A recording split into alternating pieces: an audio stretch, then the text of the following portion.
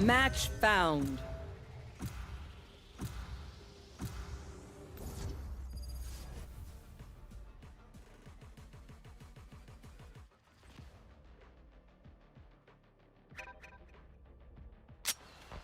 Deathmatch. Warm up.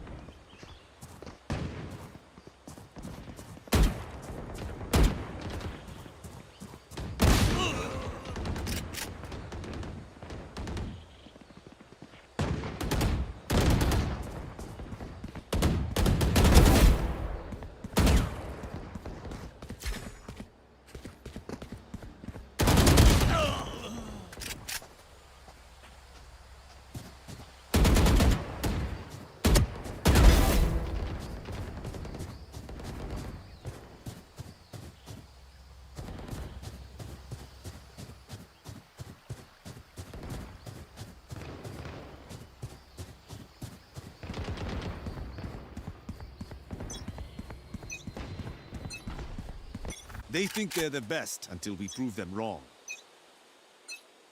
Fight! Show them how we fight.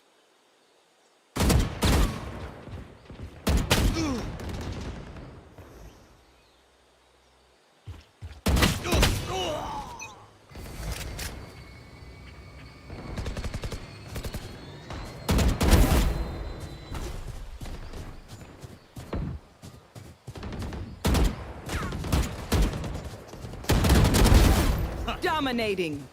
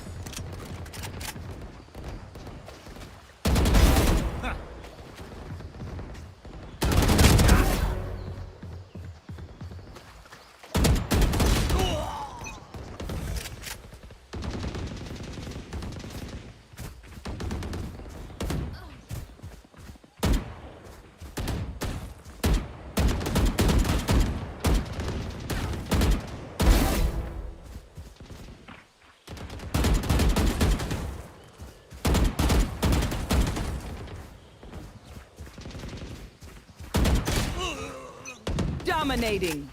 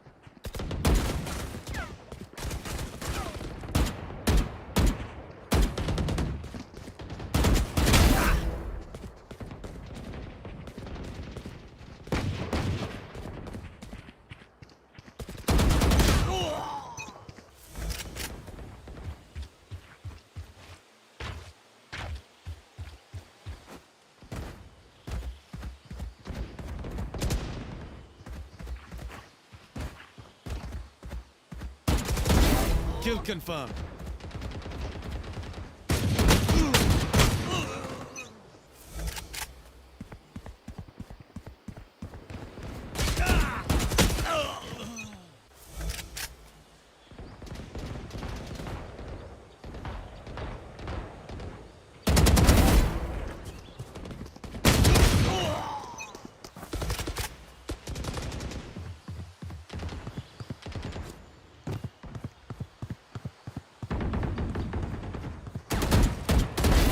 الوداع.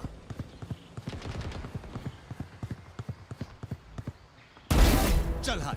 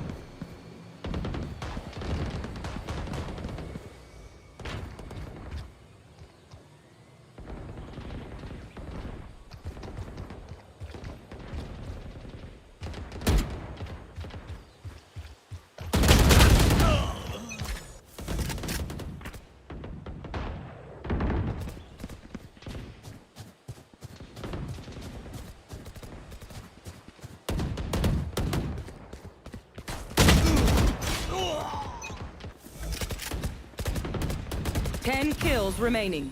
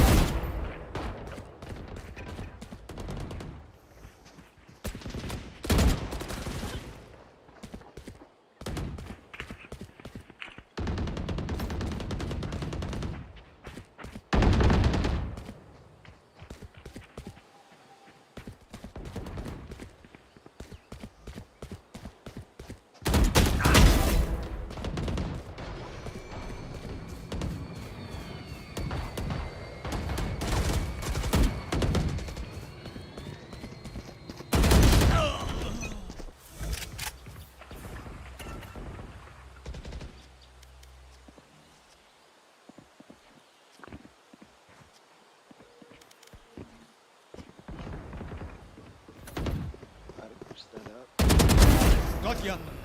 وفي الأخير بودر أني ليش متعود 5 kills remaining. الله لا يسلم بالله أخي بخير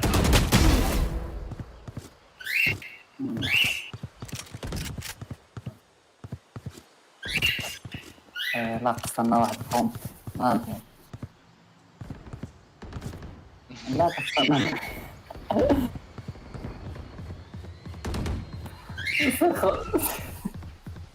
سخبت الغريب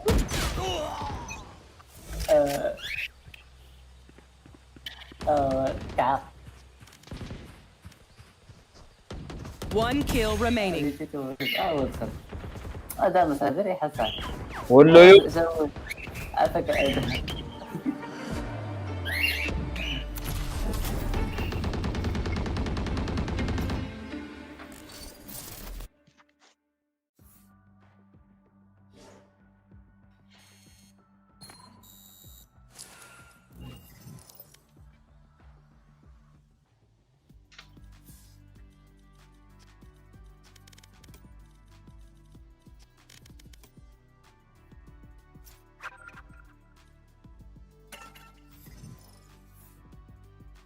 الاكونت فينيكس.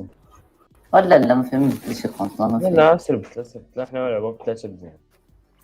لا ندخل معنا داك القصه الناضيه كقصه وسربت الاكونت ندخل مع الحمام. لا وهي لا لا لا لا وهي لا لا ذاك سربت الاكونت فينيكس سربت الاكونت. لا لا ما بدت اخويا هذا لا بتلعب ما تلعبش انا مني رويز الله يلعب فينيكس فاش ما تيلعبش بالاكونت ديال دخل كاري يا اخي ويز لا والله لا بروش انت ما تلعب ما بغيتش نلعب انا في اصلا ما في اللي يلعب صافي خرج صافي اللي انا اللي يلعب هزم ديك الساعه صافي خرج فيك ما تلعب خرج. ولكن برا واش كتبقى اشفر لي فاندال والحاله. ديك الساعات قلت هذاك صاحبك عطيني سكيل فضل ما بغاش، وصاحبي ناش تعاود ما صاحبيش تعاود. ولا تبقى تبرش لا دوطوري. لا الدراري هاد الفايت باغي نربح متهبطوني في البرف. مشى لي الشيلد واقيلا. بس طلع الموتيف فهمتي. لا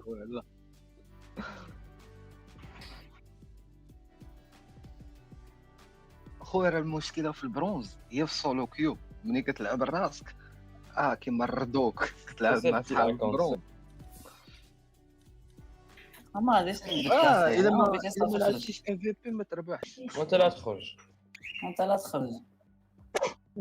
ما بغيتي اش تخرج انت لا تخرج تحاول ياك ما بغيتيش تلعب معايا. انا هذا ماشي اكونت ديالي ما تنضحكش فيه. خويا انا ما كنضحكش ما كنتش شي واحد لا، كيضحك. ولا انا كنضحك ولكن كنلعب. عرفتي تبغي كويدي دابا لا ما بدات كتلعبش. تفوق بدات تسبح له بدات انا والله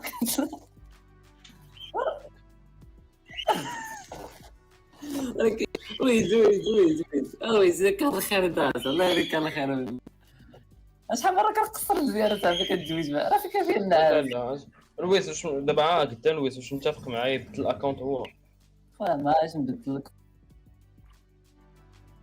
صافي سير لعب راه حنا نلعبوا معاك مزيان راه انت اللي فيك هاد المشكل وكنتي كتلعب مزيان كاع ما نقول لك بدلو. انا تيم ام في بي بسيجي لا ما بقاش تيم ام في بي ما بقاش تيم ام في بي. باش بقى باقي بديت نبقى حداكم بدا نبكي. لا لا راك عارف لا كطلع قربت لسيلفر 3 صافي اسمع لويس اخويا بديت نلعب هكا وبديت صافي خلينا نمشي نقصر ما عادش نروح الصوم. سير لعب سولو يلاه سير لعب. لا زعما انت لا تمشي تلعب الصوم راه والو لا انا راه باقي. احنا سير بدل حنا نلعبوا معاك من يدنا سير اصاحبي بارك الله. لا ما بغيتش نبدل. انت اصلا كاع انت كون دخلتي بالاكونت ديالك كتبقى تلعب بالمين ديالك كتبقى تلعب كلوف كذا لعيب كلوف كذا الناس بس كل مره باش كتلعب دابا انت هنا كل مره باش سيجو كيليت مره عليكم لعب يا فينيكس مره لعب سيج مره تلعب تشامبر فينيكس ما غنلعبش معايا فينيكس. ما خوفش سير بدل الاكونت. لا صافي فينيكس اسمع لا يلا تحيد البان ديال الكونت تسنى باقي تنقد شحال من لعبه. ويلي اش فيه هذا السينجلاريتي. لا فيه برايم فيه فانتوم ديال ريدينت داك الفانتوم تاع الالعاب. شي رجال ناضي هذاك ناضي. تشوف جيمس ستوري راه شي نايف قحبه على نايف الزمرب وكيجير الكيوس الزب فو قليو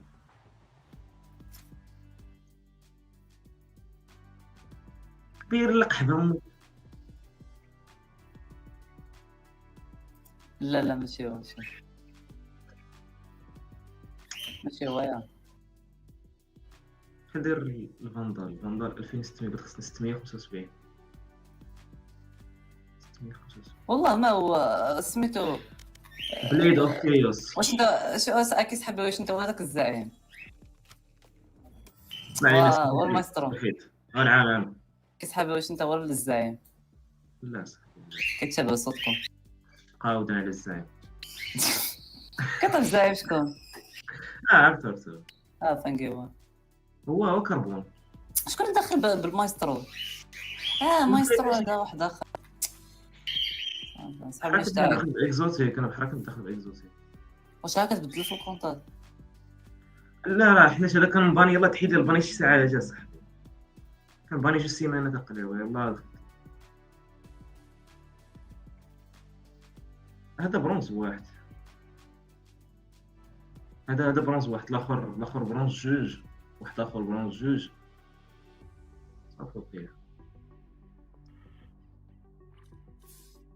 المهم الدراري نخليكم واش خاصكم واحد ندبر لكم. انا انت ما تلعبش. لا ما نقصرش قلت لي باقي خاصني نقاد شحال من حاجه صافي خاصني نبدل السيتينغز باقي شحال خاصني يلاه دخلت انايا يلاه فيق.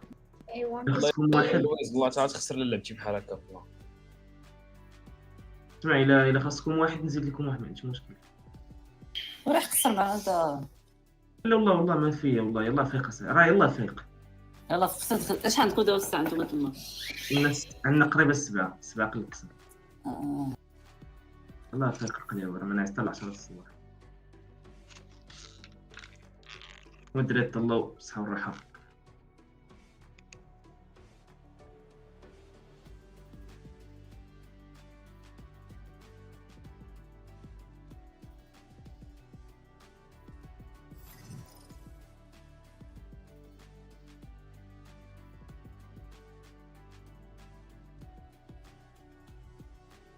اه لونسي دغيا الدراري، لونسي دغيا. ما لونسو صبرتي بدل واحد خونا الاكونت ديالو. شكون؟ اش ممكن نقول لك شكون؟ قبل ما فيروس. والله الا باب تستغرب المغرب هذا بالله خاصه فوالا.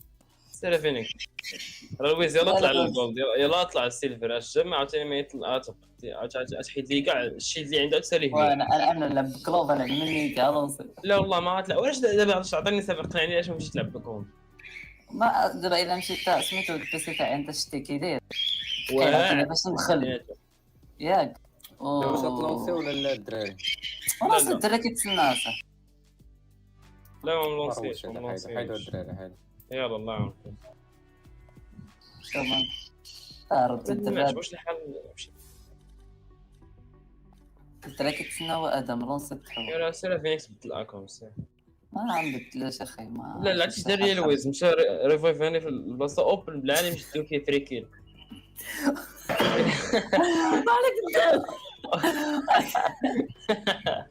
راه عرفتي شي فعلتي لي واخا تيدير كيلات راه تيبدا بيا هما ريفايفيني قدامهم عرفتي غير شي خمسه تيشوفوا فيا. والله الا شو والله غير ما طلعتش معاه بالله. الله يلك الدار. والمشكل عرفتي شنو عنده 5000 ديال الفلوس ودا لي فاندر ما باغاش يشري لي فاندر، دا لي فاندر سكين بعدا يشري لي فاندر ما بغاش. عرفتي دار دابا هو دخلنا عند خونا تعطيني فاندر سكين قال لي لا وياك وداك خونا لاحو بالغلط ويجي عندي وما كنتش عارف واش تاع ادم ونلعب به وهذا كيقول لي رد السيد تاعو كنقول ليه لا. ماشي رد السيد تاعو راه قلت لك ديالك قلت لي لا ما عطيتش لك وانا ما كنتش عارف واش تاعك سمح لي يا خويا. بينو يا ما بقيتش سبت لاكونت سير. اخويا دابا تسناو دخل الدراري كيتسناو. تسناو اصاحبي الدراري تسناو سبت لي. انت خاصك تدخل انا راه والو هذاك بونتي كي دخل فيك الاكونت ورقم 9 عارفين ناس. ادخل ما نطروليش نلعب منيتي دابا. الاكونت راه انا تلعب ولا والله ما كتلعب منيت كسبت الاكونت سير. والله تلعب منيتي بالله والله ما كتلعب منيت الاكونت راه تبقاش عارفين ناس.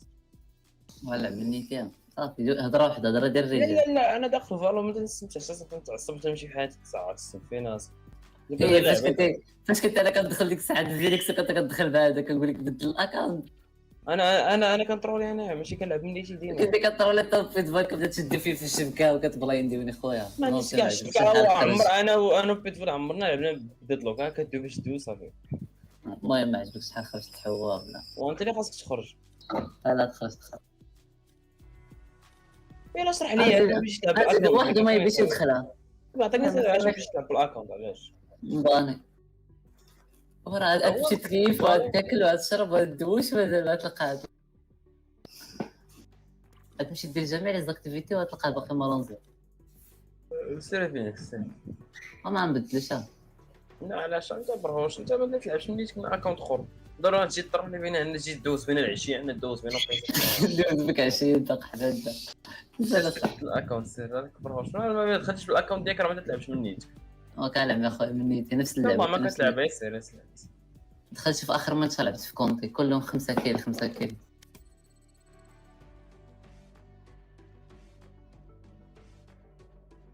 قبل ما تدخل كنتحمل.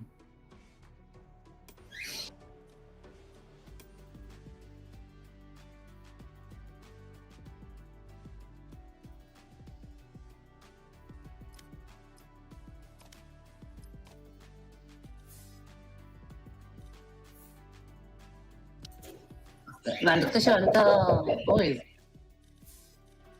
ويلي دخلوا علاه اخويا شكون هذا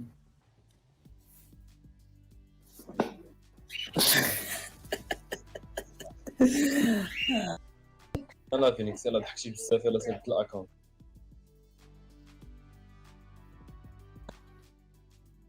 السيد رز ارويز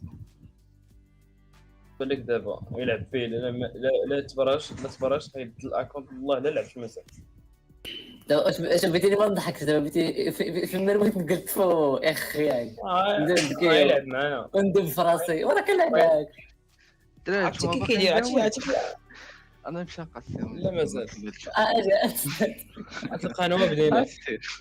مزيانه ليه. انفيتو داك بونتي كيلر وبدا واش تبدا ولا لا؟ هو راه كاين هو الدري جا. الو الو الو السلام عليكم. خوتي، سمحوا لي صحاب لي ماشي مشكل.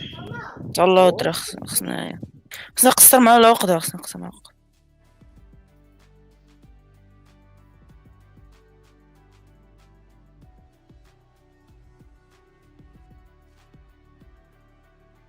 الدري خاص يحقصر مع العقدة.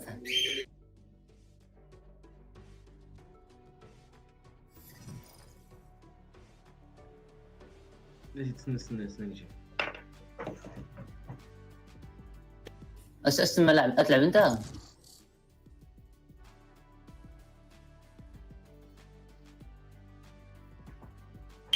شو دايره باري؟ ما ديرش كلشي دايره باري سربي هذاك الشلاح.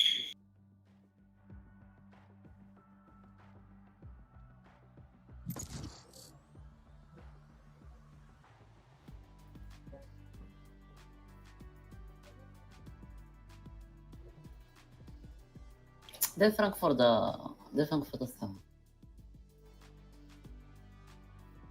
فرانكفورت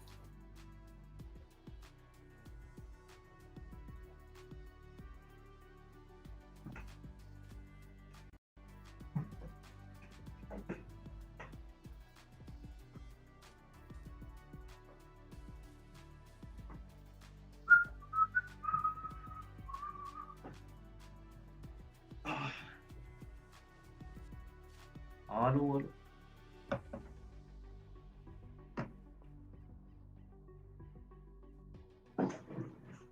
شو كال فينيكس بدي دير داك التبريش ديال فينيكس من دابا ولا تبي نخش حالي منين؟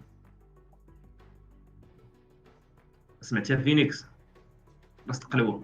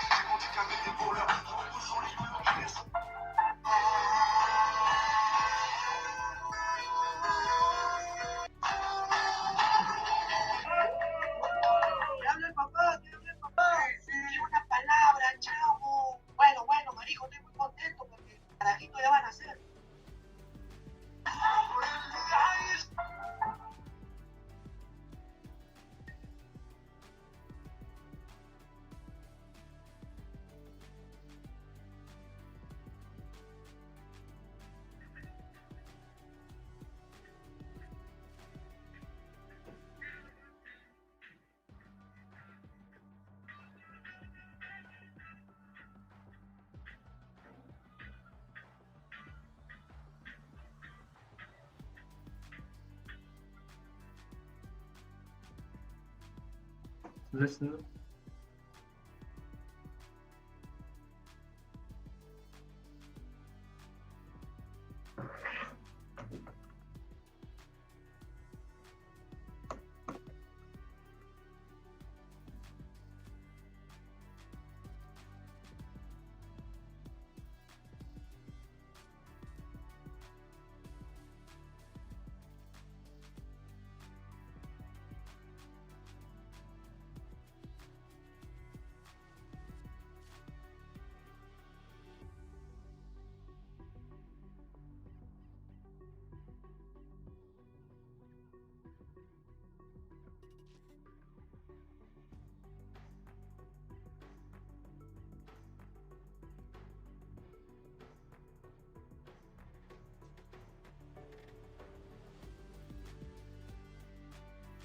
الو الو فين هذا؟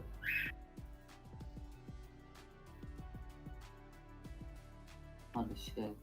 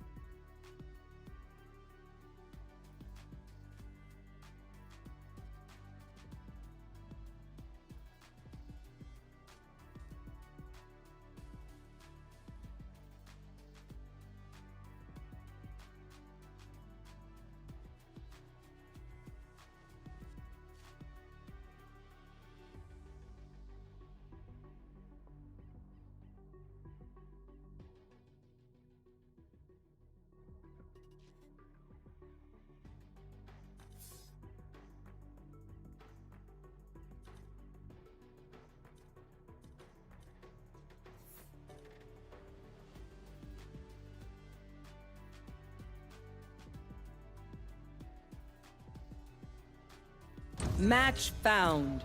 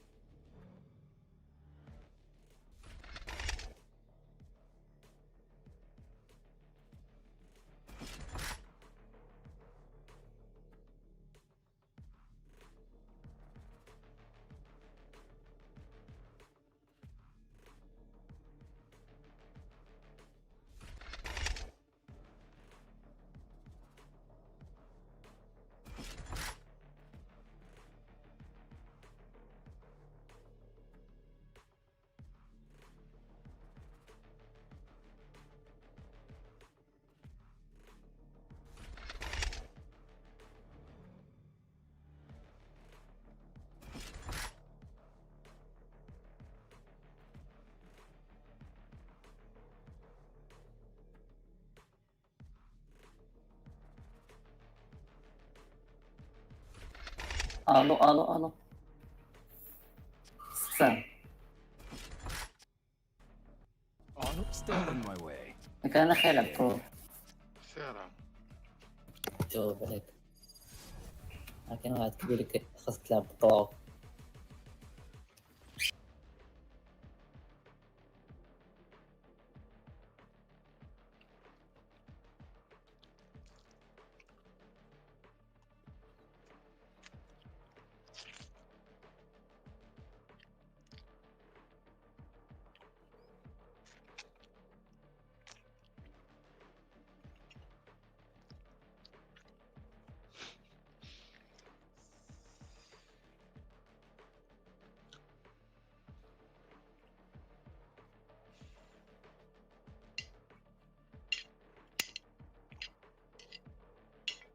Their Sova looks familiar. What am I saying? Of course he does. الو كلشي كاين اخي ويز.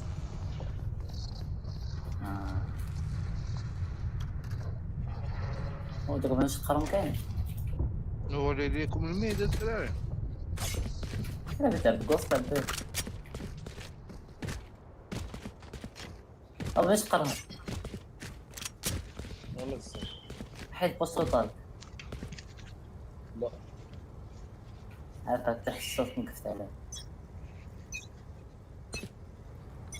Shutting them down.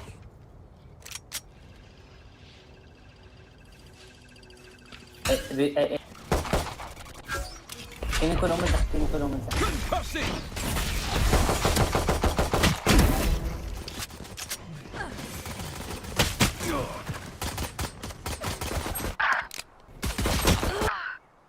لعبة ادم مسح كاين صوبه Spike planted. Last player standing. Got him.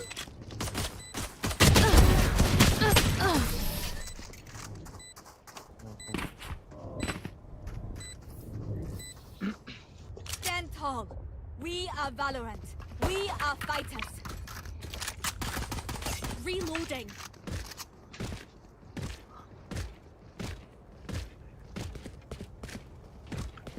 ايش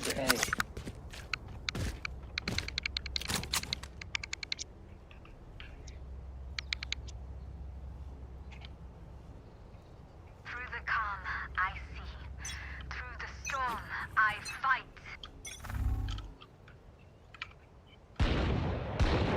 Enemy spotted. ماشي لابسه غير انا فاتقة انا فاهم ماشي لابسه.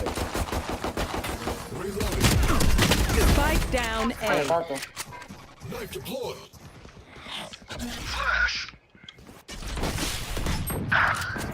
وبنام السايت صح عمر 135.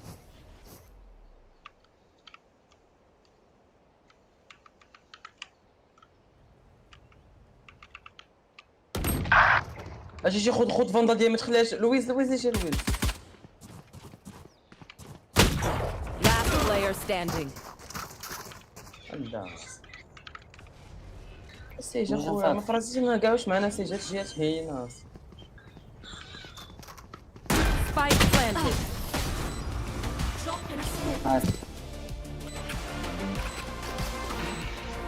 Just swapping in new fusion cells. Okay, my arms are good. We تعرف can ما go. نجلس كاين فوندا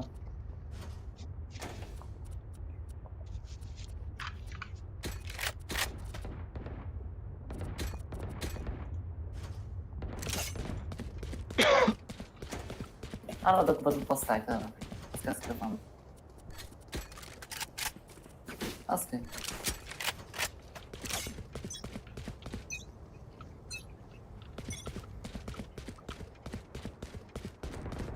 Multiple enemies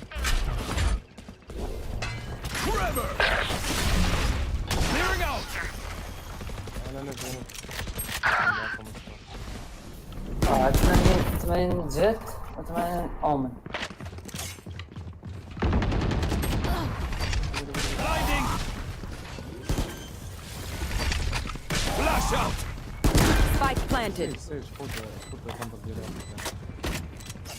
عندك Last player standing. Got you.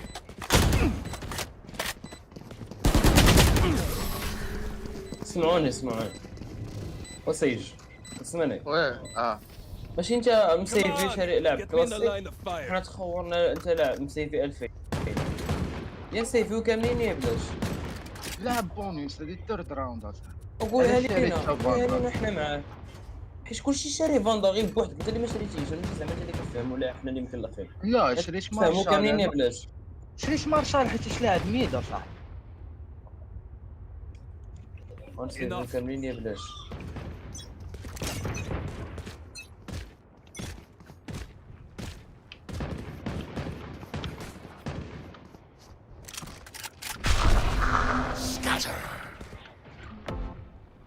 تصبح Drop in a smoke.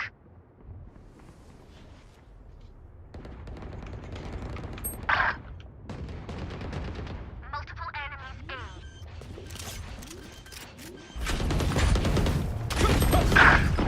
A. يا Spike صراحة planted. رينا 55 في الجيت 55. Last player standing. سيف في ذاك البومب. Blocking sight. طبعا شوف لي كذا سيف.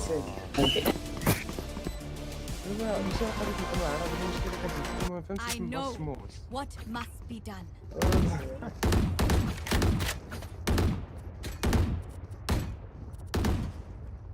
انا نبقى معكم في هاد الآية دي ديما كنمشي للسكن نبقى نجي نطول طراشي على راسي. جاو ديما الآية.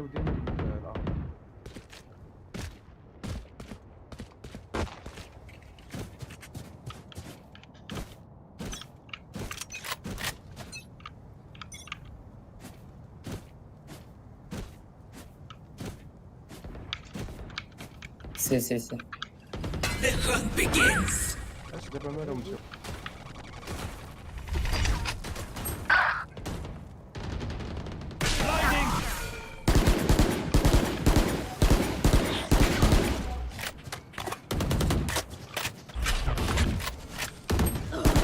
اخويا واش فكراش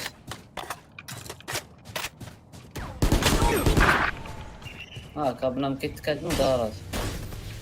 Last player standing. شو ما قاعد ثلاثة من الجراج. Hey.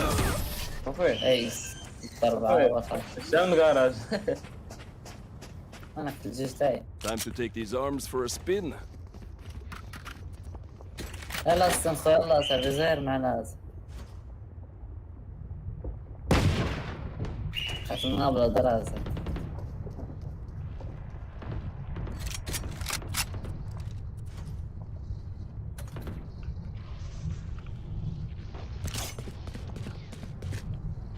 I'm ready.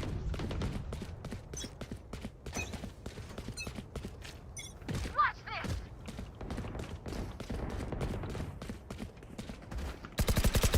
Kill confirmed. Trevor!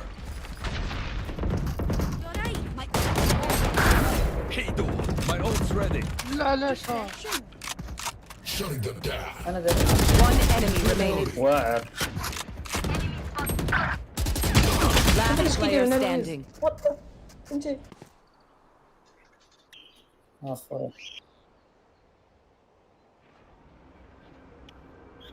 كان غادي هابط الشورت. اسمعني فاش تقتلوه غتلقى هنا الريكون الكاميرا سير عنده أسد.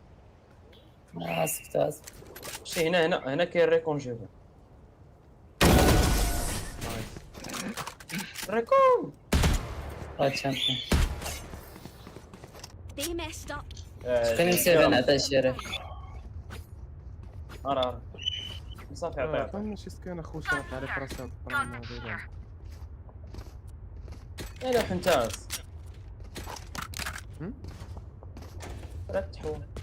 هاو ضربوا في خوش السك دابا ضربوا في خوش السك. ويز هو اخويا الشريف انا لعبتي وسيد اخويا اخويا والله الا باش قرنت جدو كذا يقول بالله حيت الكونيكسيون ما حيتش تستعمل واحد النايف يوصلك داك البوط.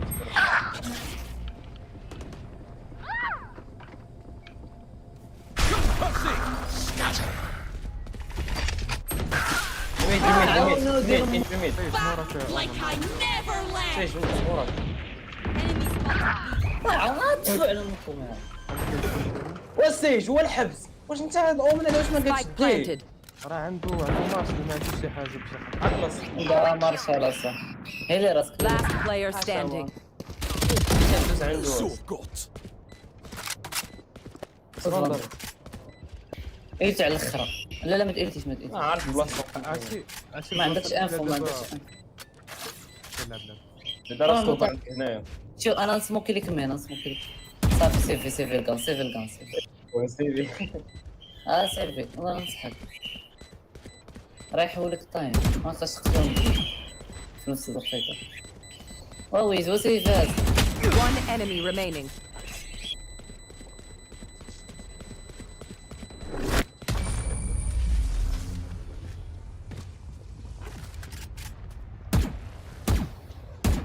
One downside to being immortal. I can't play dead. كانوا عندنا عصا ضرب شكيلات صح ماشي سيجي. واحد خونا كيفاش؟ تهضر بزاف. قلت لي واحد خونا ضرب شكيلات ماشي سيج. وحادي سيج. الحمد لله ما عنديش مشكل.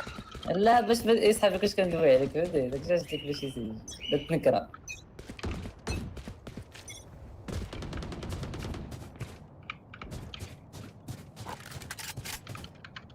ماما انا.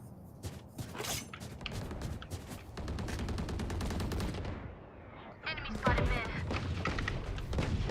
Be faster.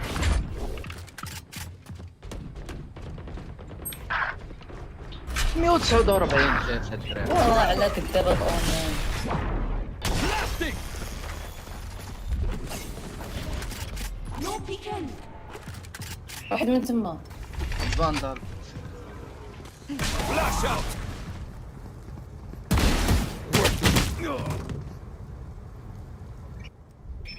من كيقص راسه. Last player standing. ناقص فلاش. بجوج عليهم بجوج عليهم. راه تفلاشاو بجوج راه اش غندير ليه موراك راسي. One enemy remaining.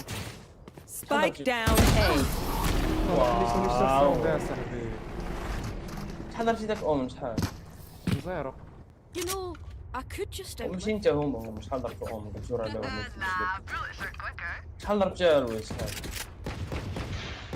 قلتي ما يفلتش ليكم. Could have a drop. Could have a drop.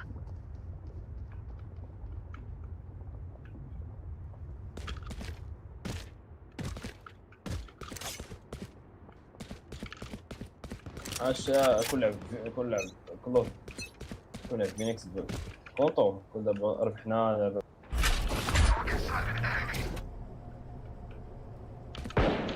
Concussing! Clearing out!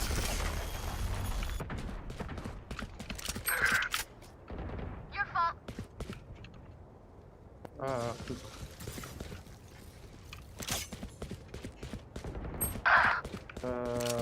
خذوا واحد باندر كاين في الكراج كاين جوج باندرات في الكراج ستيج او ريفايفيني الا بغيت الا اصلا بقاو غير جوج بلاش فاك هاي بقاو Spike planted. جات One enemy remaining.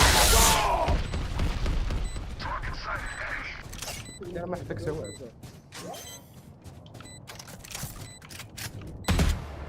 جالس يجري كاين سكين فوق على جوج. Not easy night for you, Vinod.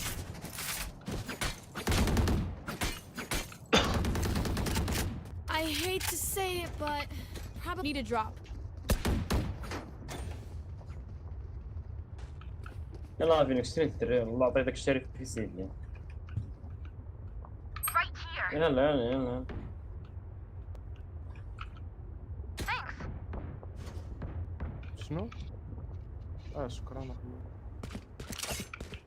مرضاش اذا مخطيكم ناخذ لك باندر ولا انا بالاكس ديالي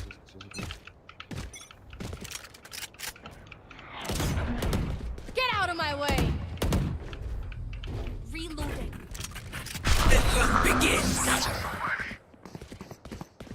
سي تشوفوا لي نكون في تاور. اما سي راه شفت جاي حتى لا كاين واحد شورت عندي. هو دازتي يجري ريفايفي عندك اما دخلوا الدراري في جيت كانت You will not kill my allies! صافي راه زبطون Your duty is not over! Spike planted. عندك هما لتحت. Blocking sight. Last player standing.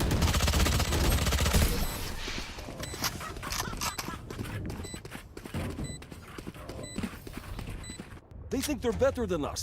I can tell.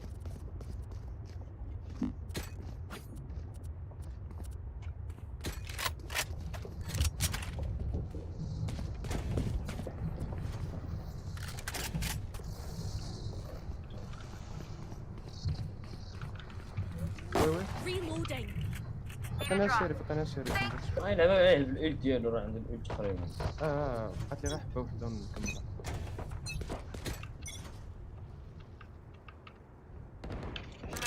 My ult ready. Enemies A. لكم اومن بسيري. Spike down A. Blinding. طايرين هنا بس موجودش انا. وهاي جات ويندو. One enemy remaining. نايس. تكون دخلات الميد. هاي الويس Spike planted. اي راه سي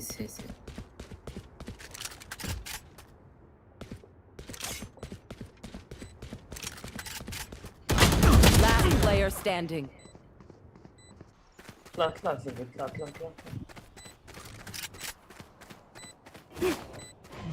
Blocking sight.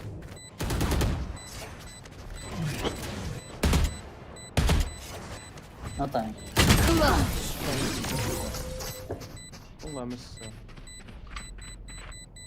ديك اللعبة الوارث. Last round in the half. We cannot keep our goods after this. المهم سيفيت انا الأوز ديالي ما خدمتهاش حيت كنت الاخر.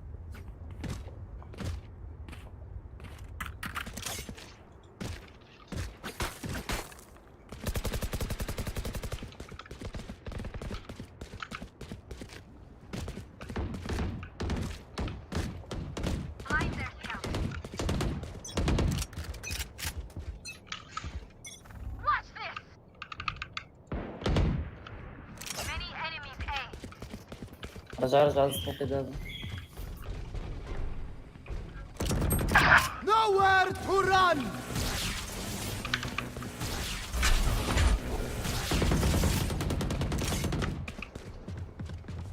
جات شورت مع اومان. Enemy spotted.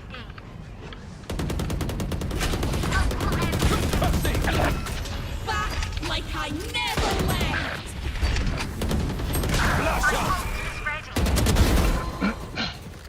Spike down A. One enemy remaining. على اليسار سما كلوف على اليسار. الباب منين كنجيو حنايا. حط عليك فوق الويز. Right there. صافي بشويه عليكم. ما فين كان. بغيت تبدل السايد. Last player standing. شتيها. ما كتلاو. خليها تمشي تما غتمشي تما. Drop in a تاخذ سباي. عندك كتمشي تطلع لك من. فوت ملاح. الانفو انها غادي Switching sides. لا انا الانفو اللي عطيتك في الاول فين قلت لهم كاينه. جيت الباب. قلتي شورت شي كان كيقول راه شورت. قلت انا كاع شورت فيهم هنايا. قلت ما تقدر تطلع لويز من موراه. وهي ما طلعتش بقات تما. تعلق ديما هذيك.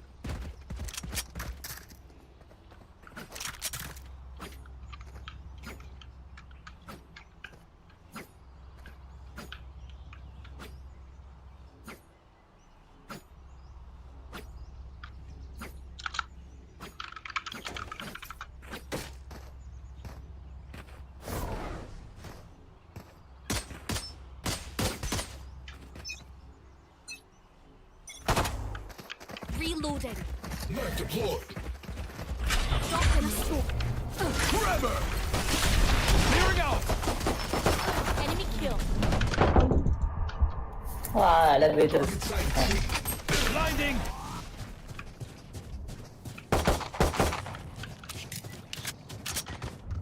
ايس.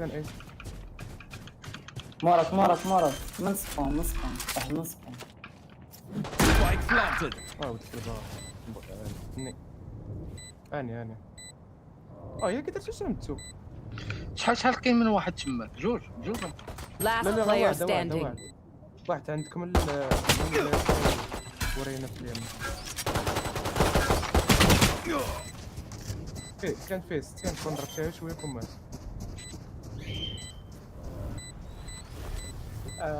ثانية سيش ما كتامنش بالهي راه كتشوفني في عصره ما هي اللي كونك قال لك سمارت ديالك.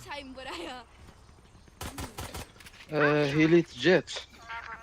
انا هيليت مال لا راه بقيت لا هادشي اللي ولكن والله ما عرفت والله ما عرفت والله ما عرفت هو هيليت ما شفتش كاع الهيل اخويا ما كنستعملوش. وقيلا ما عرفتش والله قد يكون هيليت Reloading. ولكن كنا مبلايندين في ديك الوقيته ملي دخل ملي بغيتي تدخل الكراج. ما نبقاش No peeking.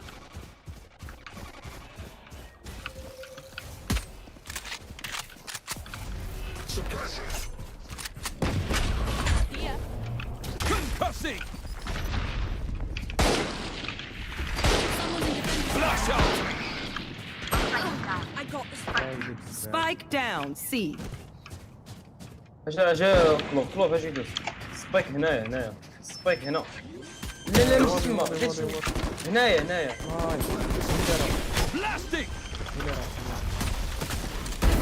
Too late. Spike planted. One enemy remaining. Enemy spotted C. ديري كاسير غاش تخمم كسبامي Viewers don't get a reset button, so stay alive, please. عندكم شي سكان فاندار بغيت نبدل هذا Reloading. عندها بط صافي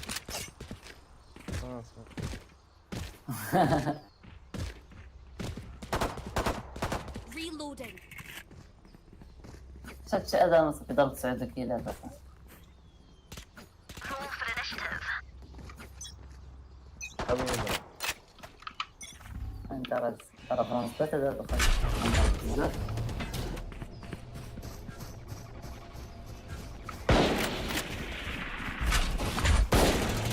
Trevor! Clearing out! One suppressed. Lightning!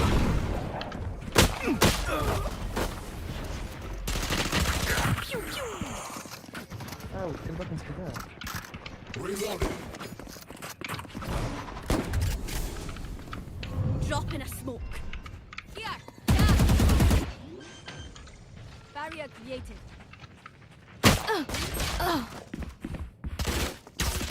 سمعت شي تما جوج كراج Last player standing. تضارب عين انا تضرب ثلاث مرات. خويا ما فهمتش اصاحبي الواحد اللي بيموت يدي مع بعدا واحد ديالو بلا انت يموت فابور. انا اخذت جوج. سيج الله يرحم لك الوالدي غاهيلي عاد والله ما كنتش فيها فاش دابا فينيكس الصراحه واحد ورينا تمني الطرب Let 104. them try to get. انا راه ديت انا نشوفها في مارشال. Reloading. صراحه مشى من دابا تلعب معاك فينيكس اكاكا شوفي تربح واخونا كيجبدو ضرب 10 كيدير بحال ضارب 12 بيتي تشوي. اللي فاتت ديرها فاتت الحيرة ما فاتت بجوج There you go. ما قدرت. انا جاي شي خوتي The hunt begins. يعني كنا سيفي Concussing! Reloading. Blasting!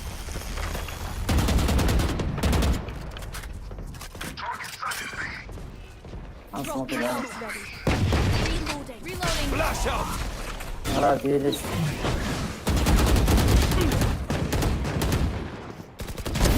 Night night.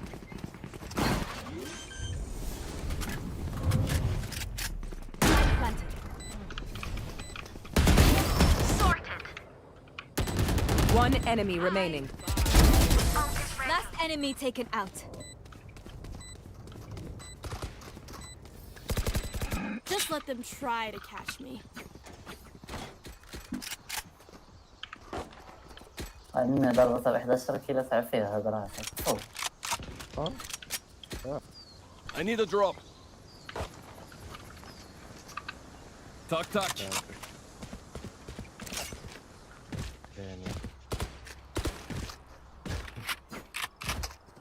القصرات كيشري لك وما كيردكش. ولي Reloading. سير هذا اللي والله ما كنديرش عليه. Trevor! Clearing out! down A. Spike retrieved. بجوج نمشي هنا. Reloading. Target attacker spawn. Kill. My ult's ready. Flashbang. صغر كان ايه. Shutting them down. One suppressed.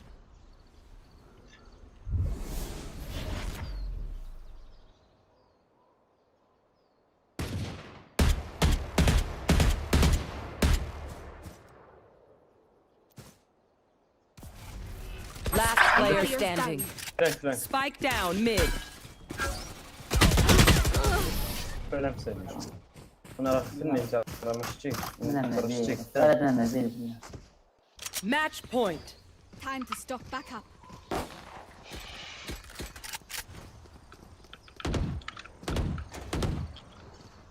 مسالي جاب دافينكس والله.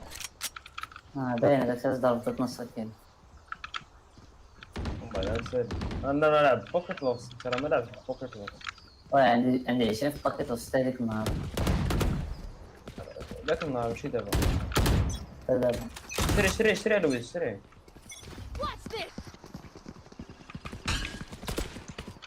راسك هو عنده الأول. Enemy spotted A. Get out of my way.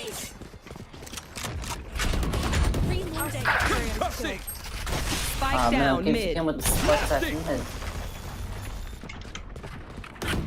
Advocate. انا اخويا. Opponent killed. My ultimate is ready. Enemy spotted.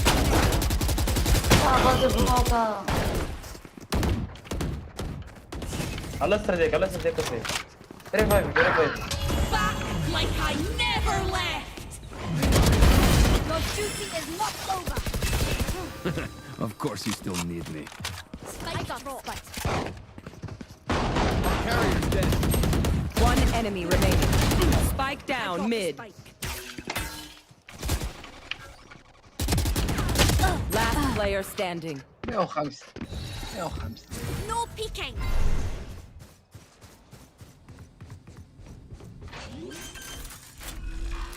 Thirty seconds left. Spike planted.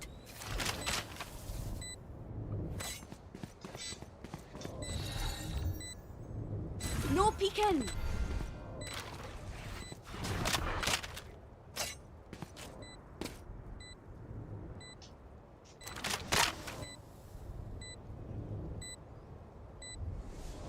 شو كاين حل الكلب. اكثر عشيه.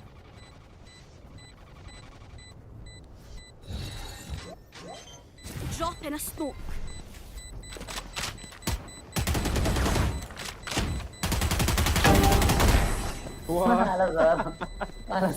ايش خاص صادقة؟ لا ضربتين. Once more into battle. I'm جات لي فرنسا بالغلط. المهم ضيعتي الوقت بحال هكاك مزيان ما عرفتيش راسك زعما الخاطر.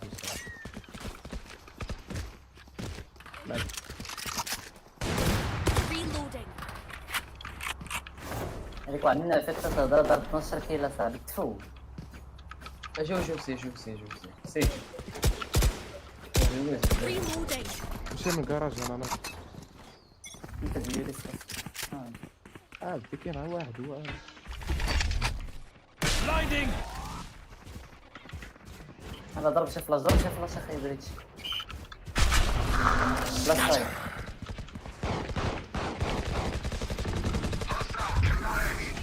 جيت عند الزاج. ريتي خذ.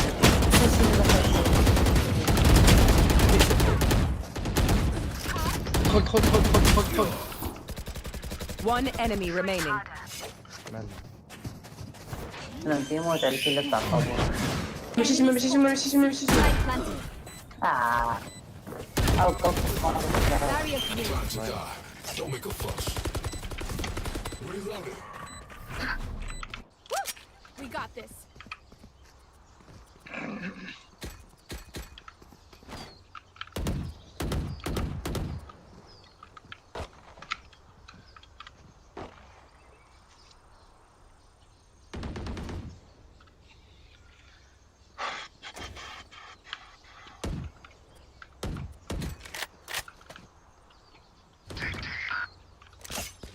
نرشيو بيه نرشيو بيه.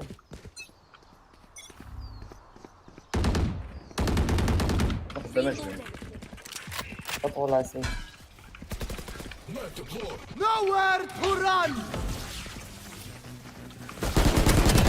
Dusted. Flash out. بنادم هنا هو Ending begins. ولويز اخو.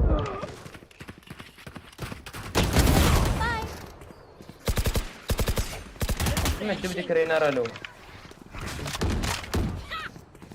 One enemy remaining. سيج كاينة في الميد وقيلة تكون. ستيبس بي ستيب. Dropping smokes. Aw, thought you'd try harder. Snack time. Sorry, only brought enough for me. لا علمك الله. ريكوست بريتش.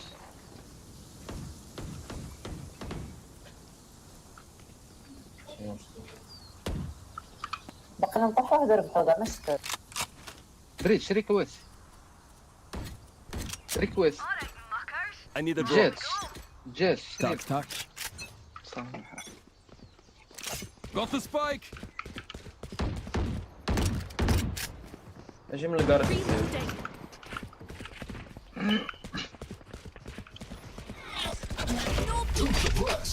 Flash out. كاين زوج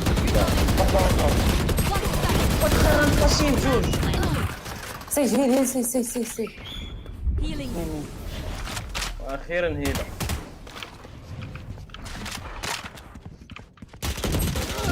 لا بس كاع. My ultimate is ready. ريفايف. انا فيني انا وين ايش كدير؟ عاوني. One enemy remaining. وراه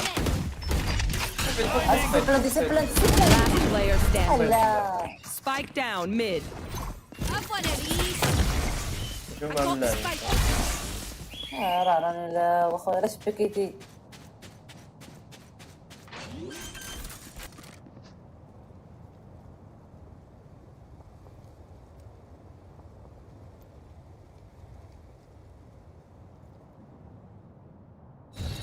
Thirty seconds left.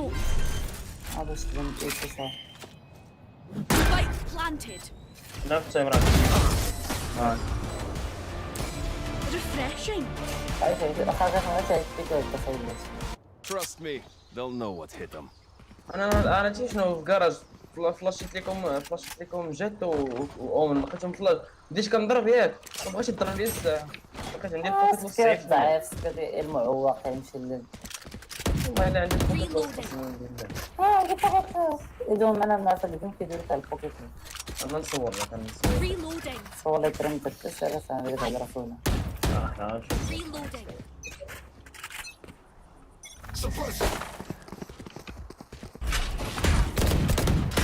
Enemy spotted.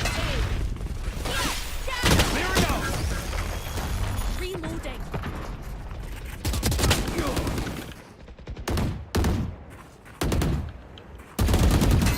Reloading. واو هي For you. Drop in a smoke. Can't use that. Enemy removed. الله رجع بس انا ترى ود.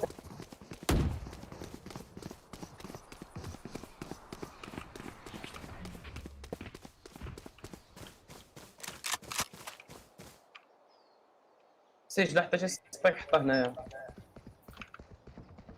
One enemy remaining. Down.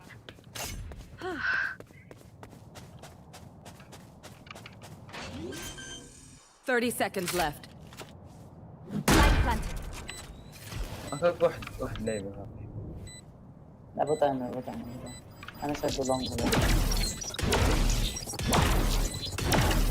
باش نشوف واش هاد الساعه السبايك.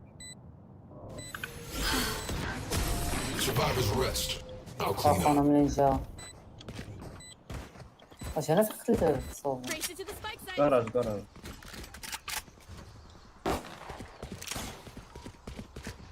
Reloading. درا فاش كتخرج نجيبوهم.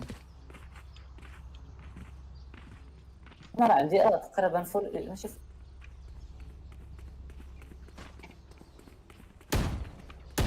Reloading. As one. Reloading.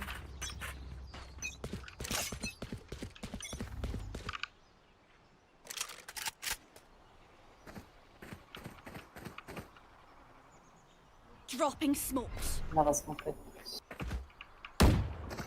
Get out of my way. Yeah. Concussing! Reloading. Flash out! Let's go! Blasting! One down. Reloading. Blinding! Last player standing. Spike down. C. Defenders win. Thrifty.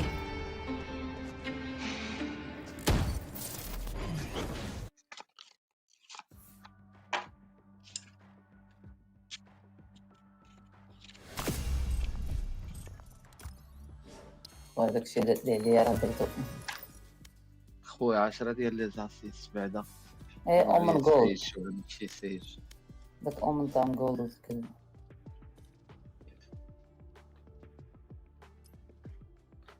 بيتزا كباب ايروند. والله ها انا جاني جاري صافي بس.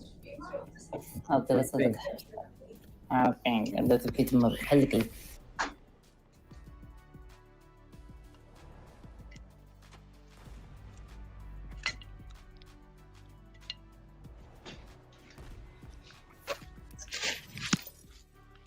واحد الصاد كاين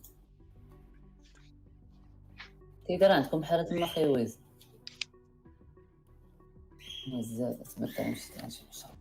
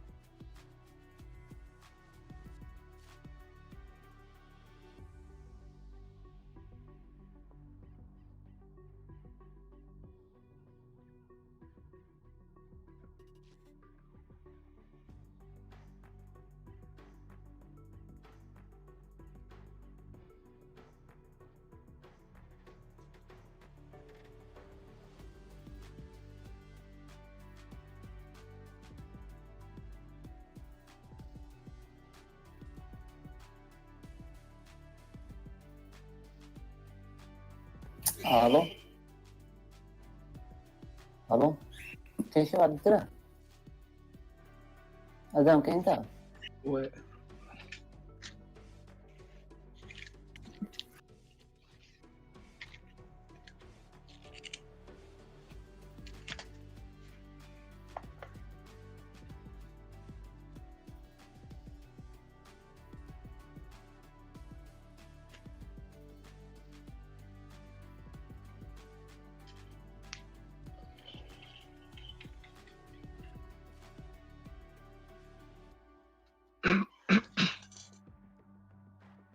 هكا ادم لا يدري لا شي واحد ريدي ولا شي دير، انا مشيت غير نجيب معاك نمشي.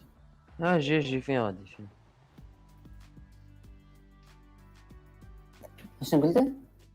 فين غادي يا شي خلاص جيب معاك نكمل واحد دقيقة، جيب 5 دقائق نجي.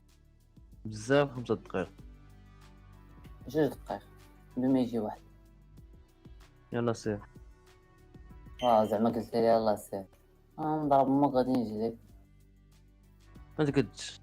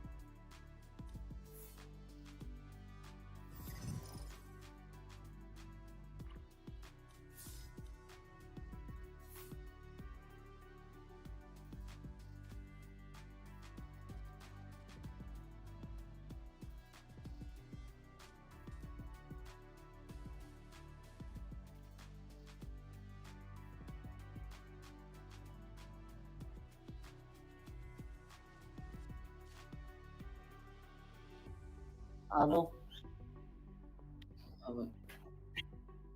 بوكس ما ليش يلعبون. هتلعب بومبا أرضوان وهذاك اللي مشى. راه ان جيم وقال. لعب ضد ماتش لعب كومب وطقسي. هلا اوا حوا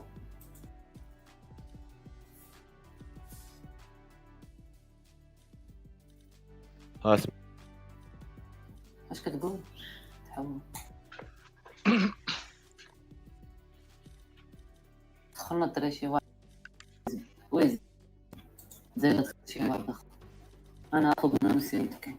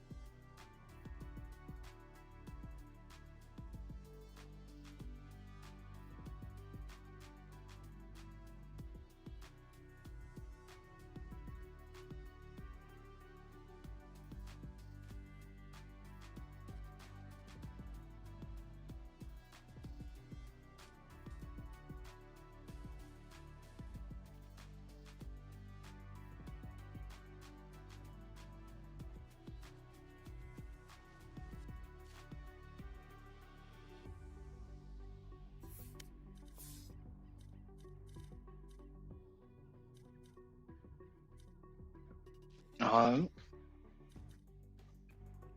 الدراري ما الو كاينين.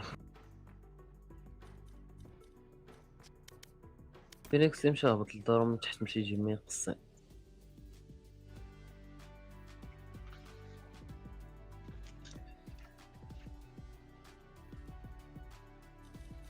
جيبو بعدا شي واحد.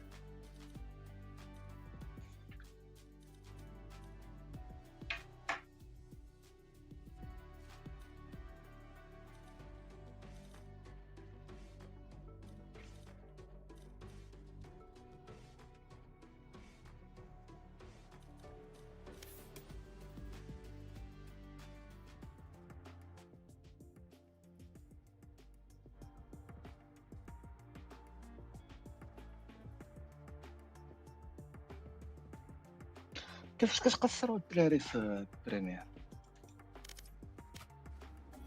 شنو قلتي؟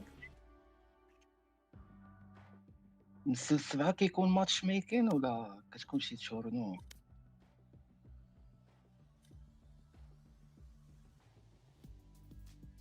هاكاك. الو واش مازال ما لقيتو حتى واحد اصاحبي؟ الو يلا عندك الوالدين. قال لكم واحد انا جوجل زبدت قلبوا اش قاو على راسكم اصاحبي. كيفاش ولا طلع واحد زعما نتوما داك الكونت كامل ما عندكم فيه واحد.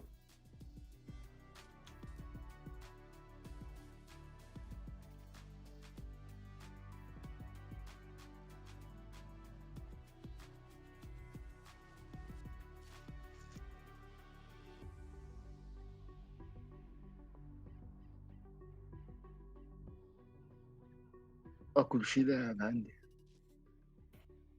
شوف واحد خطانا على بالي. مشاكل.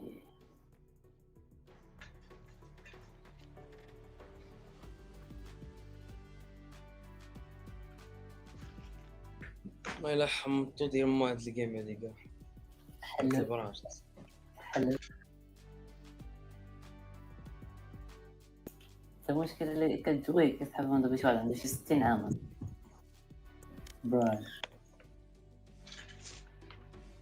ياك ربي السلامة كيما عندنا باقي برونز 3 تفو.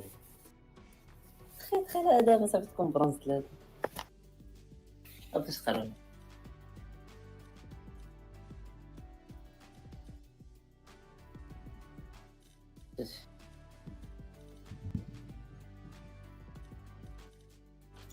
يو انا كيف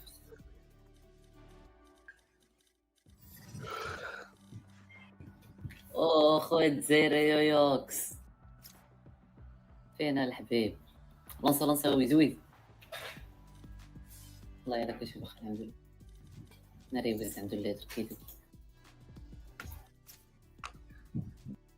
الله يبارك فيك. always اصاحبي راه كيدوي. always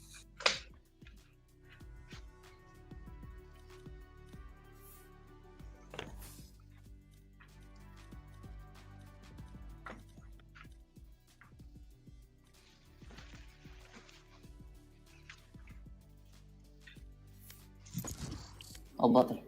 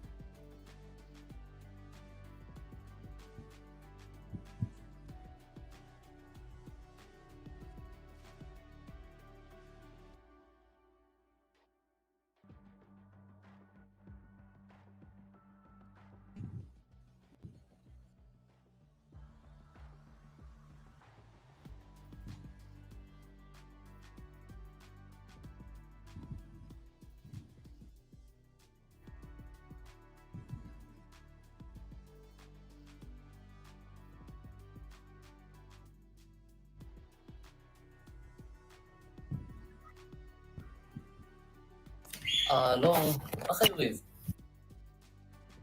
بدر اخي لويز. Match found.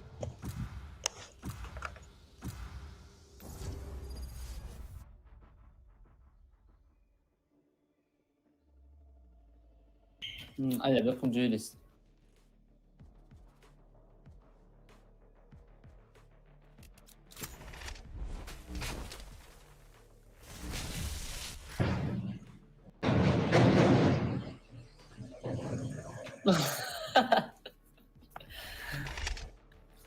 خلصك في الشاطئ.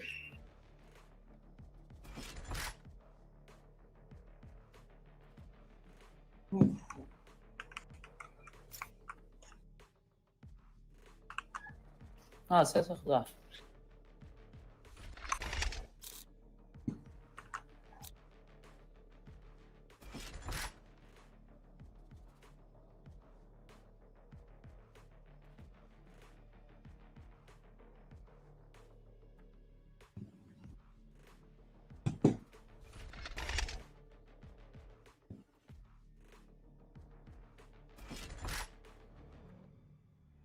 بين شطرون وأدم.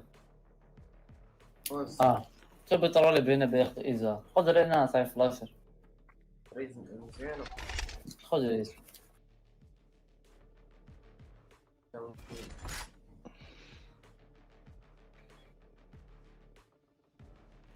Stand in my way. I dare you.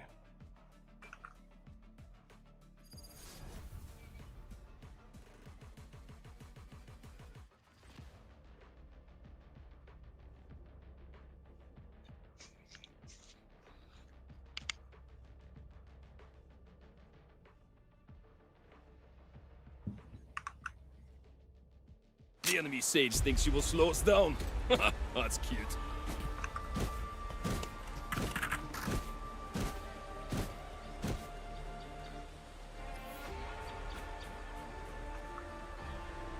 أخي ويز قال لك واحد من أصعب في البرونز. الاكونت ماشي ديالو ماشي من اكونت. اش مع واقعنا بطل البرونز مساكين. يا رب السلام.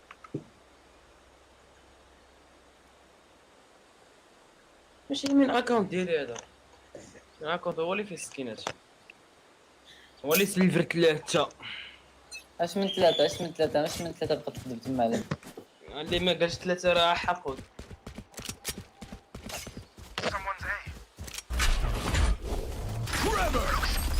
هلا بري حشوم عليك اخويا. والله لا حشوم عليك بالله. اسطانة الناس عم يدو في التكي. انت راه مازال ما فاهمش الصناديق ديال بريتش كي دايرين.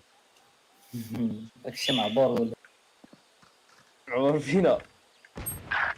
اي تفوز قلتها بسنتيم. خذ الشريف ديالي خذ. شوف مضاربة مع راسي.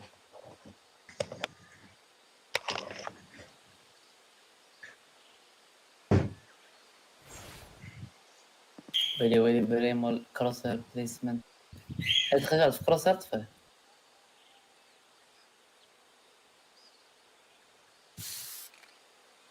كاين تما كاين. وليتي كتصون بيزاز مزيان. 30 seconds left. خفات تاع حرام. بلي وليتي كتصون داويز مزيان دابا. هو هذا. كنت كاسع مع الداب بدا كتويشي.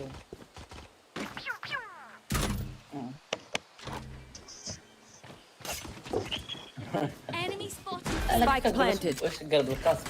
Last player standing. One enemy remaining. نايس شوت. Cage triggered. Cage triggered. حاول تسموكي لي سبايك الا قدرت. ماشي على اللوتر.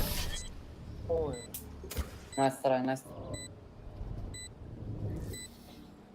Their sage is a coward hiding behind walls. Grow a spine already. ترى بقاوش تعطيو عفوات الدراري. شوف على اليسار هو براسو عارفين بلوش فاهمين حنا كاين على اليمين. ما تخرجش عطيو عفوات صحيحة حسن. يلا سير. كنضرب شي فلاش هنا، نضرب شي فلاش هنا يكون محكم فهمتي. فلاش نيشان واحد شوف مبروش اصاحبي.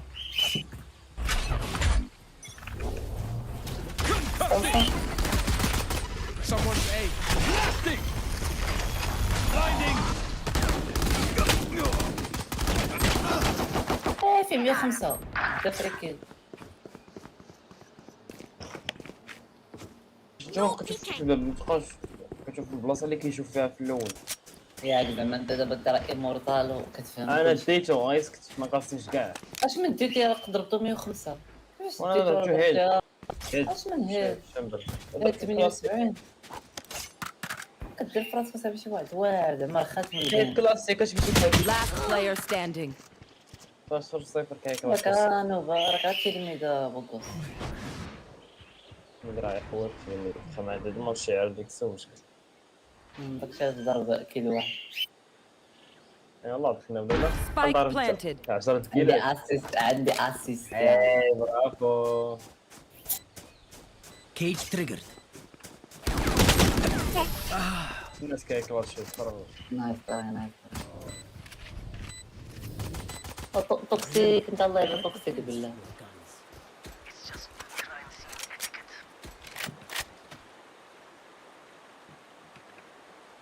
عرفتي اول مره في حياتي نشوف شي نوب توكسيك. داكشي اللي كاين.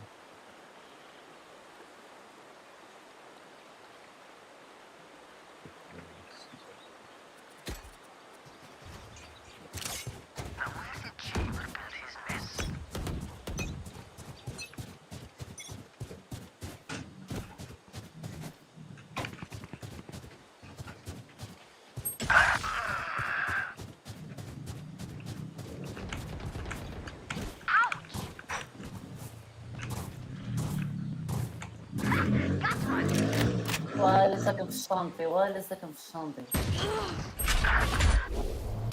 كنمشي بشارع انا. Weak. واش بارك الله. One enemy remaining. تارينا كاين تما تارينا. Spike down. Attacker spawn. لا لا لا مع فينيكس ماشي انت خالف داك الدعوه.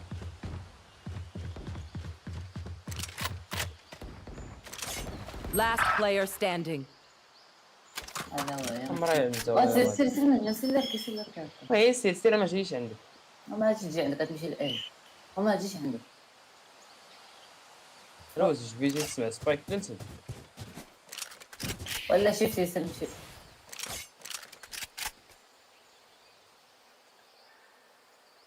Spike planted. صافي شي تسمع. لا تسكين. خذ غاية وحدك. ناوي يلعب. خليك الله. شوف انا قلت لك تكون تري. اسكت يا ربيني يا ربيني. Flash out. كلاتش.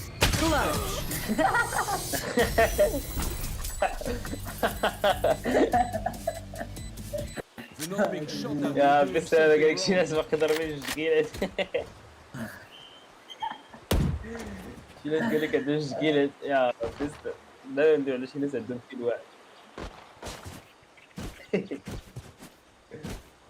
الو الو حاول Hit them back. شكون بيت فالورانت. كاين دراري كلشي كاين. قرا السميت تاع داك انا تاع ديك رينا. غنسالي نصيفطك يلاه ساهل.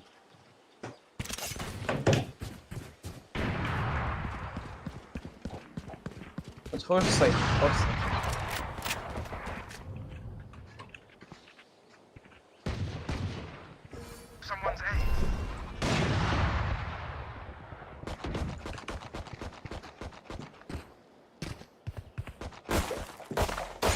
Reload him.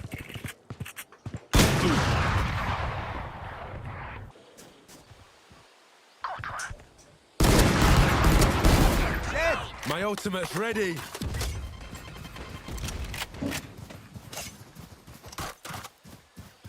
Spike planted. I say off. I have found I have operated. واه في مخبي هذا في البيت. Boom. My ult ready. زعما راه قتلتيه. Reloading. نايس ايش. One enemy Cage remaining. triggered. نايس شيء. Cage triggered. والله الا راه غير البينغ، والله الا البينغ عرفتي كنت كنقص. هو كفري كفري كفري كفري كفري. Last player standing. This is ready. صافي عليك تدخل كفري. وانت ما تسمعش خذ سكين خذ سكين قايا. اوه فانتوم قايا. هو يقول لك بما عطيه بما عطيه. Okay, they tried. عطينا خويا ذاك قايا الله يحفظك المهم. واش جات الطلاب شو؟ I need this. I أصلا need this. كيتوب الدراري I الزوينين. need a drop. انا معنا شي حاصل عليك يدري بيزنس.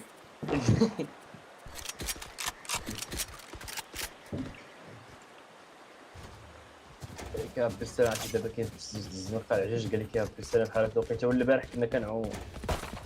وراه في خبرك راه جيت انت في واحد الجو في شكال. عرفتي دابا حتى هنا كاين عجاج. واه على سبام عاد هاد الشاب راه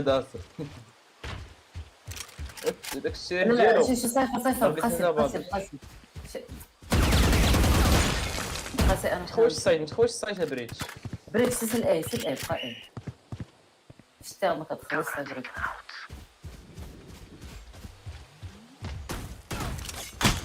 You will not kill my allies. Forever. بنات اي بي ما سي تبكيش بريتش ما تبكيش. فيك خايب بريك انت بغيت تضرب معاه انت. Blinding. وراه طايم عليه ومشي عليك صافي جوج واحد اي واحد بحسن. اما ايه اما ايه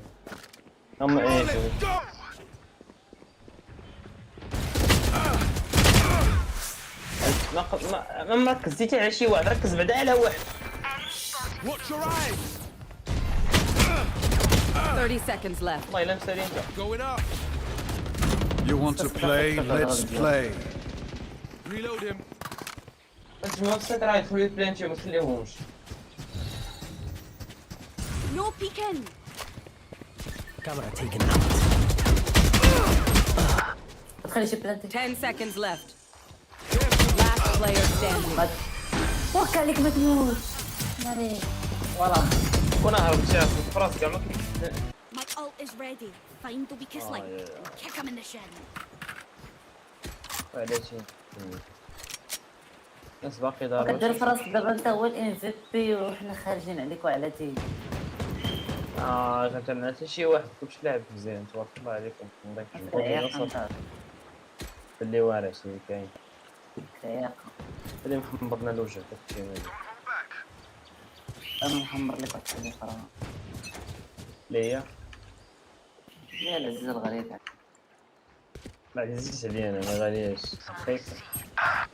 رخيصه ياك اللي جاي ديرها. اللي جاي دير. انت بسم الله.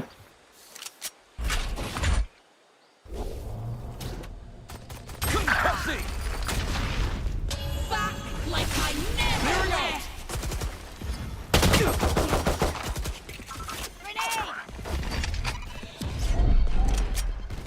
Oh. Rather cool.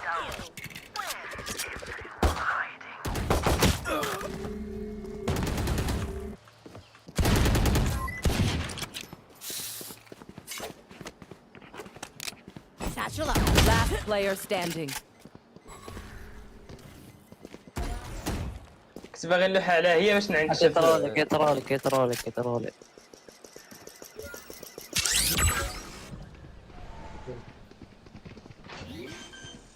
والله خير فقط بليزمنت. Spike planted. سيدي You can do it. ترى سيدي. Wow, my eyes are down. جاب هذاك. ضاع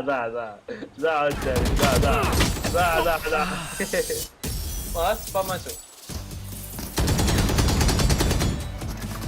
I'll do my job. You do yours.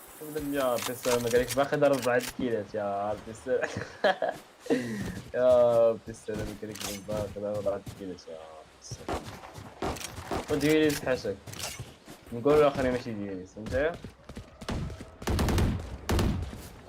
بالسلامة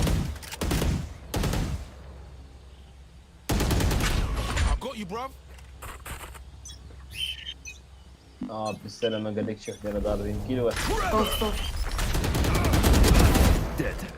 بيتر واحد بريج بيتر كبير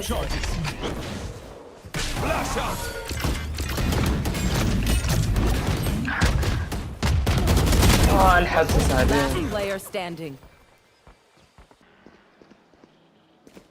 خذ شريف ديالي خذ شريف ديالي خذ Cage triggered. صافي عندك القرب والبعد عندك شريف البعد الباكي تما لو تنزل قال لي عندك القرب والمضاغرة والقرب والبعد عنده باكي القرب والبعد شريف Spike planted. كندوز كيترولي فيه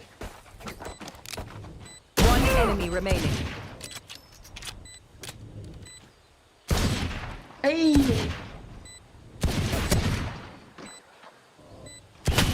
بوشي ويلي بارك الله حجاب الله كل بيضة فيها فلس كل فلس يقول تبارك الله هزك غلط شوفوا كيف والله انا فراسي الروند الدراري نقول لكم علاش وانا قلت لي شريف الويزو كاين ولا ما كايناش كاين الشريف ولا ما كاينش والله ما نبقى ندوي على الخامه راه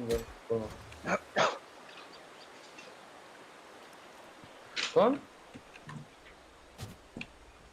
لا باش دابا انا السبب هو كان يلعب معاهم كلاسيك ما فيش الهيد كون ضرب ديك سيج عندها فاندال ديك سيج كون ما ضربهاش هيد كون ضربها هيد كلاسيك اللي كان عنده غيضربها 70 وغادي تفنشو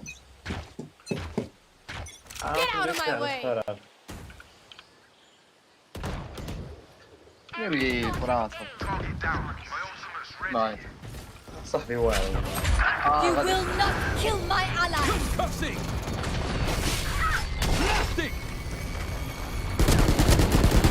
One enemy remaining. Spike down A. لا ما كانش هذاك ايتي كاع هذيك هذاك يسير Get back up. والله كانت انت بريتانيا وراه خاصك تعرف راه تجوا من بعد اصاحبي بيض من الرباح هاك فاندال ورا فانتوم هاكا بريتش هذا عندي سكين دارس ماشي كاع هذاك بريمورديوم ماس القورة The hunt begins. صرت عليك وتبينك Reload him. والله قد نصب على السيد قد كبر منك وينصب على السيد جوج هنا فلاشي فيليكس تلقى جوج Flash out. برا مولا ماما تضحكك هادشي دابا تضحكك دابا لا والله بغيت ندير راسك Ops ready. Satchel out. Right here. Satchel out. مش عارف One enemy remaining. Spike down A.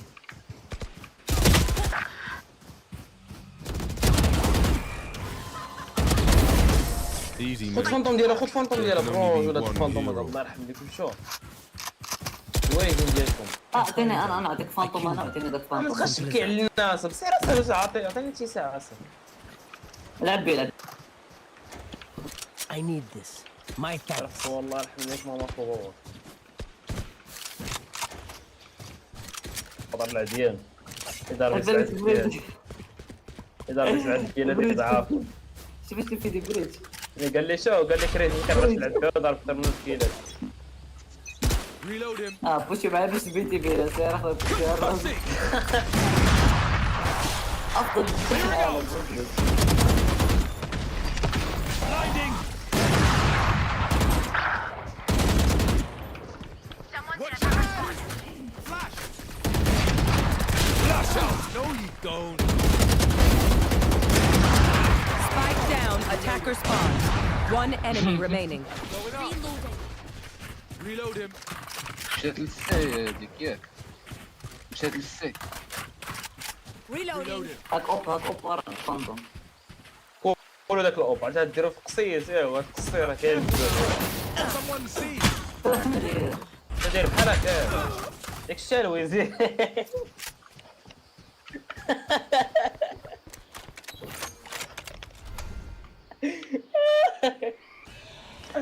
والله يلعب هذا الرجل. بسبب وقت لا ديرينا اش غندير براش لا براش. Last player اش standing. لابسه شوف هرب ما عندهاش التايم هرب.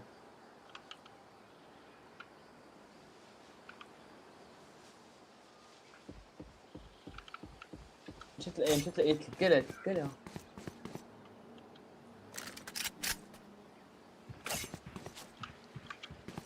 10 seconds left. عندها التايم صاحبي سير هو صاحبي الدراري. Spike planted. Hey. صافي صاحبي شد اللعبة.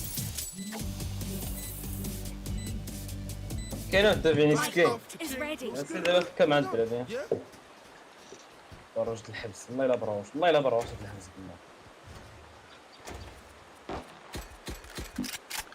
قلتها لك ولا ما قلتهاش لك؟ قلت لك يلعب اكونت اخر تقول لي هو لعبوا لنا دابا لعبوا لنا 4 واخا نتعطلوا اللهم هكا ولا البروج هذا.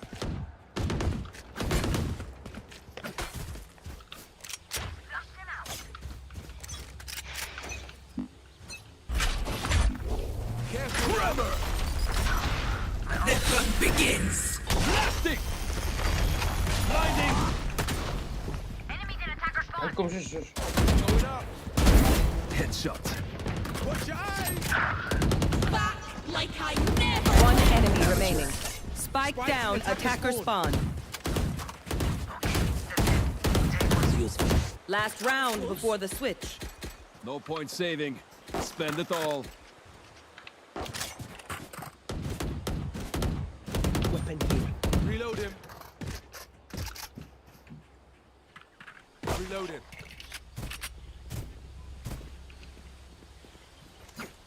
Here. I need this. My eyes.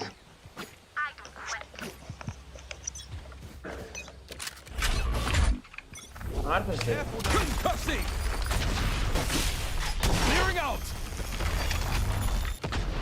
Flash out. Multiple enemies. Reload him. Flash the kill. جد دخلت عملت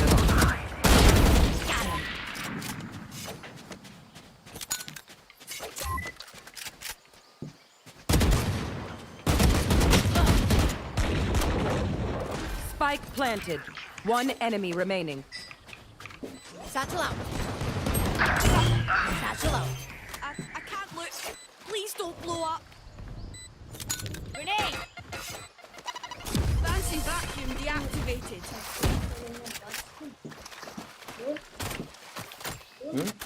Switching sides. One of my cameras is broken. Oh, wait. Okay. It's fine.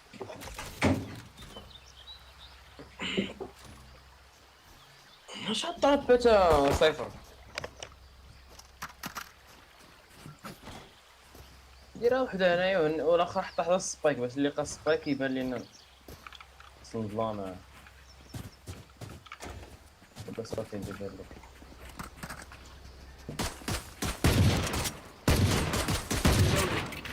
Reloading. My eyes. Balance. Drop in a smoke. Our spike carrier is killed. Spike down شو A. البادي شو البادي شو Careful now. My camera is destroyed. Cage triggered. سايفر عنده جوج لا. Last player standing. Cage triggered. Found you.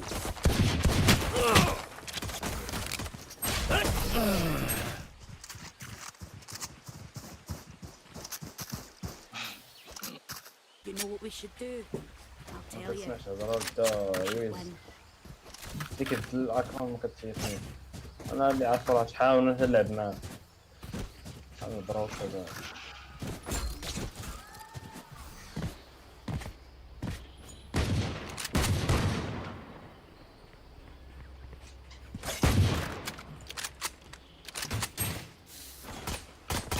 Reload him. Got the spike. drop in a smoke. Reload him. تسباني فيها ناس انا البريدج. God, they found my wire. السحقه They found my wire. Camera جوج taken جوج out. جوج فلان ما عنديش تم Someone is A. فما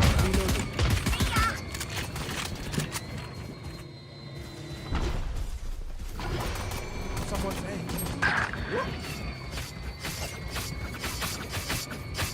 فلانك تشامبر Someone's A. Reloading. راه عندك الفلاش راه عندك Reload him. Last player standing. كتحل الباب ليش كتحل الباب وكتخليه يتصدق وحده؟ ليش الباب علاش عليك الباب You're not getting the message. Leave it to me. I'll rough them up. Reload him. هو هذا الشيء فرق على الدون هم ساري انت وتفيني نو بس لا نسأل تفيني لا نسأل Reload him. Reloading.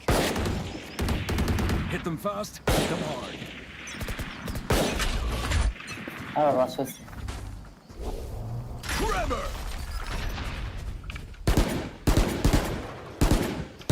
Someone see. My ultimate ready. The hunt begins. Spikes hit.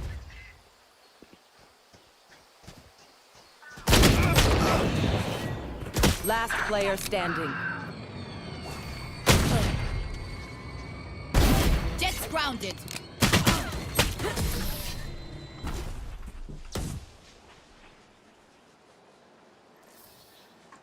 I'll outshine all their radiance. طول دقة يلا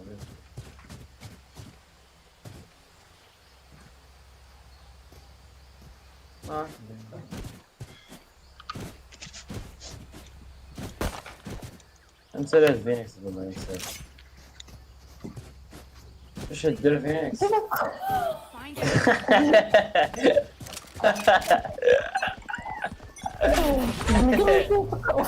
ايش تدير فينيكس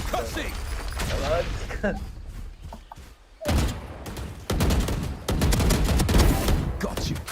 لازم اكل بالبيت. Our carrier dead. تفو على شيء Spike down A. Got spike. Reloading. بدنا Got my spike. Last player standing. شوف هذه طريقة تقدر Watch your eyes. Got spike. والله مشكلة تصير Careful now. No charges left.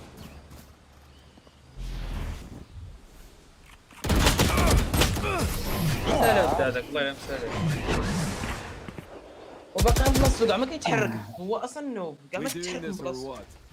ما كيموفيش كاع وانت صرف يلا نمشيو هاد ديكسي يلا ما قلت من زرادي. يلا نمشيو لك. والله يا اخي ضحكت ايش قال لي ضربتك كذا. ورا المشكل منك ديما خرج هنا.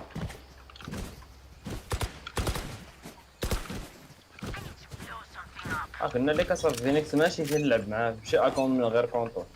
You want to play? Let's play.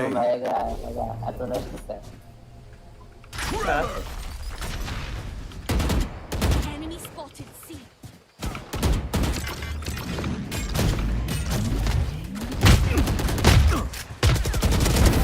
No Gomday.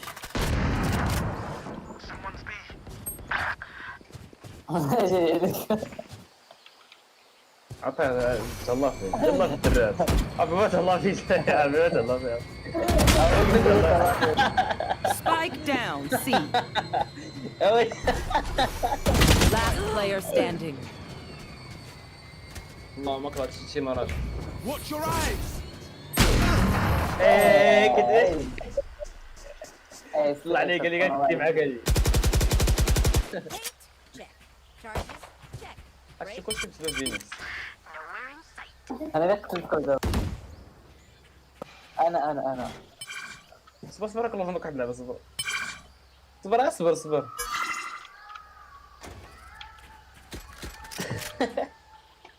جيب اول شيء وين رحت ايوب Reload him. كروس ريبليسمنت. واو شوف ابي بطل وانا براسك الاكتراج يلا ابي بطل.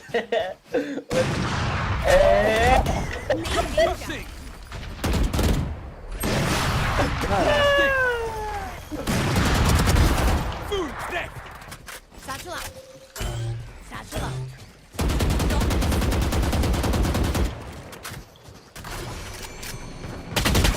الكلمة إذا جعل له. One enemy remaining. My ult is ready. يقلب السيف. Spike planted. بس عرفت الناس Bomb buddy. تسويها. هلا وأنا.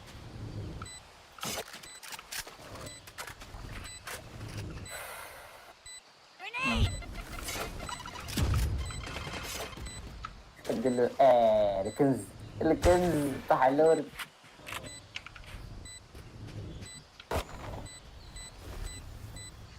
يا رب بس ناخذ متفكرة تفتكرنا يا رب. Last player standing. Like I never left. لكن والله أنا نفسي I need a drop. شري تساخذ شري بالله. تسلم لي ولا ولا I need a drop. قسام شري لي بالروج ولا Tak. ايش الفرير اكلهم ما بعيد. ما بديش خذ تشتري لك شي لي. بولدوغ خذ لك شي. انا وريت ذنبكم دابا. الدراري وليكم شي حاجه خايبه. يا صيف رجع والله الا جا. تنقول عاش فلوس ولا عندنا قلب. ما في كان. ايه جوج اوبيات. Going up.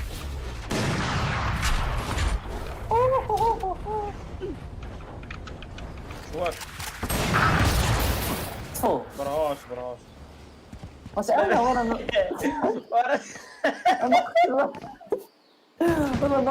والله الا براش الحد والله قصتهاش ان شاء الله ما قصدتش يكون لا تخلي معنا بالتبع تخيل بالله ما قصتها بالله.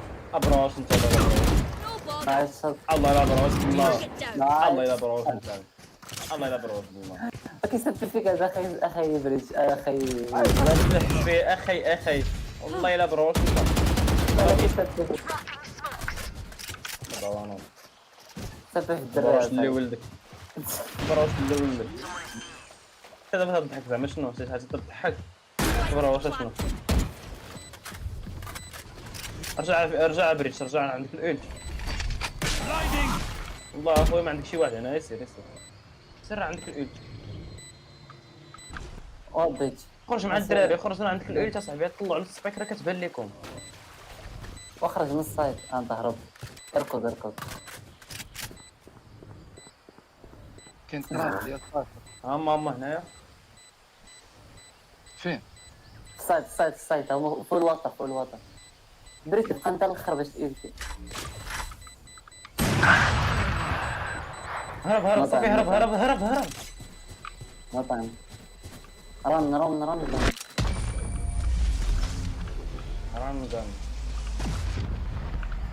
لا لا تقسم ولا هزنا بالله. هزنا فوقو ودا فيني نشري شي واحد الدرهم. الفلوس ضربوا شري السايفر Reloaded. صايفر اسكاس كيشري لك شري له ويزويد ويشري الدراب. My شري thanks. اصاحبي الدري. My Let me thanks. show you how to fight first. واش درت دابا Drop in a زعما smoke. اخويا والله عادي ديما كوكب Concussing. ديما كوكب Blasting. The angel's dead. لا ناضي. Sword bolt. Reloaded. اي Careful now. Drop in a smoke.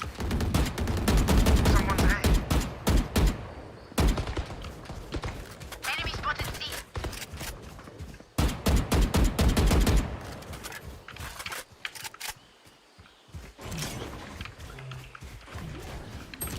خلص السايت الحبس ودخلوا للسايت نقص تعرفوا في ناس ولاش هاز دابا انت اوبي علاش هاز اوبي سرحي Spike علاش down A. لوكا علاش ديس. كلشي Get out بيخوش of my way.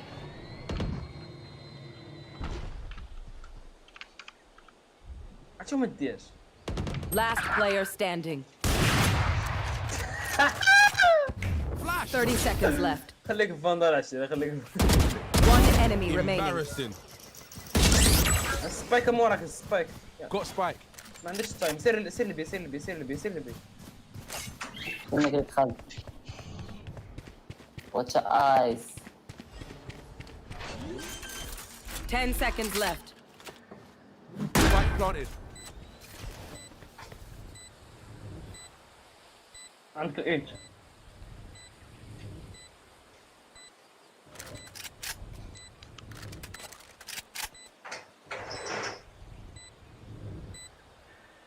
ترى لو فيش قاعد تسمع الصداع خلنا نسمعوا سبايك اصاحبي كديفيزو.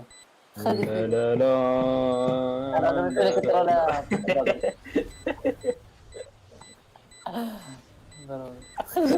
هذا الجو.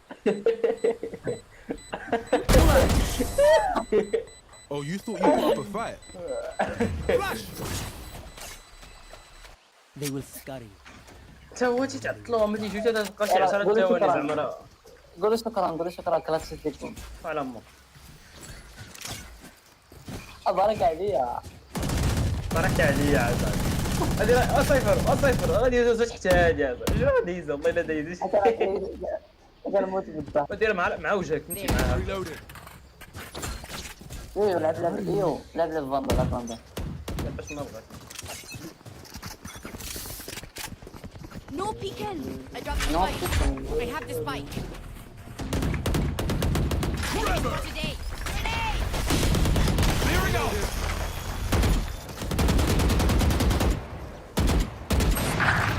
بزاف هذا Spike down A. بس جربتها ضربتها والله الا ضربتها واحد والله راه لولو اي اش كدير Reflection. Careful now. Reloaded. يلاه فينيت كلشي عليك You كلشي will الحمد عليك not kill my. Too late. Our carrier is dead. ضاعك ولدي Spike down A. فما بوشي على Flash out. صفر بوشي عليها بالجنون فهمتي ما يعرفكش كاع منين جيتي انا واعر. شفتي وسير دخل عليه راه كيرلوب شفتي يا خويا Last player standing. Spike down. Attacker spawn. نايس اي كيو. 30 seconds left. Foolish.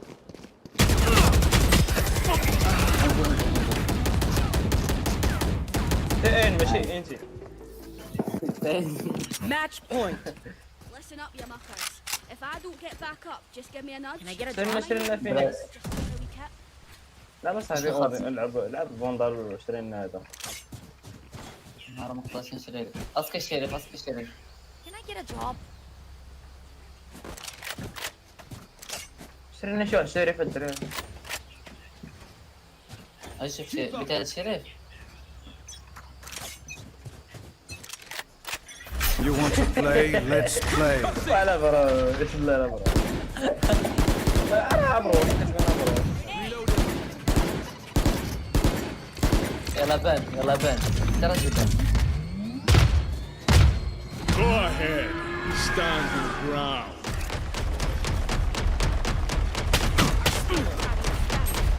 Spike down. C. Enemy spotted C. Get him. هاي البلد. يلا فينيكس هذا فينيكس احسن هيل في العالم. ما تسنى ما يبوشوا عليك دابا. هذا فينيكس هذا احسن ايم في العالم. Last player standing. هذا فينيكس عليه. Defenders win.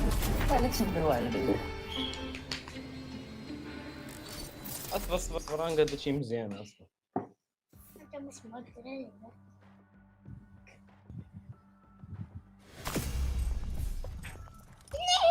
انا احسن منك. مش انا كلوب. قال لي اسحب راسك كلوب. وريك اسحب راسك كلوب.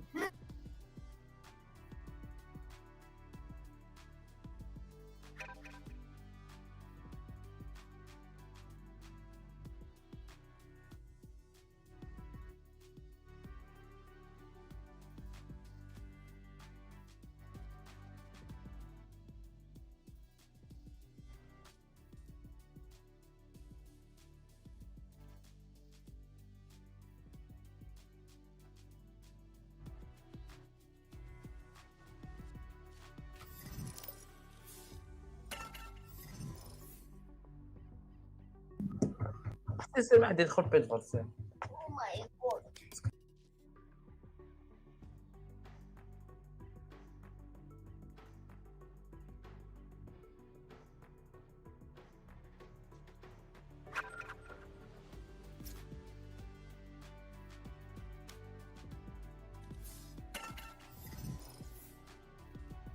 شحال نتسناو شحال؟ الويز راه عاود دابا يجي بيت فان نلعبو شي فايف ستاك مزيان. هذا يبدل الاكونت.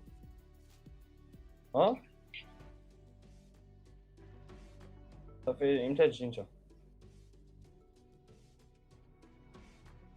صافي سير عمرو.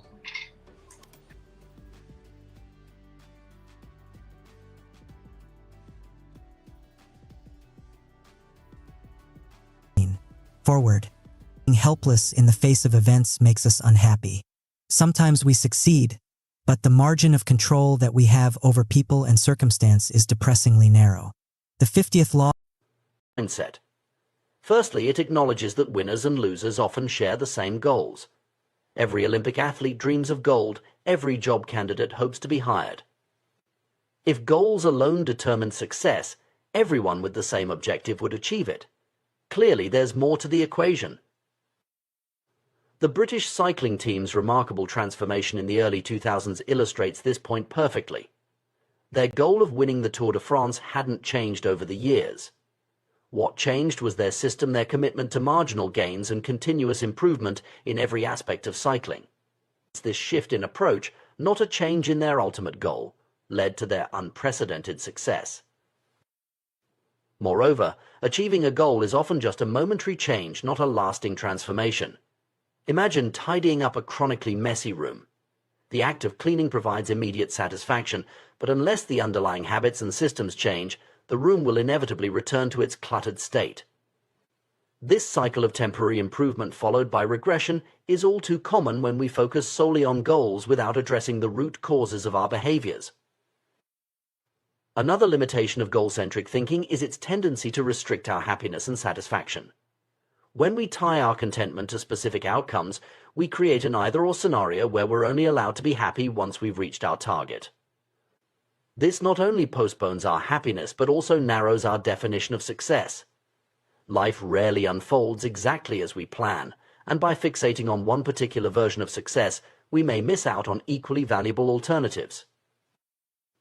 A systems-first mentality offers a more sustainable path to satisfaction. When we learn to love the process rather than fixating on the product, we open ourselves up to a continuous stream of fulfillment. Every day that we engage with our system, be it writing, exercising, or learning, becomes an opportunity for satisfaction, regardless of the immediate outcome. Furthermore, goal-oriented thinking can create a yo-yo-yo effect in our efforts. Many people work intensely towards a goal, only to lose motivation once it's achieved. Runners train rigorously for a race, then stop exercising once they cross the finish line. This pattern of intense effort followed by inactivity can be counterproductive to long-term progress and well-being. In contrast, a systems approach encourages consistent engagement and continuous improvement.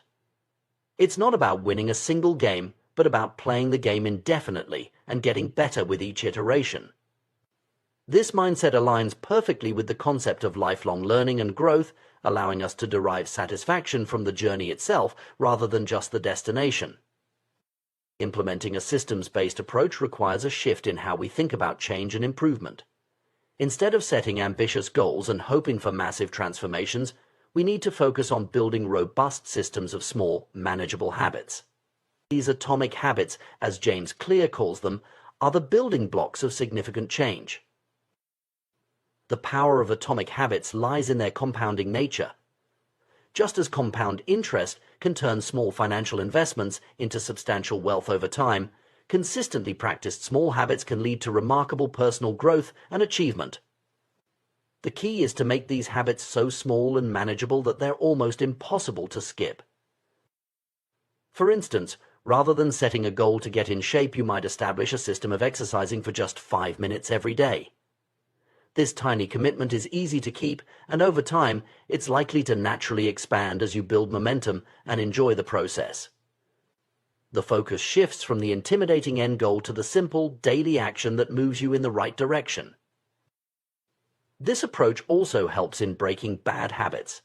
Instead of trying to quit a negative behavior cold turkey, which often leads to failure and discouragement, you can create a system of small, positive habits that gradually replace the undesired behavior. For example, if you want to reduce your social media usage, you might start by setting a system where you read a page of a book before checking your phone each morning. The beauty of a systems-based approach is its flexibility and resilience. Unlike rigid goals that can be derailed by unexpected circumstances, systems can adapt and evolve.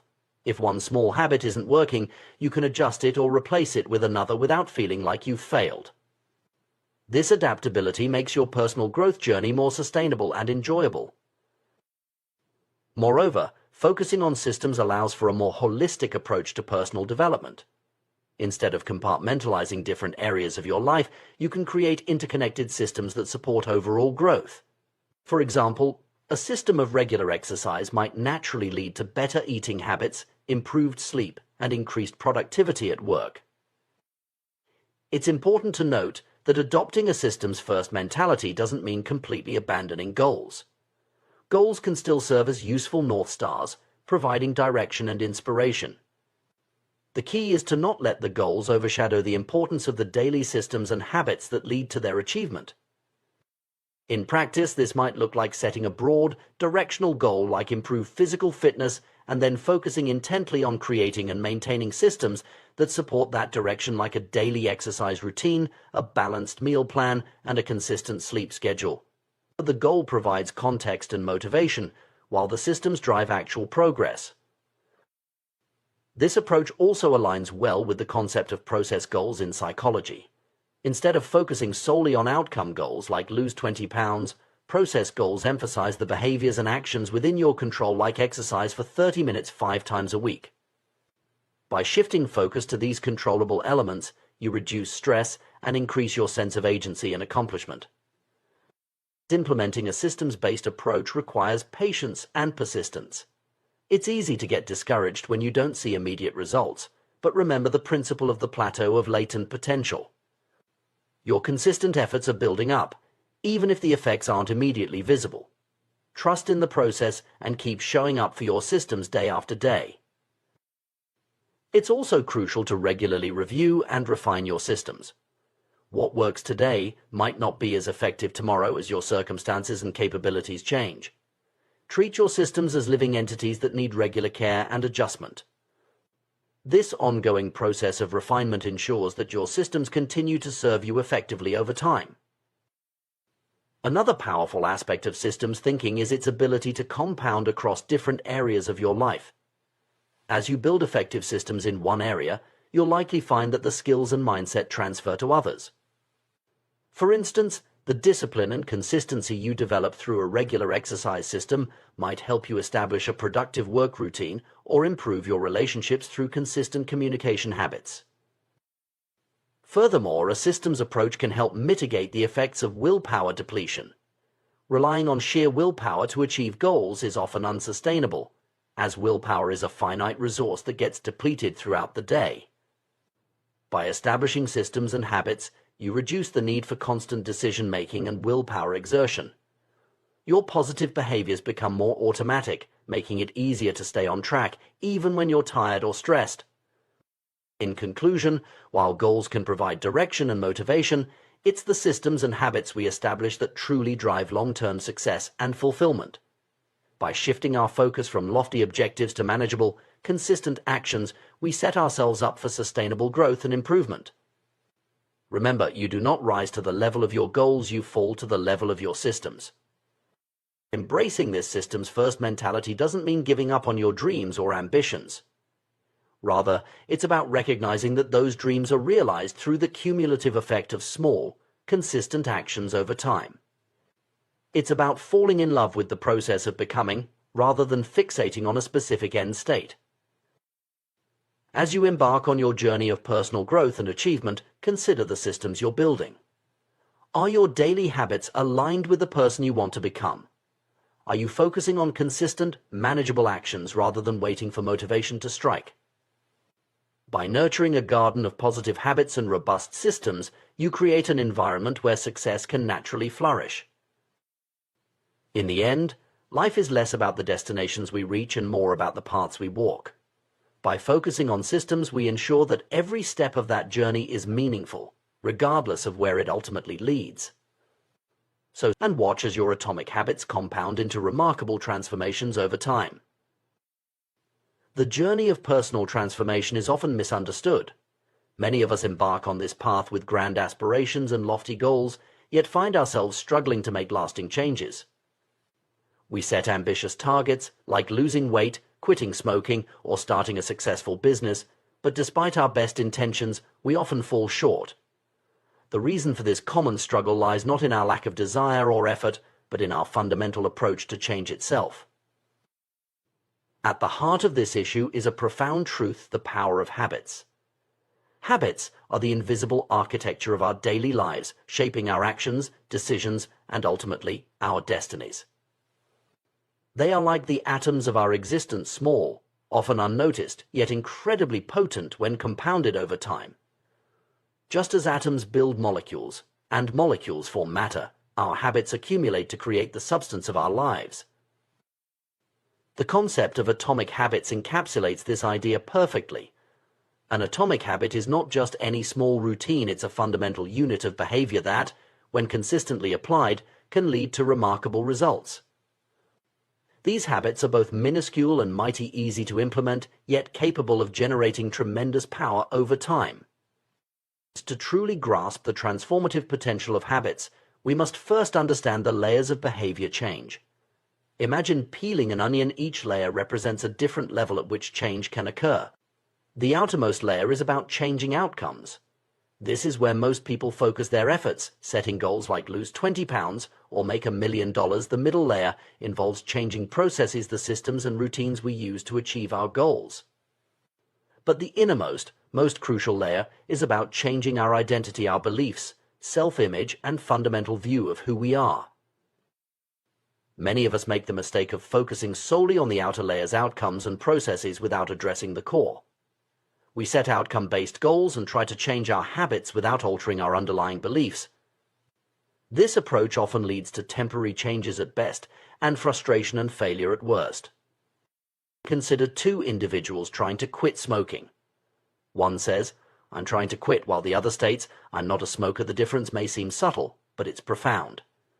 The first person still identifies as a smoker attempting change, while the second has already shifted their identity.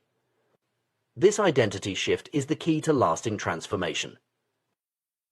The power of identity-based habits lies in their alignment with our deepest beliefs about ourselves. When we change our identity, our behaviors naturally follow suit. If you see yourself as an athlete, you're more likely to maintain a consistent exercise routine. If you identify as a writer, sitting down to write each day becomes an expression of who you are, not just something you do. This principle extends beyond individual habits to broader systems of behavior. In societies, organizations, and individuals alike, there's always an underlying set of beliefs shaping the visible actions. A democracy operates on fundamentally different beliefs than a dictatorship, and these beliefs determine what behaviors are possible or impossible within each system. The challenge, then, is to align our desired behaviors with our identity. This is why many attempts at change fail. We try to adopt new habits that are incongruent with our self-image. If you see yourself as someone who prioritizes comfort over growth, it will be an uphill battle to consistently push yourself in the gym or tackle challenging projects at work. The story of Brian Clark, an entrepreneur who struggled with nail biting, illustrates this principle. Clark managed to stop biting his nails through sheer willpower, but the real transformation came when he changed how he saw himself. Instead of just trying to stop a bad habit, he began to see himself as someone who cared about his appearance and health. This shift in identity made the new behavior not biting his nails feel natural and sustainable. This approach to change, focusing on identity rather than outcomes, has profound implications for how we pursue personal growth. Instead of asking, "What do I want to achieve?" we should be asking, "Who do I want to become?" This subtle shift can make all the difference in creating lasting change. For instance, rather than setting a goal to lose weight, one might focus on becoming a person who prioritizes health and fitness. This identity-based approach naturally leads to behaviors that support weight loss, but it goes beyond that. It creates a sustainable lifestyle change that persists even after the initial weight loss goal is achieved. The power of this approach lies in its ability to create a positive feedback loop. As we act in alignment with our new identity, we reinforce that identity, which in turn makes it easier to maintain the new behaviors. Over time, what started as a conscious effort becomes an automatic expression of who we are. However, changing our identity is not an overnight process. It requires consistent, small actions that gradually reshape our self-image. This is where the concept of atomic habits becomes crucial. By focusing on tiny, manageable changes that align with our desired identity, we can slowly but surely transform ourselves. For example, if you want to become a writer, start by writing just 50 words a day. This atomic habit is small enough to be achievable even on your busiest days, but consistent enough to begin reshaping your identity. Over time, you'll naturally find yourself writing more, not because you're forcing yourself to meet a word count goal, but because writing has become an integral part of who you are. This approach also helps in breaking bad habits. Instead of trying to quit a negative behavior through willpower alone, focus on cultivating an identity that's incompatible with that behavior. If you want to stop procrastinating, start seeing yourself as someone who takes immediate action. Small, consistent steps in this direction will gradually shift your self-image, making procrastination feel increasingly at odds with who you are. It's important to note that this process of identity change is not about denying your current reality or pretending to be someone you're not. It's about consciously choosing and nurturing the aspects of yourself that you want to grow. We all have multiple facets to our identity, and by deliberately focusing on and developing certain traits, we can shape our overall self-image in positive ways. The beauty of this approach is its flexibility and resilience. Unlike rigid outcome-based goals that can be derailed by setbacks, identity-based habits are more adaptable. If you see yourself as a healthy person, a single unhealthy meal doesn't negate that identity. Instead, it becomes an outlier, prompting you to return to behaviors that align with your self-image. Moreover, focusing on identity change can lead to more holistic personal growth. When you change how you see yourself in one area, it often has positive ripple effects in other areas of your life. For instance, developing the identity of a disciplined person in your fitness routine might naturally extend to increased discipline in your work or personal relationships. However, it's crucial to approach this process with patience and self-compassion. Changing deeply ingrained beliefs and habits takes time. There will be setbacks and moments of doubt. The key is to view these not as failures, but as part of the learning process, opportunities to reinforce your commitment to your new identity. It's also worth noting that while we focus on personal identity, our habits and beliefs are often influenced by our environment and social circles. Surrounding yourself with people who embody the traits you aspire to can significantly aid in your transformation. If you want to become more entrepreneurial, spending time with entrepreneurs can help shift your self-perception and reinforce behaviors aligned with that identity. As you embark on this journey of identity-based habit change, remember that the goal is not perfection, but progress.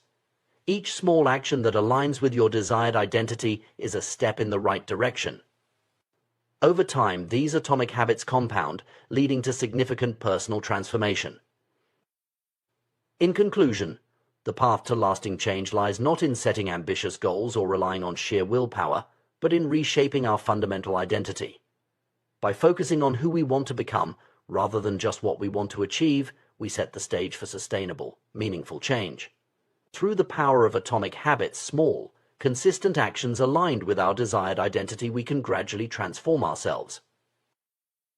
This approach requires patience, self-reflection, and a willingness to challenge our existing beliefs about ourselves. But the rewards are immense. Not only do we achieve our desired outcomes, but we do so in a way that feels natural and sustainable. We don't just change what we do, we change who we are. As you reflect on your own goals and aspirations, consider shifting your focus from outcomes to identity. Ask yourself not just what you want to achieve, but who you need to become to achieve it. Then, identify the small atomic habits that will help you embody that identity. Remember, every great achievement, every personal transformation begins with a single small step. Your atomic habits are the building blocks of your future self. Choose them wisely, implement them consistently, and watch as they compound into remarkable results. The journey of personal transformation is a fascinating and complex process, one that often eludes even the most determined individuals. At the heart of this journey lies a profound truth: true behavior change is, at its core, identity change. This concept challenges our traditional notions of self-improvement and offers a powerful framework for achieving lasting personal growth. Consider the story of Brian Clark, an entrepreneur who struggled with nail biting for years. Like many of us, he initially approached the problem with sheer willpower, managing to stop the habit temporarily. However, the real transformation came when he took an unexpected step. He scheduled his first manicure. This simple act shifted his perspective entirely. Suddenly, Brian wasn't just trying to stop a bad habit, he was becoming someone who took pride in the appearance of his nails.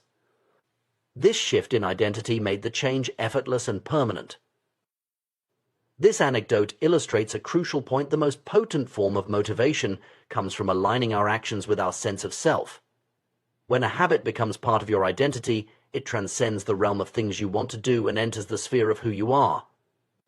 This transition from extrinsic to intrinsic motivation is the key to sustainable change. The power of identity-based habits is evident in various aspects of our lives. Think about someone who takes great pride in their physical fitness. They don't need to convince themselves to go to the gym. Working out is simply an expression of who they are. Similarly, a person who identifies as a voracious reader doesn't struggle to find time for books. Reading is an integral part of their identity. This principle extends beyond individual habits to broader life goals. Instead of focusing on reading a book, the aim becomes to embody the identity of a reader. Rather than running a marathon, the goal shifts to becoming a runner. Learning an instrument transforms into embracing the identity of a musician. This subtle but powerful shift in perspective changes everything. Our behaviors are typically a reflection of our identity, often operating at a subconscious level. Research has shown that people are more likely to act in ways that align with their self-perception. For instance, individuals who saw themselves as voters were more likely to participate in elections compared to those who merely expressed a desire to vote. This alignment between identity and action creates a self-reinforcing cycle, making the desired behavior feel natural and effortless. However, it's important to recognize that identity can be a double-edged sword. While it can be a powerful force for positive change, it can also become a barrier to growth if we become too rigidly attached to certain self-perceptions. Many of us unknowingly limit ourselves with self-imposed labels. I'm not a morning person, I'm bad with technology, or I'm always late. These identity-based limitations can become self-fulfilling prophecies, hindering our ability to change and grow. The challenge, then, is to cultivate a flexible and evolving sense of identity that promotes growth rather than stagnation. This requires a willingness to question our long-held beliefs about ourselves and to embrace new possibilities. It's about recognizing that our identity is not fixed but fluid, capable of expanding and adapting as we accumulate new experiences and habits. But how exactly is our identity formed, and how can we actively shape it to support our desired changes? The process is both simpler and more profound than many realize. Our identity emerges from our habits. We are not born with preset beliefs about ourselves. Every aspect of our self-image is learned and conditioned through experience. This understanding leads to a powerful realization: we can deliberately shape our identity through our habits. Each time we make our bed, we reinforce the identity of an organized person. Every time we sit down to write, we strengthen our identity as a creative individual. With each workout, we embody the identity of someone committed to fitness. The key lies in the repetition. The word identity itself comes from Latin roots meaning repeated beingness. Our identity is quite literally the sum of our repeated actions. The more we repeat a behavior, the more evidence we accumulate for the associated identity. This evidence forms the foundation of our beliefs about ourselves. Consider how this plays out in real life. A person who attends church every Sunday for years has tangible proof of their religious identity. Someone who studies consistently builds evidence of their scholarly nature. The individual who exercises regularly, even in challenging conditions, reinforces their identity as a dedicated fitness enthusiast. This process of identity formation through habit is gradual and cumulative. We don't suddenly transform into entirely new people overnight. Instead, we evolve bit by bit, day by day, habit by habit. Each action we take is like a vote for the type of person we wish to become. Over time, these votes accumulate, shaping our self-image and, consequently, our future actions. Understanding this process gives us a powerful tool for personal transformation. Instead of focusing solely on outcomes, we can concentrate on building habits that align with our desired identity. Want to become more creative? Start with small, consistent creative practices. Aspire to be more health conscious. Begin with minor daily habits that reflect this identity. The beauty of this approach is its sustainability. When our actions align with our identity, they no longer feel like a chore or a struggle. They become a natural expression of who we are. This alignment creates a positive feedback loop. Our habits reinforce our identity, which in turn makes it easier to maintain those habits. However, it's crucial to approach this process with flexibility and self-compassion. Our identity should not become a rigid construct that limits our growth. Instead, it should be a dynamic, evolving aspect of ourselves that we continually refine and expand. This means being willing to challenge our existing beliefs about ourselves and to embrace new possibilities. For instance, someone who has always seen themselves as bad at math can begin to shift this identity by engaging in small, consistent math-related activities. Over time, as they accumulate evidence of their ability to engage with numbers, their self-perception can evolve. The key is to start small and focus on consistency rather than perfection. This approach to personal growth also highlights the importance of environment and social circles in shaping our identity. We are greatly influenced by the people and situations we regularly encounter. Surrounding ourselves with individuals who embody the traits we aspire to can significantly aid in our transformation. If you want to become more entrepreneurial, spending time with entrepreneurs can help shift your self-perception and reinforce behaviors aligned with that identity. Moreover, this understanding of identity formation can be applied to breaking negative habits. Instead of focusing on stopping an unwanted behavior, we can concentrate on cultivating an identity that is incompatible with that behavior. For example, rather than trying to quit smoking through willpower alone, one might focus on developing the identity of a health-conscious person who values clean air and physical well-being. It's important to note that this process of identity change through habit formation is not always linear or easy. There will be setbacks and moments of doubt. The key is to view these not as failures, but as part of the learning process, opportunities to reinforce our commitment to our new identity. Each time we choose to act in alignment with our desired identity, even after a setback, we strengthen our new self-image. As we embark on this journey of identity-based habit change, it's helpful to regularly reflect on our progress and adjust our approach as needed. This might involve journaling about our experiences, seeking feedback from trusted friends or mentors, or periodically reassessing our goals and the habits we're cultivating to support them. It's also worth considering how this approach to personal change can impact broader social change. As individuals reshape their identities and behaviors, they can influence their immediate social circles and, by extension, larger communities. This ripple effect of personal transformation can contribute to more significant societal shifts over time. In conclusion, the path to lasting personal change lies not in setting ambitious goals or relying on fleeting motivation, but in reshaping our fundamental identity through consistent, identity-aligned habits. By focusing on who we want to become, rather than just what we want to achieve, we set the stage for sustainable, meaningful transformation. This approach requires patience, self-reflection, and a willingness to challenge our existing beliefs about ourselves. But the rewards are immense. Not only do we achieve our desired outcomes, but we do so in a way that feels natural and sustainable. We don't just change what we do, we change who we are. As you reflect on your own goals and aspirations, consider shifting your focus from outcomes to identity. Ask yourself not just what you want to achieve, but who you need to become to achieve it. Then, identify the small, consistent habits that will help you embody that identity. Remember, every great achievement, every personal transformation begins with a single small step. Your habits are the building blocks of your future self. Choose them wisely, implement them consistently, and watch as they compound into remarkable results, shaping not just your actions, but your very identity. The journey of personal growth and habit formation is a fascinating exploration of human behavior and psychology. At its core, this journey begins with a crucial first step: awareness. We often go through life on autopilot, our actions guided by deeply ingrained habits that operate below the level of conscious thought. However, to truly transform our lives and build positive habits, we must first shine a light on these automatic behaviors.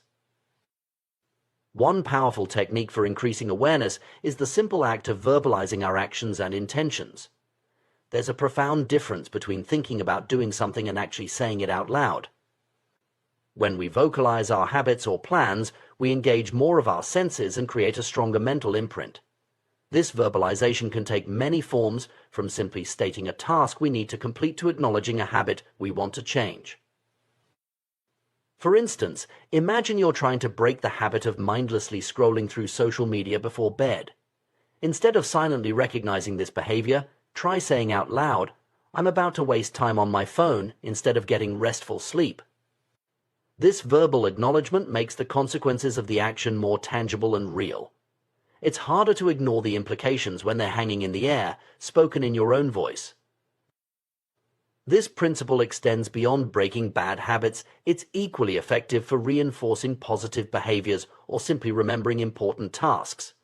If you have a busy day ahead, try verbalizing your to-do list in the morning. Today, I need to finish the report by noon, call the client at 2 p.m., and pick up groceries on the way home by saying these tasks aloud. You're more likely to remember them and feel a stronger sense of commitment to completing them. The power of verbalization is rooted in the way our brains process information. When we only think about something, we're primarily using the language centers of our brain. But when we speak, we engage additional neural pathways, including those associated with hearing and the motor control of speech. This multisensory engagement creates a stronger memory trace and a more robust commitment to action. However, awareness alone, while crucial, is often not enough to effect lasting change. This is where the concept of implementation intentions comes into play. An implementation intention is essentially a specific plan that outlines when and where you will perform a particular action or habit.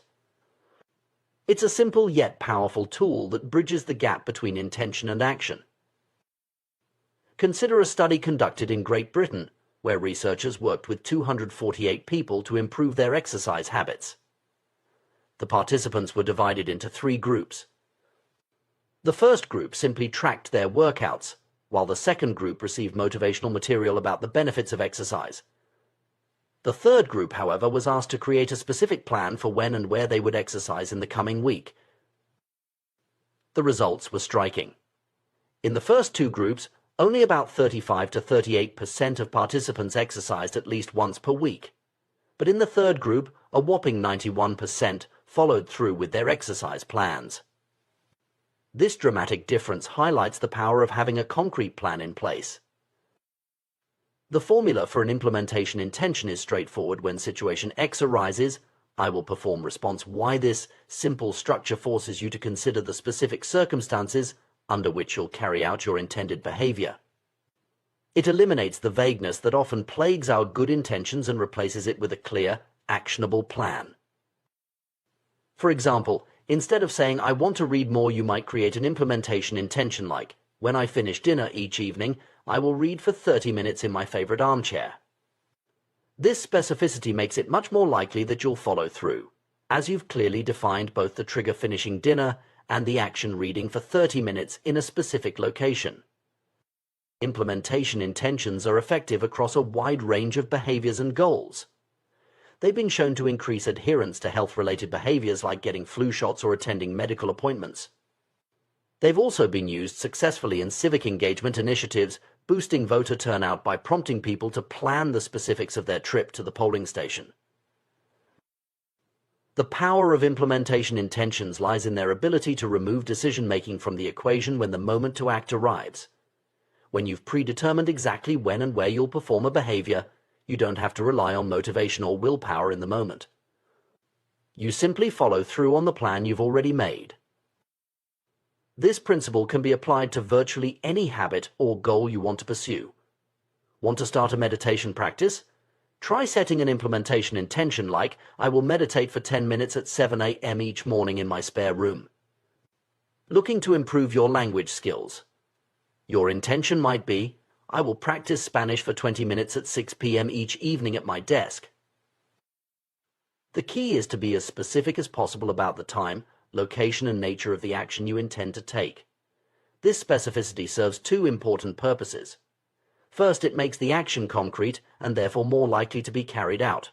Second, it helps to anchor the new habit to existing routines or environmental cues, making it easier to remember and integrate into your daily life. It's worth noting that the most effective cues for habits are often tied to time and location. Our brains are particularly adept at forming associations with specific times and places. By leveraging these natural tendencies, we can create powerful triggers for our desired behaviors. When implementing this strategy, it can be helpful to start with small, manageable actions. While it's admirable to have big goals, trying to make dramatic changes all at once can be overwhelming and unsustainable. Instead, focus on creating implementation intentions for small habits that you can consistently perform. Over time, these small actions can compound into significant changes. Another powerful technique that builds on the concept of implementation intentions is habit stacking. This approach, popularized by B.J. Fogg, involves linking a new habit to an existing one. The formula for habit stacking is after current habit, I will new habit. For example, if you already have a habit of brewing coffee every morning, you might stack a new habit onto it. After I start the coffee maker, I will do 10 push-ups, or after I brush my teeth, I will write down 3 things I'm grateful for. By anchoring the new behavior to an established routine, you increase the likelihood of remembering to do it and create a natural flow from one action to the next. Habit stacking can be particularly effective because it doesn't require you to create entirely new routines. Instead, it allows you to build upon the habits and patterns already ingrained in your daily life. This makes the process of adopting new behaviors feel more natural and less disruptive. As you experiment with implementation intentions and habit stacking, it's important to remain flexible and patient. What works perfectly for one person might need adjustment for another. Pay attention to how your new habits fit into your life and be willing to make tweaks as needed. Perhaps you find that morning meditation doesn't work with your schedule, but a midday mindfulness break fits perfectly. The key is to find what works for you and your unique circumstances. It's also crucial to recognize that forming new habits takes time. While implementation intentions can significantly increase your chances of success, they're not magic. Consistency and repetition are still necessary to truly ingrain a new behavior. Be patient with yourself and celebrate the small victories along the way. One often overlooked aspect of habit formation is the importance of context. Our behaviors are heavily influenced by our environment, so it's worth considering how you can set up your surroundings to support your new habits. If you're trying to read more, keep a book visible in your living room. If you want to exercise in the morning, lay out your workout clothes the night before. These small environmental cues can serve as powerful reminders and make it easier to follow through on your intentions. As you progress on your journey of habit formation, you may find that your new behaviors start to feel more natural and automatic. This is a sign that the habit is becoming ingrained. However, it's important not to become complacent. Continue to use implementation intentions and habit stacking to reinforce your positive behaviors and to tackle new goals. Remember, the process of personal growth and habit formation is ongoing. There will always be new skills to learn, new habits to form, and new goals to pursue. By mastering the art of implementation intentions and habit stacking, you're equipping yourself with powerful tools that can serve you throughout your life. In conclusion, the path to lasting behavior change begins with awareness and is paved with specific, actionable plans. By verbalizing our intentions, creating clear implementation intentions, and strategically stacking new habits onto existing ones, we can dramatically increase our chances of success. These techniques leverage our brain's natural tendencies and help us overcome the gap between intention and action. As you move forward, consider the habits you want to form or the goals you want to achieve. How can you create specific implementation intentions for these aspirations? What existing habits can you use as anchors for new behaviors? By applying these principles consistently and patiently, you can gradually reshape your daily routines and, by extension, your life. Remember, every great achievement starts with a single, well-planned step. Your journey to a better you begins now with the next habit you choose to implement. The power of habits and their interconnectedness in our daily lives is a fascinating subject that deserves deep exploration. Let's delve into how our possessions and behaviors can trigger chains of actions and how we can harness this phenomenon to build positive habits. Consider the story of Denis Diderot, the 18th century French philosopher. Upon receiving a beautiful scarlet robe as a gift, Diderot found himself in an unexpected predicament. The robe's elegance stood in stark contrast to his other, more modest possessions. This disparity created a sense of disharmony in his surroundings, leading Diderot to embark on a spending spree to upgrade his belongings.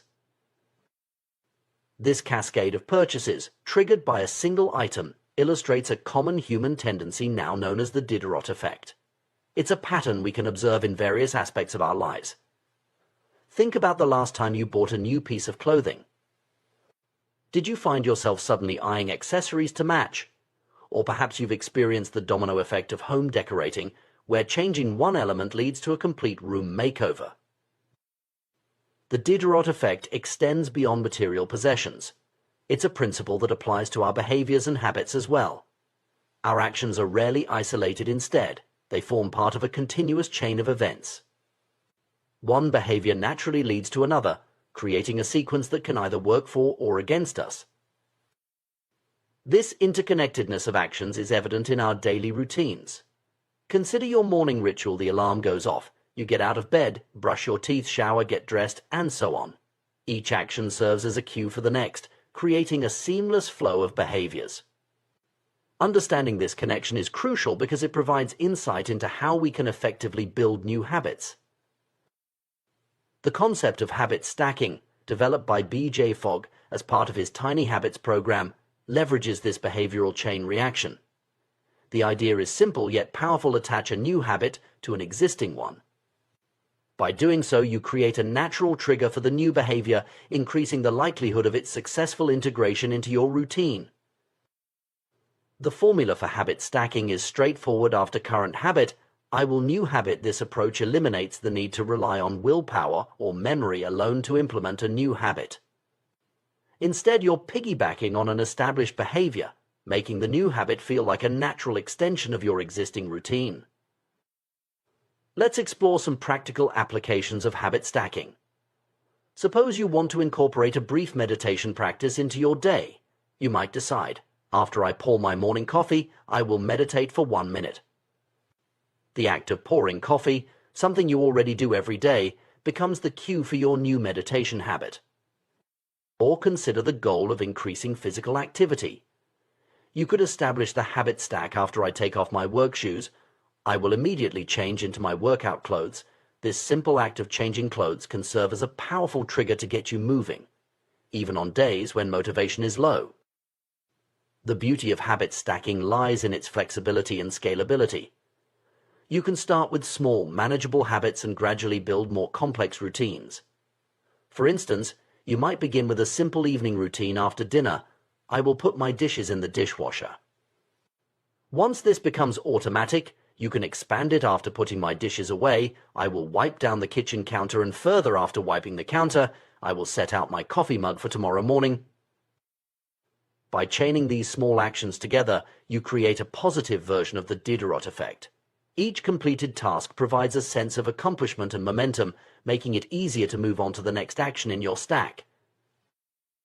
It's important to note that the effectiveness of habit stacking depends on choosing the right cue. The trigger should be as specific and actionable as possible. Vague cues can lead to inconsistency and eventually the abandonment of the new habit.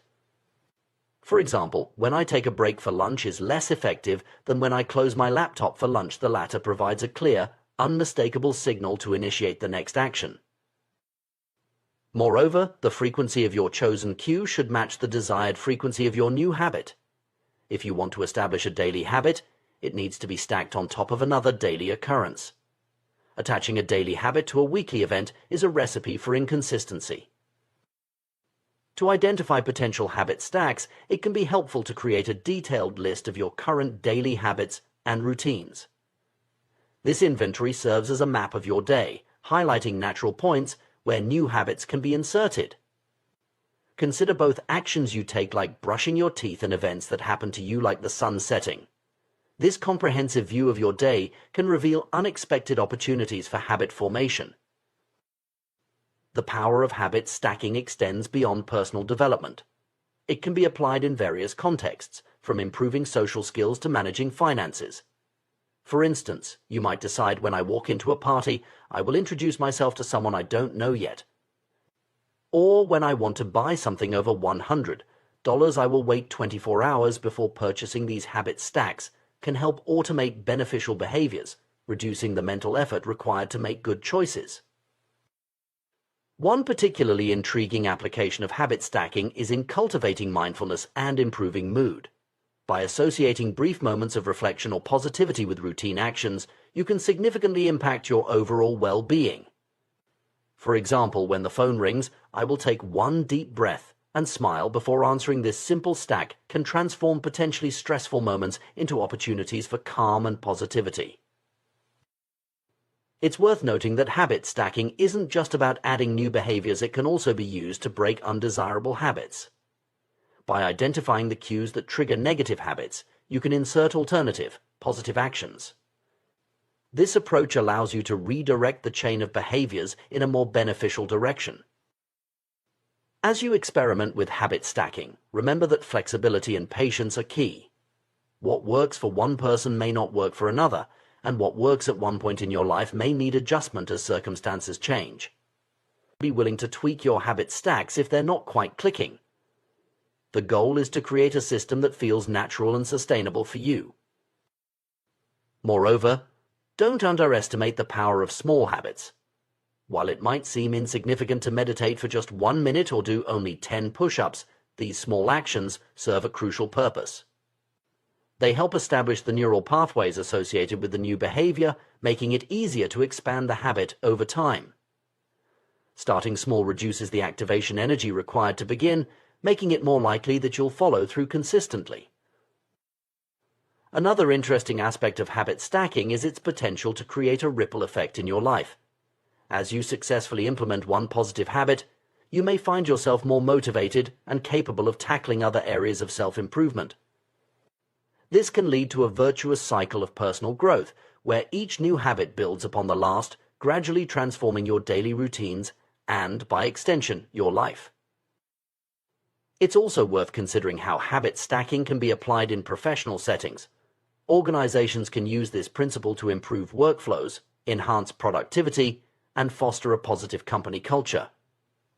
For instance, a team might implement a habit stack like, after our weekly meeting, we will spend 5 minutes acknowledging team members' contributions. This simple addition can boost morale and reinforce a culture of appreciation.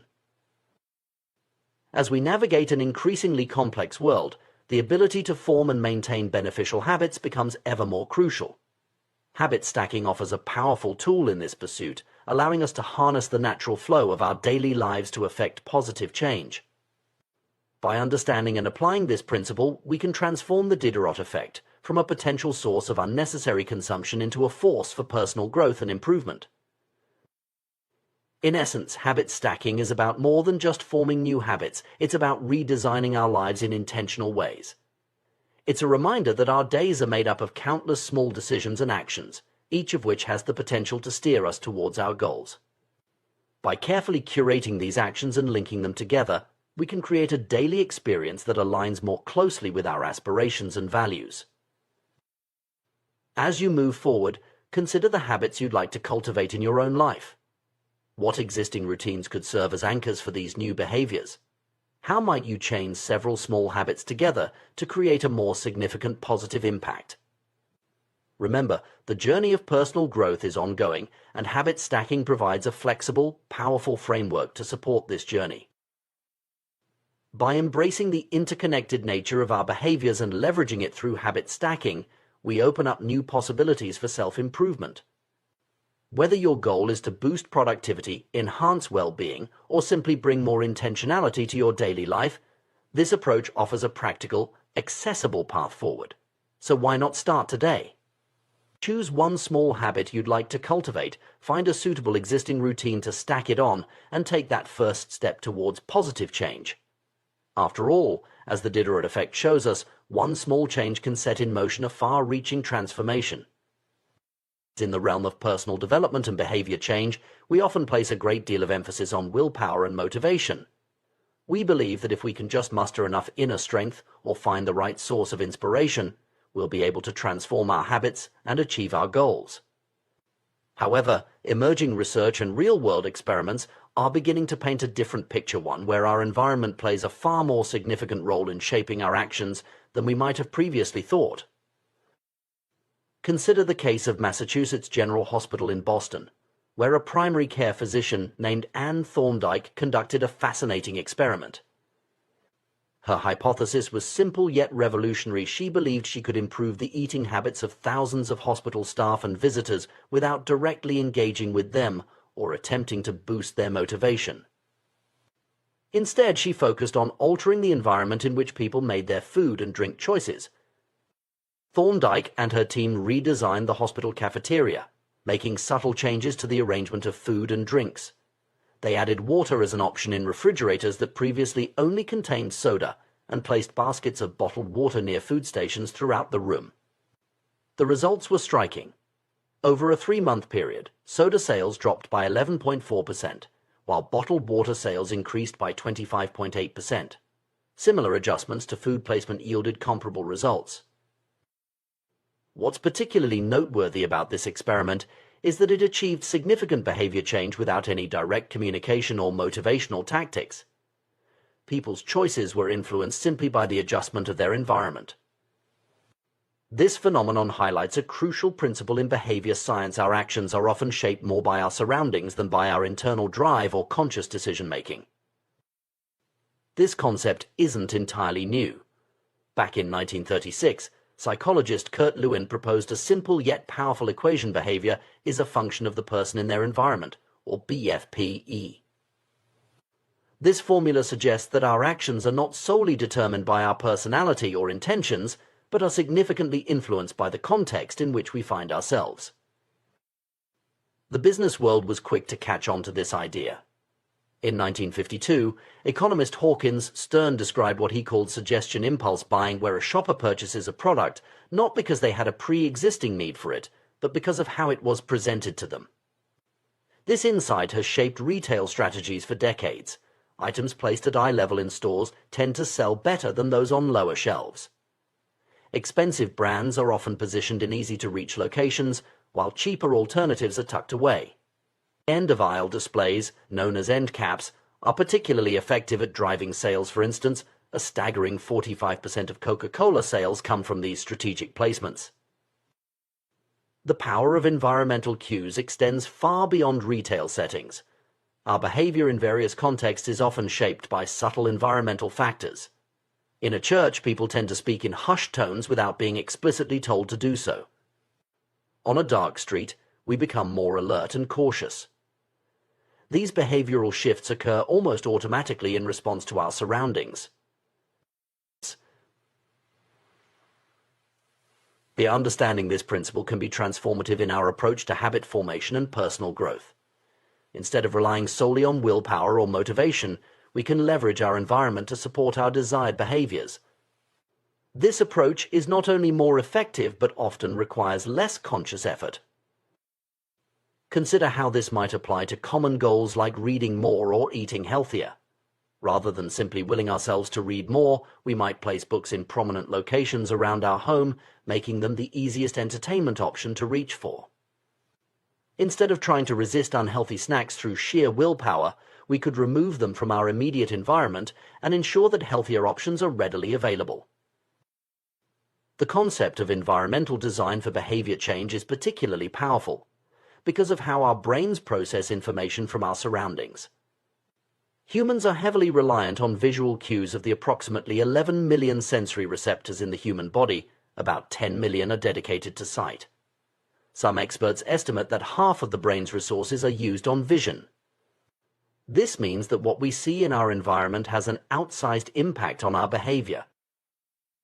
Given this, it's crucial to create environments that support our goals and desired habits.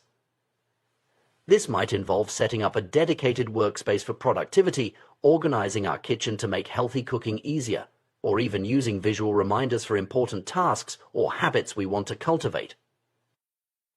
The good news is that while we are influenced by our environment, we also have the power to shape it. We can be the architects of our surroundings, deliberately designing them to support our goals and desired behaviors. This approach to behavior change is often more sustainable and less mentally taxing than relying on constant conscious effort. An interesting example of the power of environmental design comes from a study conducted in the Netherlands during the 1970s energy crisis. Researchers found that in one suburb, some homeowners used 30% less energy than their neighbors, despite living in similar homes and paying the same price for electricity. The key difference? The location of the electrical meter. Homes with the meter in the main hallway used significantly less electricity than those with meters in the basement. The visibility of energy usage in daily life was enough to influence behavior without any other intervention.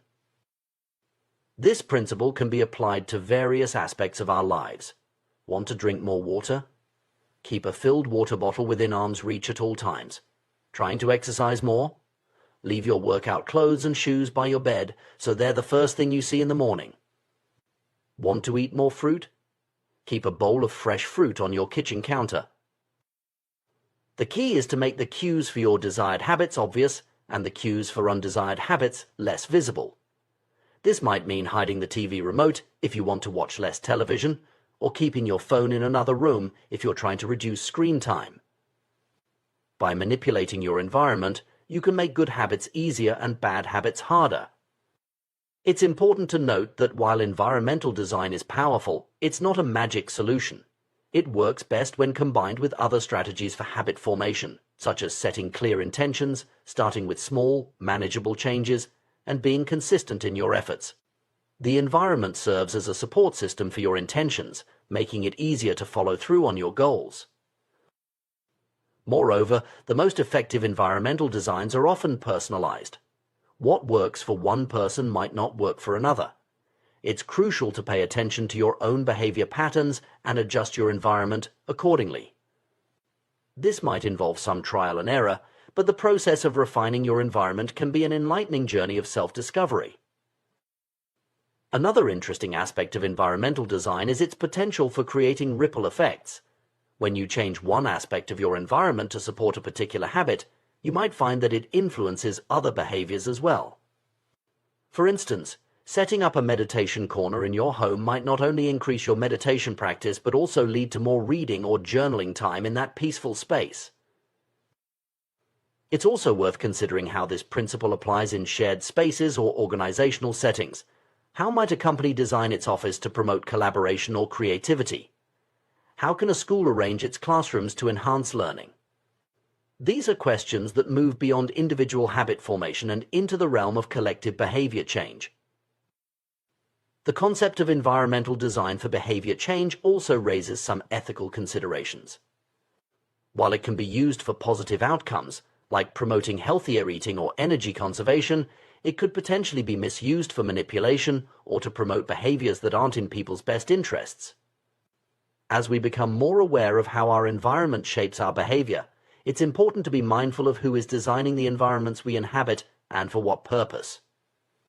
In conclusion, while motivation and willpower certainly have their place in behavior change, the role of our environment is often underestimated. By understanding and leveraging the power of environmental cues, we can create contexts that naturally support our desired behaviors and make positive changes more sustainable. Whether you're trying to build a new habit, break an old one, or simply optimize your daily routines, consider how you can design your environment to work for you rather than against you. Remember, you are not just a passive participant in your environment, you have the power to shape it. By becoming the architect of your surroundings, you can create a world that nudges you towards your goals and aspirations. This approach to personal growth and habit formation is not about forcing change through sheer will, but about creating an ecosystem that supports and nurtures the person you want to become. So, the next time you find yourself struggling to stick to a new habit or achieve a goal, take a step back and look at your environment. What cues are present? What behaviors does your current setup encourage or discourage? How might you adjust your surroundings to make your desired actions easier and more natural? By asking these questions and making deliberate changes to your environment, you can harness the invisible forces that shape behavior and use them to your advantage. In the end, lasting change often comes not from changing who you are, but from changing the world around you. By understanding and applying the principles of environmental design, you can create a context that supports your growth, makes your desired behaviors almost effortless, and helps you become the person you aspire to be. The power of our environment in shaping our behavior is often underestimated. We tend to believe that our actions are primarily driven by our willpower and conscious decisions, but the reality is far more nuanced. The spaces we inhabit and the objects that surround us play a crucial role in determining our habits and routines, often in ways we don't even realize. Consider for a moment the habits you'd like to cultivate or the ones you're struggling to break. Perhaps you want to read more books, exercise regularly, or cut down on snacking. Now, take a look around your living space. Are there visible cues that support these desired behaviors, or is your environment working against you? The truth is, Every habit begins with a cue or trigger that initiates the behavior. When these cues are hidden or subtle, it becomes all too easy to ignore them and fall back into old patterns. Think about that guitar tucked away in the closet, rarely played because it's out of sight. Or the vitamins pushed to the back of the pantry, forgotten until they expire. These scenarios illustrate how our environment can inadvertently sabotage our best intentions. But what if we could harness this environmental influence to our advantage? By deliberately designing our spaces to support our goals, we can create a powerful ally in our quest for personal growth and habit formation.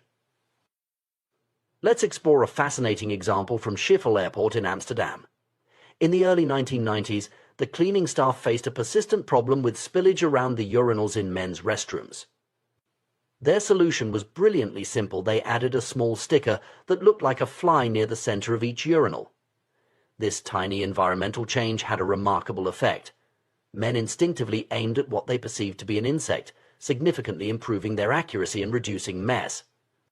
This clever design not only solved a practical problem but also cut cleaning costs by 8% annually. This example demonstrates the profound impact that small, strategic changes to our environment can have on behavior. It's not about forcing change through willpower alone, but about creating contexts that naturally guide us towards desired actions. Consider how this principle might apply to your own life. If you're trying to eat healthier, for instance, you could replicate the strategy I used with apples. Instead of hiding fruits and vegetables in the crisper drawer where they're easily forgotten, place them in a prominent bowl on the kitchen counter. This simple change makes healthy snacks the most visible and accessible option, increasing the likelihood that you'll reach for them instead of less nutritious alternatives. The key is to make the cues for your desired habits obvious and unavoidable. Want to remember to take your medication? Place the pill bottle next to your toothbrush.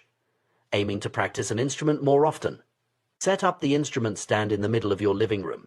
Hoping to express more gratitude? Keep thank you notes and stamps on your desk where you'll see them daily. By populating your environment with these visual reminders and cues, you're essentially programming your surroundings to prompt the behaviors you want to encourage. It's like setting up a series of friendly nudges throughout your day, each one gently steering you towards your goals. But the influence of our environment goes beyond just visual cues. The entire context surrounding a behavior can become associated with the habit over time. This is why many people drink more in social situations than they would alone. It's not just the presence of alcohol that triggers the behavior, but the whole atmosphere, the music, the friends, the setting. Understanding this context-dependent nature of habits opens up new strategies for change. If you're struggling to establish a new habit or break an old one, sometimes the most effective approach is to change your environment entirely. This is why people often find it easier to adopt new routines when they move to a new home or start a new job. The new context is free from the ingrained associations of the old one, providing a clean slate for establishing different patterns. However, you don't need to make a major life change to leverage this principle. Even small environmental shifts can be powerful. If you're trying to establish a writing habit, for example, you might designate a specific corner of your home as your writing spot. Use this space only for writing, and over time, your brain will begin to associate that location with the act of writing, making it easier to slip into a creative mindset when you sit down there. This strategy of associating specific context with specific behaviors can be applied to various areas of life. Having trouble falling asleep? Train yourself to use your bed only for sleeping. If you can't fall asleep within a reasonable time, get up and do something relaxing in another room until you feel tired. Over time, your brain will learn to associate your bed solely with sleep, making it easier to drift off when you lie down. The power of context in shaping our habits also highlights the importance of creating clear boundaries between different areas of our lives. In today's world, where many of us work from home, it's increasingly common for our professional and personal lives to blur together. This can make it difficult to switch off from work mode and fully relax. I experienced this challenge firsthand when I started my entrepreneurial career.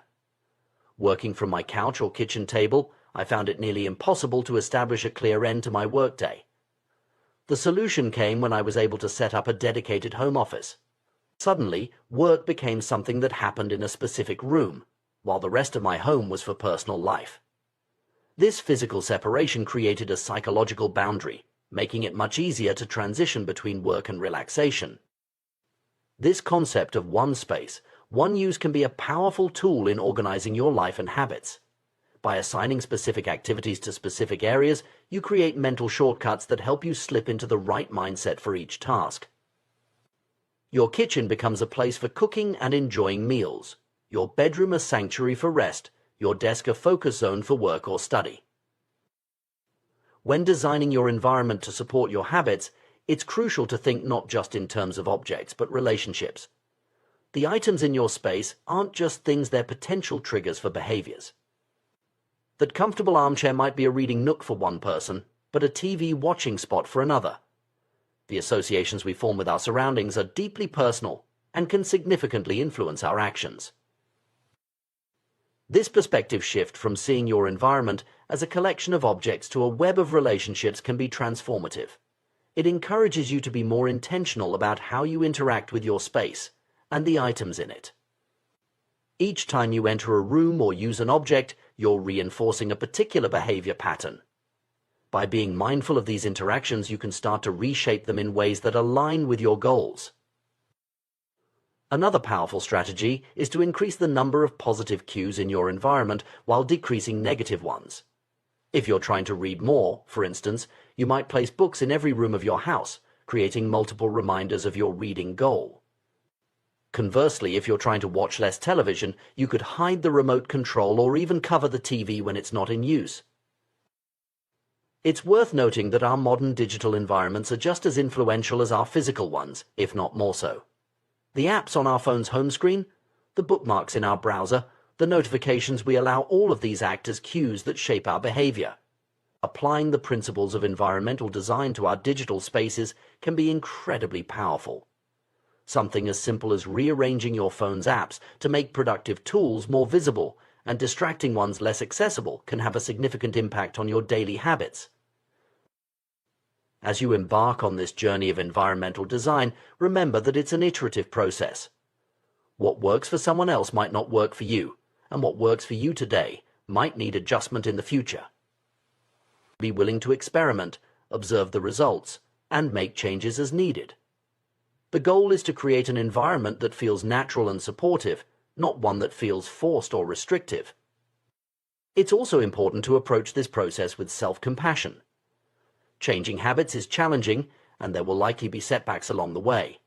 Instead of viewing these as failures, see them as valuable data points that can inform your next iteration of environmental design. Ultimately, the power of environmental design lies in its ability to make desired behaviors easier and undesired behaviors harder.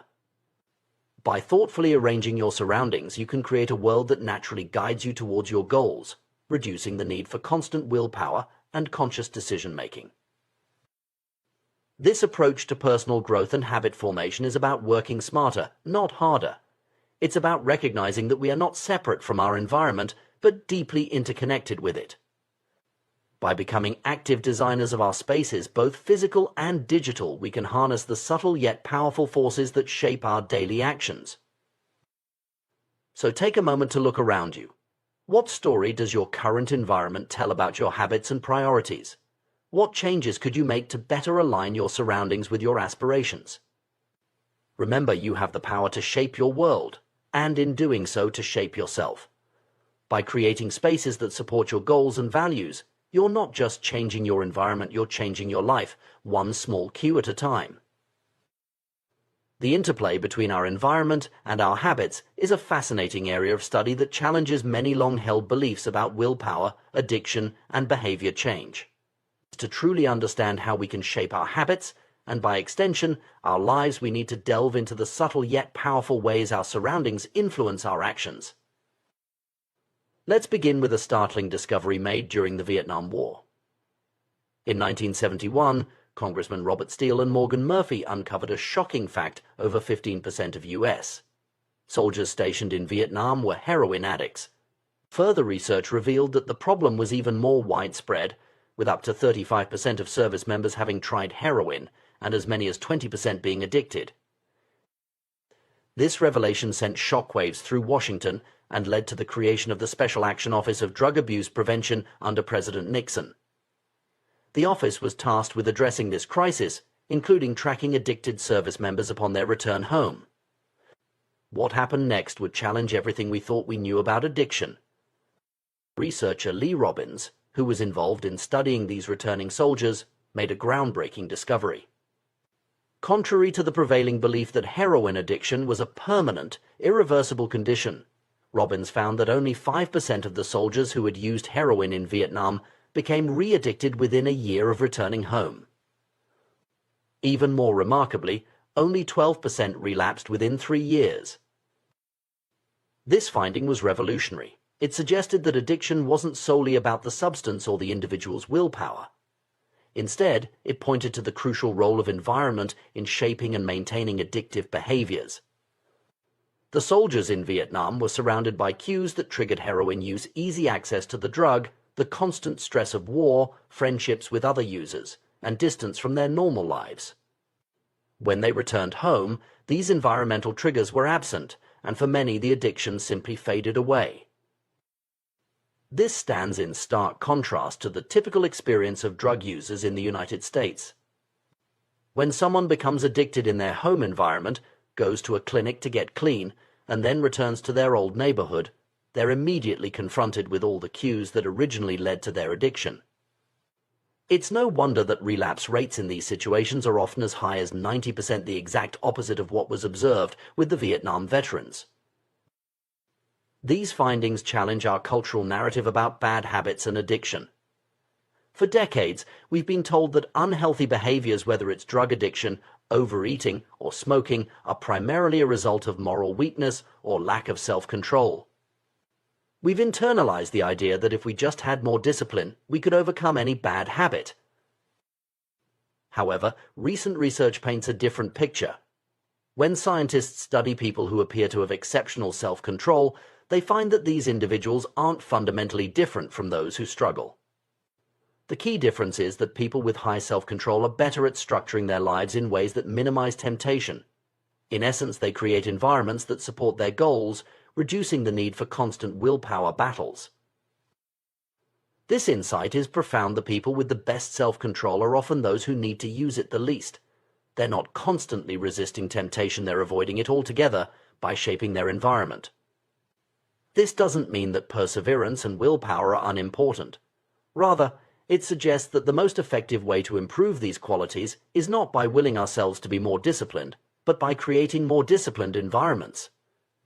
To understand why this approach is so powerful, we need to look at how habits are formed and encoded in the brain. Once a habit is established, it becomes a ready-to-use pattern of behavior that can be triggered whenever the relevant situation arises. This encoding is so strong that it can persist for decades, even if the habit isn't practiced. Consider the case of Patty Orwell, a therapist from Austin, Texas. When she was younger, she often smoked while riding horses with a friend. She eventually quit smoking and stopped riding horses. Years later, when she rode a horse again, she suddenly found herself craving a cigarette for the first time in ages. The association between horse riding and smoking was still encoded in her brain, just waiting for the right cue to reactivate it. This persistence of encoded habits explains why many behavior change techniques can backfire. When we expose people to cues associated with their bad habits, we can inadvertently trigger the very behaviors we're trying to stop. For example, shame-based weight loss presentations can stress obese individuals, leading them to turn to their familiar coping mechanism, overeating. Similarly, showing graphic images of damaged lungs to smokers can increase anxiety, driving them to reach for a cigarette to calm down. The power of environmental cues in triggering habits also explains why bad habits can be so persistent and self-reinforcing. They often create a negative feedback loop, what we might call an autocatalytic process. The habit feeds itself. You feel bad, so you eat junk food. Because you eat junk food, you feel bad, you feel sluggish from watching too much TV, so you continue watching because you lack the energy to do anything else. You worry about your health, which makes you anxious, so you smoke to ease the anxiety, which in turn worsens your health and increases your anxiety. It's a downward spiral that can feel impossible to escape. Understanding this dynamic is crucial for anyone looking to break bad habits or establish good ones. It highlights the importance of creating environments that support our goals rather than undermine them. This might mean removing temptations from our immediate surroundings, changing our routines to avoid triggering situations, or intentionally introducing cues that prompt positive behaviors. For instance, if you're trying to eat healthier, simply willing yourself to make better choices isn't enough. You need to reshape your food environment. This could involve removing junk food from your home, pre-preparing healthy meals, or changing your commute to avoid passing your favorite fast food restaurants. By reducing your exposure to unhealthy food cues and increasing healthy ones, you make it easier to stick to your goals without constantly battling temptation. Similarly, if you're aiming to be more productive, relying solely on willpower to ignore distractions is a losing battle. Instead, you might create a dedicated workspace free from the cues that trigger procrastination. This could mean working in a different room from where you relax, using website blockers during work hours, or even wearing specific work clothes that signal to your brain it's time to focus. The principle extends to digital environments as well. In our hyper-connected world, our devices often serve multiple, sometimes conflicting purposes. Your smartphone might be both a vital work tool and your primary source of entertainment. This mixing of contexts can make it challenging to maintain focus or avoid procrastination. One strategy to combat this is to create distinct digital environments for different purposes. For example, you might use your computer solely for work, your tablet for reading, and your phone for communication and social media. By separating these contexts, you create clearer cues for your brain about what behavior is appropriate in each situation. This approach of creating distinct environments for different habits is powerful, but it can be challenging in practice, especially for those living in small spaces or with limited resources. However, even in constrained circumstances, it's possible to create activity zones within a single space. A specific chair might be designated for reading, a particular corner for meditation, or a certain table for focused work. The key is consistency. By repeatedly using these spaces for their designated purposes, you strengthen the association between the environment and the desired behavior. It's worth noting that while changing your environment can be a powerful tool for habit change, it's not a magic solution. Old habits don't disappear, they remain encoded in our brains, waiting for the right cues to reactivate them. This is why people who have quit smoking for years might suddenly crave a cigarette in a high-stress situation, or why someone who has maintained a healthy diet might binge on food during a particularly emotional time. The persistence of these encoded habits underscores the importance of ongoing environmental management. It's not enough to create a supportive environment once we need to continually reinforce it and be mindful of potential triggers. This might mean avoiding certain situations entirely, having strategies in place for when we can't avoid triggers, or regularly reassessing and adjusting our environment as our goals and circumstances change. Moreover, it's crucial to recognize that our environment extends beyond our physical surroundings. Our social connections, daily routines, and even our internal dialogue all form part of the context that shapes our habits. Changing habits often requires addressing these aspects as well. This might involve seeking out new social circles that support our goals, establishing routines that reinforce positive behaviors, or working on our self-talk to create a more supportive internal environment. The implications of this environmental approach to habit change are far-reaching. On a personal level, it offers a more compassionate and effective way to approach self-improvement. Rather than berating ourselves for lack of willpower, we can focus on creating environments that make good habits easier and bad habits harder. This shift in perspective can reduce shame and increase our sense of agency in shaping our behaviors. On a broader scale, this understanding has significant implications for public health and policy. Instead of relying solely on education or willpower-based interventions, we should be focusing on creating environments that naturally promote healthier choices. This could involve urban planning that encourages physical activity, workplace designs that reduce stress and promote well-being, or food policies that make healthy options more accessible and affordable. In conclusion, the secret to self-control and lasting habit change lies not in Herculean feats of willpower, but in the thoughtful design of our environment. By understanding the powerful role that context plays in shaping our behavior, we can create surroundings that naturally guide us towards our goals. This approach doesn't eliminate the need for effort or commitment, but it does make the path of positive change much smoother and more sustainable. As we navigate the complexities of modern life with its myriad distractions and temptations, this environmental perspective on habit formation becomes increasingly valuable. It empowers us to be active architects of our own behavior, shaping our surroundings to support the person we aspire to be. Whether we're trying to break a bad habit, establish a good one, or simply live more intentionally, the key often lies in the world we create around us. By mastering our environment, we can master ourselves. Habits are powerful shapers of our identities and lives. Each action we take, no matter how small, serves as a vote for the type of person we aspire to be. When we finish reading a book, we cast a vote for being someone who values knowledge and literature. When we hit the gym, we're voting for a health-conscious identity. Practicing an instrument is a vote for musicianship. These individual actions may seem insignificant in isolation, but over time they accumulate into compelling evidence of who we are becoming. This perspective on habit formation offers a refreshing take on personal growth. It suggests that meaningful change doesn't necessarily require drastic measures or overnight transformations.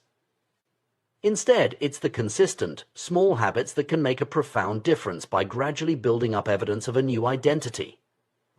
This is the paradox of incremental improvement. What seems like minor progress can actually lead to significant change when viewed through the lens of identity formation.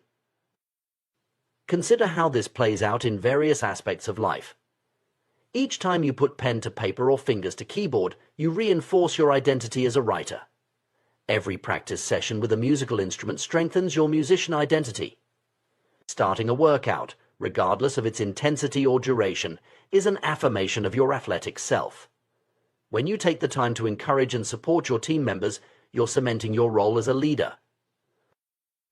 But the impact of these habits goes beyond just achieving specific outcomes or developing skills. Perhaps more importantly, they teach us to trust ourselves. As we consistently follow through on our intentions, we begin to believe in our ability to accomplish our goals. This growing self-trust is a powerful force that can propel us forward in all areas of life. It's crucial to recognize that this process works both ways. Just as positive habits reinforce desirable identities, negative habits can solidify less desirable ones.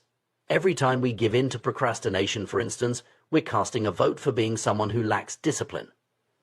When we choose unhealthy foods over nutritious options, we're voting for an identity that doesn't prioritize well-being. However, the good news is that perfection isn't necessary. In any election, there are always votes for both sides. The key is to win the majority. This means that occasional slip-ups or bad habits don't negate our progress, as long as we're consistently making choices that align with our desired identity more often than not. This understanding of habit formation as identity shaping leads us to a simple but powerful two-step process for personal transformation. First, we must decide on the type of person we want to become. Then, we prove it to ourselves through small, consistent wins. The first step, deciding who we want to be, is arguably the most challenging. It requires deep introspection and honesty about our values, principles, and aspirations. This applies not just to individuals, but to teams, communities, and even nations. What do we stand for? What principles guide our actions? Who do we aspire to become? For many, these questions can feel overwhelming. It's often easier to focus on specific outcomes we want to achieve: losing weight, reducing anxiety, or increasing our income. While these goals are valid starting points, the key is to work backward from these desired results to the type of person who could achieve them. Who is the kind of person that maintains a healthy weight? Who embodies the calm and centeredness we associate with low anxiety? Who has the skills, mindset, and habits that lead to financial success? This shift in focus from outcome-based thinking to identity-based thinking can be transformative. Instead of fixating on writing a book, we concentrate on becoming the type of person who writes consistently. Rather than obsessing over a target weight, we focus on embodying the habits and mindset of a healthy person. This approach aligns our daily actions with our deepest values and aspirations, Once we've clarified our desired identity, the second step is to reinforce it through small, consistent actions. These don't need to be grand gestures or dramatic changes. In fact, it's often the seemingly insignificant choices that have the most profound impact over time. Choosing to walk instead of drive, opting for a salad over fast food, or spending 10 minutes reading before bed, these small decisions, repeated consistently, shape our identity far more than occasional bursts of motivation or short-lived resolutions. This process creates a powerful feedback loop. Our habits shape our identity, and our identity, in turn, influences our habits. As we consistently act in alignment with our desired identity, we strengthen our belief in that identity, which makes it easier to maintain those habits. This virtuous cycle can lead to profound and lasting change. It's important to note that this approach to habit formation and personal growth is not about achieving specific external measures of success. While habits can certainly help us reach goals like earning more money, losing weight, or reducing stress, their true value lies in their ability to shape our identity. They are the means through which we develop and reinforce our deepest beliefs about ourselves. This perspective on habits offers a more holistic and sustainable approach to personal development. Instead of chasing fleeting goals or external validation, we focus on becoming the type of person we aspire to be. This shift in focus can lead to more meaningful and lasting change as our actions become aligned with our core values and desired identity. Moreover, this approach to habit formation acknowledges the fluid nature of identity. We are not fixed entities, but rather dynamic beings capable of growth and change. Our identity is not set in stone, it's a choice we make in every moment through our actions and habits. This realization is empowering, as it puts the power of change squarely in our own hands. The process of identity-based habit formation also highlights the importance of patience and consistency. Meaningful change doesn't happen overnight. It's the result of countless small actions and decisions made consistently over time. This understanding can help us stay committed to our goals, even when progress seems slow or setbacks occur. Additionally, this approach to personal growth encourages a more compassionate attitude towards ourselves. Instead of berating ourselves for failures or slip-ups, we can view them as part of the natural process of change.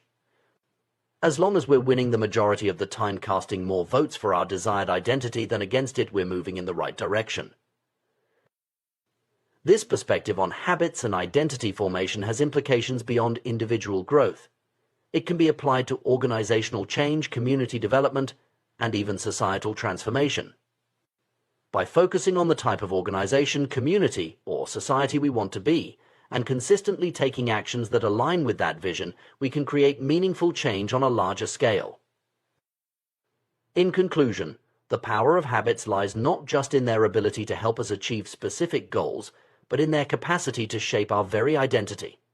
By focusing on who we want to become rather than what we want to achieve, we can create more meaningful and lasting change in our lives. Through consistent small actions, we cast votes for our desired identity, gradually becoming the person we aspire to be. This process of continuous self-evolution, guided by our deepest values and aspirations, is the true essence of personal growth and fulfillment. As we align our habits with our desired identity, we not only improve our lives but also contribute to positive change in our communities and the world at large. The human brain is a remarkable organ, constantly adapting and evolving to help us navigate the complexities of life. One of its most fascinating abilities is the formation of habits, automatic behaviors that allow us to function efficiently in our daily lives. Understanding how habits form and why they're so crucial to our success can provide valuable insights into human behavior and personal growth. Let's start by exploring the fundamental nature of habits. At their core, habits are behaviors that have been repeated so frequently that they become automatic. This process of habit formation begins with a period of trial and error, much like the experiences of the cats in Edward Thorndike's famous puzzle box experiments. When we encounter a new situation or challenge, our brain must decide how to respond. Initially, we may feel uncertain, trying different approaches to see what works best. This period is characterized by high neurological activity as our brain carefully analyzes the situation, taking in new information and making conscious decisions about how to act. Through this process of exploration, we occasionally stumble upon a solution that works well, a behavior that solves our problem or provides a reward. Perhaps we discover that going for a run helps alleviate anxiety, or that playing video games after work helps us unwind from a stressful day. These discoveries are pivotal moments in habit formation. Once we experience an unexpected reward, our brain immediately begins to take notice. It starts cataloging the events that preceded the reward, trying to identify the actions that led to this positive outcome. This is the essence of learning. Our brain is constantly seeking to understand cause-effect relationships in our environment. With repeated practice, our brain refines this process. Useless actions fade away, while beneficial behaviors are reinforced. This is how a habit begins to take shape. Over time, what once required conscious effort becomes automatic, a reliable solution to a recurring problem in our environment. As habits form, an interesting neurological shift occurs. The level of brain activity actually decreases. This is because our brain has learned to focus on the cues that predict success and ignore everything else. It creates a mental shortcut if this situation arises, then perform this action. This cognitive script can be followed automatically whenever the appropriate situation presents itself. This automation is incredibly beneficial from an evolutionary perspective. Habits are, in essence, mental shortcuts learned from experience. They allow us to efficiently solve problems we've encountered before without having to analyze the situation anew each time. This frees up our conscious mind, the bottleneck of the brain, to focus on novel challenges and more complex tasks. The formation of habits follows a consistent pattern that can be broken down into 4 key stages: cue, craving, response, and reward. Understanding this pattern can provide valuable insights into how we can shape our own behavior and build positive habits. The process begins with a cue, a bit of information that predicts a reward. In our ancestral environment, these cues might have signaled the location of food, water, or potential mates. Today, we're more often attuned to cues that predict secondary rewards like money, status, approval, or personal satisfaction. Importantly, these modern pursuits still indirectly improve our odds of survival and reproduction, tapping into our deepest evolutionary motivations. The cue triggers a craving, the motivational force behind every habit. Without some level of motivation or desire, we have no reason to act. What we crave is not the habit itself, but the change in state it delivers. We don't crave smoking a cigarette, we crave the feeling of relief it provides. We don't crave watching TV, we crave the entertainment and relaxation it offers. The response is the actual habit you perform, which can take the form of a thought or an action. Whether a response occurs depends on how motivated you are and how much friction is associated with the behavior. If a particular action requires more physical or mental effort than you're willing to expend, you won't do it.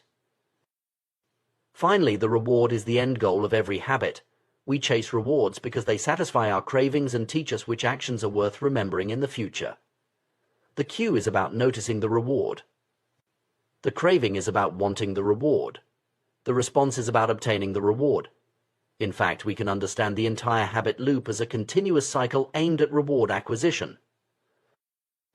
This 4-stage pattern plays out in countless ways in our daily lives, often without our conscious awareness. For instance, consider the habit of checking your phone. The cue might be a notification sound or simply feeling bored. This triggers a craving for distraction or connection. The response is to pick up your phone and check your apps. The reward is the momentary entertainment or social connection you experience. Understanding this pattern can be incredibly empowering. It allows us to dissect our existing habits and intentionally shape new ones. By manipulating the cues in our environment, managing our cravings, simplifying our desired responses, and enhancing the rewards associated with positive behaviors, we can effectively rewire our habits.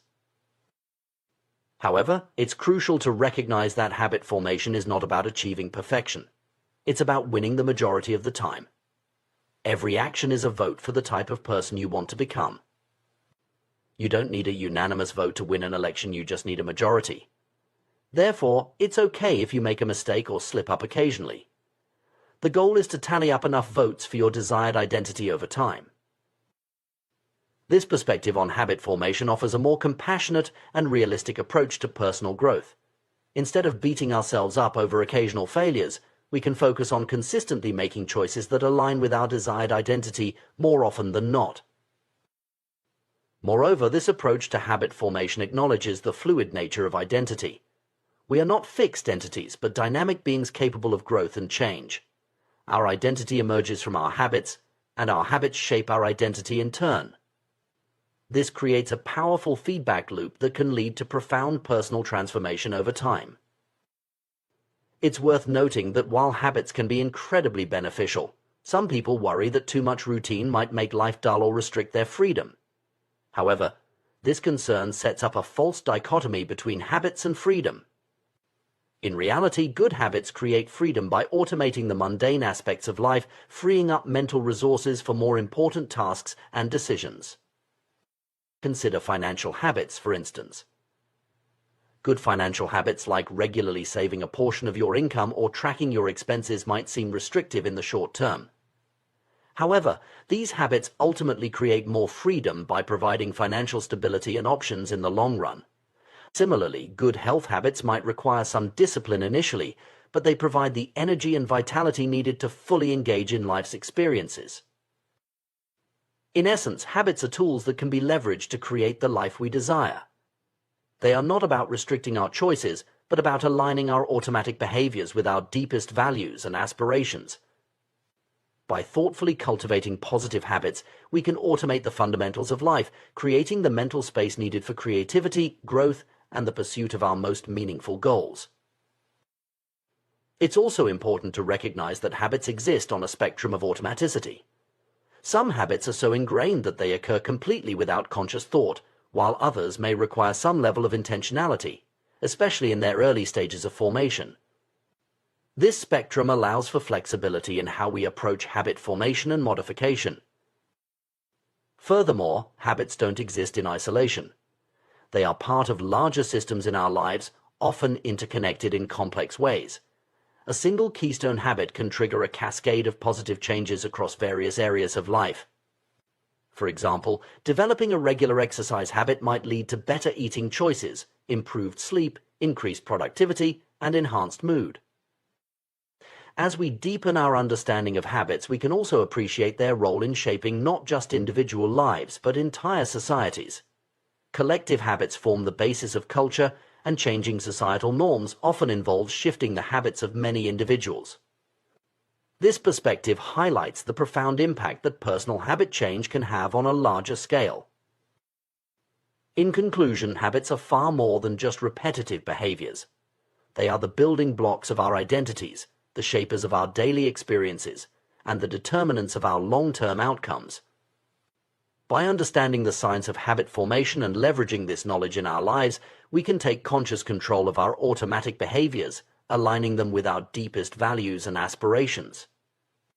This journey of habit formation and identity shaping is not about achieving perfection or adhering to rigid routines. Instead, it's about making consistent, small choices that compound over time, gradually sculpting us into the individuals we aspire to be.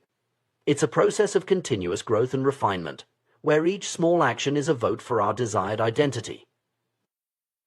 As we navigate this process, it's crucial to approach it with patience, self-compassion, and a long-term perspective. Meaningful change doesn't happen overnight, but through the accumulation of many small, consistent actions over time. By focusing on the process rather than just the outcome, we can find joy and fulfillment in the journey of personal growth itself. Ultimately, mastering our habits is about taking control of our own evolution. It's about consciously shaping our behaviors, our identities, and by extension, our lives. In doing so, we don't just change our routines, we change our worlds, opening up new possibilities and creating the freedom to live life on our own terms. The intricate workings of human behavior have long fascinated scientists, psychologists, and individuals seeking personal growth. At the heart of our daily actions lies a powerful force: habits. These automated behaviors shape our lives in profound ways, often operating below the surface of our conscious awareness. Understanding the mechanics of habit formation can unlock the potential for meaningful personal change and growth. At its core, every habit follows a predictable pattern, a loop that consists of 4 key stages: cue, craving, response, and reward. This habit loop is not just a theoretical construct, but a neurological reality that plays out countless times each day in our lives. The journey of a habit begins with a cue. This is a trigger, a bit of information that predicts a potential reward. In our modern world, cues can take many forms: the ping of a smartphone notification, the aroma of freshly brewed coffee, or the sight of your running shoes by the door. These cues are neutral in themselves, but they have the power to set the habit loop in motion.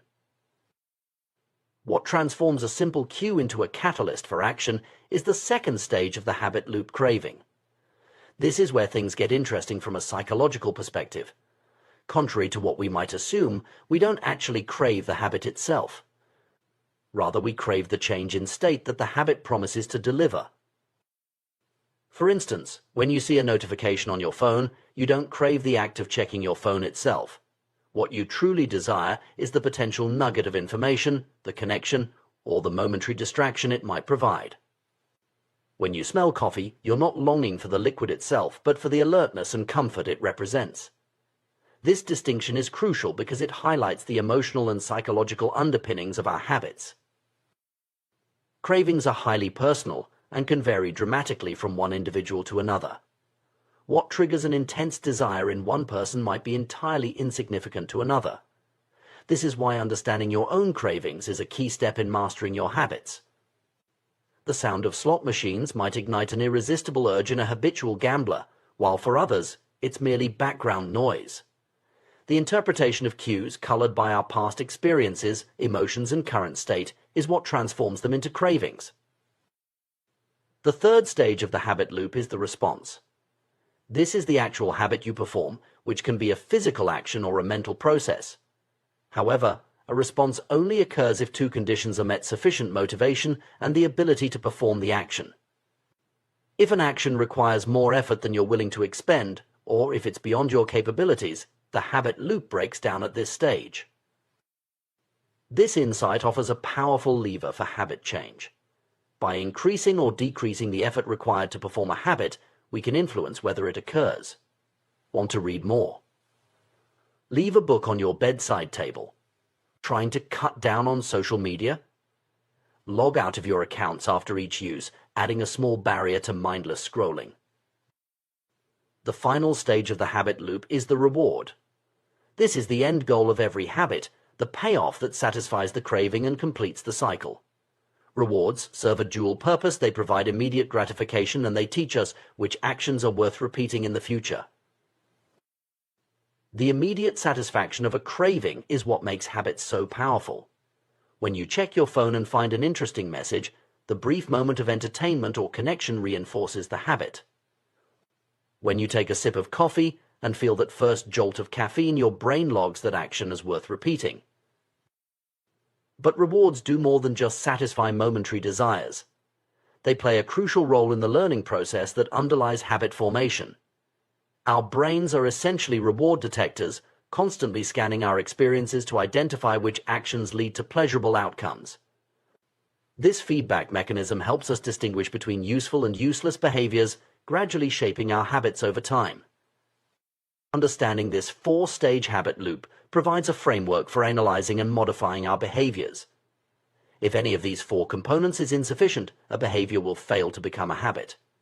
Without a clear cue, a habit won't start. Without a strong enough craving, there's no motivation to act. If the response is too difficult, it won't be performed. And if the reward fails to satisfy, there's no reason to repeat the behavior. This loop isn't just an occasional occurrence, it's an endless cycle that's running every moment we're alive. Our brains are constantly scanning the environment, predicting outcomes, trying responses, and learning from the results. Most of the time, this process happens so quickly and automatically that we're not even aware of it. We can think of the habit loop as having 2 distinct phases: the problem phase and the solution phase. The problem phase, which includes the cue and craving, is when we recognize that something needs to change. The solution phase, comprising the response and reward, is when we take action to bring about that change. This perspective illuminates a fundamental truth about human behavior. All of our actions are ultimately driven by the desire to solve problems. Sometimes the problem is that we notice something good and want to obtain it. Other times we're experiencing discomfort and want to alleviate it. In either case, habits form as our brains learn efficient ways to address these recurring situations. Consider some common scenarios. You hear your phone buzz cue, which triggers a desire to know what the message says, craving. You pick up your phone and read the text response, satisfying your curiosity reward. Or perhaps you're working on a challenging project cue and start to feel overwhelmed, craving for relief. You might bite your nails response as a way to relieve stress, reward. These examples illustrate how deeply ingrained habits can become. By the time we reach adulthood, many of our habits are so automatic that we hardly notice them.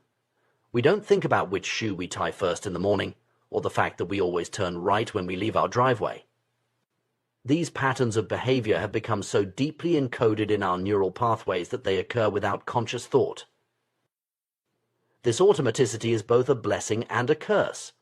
On one hand, it allows us to navigate much of our daily lives efficiently, freeing up mental resources for more complex tasks.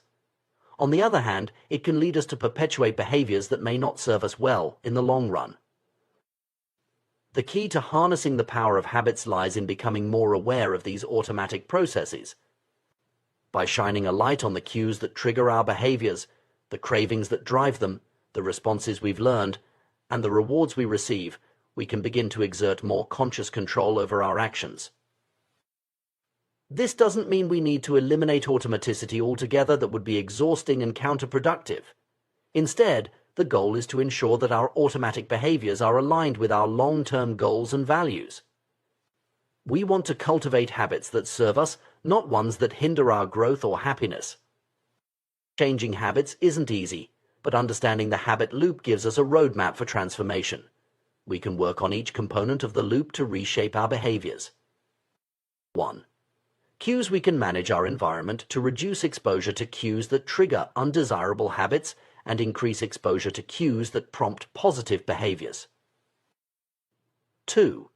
Cravings. We can reframe our mental associations to link desired behaviors with positive emotions and outcomes. 3. Response. We can make good habits easier to do and bad habits more difficult, tilting the scales in favor of positive behaviors. 4. Rewards. We can engineer immediate rewards for good habits to make them more satisfying in the short term. It's important to note that habit change is not about achieving perfection. It's about consistently making choices that align with the person we want to become. Every action is a vote for the type of person we wish to be. We don't need to win every vote, but we need to win the majority to see real change. Moreover, habits don't exist in isolation. They're part of larger systems in our lives, often interconnected in complex ways.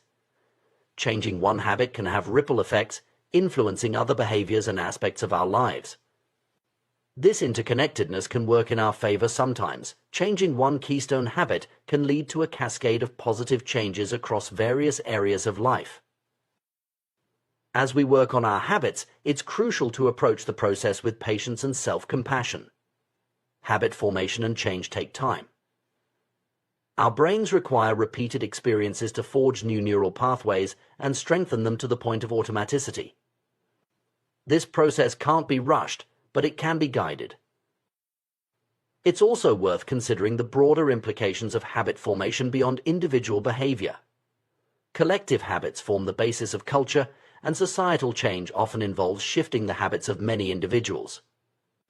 By understanding and mastering our own habits, we not only improve our personal lives but potentially contribute to positive changes on a larger scale. In conclusion, the science of habit formation offers powerful insights into human behavior and personal growth. By understanding the habit loop of cue, craving, response, and reward, we gain a framework for analyzing and modifying our automatic behaviors. This knowledge empowers us to shape our habits intentionally, aligning our automatic behaviors with our deepest values and aspirations. The journey of habit change is not about achieving perfection or adhering to rigid routines. It's about making consistent, small choices that compound over time, gradually sculpting us into the individuals we aspire to be. It's a process of continuous growth and refinement, where each small action is a vote for our desired identity. As we navigate this process, we must approach it with patience, self-compassion, and a long-term perspective. Meaningful change doesn't happen overnight, but through the accumulation of many small, consistent actions over time. By focusing on the process rather than just the outcome, we can find joy and fulfillment in the journey of personal growth itself. Ultimately, mastering our habits is about taking control of our own evolution. It's about consciously shaping our behaviors, our identities, and by extension, our lives. In doing so, we don't just change our routines, we change our worlds, opening up new possibilities and creating the freedom to live life on our own terms. The power of habit formation lies not just in its ability to automate our behaviors, but in its potential to transform who we are and who we can become. The human mind is a marvel of efficiency, constantly working to streamline our experiences and behaviors. At the heart of this process lies the formation of habits, automatic behaviors that allow us to navigate the complexities of daily life with minimal conscious effort. Understanding the mechanics of habit formation not only provides fascinating insights into human behavior, but also offers powerful tools for personal growth and transformation. The foundation of habit formation rests on a simple yet profound four-step process: cue, craving, response, and reward. This habit loop is the backbone of every habit, from the most trivial to the most impactful. By understanding and manipulating these four components, we gain the ability to shape our behaviors intentionally, cultivating habits that serve our goals and dismantling those that hinder us. Let's delve deeper into each stage of the habit loop and explore how we can leverage this knowledge to create positive change in our lives. The cue is the trigger that initiates a habit. It can be anything in our environment that our brain associates with a particular behavior. The ping of a smartphone notification, the smell of coffee in the morning, or the sight of your running shoes by the door, these are all potential cues that set a habit in motion. Importantly, cues are neutral in themselves. It's our interpretation of them that gives them power. To harness the power of cues, we need to make them obvious for habits we want to cultivate and invisible for those we wish to break. This might involve strategically placing items in our environment to prompt desired behaviors or removing triggers that lead to unwanted actions. For instance, if you want to read more, leaving a book on your bedside table creates a clear cue. Conversely, if you're trying to cut down on social media use, keeping your phone out of sight while working can help reduce the temptation to check it constantly. The craving is the motivational force behind every habit. It's not the habit itself that we crave, but the change in state it promises. When we see a notification on our phone, we don't actually crave the act of checking it, we crave the potential nugget of information or connection it might provide. Understanding this distinction is crucial, because it highlights the emotional and psychological underpinnings of our habits. To make habits more attractive, we can bundle them with activities we already enjoy or reframe them to highlight their benefits. For example, if you struggle to exercise regularly, you might pair your workout with listening to your favorite podcast, creating a more appealing package. Alternatively, you could focus on the immediate benefits of exercise, like increased energy and improved mood, rather than distant goals like weight loss. The response is the actual habit you perform. This is where the rubber meets the road, so to speak. For a habit to form, the response must be possible. You need to have the ability to do it. This insight offers another lever for habit change. By manipulating the ease or difficulty of a behavior, we can influence whether it becomes a habit. To encourage good habits, we should strive to make them as easy as possible. This might involve breaking them down into smaller, more manageable steps or reducing friction in our environment. For instance, if you want to start a journaling habit, you might leave a notebook and pen on your desk each night, reducing the effort required to begin writing in the morning. Conversely, to break bad habits, we can introduce friction or make them more difficult. If you're trying to cut down on late-night snacking, you might put healthy snacks at eye level in your fridge and store less healthy options in hard-to-reach places. The reward is the end goal of every habit, the payoff that satisfies our craving and teaches us which actions are worth repeating. The most effective rewards are those that provide immediate satisfaction while also aligning with our long-term goals. To reinforce good habits, we need to make them satisfying. This might involve celebrating small wins or tracking our progress visually. For example, marking off days on a calendar when you complete a desired habit can provide a sense of accomplishment and motivation to continue. For breaking bad habits, we can make them unsatisfying by attaching immediate negative consequences. This could be as simple as telling a friend about your goal and agreeing to pay them a small amount each time you slip up. These 4 laws of behavior change make it obvious, make it attractive, make it easy, and make it satisfying provide a powerful framework for shaping our habits. However, it's important to remember that habit formation is not just about willpower or discipline. It's about creating systems that make good behaviors inevitable and bad behaviors impossible. Consider the story of the paramedic who recognized the signs of an impending heart attack in her father-in-law, despite him feeling fine. This illustrates a fascinating aspect of human cognition, our ability to recognize patterns and make predictions based on subtle cues, often without conscious awareness. Through years of experience, the paramedic had unknowingly developed the ability to recognize the facial patterns associated with heart problems. Her brain had catalogued these cues, creating an automatic response system that allowed her to identify potential issues quickly. This phenomenon isn't unique to medical professionals. Similar stories abound in various fields. Military analysts can distinguish between friendly and enemy aircraft on radar screens based on minute differences. Art curators can spot forgeries that fool even sophisticated tests. Experienced radiologists can predict where a stroke will develop before any obvious signs are visible. These examples highlight the incredible pattern recognition capabilities of the human brain. Our minds are constantly taking in information from our surroundings, analyzing it, and making predictions. With enough repetition, we begin to notice important cues automatically, without conscious thought. This automatic processing is the foundation of every habit we have. It's what allows us to perform complex behaviors without actively thinking about each step. Consider how you don't need to consciously think about each muscle movement involved in driving a car or typing on a keyboard. These actions have become habitual, freeing up mental resources for other tasks. However, this automaticity is a double-edged sword. While it makes many aspects of our lives more efficient, it can also lead us to fall into patterns of behavior that may not serve us well. We might find ourselves reaching for our phones every time we feel a moment of boredom, or automatically grabbing a snack when we pass the kitchen, even if we're not hungry. The key to harnessing the power of habits while avoiding their potential pitfalls lies in becoming more aware of our automatic behaviors. By shining a light on the cues that trigger our habits, the cravings that drive them, the responses we've learned, and the rewards we receive, we can begin to exert more conscious control over our actions. This doesn't mean we need to eliminate automaticity altogether. That would be exhausting and counterproductive. Instead, the goal is to ensure that our automatic behaviors are aligned with our long-term goals and values.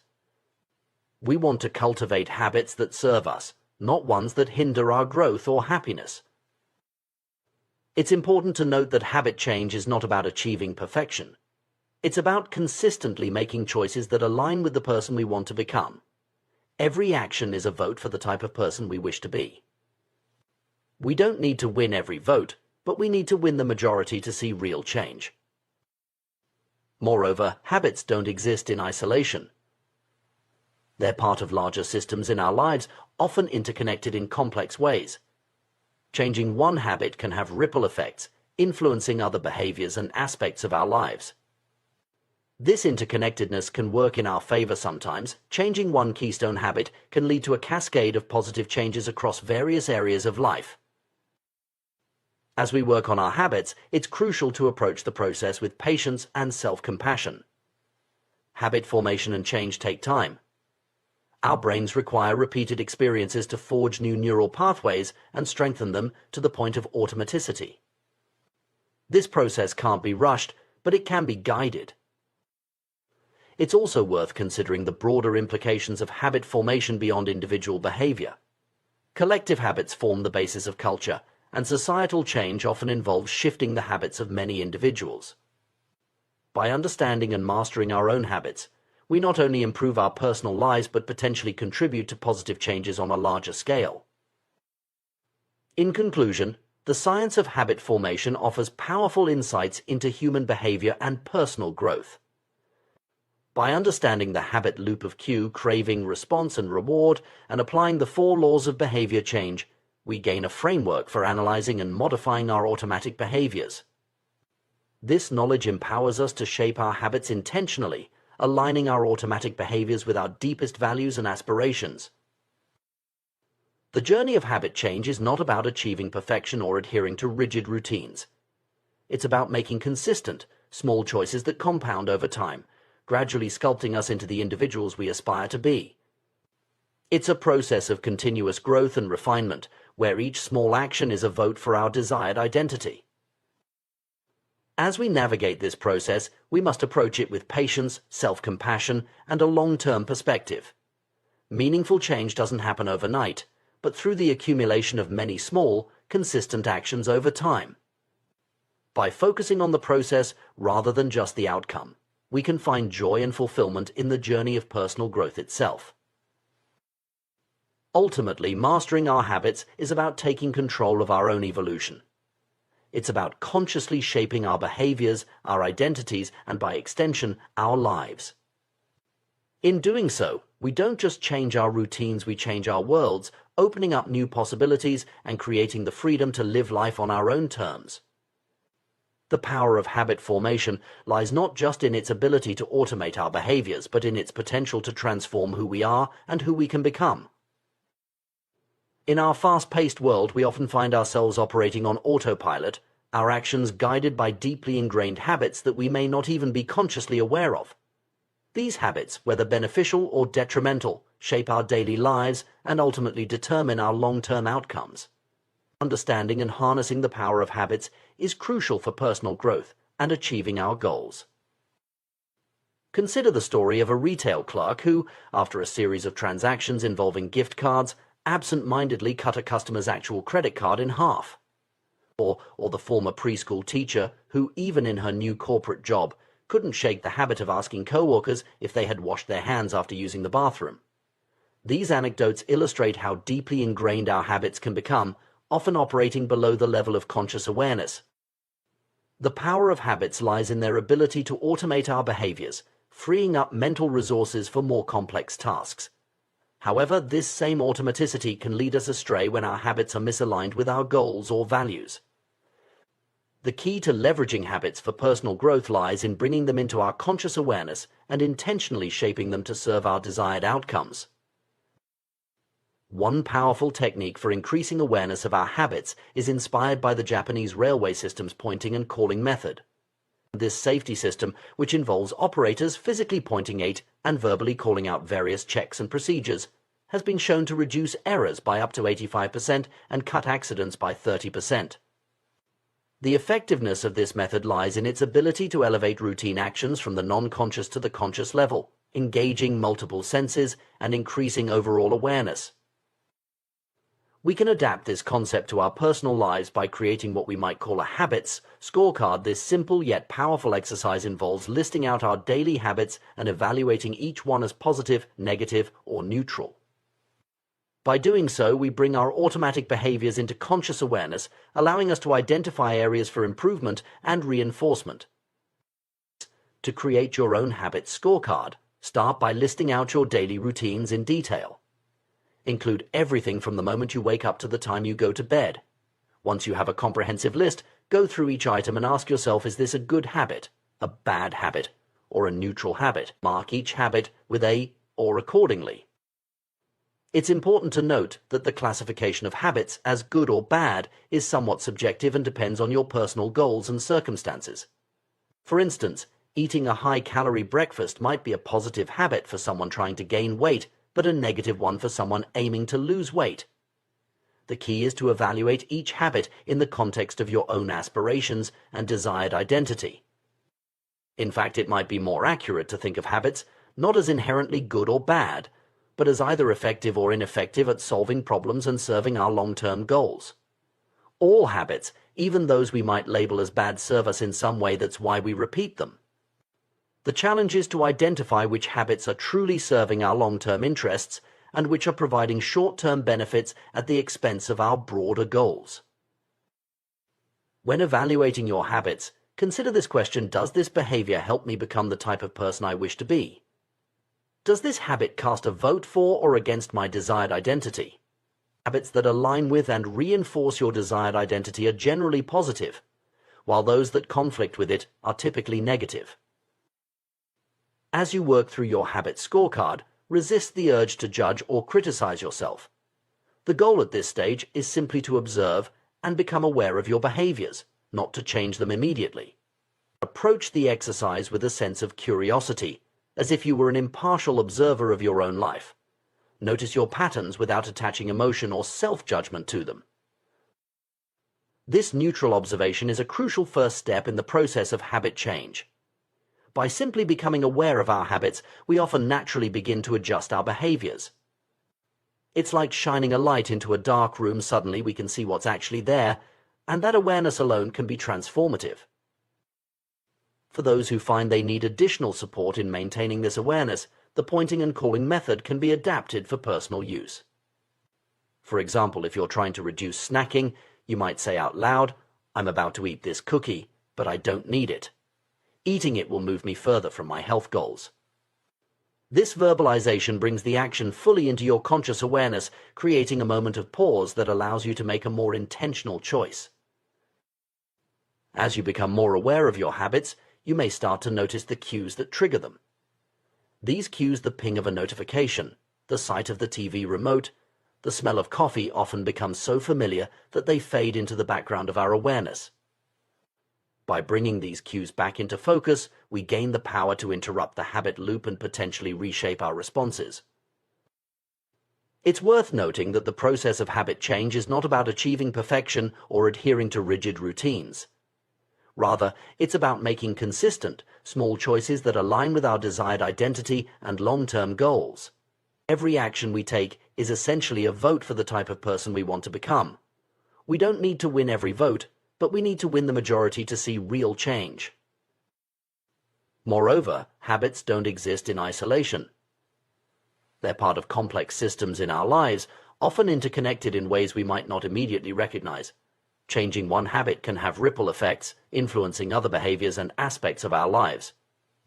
This interconnectedness can work in our favor sometimes. Changing one keystone habit can lead to a cascade of positive changes across various areas of life. As we work on becoming more aware of our habits and shaping them intentionally, it's crucial to approach the process with patience and self-compassion. Habit formation and change take time. Our brains require repeated experiences to forge new neural pathways and strengthen them to the point of automaticity. This process can't be rushed, but it can be guided with consistent effort and awareness. It's also important to consider the broader implications of habit formation beyond individual behavior. Collective habits form the basis of culture, and societal change often involves shifting the habits of many individuals. By understanding and mastering our own habits, we not only improve our personal lives but potentially contribute to positive changes on a larger scale. The journey of habit awareness and change is not always easy.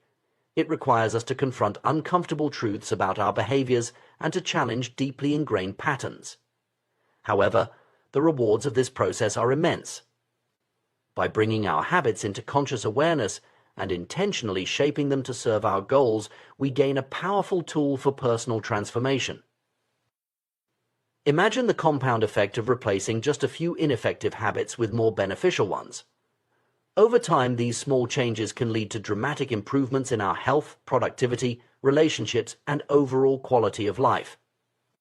The key is to start small, focus on consistency rather than perfection, and maintain awareness of our behaviors over time. As we become more adept at recognizing and shaping our habits, we may find that this awareness extends beyond individual behaviors to larger patterns in our lives. We might start to notice recurring themes in our relationships, our work, or our emotional responses. This expanded awareness can open up new possibilities for growth and change in all areas of our lives. Furthermore, the skills we develop in habit awareness and modification can be applied to achieving any goal or making any change in our lives. Whether we're aiming to advance in our careers, improve our health, or cultivate better relationships, the ability to intentionally shape our habitual behaviors is a powerful tool. In conclusion, the journey of habit awareness and change is a fundamental aspect of personal growth and self-improvement.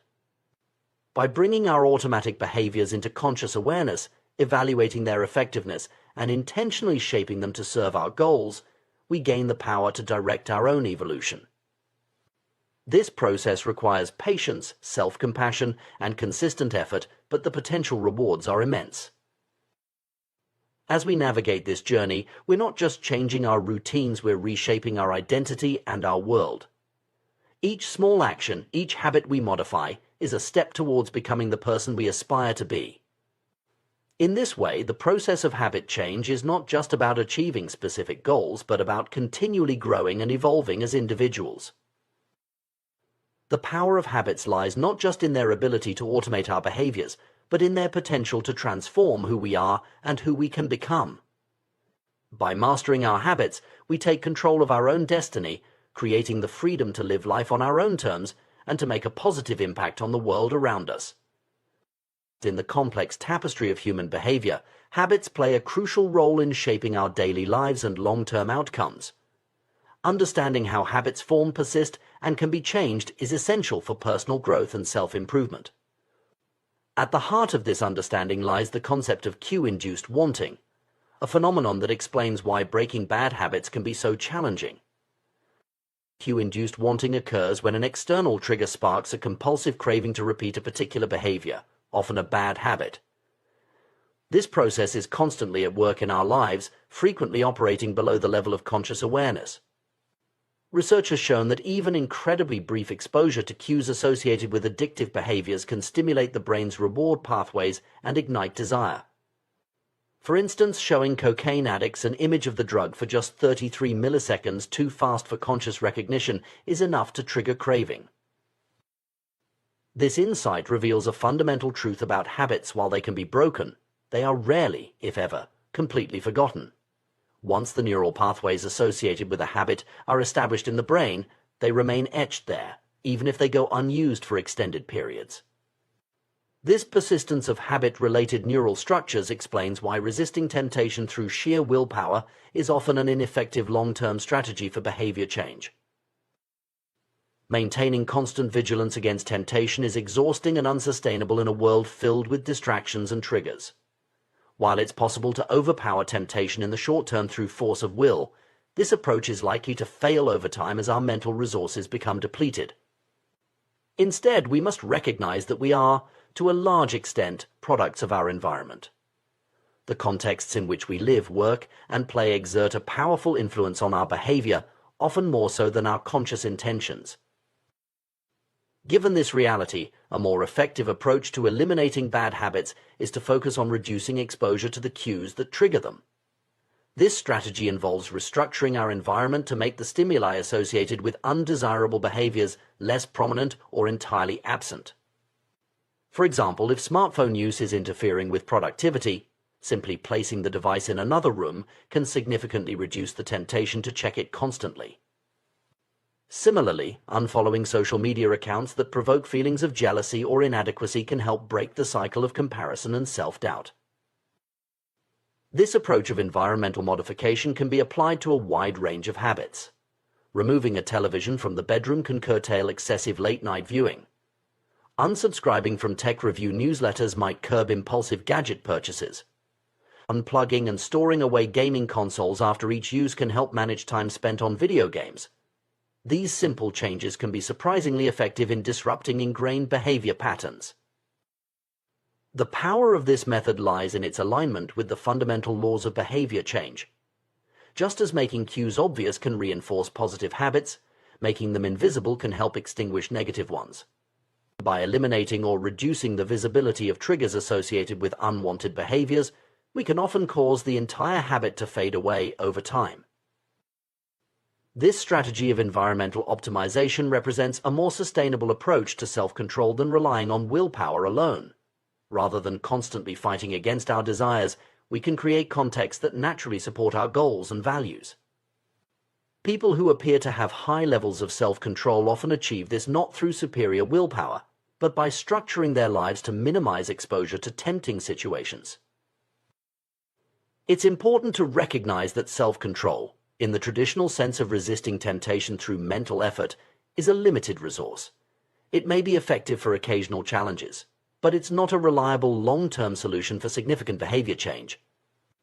Instead of repeatedly summoning the willpower to do the right thing, we're better off investing our energy in creating environments that make good choices easier and bad choices harder.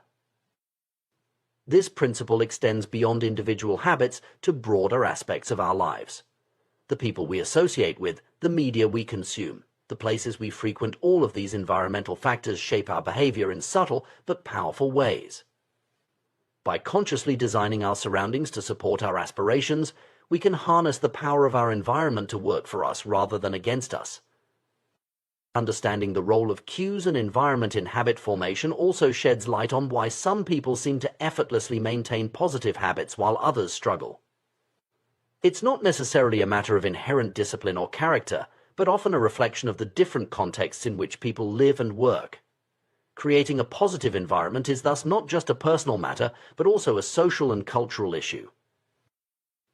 As we consider strategies for cultivating good habits and breaking bad ones, it's helpful to think in terms of 4 fundamental laws: make it obvious, make it attractive, make it easy, and make it satisfying.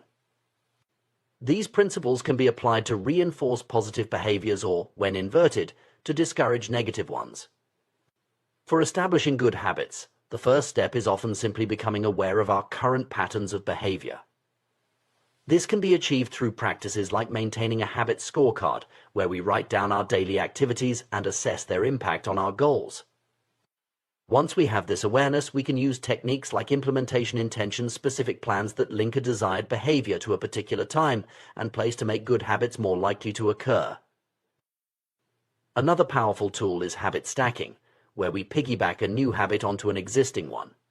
This leverages the strength of our current routines to establish new behaviors. For example, after I pour my morning coffee, I will meditate for 5 minutes. By anchoring the new habit to an established one, we increase the likelihood of follow-through. Making habits attractive is another key principle. This can involve finding ways to associate positive emotions or rewards with the behaviors we want to encourage. Similarly, making habits easy reduces the friction that often prevents us from following through on our intentions. This might involve breaking down larger goals into smaller, more manageable steps or removing obstacles that make good habits more difficult to perform. Finally, making habits satisfying ensures that we feel rewarded for our efforts, increasing the likelihood that we'll repeat the behavior in the future. This can involve creating a sense of progress or achievement, or finding ways to make the process itself more enjoyable. When it comes to breaking bad habits, we can invert these principles. Making cues invisible, as discussed earlier, is a powerful first step. We can also work to make undesirable behaviors less attractive, perhaps by focusing on their negative consequences or finding healthier alternatives that fulfill the same needs. Making bad habits more difficult to perform, for instance, by adding extra steps or inconveniences, can also be effective. And finally, we can strive to make the outcomes of bad habits less satisfying, perhaps by implementing some form of negative consequence or by vividly imagining the long-term effects of the behavior. It's worth noting that the process of habit change is not always linear or straightforward. Our brains are complex systems shaped by evolution to respond to certain stimuli in ways that may no longer serve us well in modern environments. The work of scientists like Nico Tinbergen has revealed how deeply ingrained some of our responses to environmental cues can be. Tinbergen's experiments with herring gulls and greylag geese demonstrated the power of supernormal stimuli, exaggerated versions of natural cues that elicit stronger than normal responses. Baby gulls, for instance, were found to peck more vigorously at cardboard beaks with larger or more numerous red spots than at real gull beaks. Similarly, geese would attempt to roll larger, egg-shaped objects into their nests with greater effort than they would expend on actual eggs. These findings have profound implications for understanding human behavior in modern contexts. Just as the animals in Tinbergen's experiments responded more strongly to exaggerated versions of natural stimuli, humans often find themselves powerfully drawn to supernormal stimuli environment. Junk food, with its heightened flavors and carefully engineered combinations of salt, sugar, and fat, is a prime example of this phenomenon. Our brains, shaped by hundreds of thousands of years of evolution in environments where calories were scarce and hard to come by, are primed to seek out and consume energy-dense foods whenever they're available. In our ancestral past, this drive served us well, helping to ensure survival in uncertain conditions.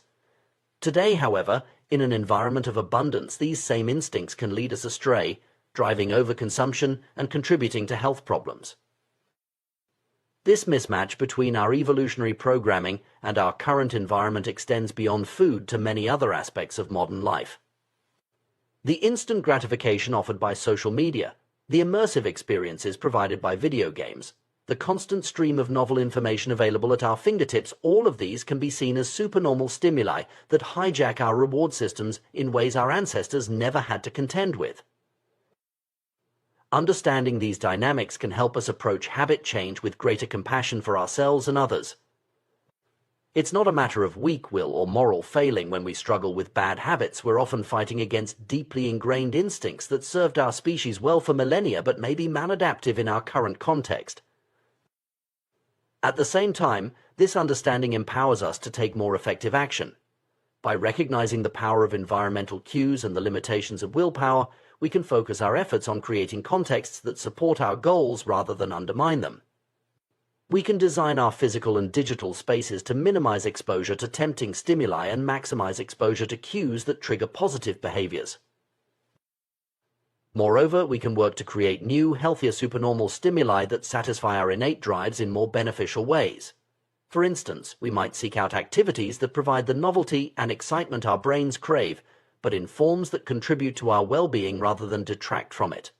Engaging hobbies, challenging physical activities, or immersive learning experiences can all provide the kind of stimulation our brains seek, without the negative consequences associated with many modern sources of supernormal stimuli. In conclusion, the journey of habit change is a complex but fascinating one, deeply rooted in our evolutionary history and profoundly influenced by our modern environment. By understanding the mechanisms behind habit formation and persistence, we can develop more effective strategies for personal growth and self-improvement. The key lies not in heroic feats of willpower, but in thoughtful design of our environments and routines to align with our goals and values. Through this approach, we can harness the power of our habits to create lasting positive change in our lives. The intricate relationship between human behavior, habit formation, and the food industry reveals fascinating insights into the nature of desire and consumption in our modern world. At the heart of this relationship lies the powerful influence of dopamine, a neurotransmitter that plays a crucial role in motivation, reward, and habit formation. The food science industry has harnessed our biological predispositions to create products that are irresistibly attractive to consumers. By manipulating factors such as texture, flavor, and sensory experience, food scientists have developed techniques to make processed foods exceptionally appealing. The concept of dynamic contrast. In food, the combination of different sensations like crunchiness and creaminess keeps our brains engaged and interested, encouraging continued consumption beyond the point of satiety. This optimization of food products extends to finding the perfect bliss point, a precise balance of salt, sugar, and fat that maximizes palatability and appeal. The result is a category of hyper-palatable foods that effectively hijack our reward systems, leading to overconsumption and potentially contributing to issues like obesity and related health problems. The power of these engineered foods lies in their ability to trigger dopamine release in our brains. Dopamine, once thought to be primarily associated with pleasure, is now understood to play a complex role in motivation, learning, and anticipation of rewards. Crucially, dopamine is released not just when we experience pleasure, but also when we anticipate it. This anticipatory aspect of dopamine release is key to understanding why certain habits, including those related to food consumption, can become so deeply ingrained and difficult to break. The dopamine-driven feedback loop that underlies habit formation extends far beyond food. In our modern society, we are surrounded by highly engineered versions of reality that are more attractive and stimulating than anything our ancestors encountered. From carefully crafted advertisements to the instant gratification of social media likes, these supernormal stimuli exploit our natural inclinations and drive us towards excessive behaviors in shopping, social media use, and various forms of entertainment. The trend towards more concentrated rewards and more enticing stimuli is likely to continue, presenting ever greater challenges to our ability to regulate our behavior and make healthy choices. Junk food, hard liquor, and video games are all examples of how natural rewards have been concentrated and amplified in ways that make them particularly hard to resist. Understanding the role of dopamine in craving and habit formation provides valuable insights for those seeking to change their behavior or break undesirable habits. The key realization is that it's the anticipation of reward, not necessarily the reward itself, that drives much of our behavior. This explains why the excitement of planning a vacation can sometimes exceed the enjoyment of the trip itself, or why the anticipation of a special event can be more thrilling than the event itself. This knowledge can be leveraged to make positive habits more attractive and thus more likely to stick. By finding ways to increase the anticipation of rewards associated with beneficial behaviors, we can harness the power of our dopamine system to work in our favor. Similarly, understanding the role of environmental cues in triggering cravings can help us design our surroundings to support our goals rather than undermine them. The challenge we face is significant. Our brains, evolved in an environment of scarcity, are now confronted with abundance and hyperstimulation at every turn. The very mechanisms that once ensured our survival, like the drive to consume calorie-dense foods, can now lead us astray in a world of plenty. However, by understanding these mechanisms, we gain the power to make informed choices and design strategies to align our behavior with our long-term goals and values. As we navigate this landscape of engineered experiences and supernormal stimuli, it's crucial to maintain awareness of how our environments and choices are shaping our habits. By consciously designing our surroundings and routines to support positive behaviors, we can work with our dopamine systems rather than against them. This might involve creating rewarding rituals around healthy activities, finding ways to make beneficial habits more immediately gratifying, or structuring our environments to minimize exposure to tempting cues. Moreover, this understanding calls for a broader societal conversation about the ethics of designing products and experiences that exploit our psychological vulnerabilities. As our ability to create irresistible stimuli grows, so too does our responsibility to consider the long-term impacts on individual and public health. In conclusion, the interplay between our ancient reward systems and our modern, engineered environment presents both challenges and opportunities. By deepening our understanding of the dopamine-driven processes underlying habit formation and craving, we equip ourselves with powerful tools for personal growth and societal progress. The key lies in harnessing these insights to create environments and habits that support our well-being, while remaining mindful of the potent forces shaping our desires and behaviors in the modern world. In our modern world, we find ourselves surrounded by an array of products and experiences meticulously designed to captivate our attention and spark our desires. At the forefront of this phenomenon is the food industry, where science and consumer psychology intersect to create irresistible edibles that keep us coming back for more. But this is just the tip of the iceberg in a society increasingly shaped by supernormal stimuli and engineered experiences that exploit our deepest biological drives. The food science industry has elevated the creation of appealing products to an art form, investing millions in research to perfect every aspect of the eating experience. From the satisfying crunch of a potato chip to the fizz of a soda, no detail is too small to escape scrutiny. The concept of aura sensation, how a food feels in your mouth, has become a key focus, with entire departments dedicated to optimizing this sensory experience. Consider the humble French fry, a seemingly simple food that embodies this approach. Its appeal lies in the contrast between its crispy exterior and soft interior, a combination that lights up our pleasure centers with each bite. This principle of dynamic contrast is a powerful tool in the food scientist's arsenal, creating products that offer a variety of sensations in a single item. The gooey cheese atop a crisp pizza crust, or the interplay between a crunchy cookie and its creamy filling are prime examples of this strategy in action. These techniques serve a singular purpose to keep us engaged and eating long past the point where we might normally feel satisfied. Natural, unprocessed foods tend to become less appealing as we consume them, a phenomenon known as sensory-specific satiety. Your brain gradually loses interest in the repetitive sensations, signaling that it's time to stop eating. However, foods high in dynamic contrast circumvent this natural mechanism, maintaining novelty and interest bite after bite. The ultimate goal of this scientific approach to food design is to find the bliss point, that perfect balance of salt, sugar, and fat that makes a product irresistible to the human palate. This combination triggers a powerful response in our brains, overriding natural satiety signals and encouraging overconsumption. The result is a category of hyperpalatable foods that are incredibly attractive to our reward systems, often leading to overeating and associated health issues.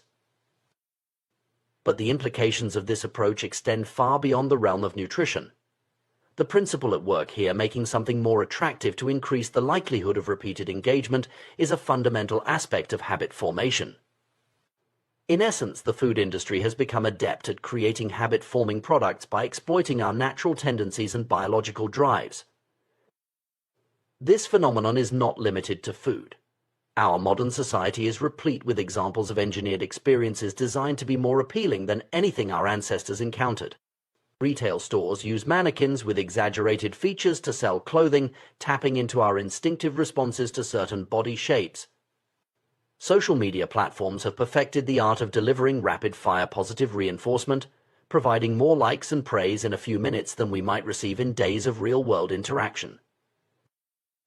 The world of online entertainment offers perhaps the most striking examples of this trend. Pornography sites present a constant stream of novel, highly stimulating content at a pace impossible to replicate in real life. Video games offer immersive experiences that can be more engaging than many real-world activities. Even advertisements have become highly sophisticated, using ideal lighting, professional makeup, and digital editing to create images that are more attractive than reality. These are all examples of supernormal stimuli, artificial constructs that exaggerate the features we're naturally attracted to, eliciting a stronger response than we would have to natural stimuli. Our instincts, honed over millennia of evolution, are ill-equipped to handle these intensified versions of reality. As a result, we often find ourselves drawn into excessive behaviors, whether it's overeating, compulsive shopping, social media addiction, or other habits that can be detrimental to our well-being. The trend towards more concentrated rewards and more enticing stimuli shows no signs of slowing down. If anything, history suggests that future opportunities for gratification will be even more attractive than those available today. We can see this pattern in the evolution of various products and experiences. Junk food offers a more concentrated form of calories than natural foods. Hard liquor provides a more potent dose of alcohol than beer. Video games present a more immersive and stimulating form of play than traditional board games. This intensification of experience poses a significant challenge to our ability to regulate our behavior and make healthy choices. We find ourselves equipped with brains that evolved in an environment of scarcity, now faced with abundance and hyperstimulation at every turn. The very mechanisms that once ensured our survival, like the drive to consume calorie-dense foods when available, can now lead us astray in a world of plenty. To understand why these engineered experiences are so powerful, we need to delve into the neuroscience of habit formation and craving. At the heart of this process is dopamine, a neurotransmitter that plays a crucial role in motivation, reward, and learning. For many years, scientists believed that dopamine was primarily associated with pleasure. However, more recent research has revealed that its role is far more complex and central to a wide range of neurological processes, Dopamine is involved not just in experiencing pleasure, but in motivation, learning and memory, punishment and aversion, and even voluntary movement. The key insight when it comes to habit formation is that dopamine is released not only when we experience a reward, but also when we anticipate one. This anticipatory aspect of dopamine release is crucial to understanding why certain behaviors become habitual and why breaking bad habits can be so challenging. Experiments with animals have provided striking demonstrations of dopamine's power.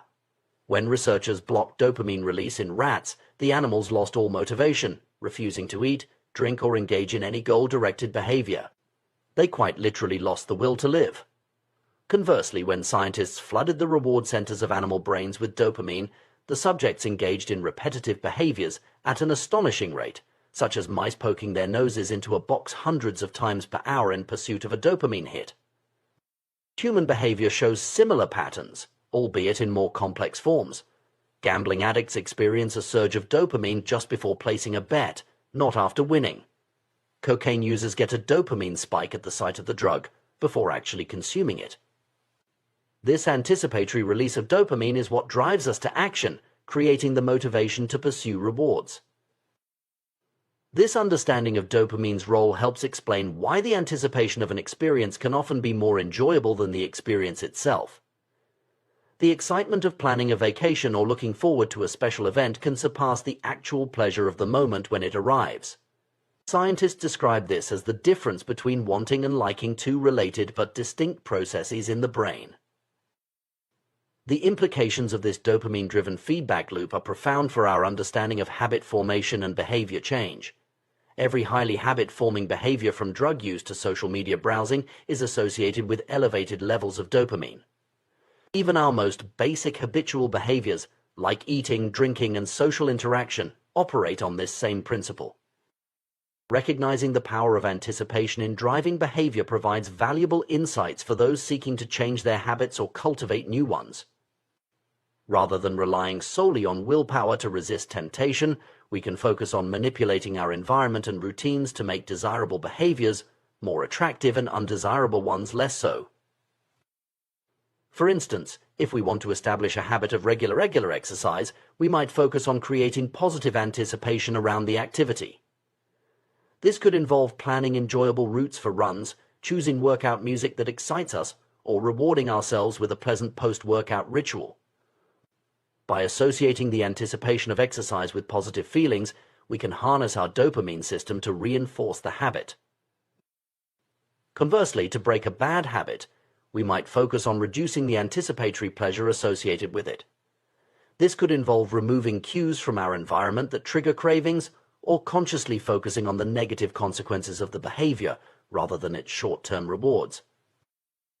However, it's important to recognize that we're not just passive recipients of our environment's influences. We have the power to consciously design our surroundings and routines in ways that support our goals. This might involve creating physical spaces that encourage productive behaviors, carefully curating our digital environments to minimize exposure to addictive content, or structuring our daily schedules to prioritize activities that align with our long-term aspirations. Moreover, understanding the role of dopamine and anticipation in driving behavior can help us develop more compassion for ourselves and others when it comes to struggling with bad habits or addictions. Rather than viewing these challenges as simple matters of willpower or moral failing, we can recognize them as the result of powerful neurological processes shaped by both our biology and our environment. This perspective also raises important questions about the ethics of designing products and experiences that exploit these psychological vulnerabilities. As our ability to create irresistible stimuli grows, so too does our responsibility to consider the long-term impacts on individual and public health. There's a need for broader societal conversations about how we can balance innovation and consumer appeal with ethical considerations and public well-being. In conclusion, the intricate dance between our ancient reward systems and our modern, engineered environment presents both challenges and opportunities. By deepening our understanding of the dopamine-driven processes underlying habit formation and craving, we equip ourselves with powerful tools for personal growth and societal progress. The key lies in harnessing these insights to create environments and habits that support our well-being, while remaining mindful of the potent forces shaping our desires and behaviors in the modern world. As we navigate this landscape of supernormal stimuli and carefully crafted experiences, maintaining awareness of how our choices and surroundings influence our habits becomes crucial. By consciously designing our environments and routines to support positive behaviors, we can work with our dopamine systems rather than against them. This might involve creating rewarding rituals around healthy activities, finding ways to make beneficial habits more immediately gratifying, or structuring our surroundings to minimize exposure to tempting cues. Ultimately, the goal is not to eliminate all sources of pleasure or to live in denial of our natural drives. Rather, it's to create a balance where we can enjoy the fruits of human ingenuity and progress while maintaining control over our behaviors and staying true to our deeper values and aspirations. By understanding the science behind habit formation and applying these insights thoughtfully, we can cultivate lives rich in meaningful experiences and sustainable pleasures, rather than being driven by the fleeting highs of engineered stimuli. In doing so, we reclaim our agency in a world increasingly designed to push our buttons, charting a course towards greater well-being and fulfillment. The intricate dance between our brains and behavior reveals fascinating insights into the nature of habit formation and the power of anticipation. At the heart of this process lies dopamine, a neurotransmitter that plays a far more complex role than simply signaling pleasure. Understanding how dopamine functions in our brains can provide valuable tools for shaping our habits and improving our lives. When we first encounter a rewarding experience, our brains release dopamine as we enjoy the novel pleasure. However, as we repeat this experience, our clever brains begin to shift the timing of the dopamine release. Instead of spiking when we receive the reward, dopamine now surges in anticipation immediately after we recognize a cue associated with the pleasurable experience. This shift is the key to habit formation, as it creates a feeling of desire and a craving to take action whenever we encounter the cue. This anticipatory dopamine release explains why the excitement of looking forward to a vacation can sometimes exceed the enjoyment of the trip itself, or why the build-up to a special event often feels more thrilling than the actual moment. Our brains are wired to motivate us through anticipation, pushing us to pursue rewards based on the expectation of pleasure rather than the pleasure itself. Interestingly, once a habit is firmly established, dopamine no longer increases when we experience the expected reward. However, if we encounter a cue and anticipate a reward that doesn't materialize, dopamine levels drop sharply, leading to feelings of disappointment and frustration. This sensitivity to prediction errors helps refine our habits over time, reinforcing behaviors that reliably lead to rewards and discouraging those that don't. The power of anticipation in driving behavior becomes even more apparent when we consider the neural real estate devoted to wanting versus liking. Our brains have significantly more circuitry allocated for desiring rewards than for enjoying them. The wanting centers of the brain are expansive, including regions like the nucleus accumbens ventral tegmental area and portions of the prefrontal cortex. In contrast, the liking centers are much smaller, consisting of scattered hedonic hotspots throughout the brain. This disproportionate allocation of neural resources to wanting over liking underscores the crucial role that desire and anticipation play in motivating our actions. It's not the fleeting moment of pleasure that drives us, but the persistent craving that precedes it. This insight has profound implications for how we approach habit formation and behavior change. Recognizing the power of anticipation, we can employ strategies to make our desired habits more attractive and thus more likely to stick. One such approach is temptation bundling, a clever technique that links an action we want to do with one we need to do.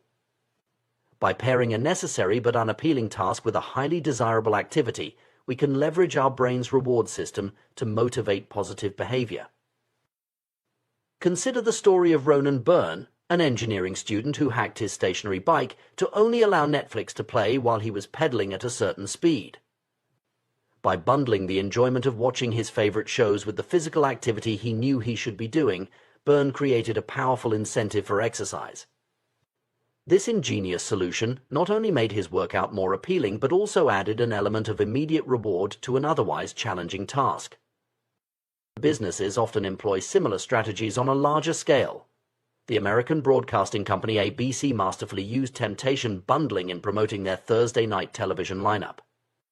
By encouraging viewers to pair watching their shows with enjoyable activities like drinking wine and eating popcorn, ABC associated their programming with relaxation and indulgence. Over time, this association strengthened, making the habit of tuning in on Thursday nights more attractive to viewers.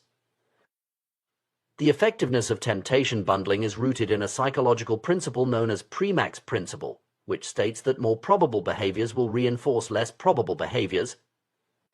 In other words, by linking a desired activity like watching TV with a less appealing but necessary task like exercising, we can condition ourselves to engage in the less enjoyable activity more consistently. This principle can be applied to a wide range of habits. For instance, someone might allow themselves to read gossip magazines only while at the gym, or permit themselves to get a pedicure only while catching up on work emails. The key is to identify activities you genuinely enjoy and use them as rewards for completing necessary but less appealing tasks. To maximize the effectiveness of temptation bundling, it can be combined with habit stacking, another powerful behavior change strategy. Habit stacking involves linking a new habit you want to form with an existing habit you already perform consistently. By creating a formula that pairs a current habit with a needed habit, followed by a wanted habit, you can create a chain of behaviors that reinforces positive change. For example, someone trying to cultivate gratitude and stay informed might adopt the following routine: after I get my morning coffee, I will say one thing I'm grateful for. After I express gratitude, I will read the news. This sequence links an existing habit, getting coffee, with a desired new habit, practicing gratitude, and a rewarding activity, reading the news. The power of this approach lies in its ability to transform necessary but unappealing tasks into gateways to enjoyable activities. Over time, the anticipation of the reward, like checking social media or watching sports highlights, can make the associated necessary task like doing burpees or making sales calls more appealing by association. While temptation bundling and habit stacking are powerful tools, it's important to recognize that they are part of a broader principle making habits more attractive. In our modern world, we are constantly bombarded with supernormal stimuli, exaggerated versions of reality that are more appealing than anything our ancestors encountered. From junk food engineered to hit the perfect bliss point, of salt, sugar, and fat, to social media platforms designed to deliver constant hits of social validation, these stimuli exploit our brain's reward systems in unprecedented ways. Understanding this landscape of engineered experiences allows us to approach habit formation with greater intentionality. While we may not be able to compete with the intensity of these supernormal stimuli, we can use their principles to enhance the appeal of beneficial habits. By thoughtfully designing our environment and routines, we can create our own heightened versions of reality that make positive behaviors more attractive. For instance, we might create a specially designated, comfortable space for reading to make a daily reading habit more appealing. Or we could invest in high-quality exercise equipment and create an energizing playlist to make workouts more enticing. The goal is to enhance the sensory and emotional experience associated with the habit we want to cultivate. It's crucial to remember that the power of anticipation works both ways. Just as we can use it to reinforce positive habits, unchecked anticipation of unhealthy rewards can lead to destructive behavior patterns. This is particularly evident in addictions, where the anticipation of the drug or behavior becomes all-consuming, driving compulsive actions despite negative consequences. Recognizing the role of anticipation in our behavior also highlights the importance of managing our environment. If we're constantly surrounded by cues that trigger cravings for unhealthy behaviors, we're fighting an uphill battle. By thoughtfully curating our physical and digital spaces to minimize exposure to tempting cues and maximize exposure to cues for positive habits, we can set ourselves up for success. Moreover, understanding the dopamine-driven nature of habit formation can help us be more compassionate with ourselves and others when it comes to struggling with bad habits or addictions. Rather than viewing these challenges as simple matters of willpower or moral failing, we can recognize them as the result of powerful neurological processes shaped by both our biology and our environment. This perspective also raises important ethical questions about the design of products and experiences that exploit these psychological vulnerabilities. As our ability to create irresistible stimuli grows, so too does our responsibility to consider the long-term impacts on individual and public health. There's a need for broader societal conversations about how we can balance innovation and consumer appeal with ethical considerations and public well-being. In conclusion, the science of habit formation reveals that desire, driven by anticipation, is the engine of behavior. By understanding how our brains process rewards and generate cravings, we can develop more effective strategies for cultivating positive habits and breaking negative ones. Techniques like temptation bundling and habit stacking allow us to work with our brain's natural tendencies rather than against them, making the process of behavior change more enjoyable and sustainable. As we navigate a world increasingly filled with supernormal stimuli and engineered experiences, maintaining awareness of how our choices and surroundings influence our habits becomes crucial. By consciously designing our environments and routines to support positive behaviors, we can harness the power of anticipation to drive personal growth and well-being. Ultimately, the goal is not to eliminate all sources of pleasure or to live in denial of our natural drives. Rather, it's to create a balance where we can enjoy the fruits of human ingenuity and progress, while maintaining control over our behaviors and staying true to our deeper values and aspirations. By understanding the science behind habit formation and applying these insights thoughtfully, we can cultivate lives rich in meaningful experiences and sustainable pleasures, rather than being driven by the fleeting highs of engineered stimuli. In doing so, we reclaim our agency in a world increasingly designed to push our buttons, charting a course towards greater well-being and fulfillment. The power to shape our habits and thus our lives lies within our grasp. Armed with knowledge of how our brains work and tools to work with our nature rather than against it, we can embark on a journey of continuous self-improvement and personal growth. The power of environment in shaping human behavior is a fascinating and often underappreciated aspect of personal development. This concept is powerfully illustrated by the story of the Polgar sisters, whose extraordinary achievements in chess demonstrate the profound impact that culture and upbringing can have on skill development and habit formation. Laszlo Polgar, a Hungarian educator, held a controversial belief that genius was not innate but could be cultivated through deliberate practice and the development of good habits. He was so convinced of this idea that he set out to prove it with his own children.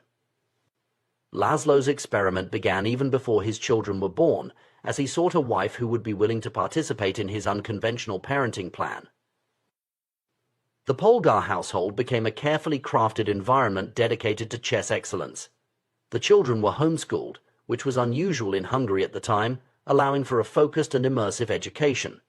Chess books and pictures of famous players filled the home, creating a constant visual reminder of their goal. The sisters played against each other regularly and competed in high-level tournaments from a young age. Their parents even maintained meticulous records of every competitor the children faced, demonstrating an extraordinary level of commitment to their development. The results of this experiment were nothing short of remarkable. All three Polgar sisters, Susan, Sophia, and Judith, achieved extraordinary success in chess. Susan, the eldest, was defeating adult players within 6 months of learning the game at age 4. Sophia became a world champion by 14 and later a grandmaster.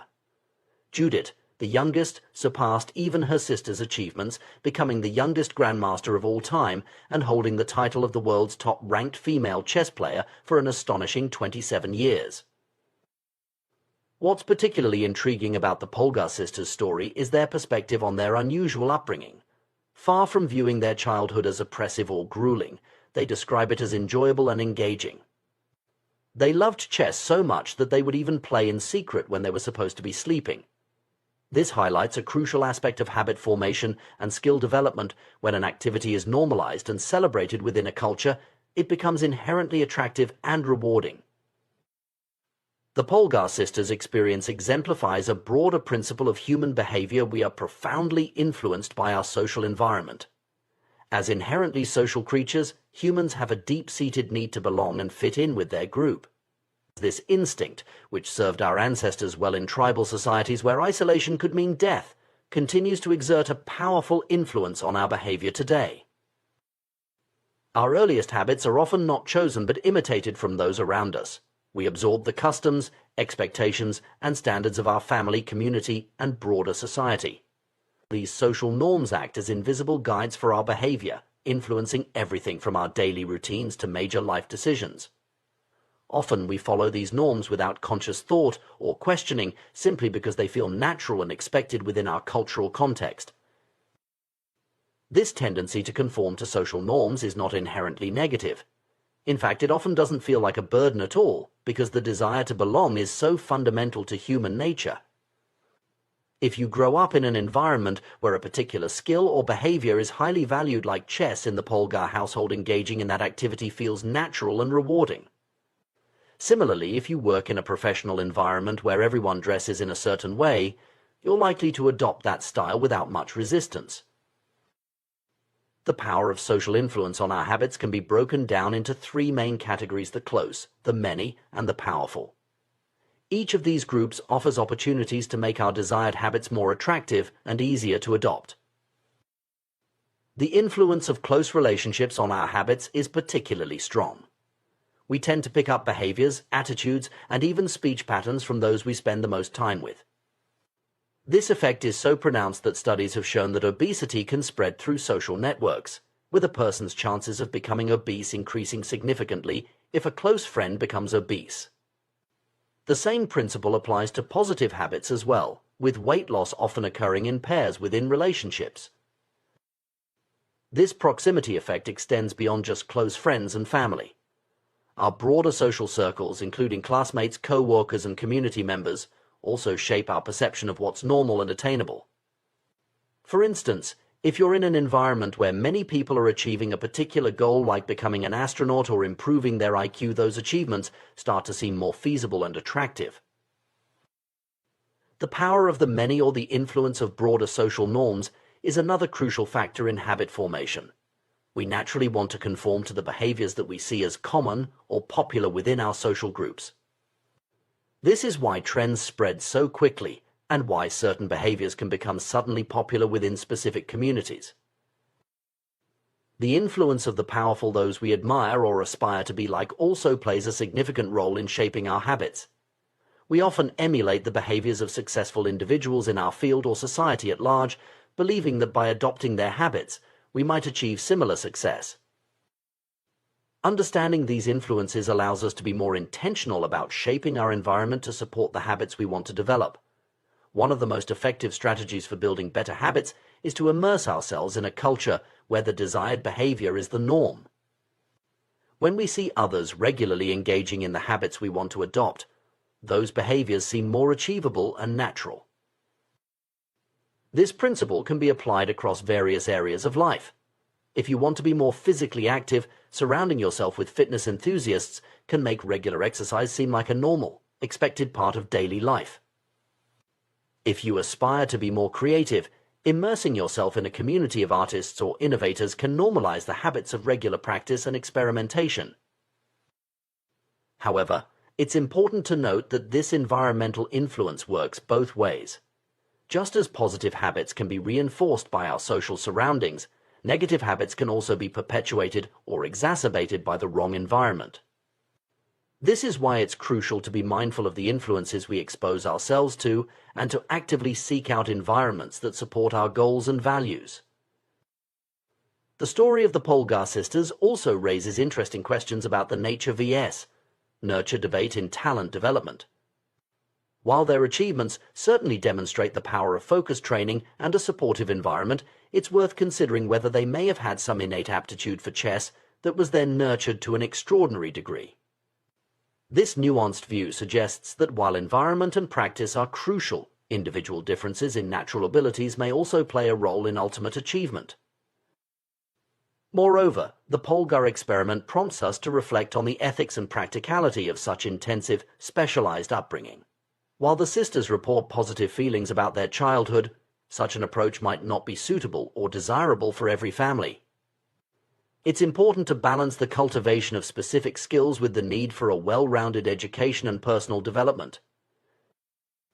In our modern, interconnected world, the concept of our environment extends beyond our physical surroundings to include our digital spaces as well. The content we consume online, the social media networks we engage with, and the virtual communities we participate in all contribute to shaping our habits and perceptions of normal behavior. This digital influence adds another layer of complexity to the task of curating a supportive environment for positive habit formation.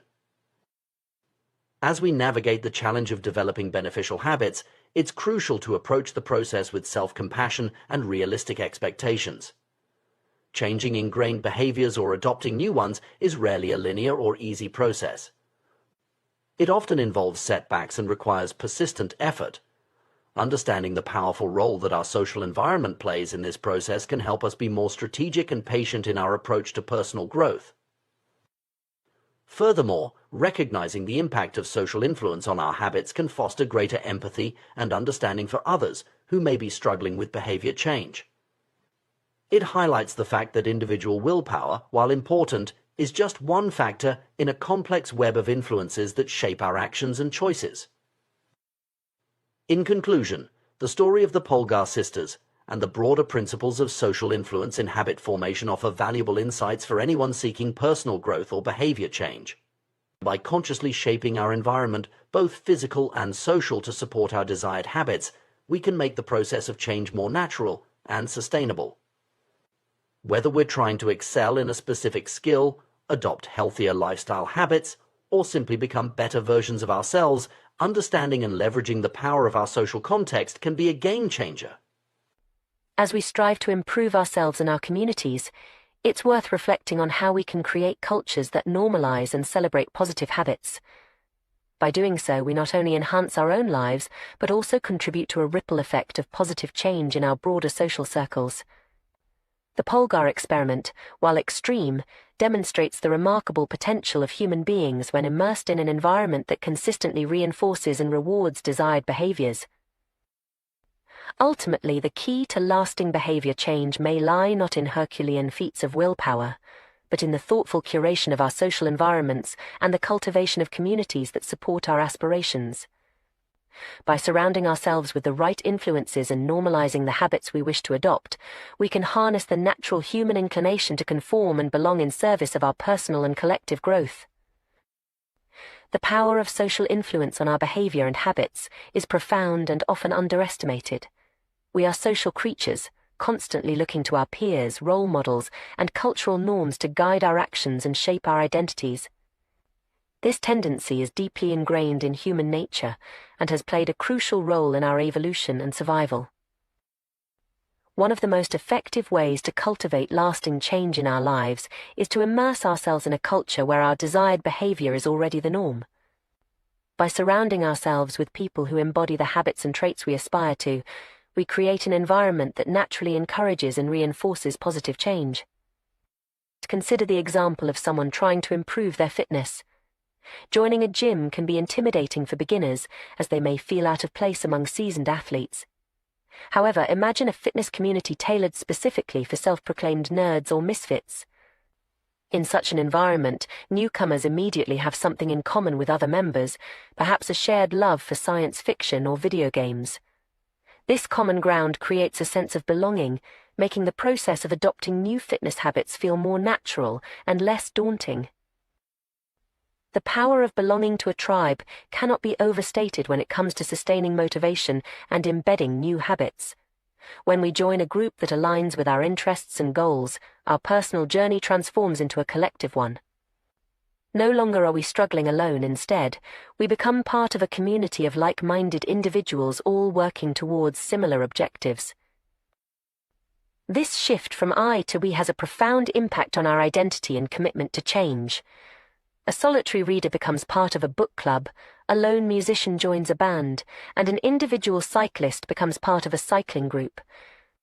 The shared identity reinforces and strengthens our personal identity, making it more resilient in the face of challenges and setbacks. It's worth noting that maintaining connections with supportive communities even after achieving initial goals is crucial for long-term success. the friendships and sense of belonging fostered within these groups help to cement new identities and ensure that positive habits persist over time. This is why many people who successfully lose weight or quit smoking find it beneficial to continue attending support group meetings or engaging with their communities long after reaching their primary objectives. The influence of group behavior on individual choices is a well-documented phenomenon in psychology. One classic example is the series of conformity experiments conducted by Solomon Asch in the 1950s. These experiments revealed our startling tendency to doubt our own judgment and conform to group opinion, even when the group is clearly incorrect. In Asch's experiments, participants were asked to perform a simple visual task matching the length of a line to one of 3 comparison lines. Unbeknownst to the actual subject, the other participants were confederates of the experimenter, instructed to unanimously give wrong answers on certain trials.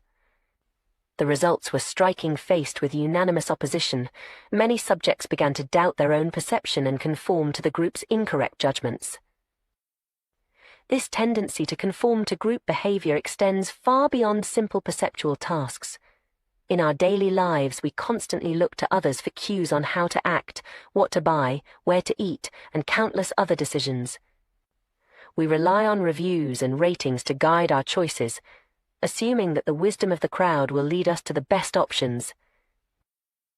While this strategy often serves us well, it can also lead us astray. The pressure to conform to group norms can be so strong that it overrides our individual judgment and even our own best interests. This phenomenon isn't unique to humans. Studies have shown that even chimpanzees will abandon more effective techniques in favor of less efficient methods used by their new group members, simply to fit in. The desire to be accepted by our peers is a powerful motivator, often outweighing the desire to be right or to find the truth.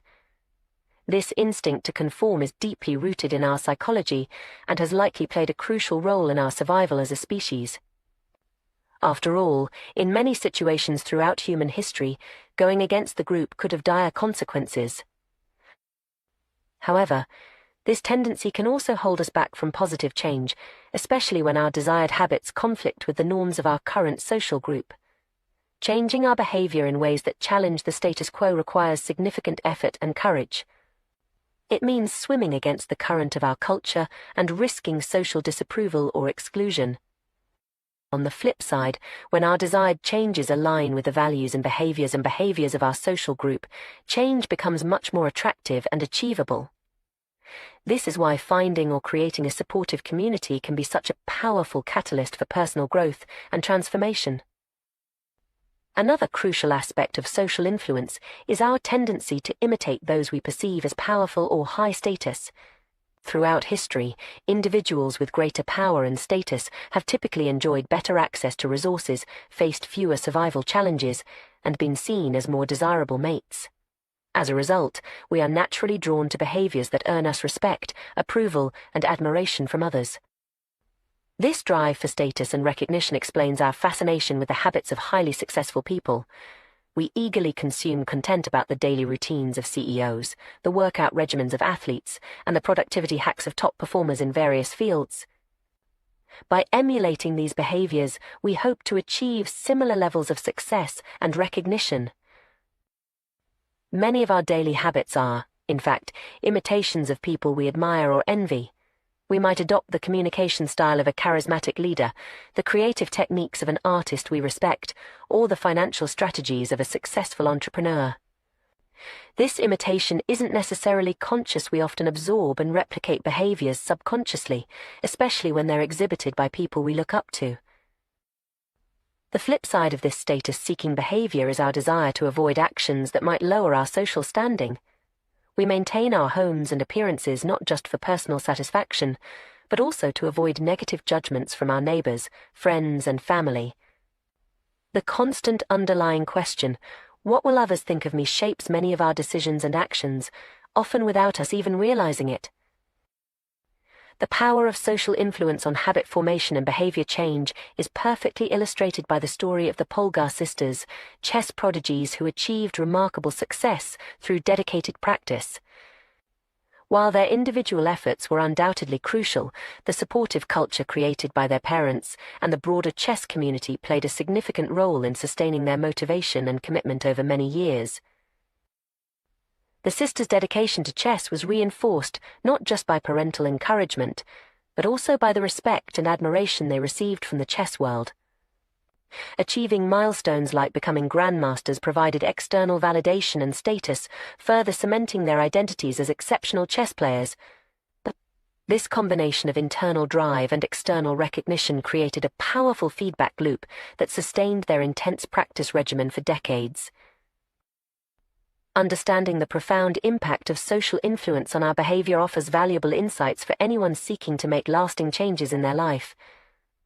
Rather than relying solely on willpower and individual effort, we can leverage the power of social connections and cultural norms to support our goals. For those looking to adopt new habits or break old ones, finding or creating a supportive community can be transformative. This might involve joining existing groups aligned with our goals, or even starting our own communities centered around shared interests and aspirations. By surrounding ourselves with people who embody the traits and habits we wish to cultivate, we create an environment that naturally encourages and reinforces positive change. It's also worth examining the cultural norms and social influences that shape our current behaviors. Are there aspects of our social environment that are hindering our growth or reinforcing negative habits? Recognizing these influences is the first step towards either changing our environment or developing strategies to resist unhelpful social pressures. At the same time, we should be mindful of our own potential to influence others. As we work towards our goals and adopt positive habits, we may find ourselves becoming role models for those around us. By openly sharing our journeys, struggles, and successes, we can contribute to creating a culture that values growth, resilience, and mutual support. Ultimately, the interplay between individual choice and social influence is complex and multifaceted. While we have the power to make conscious decisions about our behavior, we are also inevitably shaped by the cultural context in which we live. By understanding and harnessing the power of social influence, we can create environments and communities that support our personal growth and help us become the best versions of ourselves. As we navigate the challenges of changing habits and pursuing personal growth, it's crucial to remember that we're not alone in this journey. The very social nature that can sometimes hinder our progress can also be our greatest ally in achieving lasting change. By consciously choosing our social environments, seeking out supportive communities, and being mindful of the cultural forces that shape our behavior, we can harness the power of social influence to drive positive change in our lives and in the world around us. The human tendency to adopt habits that are praised and approved by our culture is a powerful force that shapes our behaviors and identities. This inclination stems from our deep-seated need to belong and fit in with our social groups. Throughout human history, being accepted by the tribe has been crucial for survival, and this evolutionary legacy continues to influence our actions today. We are particularly prone to imitating the habits of three key social groups: the close, our family and friends; the many, our broader community or tribe; and the powerful, those with status and prestige. This pattern of imitation is not arbitrary but serves important social and psychological functions. Our closest relationships, family and friends, have a profound impact on our habits because they are the people we interact with most frequently and whose opinions we value most highly. We often unconsciously adopt the mannerisms, attitudes, and behaviors of those closest to us. This can be both beneficial and detrimental, depending on the nature of those habits. For instance, growing up in a family that prioritizes education and intellectual curiosity can instill lifelong learning habits. Conversely, being surrounded by friends who engage in unhealthy behaviors like excessive drinking can normalize and encourage those habits. The influence of the many, our broader social group or community, is equally significant. Humans are inherently social creatures, and we have a strong drive to conform to the norms of our group. This tendency can be so powerful that it often overrides our individual judgment or preferences. As the saying goes, most days we'd rather be wrong with the crowd than be right by ourselves. This phenomenon explains why certain behaviors or trends can spread rapidly through a community, even when they may not be objectively beneficial. Consider the example of fashion trends. Often, these trends are not particularly comfortable or practical, yet they spread widely because of our desire to fit in and be seen as part of the group. The same principle applies to many other areas of life, from the way we speak to the food we eat and the activities we engage in. The habits of the powerful, those with status and prestige, also exert a strong influence on our behavior. We are naturally drawn to emulate those who have achieved success or prominence in society. This is why celebrity endorsements are so effective in marketing, and why we often see trends start among the elite before trickling down to the broader population. If a behavior can earn us approval, respect, and praise, especially from those we admire or aspire to be like, we find it inherently attractive. Understanding these social dynamics is crucial when trying to build better habits or break detrimental ones. One of the most effective strategies for positive change is to join a culture where your desired behavior is already the norm and where you have something in common with the group. This approach leverages our natural tendency to conform and belong, but channels it towards positive outcomes.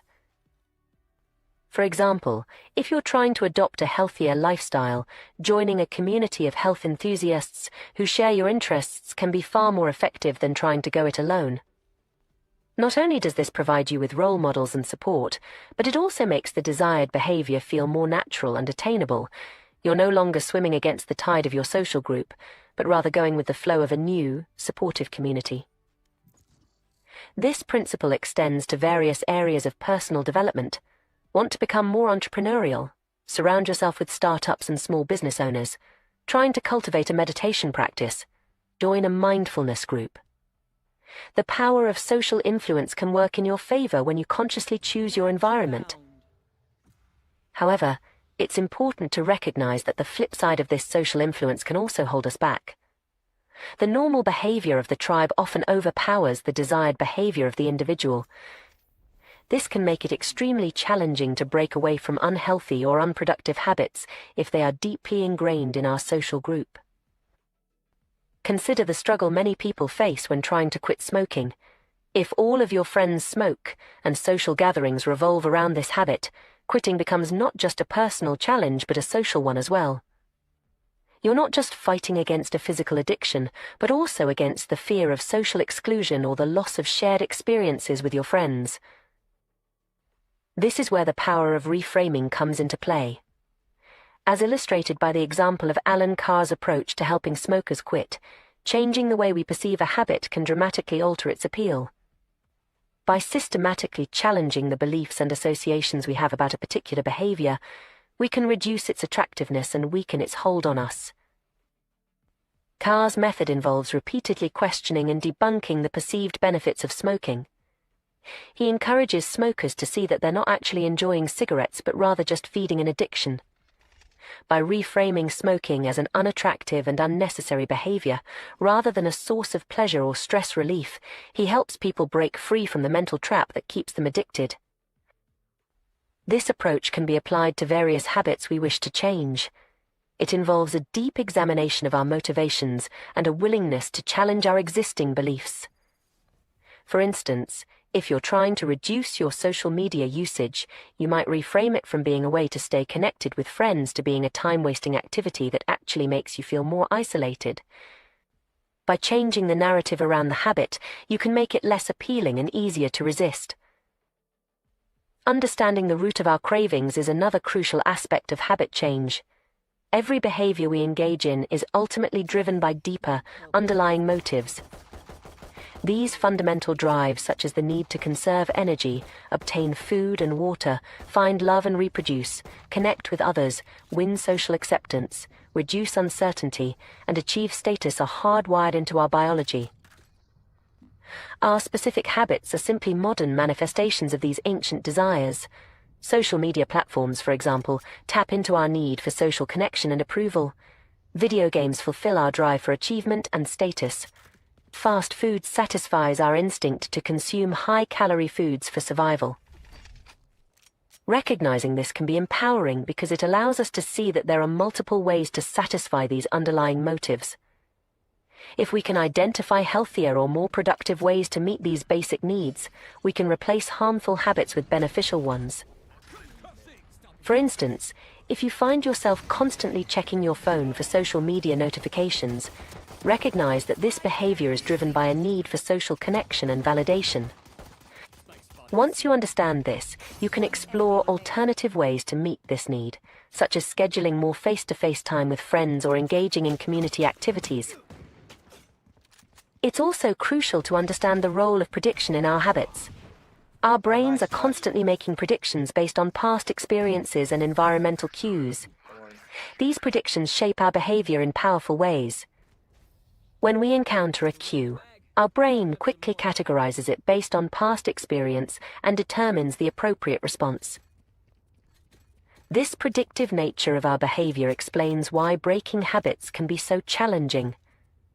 Once we've formed a strong association between a cue and a response, our brain automatically predicts that this response is the appropriate action. Changing this requires conscious effort to override these automatic predictions and create new associations. Interestingly, it's not the objective reality of events that determines our behavior, but rather how we interpret these events. Two people can encounter the same situation and react in completely different ways based on their past experiences and the predictions their brains make. This is why changing our mindset and the way we interpret situations can be such a powerful tool for habit change. In conclusion, our habits are deeply influenced by our social environment and our innate human drives. By understanding these influences, we can more effectively shape our behavior. Whether we're trying to break a bad habit or cultivate a good one, strategies like joining supportive communities, reframing our perceptions, addressing underlying motives, and consciously changing our predictions can be powerful tools for personal growth. The journey of habit change is not always easy, but it is ultimately about aligning our behaviors with our true desires and values. By leveraging our understanding of social influence, cognitive reframing, and the predictive nature of our brains, we can create lasting positive changes in our lives. Remember, every habit, good or bad, is ultimately our mind's attempt to solve a problem or meet a need. By finding better solutions to these fundamental human needs, we can create a life filled with habits that truly serve us. The human mind is a remarkable prediction machine, constantly analyzing our environment and making split-second decisions based on past experiences and current cues. This predictive nature of our brain plays a crucial role in shaping our habits and behaviors, often without our conscious awareness. Understanding this process can provide valuable insights into how we can effectively change our habits and improve our lives.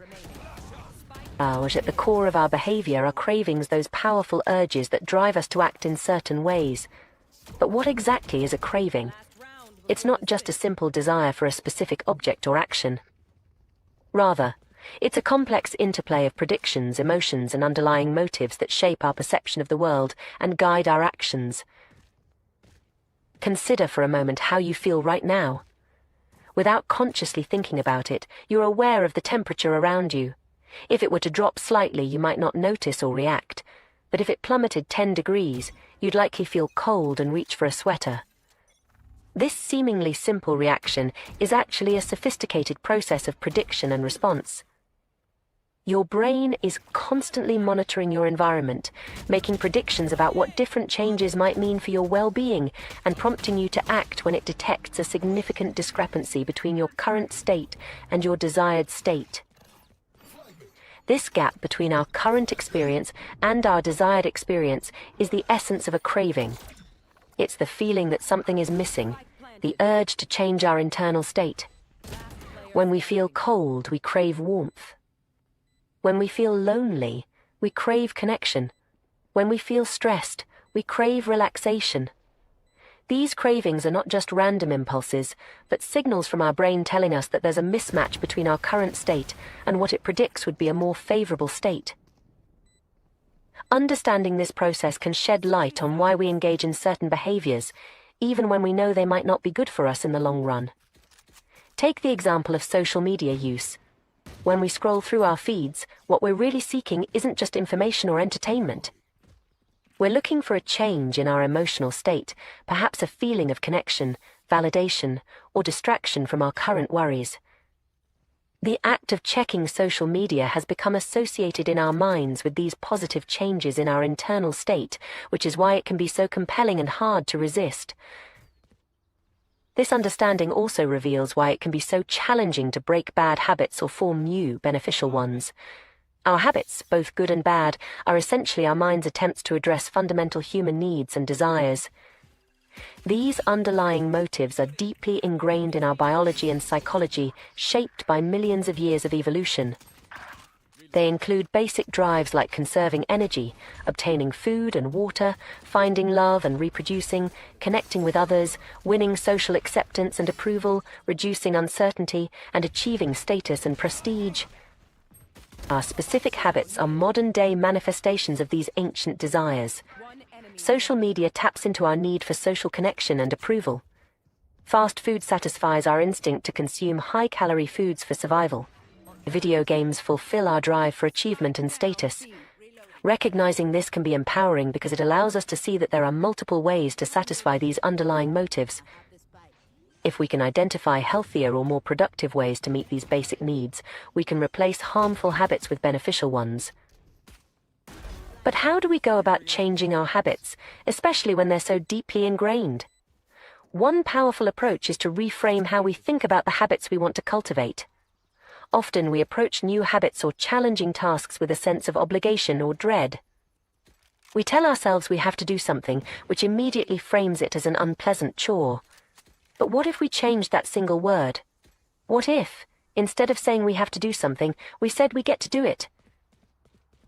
This simple shift in language can have a profound impact on our mindset and motivation. When we say we get to do something, we're reframing it as an opportunity rather than an obligation.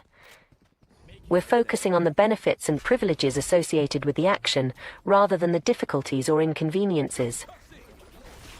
For example, instead of saying I have to wake up early for work, try saying I get to wake up early for work. This subtle change acknowledges the privilege of having a job in a challenging economy. Instead of I have to cook dinner for my family, try I get to cook dinner for my family, recognizing the blessing of having loved ones to care for and the means to provide meals. This reframing technique can be applied to virtually any habit or task you're trying to cultivate. Exercise becomes an opportunity to build strength and improve health, rather than a grueling chore.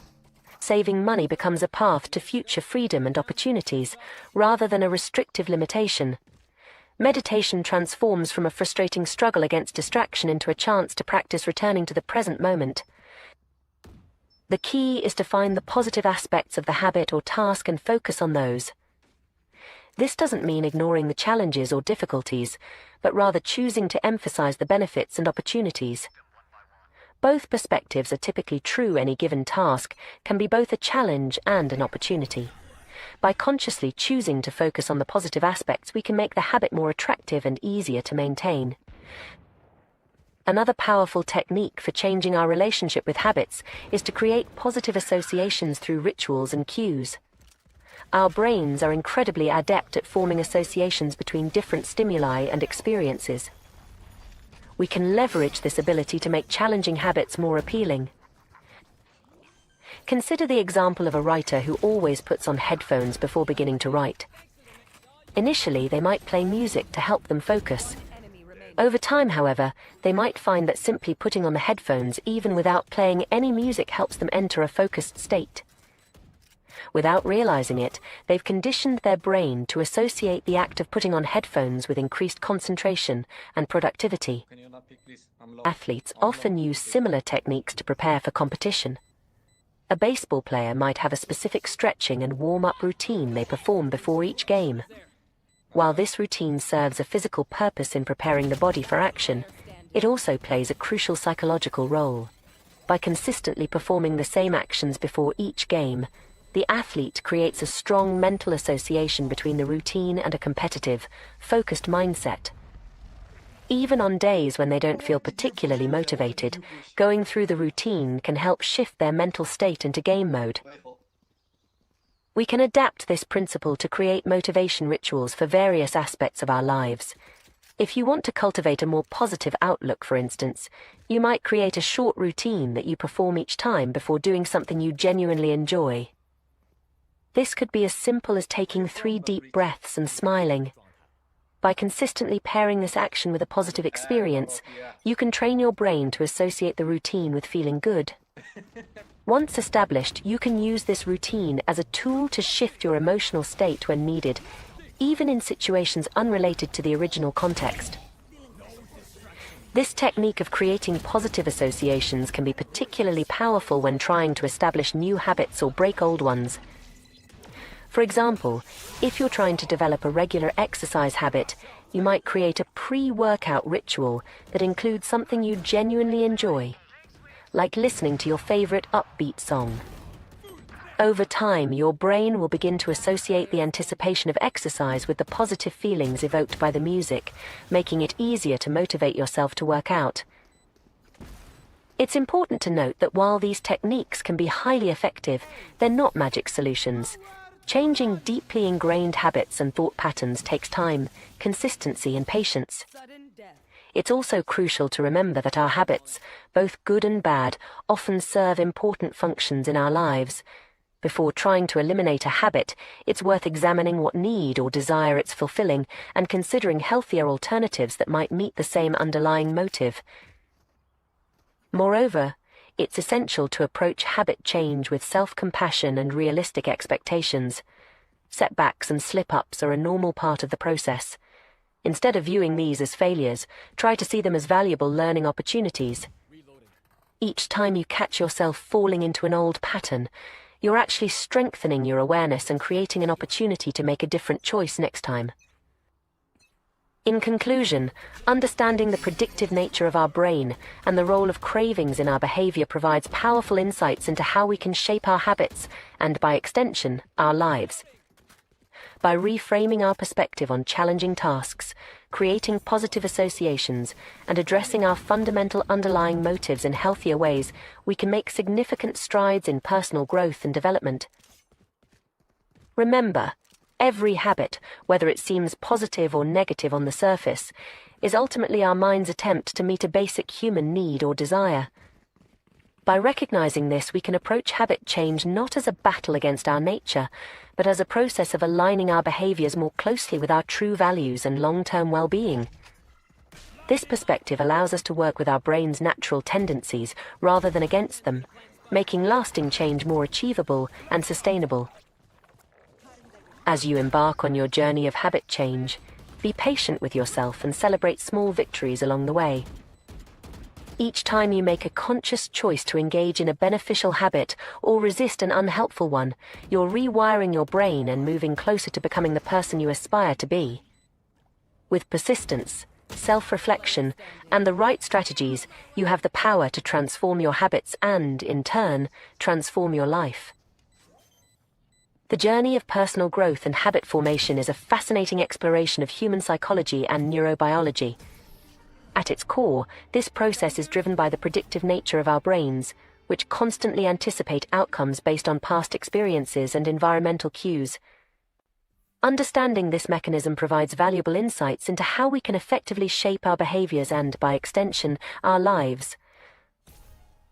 The foundation of any habit, whether beneficial or detrimental, lies in the predictions our brain makes about the outcomes of our actions. These predictions trigger feelings and emotions that drive us to act in certain ways. For instance, the mere sight of a cigarette might evoke a sense of relaxation in a smoker's mind, prompting them to light up. Conversely, the thought of going for a run might elicit feelings of dread in someone who associates exercise with discomfort. These emotional responses, rooted in our brain's predictions, play a crucial role in determining our habitual behaviors. To create lasting change, we must learn to manipulate these predictions and associated feelings. One effective strategy is to highlight the benefits of avoiding harmful habits, thereby making them less attractive. For example, rather than focusing on the immediate pleasure of smoking, one might emphasize the long-term health benefits of quitting, such as improved lung function, reduced risk of cancer, and increased life expectancy. By consistently reinforcing these positive outcomes, we can gradually shift our brain's predictions and make the habit less appealing.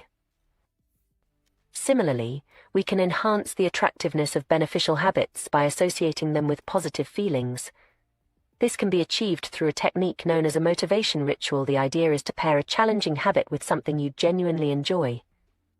For instance, if you struggle with regular exercise, you might create a ritual of listening to your favorite podcast or audiobook only during workouts. Over time, your brain will begin to associate physical activity with the pleasure of engaging with content you love, making it easier to maintain the habit. Creating good habits and breaking bad ones requires a systematic approach.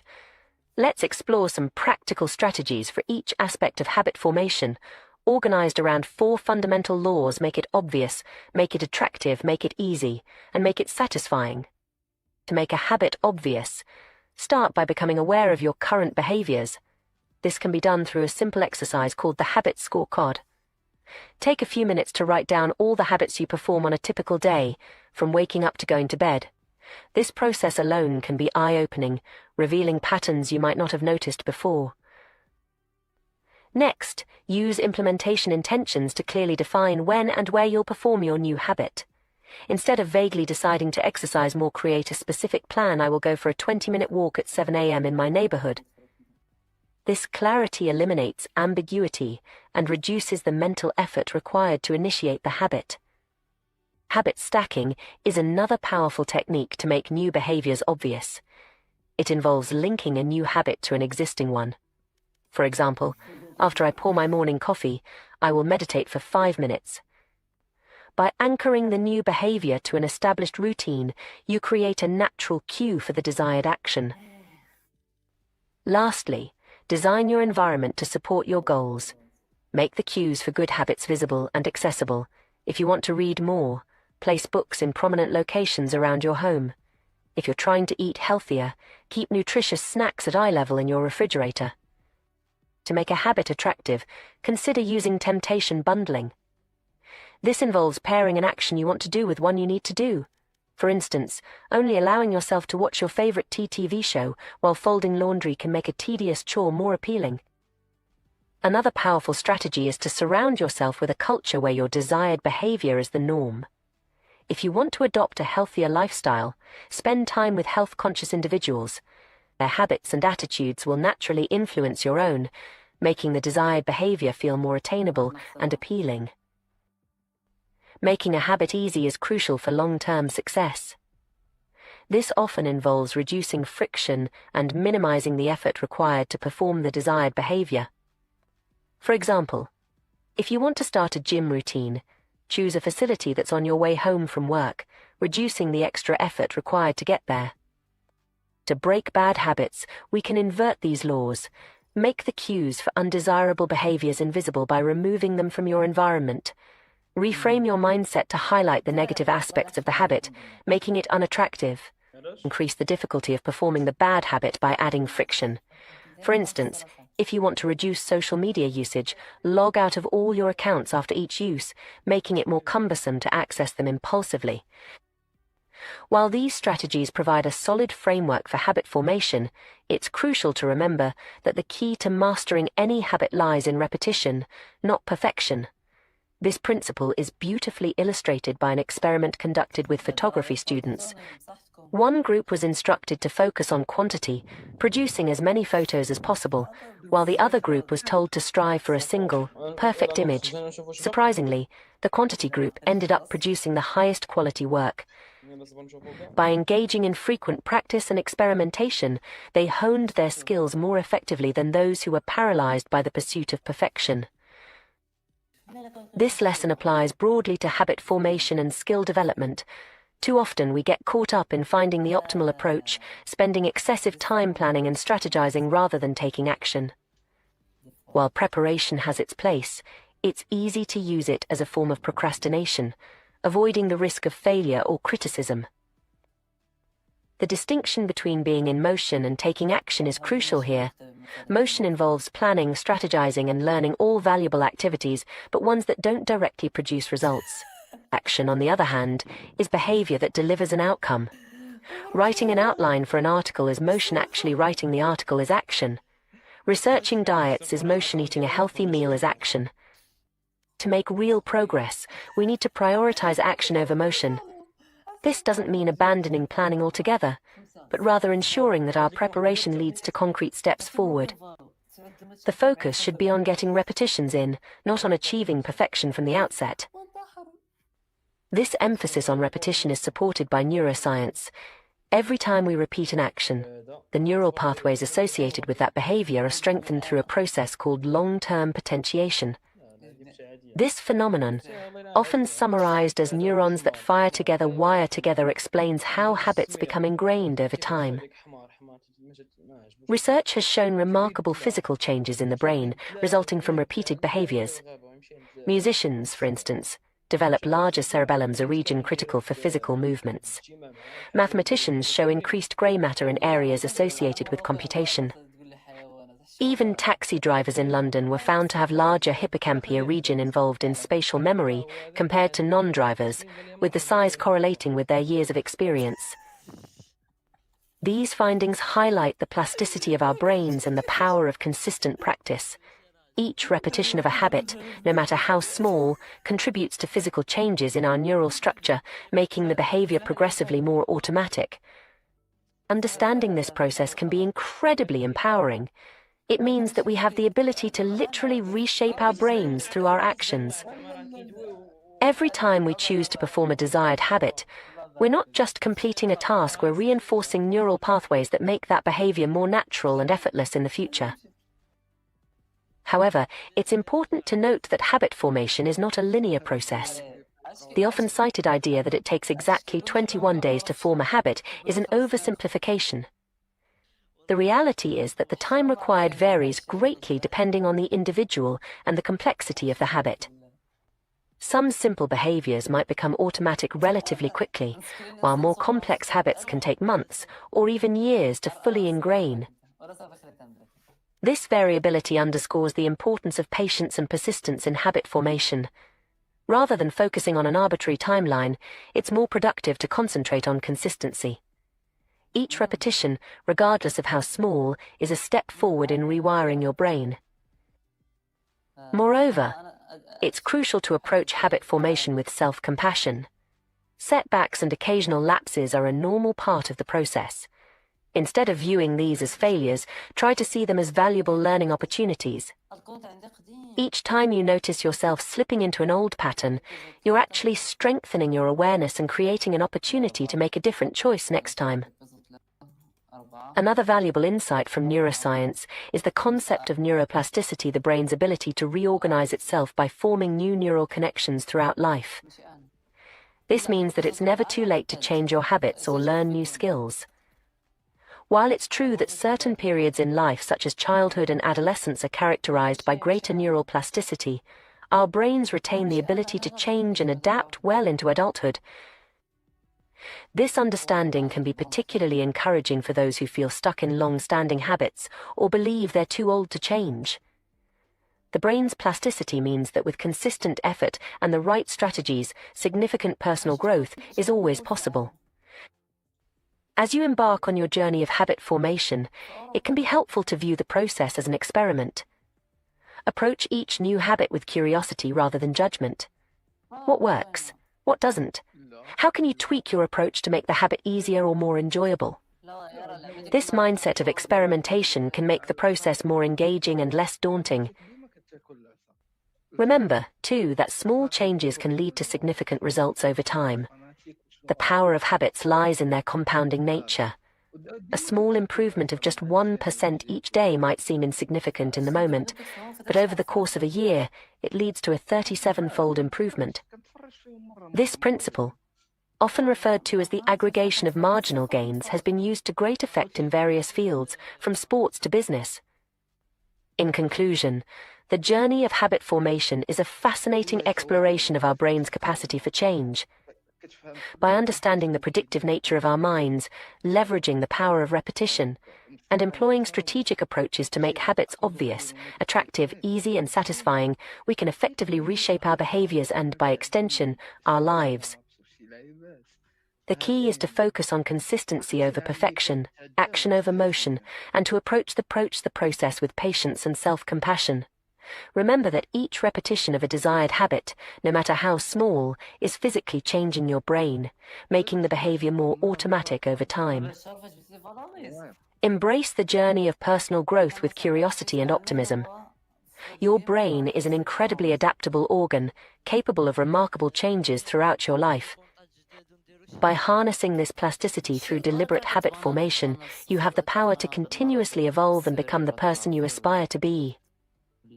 The path may not always be easy or straightforward, but with persistence and the right strategies, lasting change is within your reach.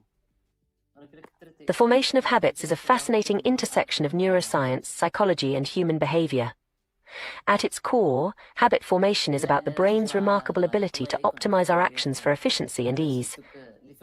This process, while often overlooked in our day-to-day lives, plays a crucial role in shaping our behaviors, abilities, and ultimately our lives. One of the most fundamental principles in habit formation is the power of repetition. Each time we perform an action, we're not just completing a task, we're actually rewiring our brains. This process involves the activation and strengthening of specific neural circuits associated with that particular habit. It's a biological manifestation of the old adage, practice makes perfect. Consider the difference between active practice and passive learning. Imagine two groups of photography students. One group spends their time taking hundreds of photos, experimenting with different techniques and learning from their mistakes. The other group focuses on theoretical perfection, discussing and planning the ideal photograph without actually taking many pictures. It's not hard to guess which group will improve more rapidly and significantly. The group engaging in active practice, through sheer repetition, is literally changing their brains with every shot they take. This principle extends far beyond photography. Whether you're learning to play an instrument, mastering a new language, or trying to incorporate a new exercise routine into your life, the key is consistent repetition. It's not about achieving perfection from the start, but rather about putting in the reps, day after day. As we repeat an action, it gradually moves from requiring conscious effort to becoming automatic. This process, known as automaticity, is the holy grail of habit formation. It's the point at which a behavior becomes so ingrained that we can perform it without actively thinking about each step. Think about how you tie your shoelaces or brush your teeth. These are perfect examples of automaticity in action. The journey from conscious effort to automaticity isn't a sudden leap, but rather a gradual progression. Initially, a new habit requires significant mental energy and focus. With each repetition, it becomes slightly easier, requiring less conscious attention. Eventually, after enough practice, the behavior crosses what we might call the habit line, the point at which it becomes more automatic than conscious. This progression challenges a common misconception about habit formation, the idea that it takes a specific number of days to form a new habit. You've probably heard that it takes 21 days or 30 days to form a habit. In reality, the time it takes is far less important than the number of repetitions. A habit performed twice in 30 days is far less likely to stick than one performed 60 times in the same period. The focus on time rather than frequency is a fundamental misunderstanding of how our brains work. Our neural pathways don't care about the passage of time, they care about the number of times a circuit is activated. This is why consistency is so crucial in habit formation. It's not about perfect streaks or arbitrary timelines, but about accumulating repetitions. Understanding this can be incredibly liberating. It shifts our focus from an often arbitrary deadline to the process itself. Instead of getting discouraged if we haven't mastered a habit in 21 days, we can celebrate each repetition as a step towards rewiring our brains. This insight leads us to a crucial principle in habit formation, the law of least effort. This law, deeply ingrained in human nature, states that when faced with similar options, we will naturally gravitate towards the one that requires the least amount of work. Far from being a character flaw, this tendency towards efficiency is a smart evolutionary strategy. Consider the fascinating example of how the shape of continents influenced the spread of agriculture. Crops spread more quickly across Europe and Asia than they did in the Americas, not because of any difference in the farmers' abilities or motivations, but simply because it was easier. The east-west orientation of Eurasia meant that crops could be transported to areas with similar climates more easily than in the north-south oriented Americas, where dramatic climate changes posed significant challenges. This principle of choosing the path of least resistance applies just as much to our personal habits as it does to global agricultural patterns. When we're trying to form a new habit, we're much more likely to succeed if we make it as easy as possible to perform. This isn't laziness, it's working with our brain's natural tendencies rather than against them. For instance, if you're trying to start a habit of daily exercise, you're more likely to succeed with a modest goal of 1 push-up a day than with an ambitious plan of 100 push-ups. The energy barrier to doing 1 push-up is so low that it's hard to find an excuse not to do it. And once you've started, it's often easier to do a few more. On the other hand, the prospect of doing 100 push-ups can be so daunting that you're more likely to skip it entirely on days when you're tired or busy. This principle of making habits as easy as possible to start is incredibly powerful. It's not about lowering your standards or giving up on ambitious goals. Rather, it's about understanding that the hardest part of any habit is often just getting started. By lowering the initial energy requirement, you make it much more likely that you'll take that crucial first step. Moreover, starting small doesn't mean staying small. Once a habit is established, it can be gradually expanded. That 1 push-up can grow into a full workout routine over time. The key is to make the habit so easy at first that you can't say no. Another powerful strategy in habit formation is environment design.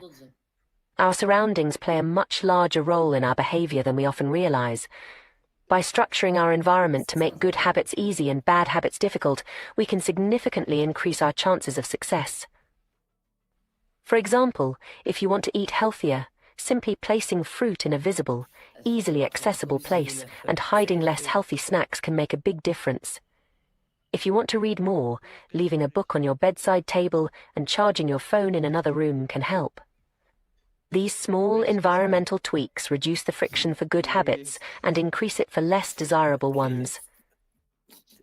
It's also worth considering the role of technology in habit formation. While often blamed for creating bad habits, technology can be a powerful tool for building good ones when used mindfully. Apps that track habits, send reminders, or gamify the process can provide helpful external cues and motivation. However, it's important to remember that these are tools to support the fundamental process of repetition and ease, not replacements for it. As we strive to form new habits, it's crucial to maintain a balance between challenge and ease. While we want to make habits as easy as possible to start, we also need to ensure they remain engaging and meaningful. A habit that's too easy might not provide the sense of accomplishment or progress that keeps us motivated in the long term. This is where the concept of just manageable difficulty comes in. The idea is to set the bar just high enough to be challenging, but not so high that it becomes discouraging. This sweet spot will vary from person to person and may change over time as you progress. The key is to continually adjust, always staying just at the edge of your comfort zone. It's also important to remember that habit formation is not a linear process. There will be setbacks, days when the habit feels harder than usual, or times when progress seems to plateau. This is normal and doesn't indicate failure. In fact, these challenges are often where the most significant growth occurs. Each time you push through resistance, you're strengthening your habit even more than on the easy days. Patience and self-compassion are crucial throughout this process. Lasting change takes time, and beating yourself up over slip-ups or slow progress is counterproductive. Instead, view each attempt at your habit, successful or not, as valuable data. What made it easier on some days? What made it harder on others? This information can help you refine your approach and make your habit even more robust. Remember, too, that habits don't exist in isolation. They're part of the broader context of your life, interacting with your other behaviors, your environment, and your overall goals. Sometimes, struggling with a particular habit might be a sign that it's not aligned with your broader life direction. It's okay to reassess and adjust your habits as your life and priorities evolve. In conclusion, The key to successful habit formation lies in understanding and working with our brain's natural tendencies. By focusing on consistent repetition rather than arbitrary timelines, making habits as easy as possible to start, designing our environment to support our goals, and maintaining a balance between challenge and achievability, we can effectively rewire our brains and transform our behaviors. The process of habit formation is a powerful tool for personal growth and transformation. It allows us to automate positive behaviors, freeing up mental energy for other tasks and gradually steering our lives in the direction we choose. While it requires patience and persistence, the compounding effects of good habits over time can lead to remarkable changes. As you embark on your own habit formation journey, remember that you're not just trying to change your behavior, you're literally reshaping your brain. Each repetition, no matter how small, is a step towards rewiring your neural pathways. Celebrate these small victories, learn from the setbacks, and trust in the process.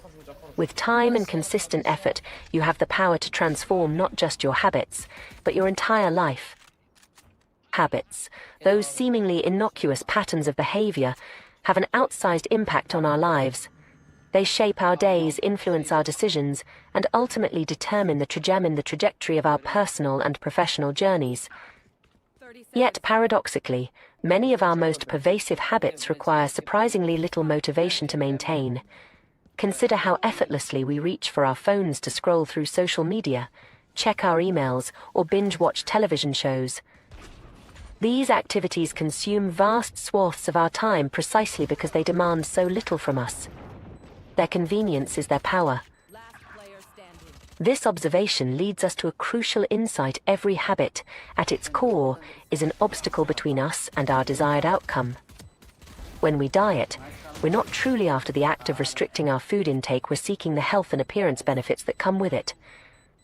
Meditation isn't about sitting still, it's about achieving a state of calm and mental clarity. Journaling isn't the end goal, clear thinking is.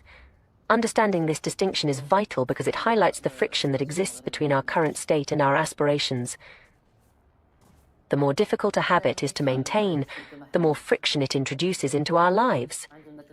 This is why making our positive habits as effortless as possible is crucial for long-term success. By reducing the barriers to entry, we increase the likelihood of following through, even on days when our motivation wanes. It's about creating a path of least resistance towards our goals.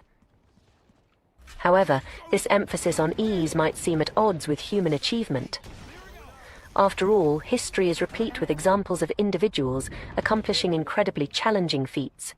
From raising children to building businesses to scaling the world's highest peaks, humans have demonstrated time and again their capacity for overcoming immense obstacles. How do we reconcile this with the idea that we're fundamentally lazy creatures? The answer lies in understanding the ebb and flow of human motivation. While we are indeed capable of Herculean efforts, our drive to tackle difficult tasks fluctuates. Some days we feel invincible, ready to take on the world. Other days, the simplest tasks feel insurmountable. It's on these challenging days that having systems and environments optimized for our success becomes crucial. By minimizing friction in our lives, we make it easier for our most motivated, capable selves to emerge and tackle the inevitable challenges life throws our way. This doesn't mean we should only pursue easy tasks. Rather, it suggests that we should strive to make the initial steps of important long-term habits as frictionless as possible. By doing so, we set ourselves up for success in the moments when our willpower is at its lowest. To illustrate this concept, imagine a garden hose with a kink in it. Water can still flow, but it's severely restricted. To increase the flow, you have two options. You can try to force more water through by cranking up the pressure, or you can simply remove the kink. Trying to boost your motivation to stick with a difficult habit is akin to forcing water through a kinked hose. It's possible, but it requires significant effort and creates unnecessary tension. Making your habits simpler and easier, on the other hand, is like straightening out the hose. You're not fighting against resistance, you're eliminating it altogether. One of the most effective strategies for reducing friction in our habits is through thoughtful environment design. This goes beyond simply making cues for our habits more obvious. It involves optimizing our surroundings to make the actions themselves easier to perform. For instance, when choosing where to practice a new habit, it's wise to select a location that's already part of your daily routine. If you're trying to establish a gym habit, choosing a facility that's on your way to work makes it far more likely you'll stop in regularly. It doesn't feel like you're going out of your way because it fits seamlessly into your existing pattern. This principle extends to our homes and workspaces as well. Too often, we attempt to build habits in high-friction environments. We try to adhere to strict diets while dining out with friends, write books in chaotic households, or focus on important work while surrounded by digital distractions. By identifying and eliminating these points of friction, we can dramatically increase our chances of success. The power of reducing friction is well illustrated by the transformation of Japanese manufacturing in the 1970s. Companies embraced the concept of lean production, meticulously examining every aspect of their processes to eliminate waste. This extended to redesigning workspaces so that employees could access tools without unnecessary twisting or turning. The results were remarkable. Japanese factories became more efficient, and their products more reliable than their American counterparts. By 1979, American workers needed 3 times as long to assemble television sets compared to their Japanese counterparts. This strategy of addition by subtraction has profound implications beyond manufacturing. In our personal lives, removing obstacles that drain our time and energy allows us to achieve more with less effort.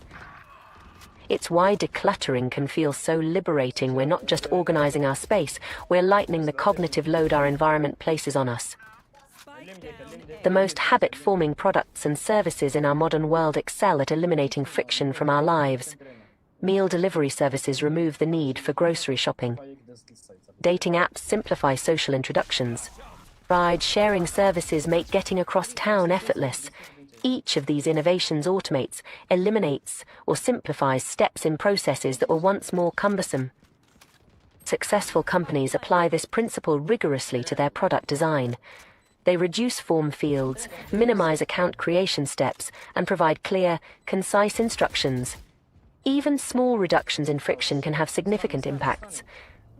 When the British government wanted to increase tax collection rates, they made a simple change. Instead of sending citizens to a web page where they could download a tax form, they provided a direct link to the form itself.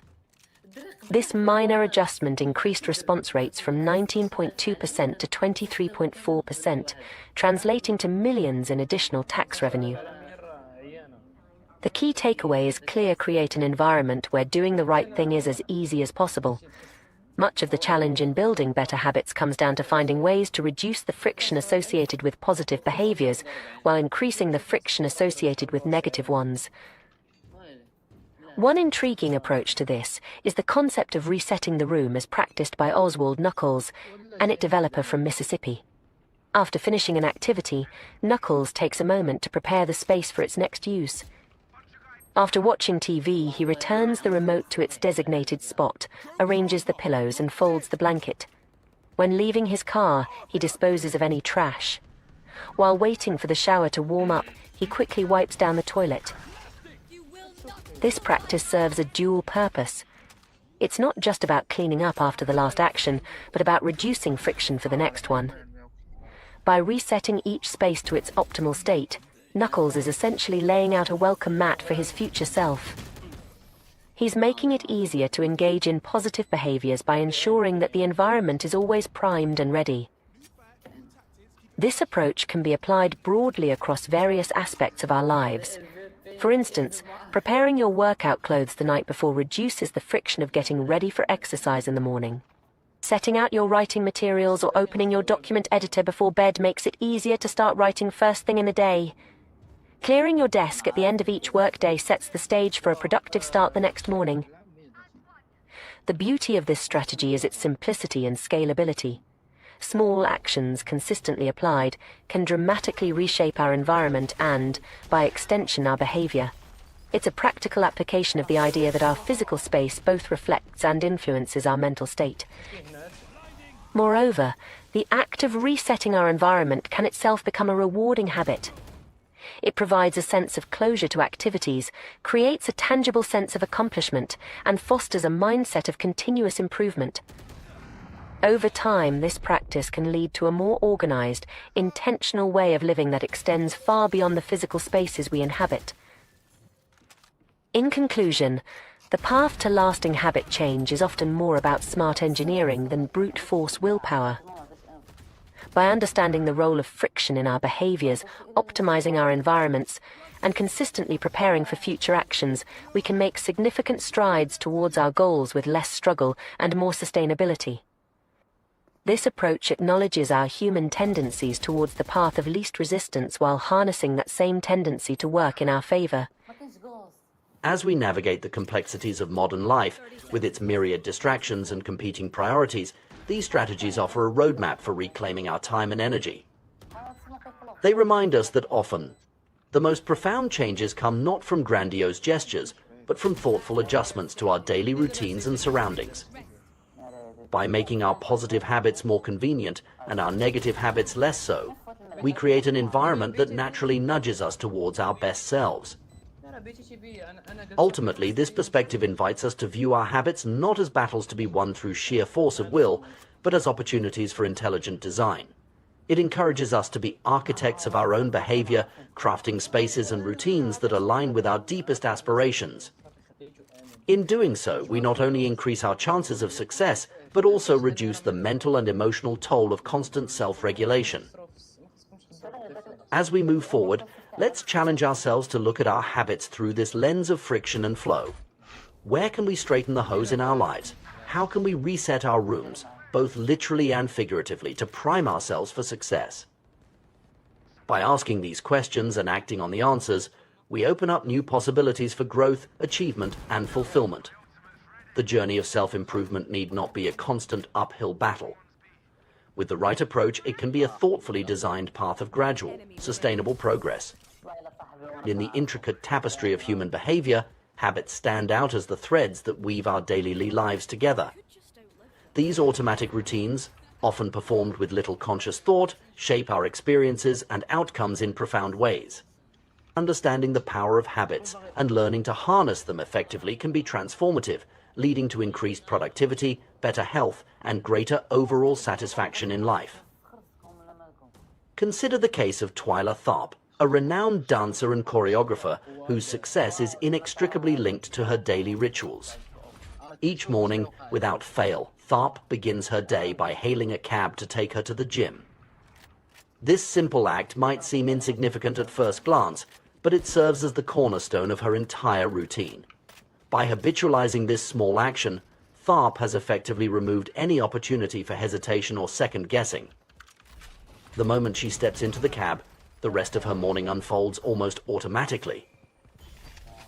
This example beautifully illustrates a fundamental principle of habit formation: the power of small, consistent actions. By focusing on the initial step in this case, hailing a cab, Tharp has created a trigger that sets her entire morning routine in motion. The gym workout that follows becomes an inevitable consequence rather than a decision to be made anew each day. The influence of habits on our daily lives is staggering. Research suggests that between 40 to 50% of our actions on any given day are habitual. However, this statistic, impressive as it is, actually understates the true impact of habits on our behavior. Habits don't just account for a large portion of our actions, they also shape the conscious decisions that follow them. Think of habits as the on-ramps to a highway. Once you've merged onto that road, your direction and speed are largely determined. In the same way, our habits often set us on a path that influences our subsequent choices and actions. This is why we might find ourselves sitting through a movie we're not enjoying, continuing to snack well past the point of fullness, or losing track of time on our smartphones. The initial habitual action, turning on the TV, reaching for a snack, or picking up the phone, creates a momentum that's difficult to resist. This cascading effect of habits highlights their true power. While a single habit might only take a few seconds to perform, its influence can extend far beyond that brief moment. A morning habit of meditation, for instance, might only take 10 minutes, but it can set the tone for a calmer, more focused day. Conversely, a habit of checking social media first thing in the morning might lead to hours of distraction and reduced productivity. Understanding this principle allows us to leverage the power of habits to our advantage. By carefully choosing and cultivating positive habits, we can create a domino effect of beneficial behaviors throughout our day. This is where the concept of decisive moments comes into play. Decisive moments are those brief instances where we make choices that have an outsized impact on the course of our day. These are the forks in the road, the points where we decide between actions that align with our goals and those that don't. It's the moment when we choose between cooking a healthy meal or ordering takeout, between going for a run or watching another episode of our favorite show, between starting our work or procrastinating for just 5 more minutes. These moments might seem small and insignificant in isolation, but they stack up over the course of a day, week, month, and year to create vastly different outcomes. A single decision to go to the gym might not make much difference, but when that decision is made consistently over months and years, the cumulative effect is transformative. The power of these decisive moments lies in their ability to set us on different paths. Once we've made the initial choice to put on our running shoes, to open our textbook, to start preparing a healthy meal, the subsequent actions become much easier. It's as if we've created a groove for our behavior to follow, and staying in that groove requires less effort than veering off course. This insight provides us with a powerful strategy for behavior change. Instead of trying to overhaul our entire day at once, we can focus on identifying and optimizing these decisive moments. By creating habits that make the right choice the easy choice at these critical junctures, we can dramatically improve our odds of following through on our intentions. One effective way to do this is through environmental design. By structuring our surroundings to support our desired habits, we can reduce the friction associated with positive behaviors and increase the friction associated with negative ones. This approach recognizes that willpower is a finite resource, and that it's far more effective to change our environment than to rely solely on self-control. For instance, if you want to eat healthier, you might prep fruits and vegetables in advance and keep them easily accessible in your refrigerator. This simple act of preparation makes it more likely that you'll reach for these healthy options when you're hungry. Conversely, you might store less healthy snacks in hard-to-reach places or avoid buying them altogether, increasing the effort required to indulge in them. The same principle can be applied to other areas of life. If you want to read more, keep books visible and within easy reach in your living space. If you want to exercise more consistently, lay out your workout clothes the night before. If you want to reduce your social media usage, remove the apps from your phone or use website blockers on your computer. These environmental tweaks might seem small, but they can have a profound impact on our behavior. By making the desired action the path of least resistance, we harness our natural tendency to gravitate towards easier options.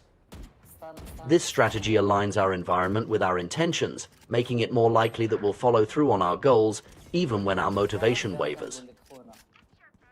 Another powerful technique for habit formation is the 2-minute rule. This rule suggests that when you're trying to establish a new habit, you should scale it down to an action that takes 2 minutes or less to complete. The idea is to make the habit so easy that you can't say no to it. For example, if your goal is to read more, your 2-minute habit might be to read 1 page each day. If you want to start a journaling practice, commit to writing for just 2 minutes.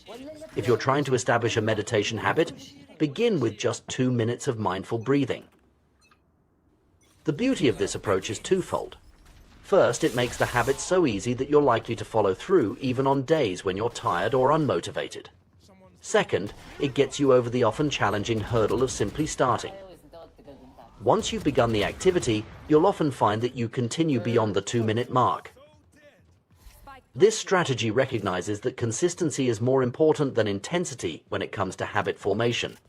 It's better to meditate for 2 minutes every day than to do an hour-long session once a week. The regular repetition of the behavior, no matter how small, helps to solidify the neural pathways associated with the habit, making it increasingly automatic over time. Moreover, the 2-minute rule allows for gradual progression. As the initial 2-minute action becomes habitual, you can slowly expand the duration or complexity of the habit. What starts as 2 minutes of reading might grow into 30 minutes or an hour. A 2-minute journaling habit might evolve into a rich daily writing practice. The key is to focus on establishing the habit loop, the cue, the routine, and the reward rather than on achieving a particular outcome. By making the habit easy to start and consistently repeatable, you create a foundation upon which more substantial behavior change can be built. It's also worth noting that the inverse of this principle can be used to break undesirable habits. If you want to reduce a negative behavior, you can increase the friction associated with it. For instance, if you find yourself watching too much television, you might unplug the TV after each use and store the remote in a drawer. This small increase in effort can be enough to break the automatic nature of the habit and give you a moment to reconsider your choice. Ultimately, the goal is to create an environment and a set of habits that make positive behaviors easy and negative behaviors difficult. This approach recognizes that our willpower is limited and that sustained behavior change is more likely to come from changing our surroundings than from sheer force of will. As we navigate the complexities of modern life with its myriad distractions and competing priorities, understanding and leveraging the power of habits becomes increasingly crucial. By focusing on the small, everyday choices that shape our behavior, we can gradually steer ourselves towards the lives we aspire to lead. This perspective invites us to view our daily routines not as a series of inconsequential actions, but as opportunities to align our behavior with our goals. Every habit, no matter how small, is a vote for the type of person we want to become. When we choose to read a page instead of scrolling through social media, when we opt for a healthy snack instead of junk food, when we decide to meditate for 2 minutes instead of immediately checking our emails, we are casting votes for our ideal selves. The cumulative effect of these small choices can be truly transformative. Over time, these habits shape not just our actions, but our identities. We become readers, healthy eaters, mindful individuals not through single, heroic efforts, but through the consistent repetition of small, positive actions. Moreover, this approach to behavior change is inherently empowering. Instead of feeling overwhelmed by the magnitude of our goals, we can focus on taking small, manageable steps in the right direction. We recognize that every day presents us with numerous opportunities to make choices that align with our aspirations. As we become more attuned to the decisive moments in our days, we can approach them with greater intentionality. We can design our environments and routines to support our goals, making it easier to make positive choices even when our motivation wavers. We can leverage the power of small habits to create momentum towards larger changes. In essence, mastering our habits is about mastering ourselves. It's about recognizing the immense power we have to shape our lives through the small choices we make each day. By understanding the mechanics of habit formation and leveraging principles like environmental design and the 2-minute rule, we can gradually reshape our behaviors and, by extension, our lives. This journey of self-improvement through habit formation is not about achieving perfection or adhering to a rigid set of rules. Rather, it's about creating systems that naturally guide us towards our goals. It's about making the right choices easier and the wrong choices harder. It's about harnessing the power of incremental progress to create lasting change. As we embark on this journey, it's important to approach it with patience and self-compassion. Changing ingrained habits takes time, and setbacks are a normal part of the process. The key is to focus on consistency rather than perfection, to celebrate small victories, and to view each day as a new opportunity to align our actions with our intentions. In conclusion, the study of habits offers you a powerful lens through which to view personal growth and behavior change. By understanding the outsized impact of small actions, the importance of decisive moments, and the power of environmental design, we can approach self-improvement in a more strategic and effective way. As we master our habits, we don't just change our behaviors, we change our lives. In the intricate tapestry of human behavior, our daily choices serve as the individual threads that, when woven together, create the fabric of our lives. Among these myriad decisions, certain moments stand out as particularly significant. These are what we might call decisive moments. These pivotal instances, often seemingly small and inconsequential, have the power to shape the course of our day and, by extension, our lives. Consider the simple act of walking into a restaurant. On the surface, it might appear to be a mundane decision, but in reality, it's a decisive moment that sets the stage for what follows. By choosing to enter a particular establishment, you've effectively determined the range of options available for your meal. If you step into a steakhouse, your choices are immediately constrained to what's on their menu. You can order a sirloin or a ribeye, but sushi is off the table. This principle extends far beyond food choices. It applies to virtually every aspect of our lives. These decisive moments are the junctures at which our habits exert their influence most powerfully. Our habitual behaviors lead us down certain paths, opening some doors while closing others. This is why developing an awareness of these critical points throughout our day is so crucial. Each day is composed of countless moments, but it's the habitual choices we make at these key junctures that ultimately determine the trajectory of our time and energy. Understanding this concept allows us to approach personal growth and habit formation from a more strategic perspective. Instead of trying to overhaul our entire lifestyle at once, a daunting task that often leads to frustration and failure, we can focus on identifying and optimizing these decisive moments. By doing so, we create a ripple effect that can lead to significant changes over time. However, even when we recognize the importance of starting small, it's all too easy to fall into the trap of trying to do too much too soon. The excitement of potential change can be intoxicating, leading us to set unrealistic goals or attempt to make sweeping changes overnight. This is where the 2-minute rule comes into play, a powerful strategy for making habits stick. The 2-minute rule posits that when you're trying to establish a new habit, it should take less than 2 minutes to do. This might seem counterintuitive at first. After all, how can you achieve significant change in just 2 minutes? But the beauty of this rule lies in its simplicity and its focus on getting started. Almost any habit can be distilled down to a 2-minute version.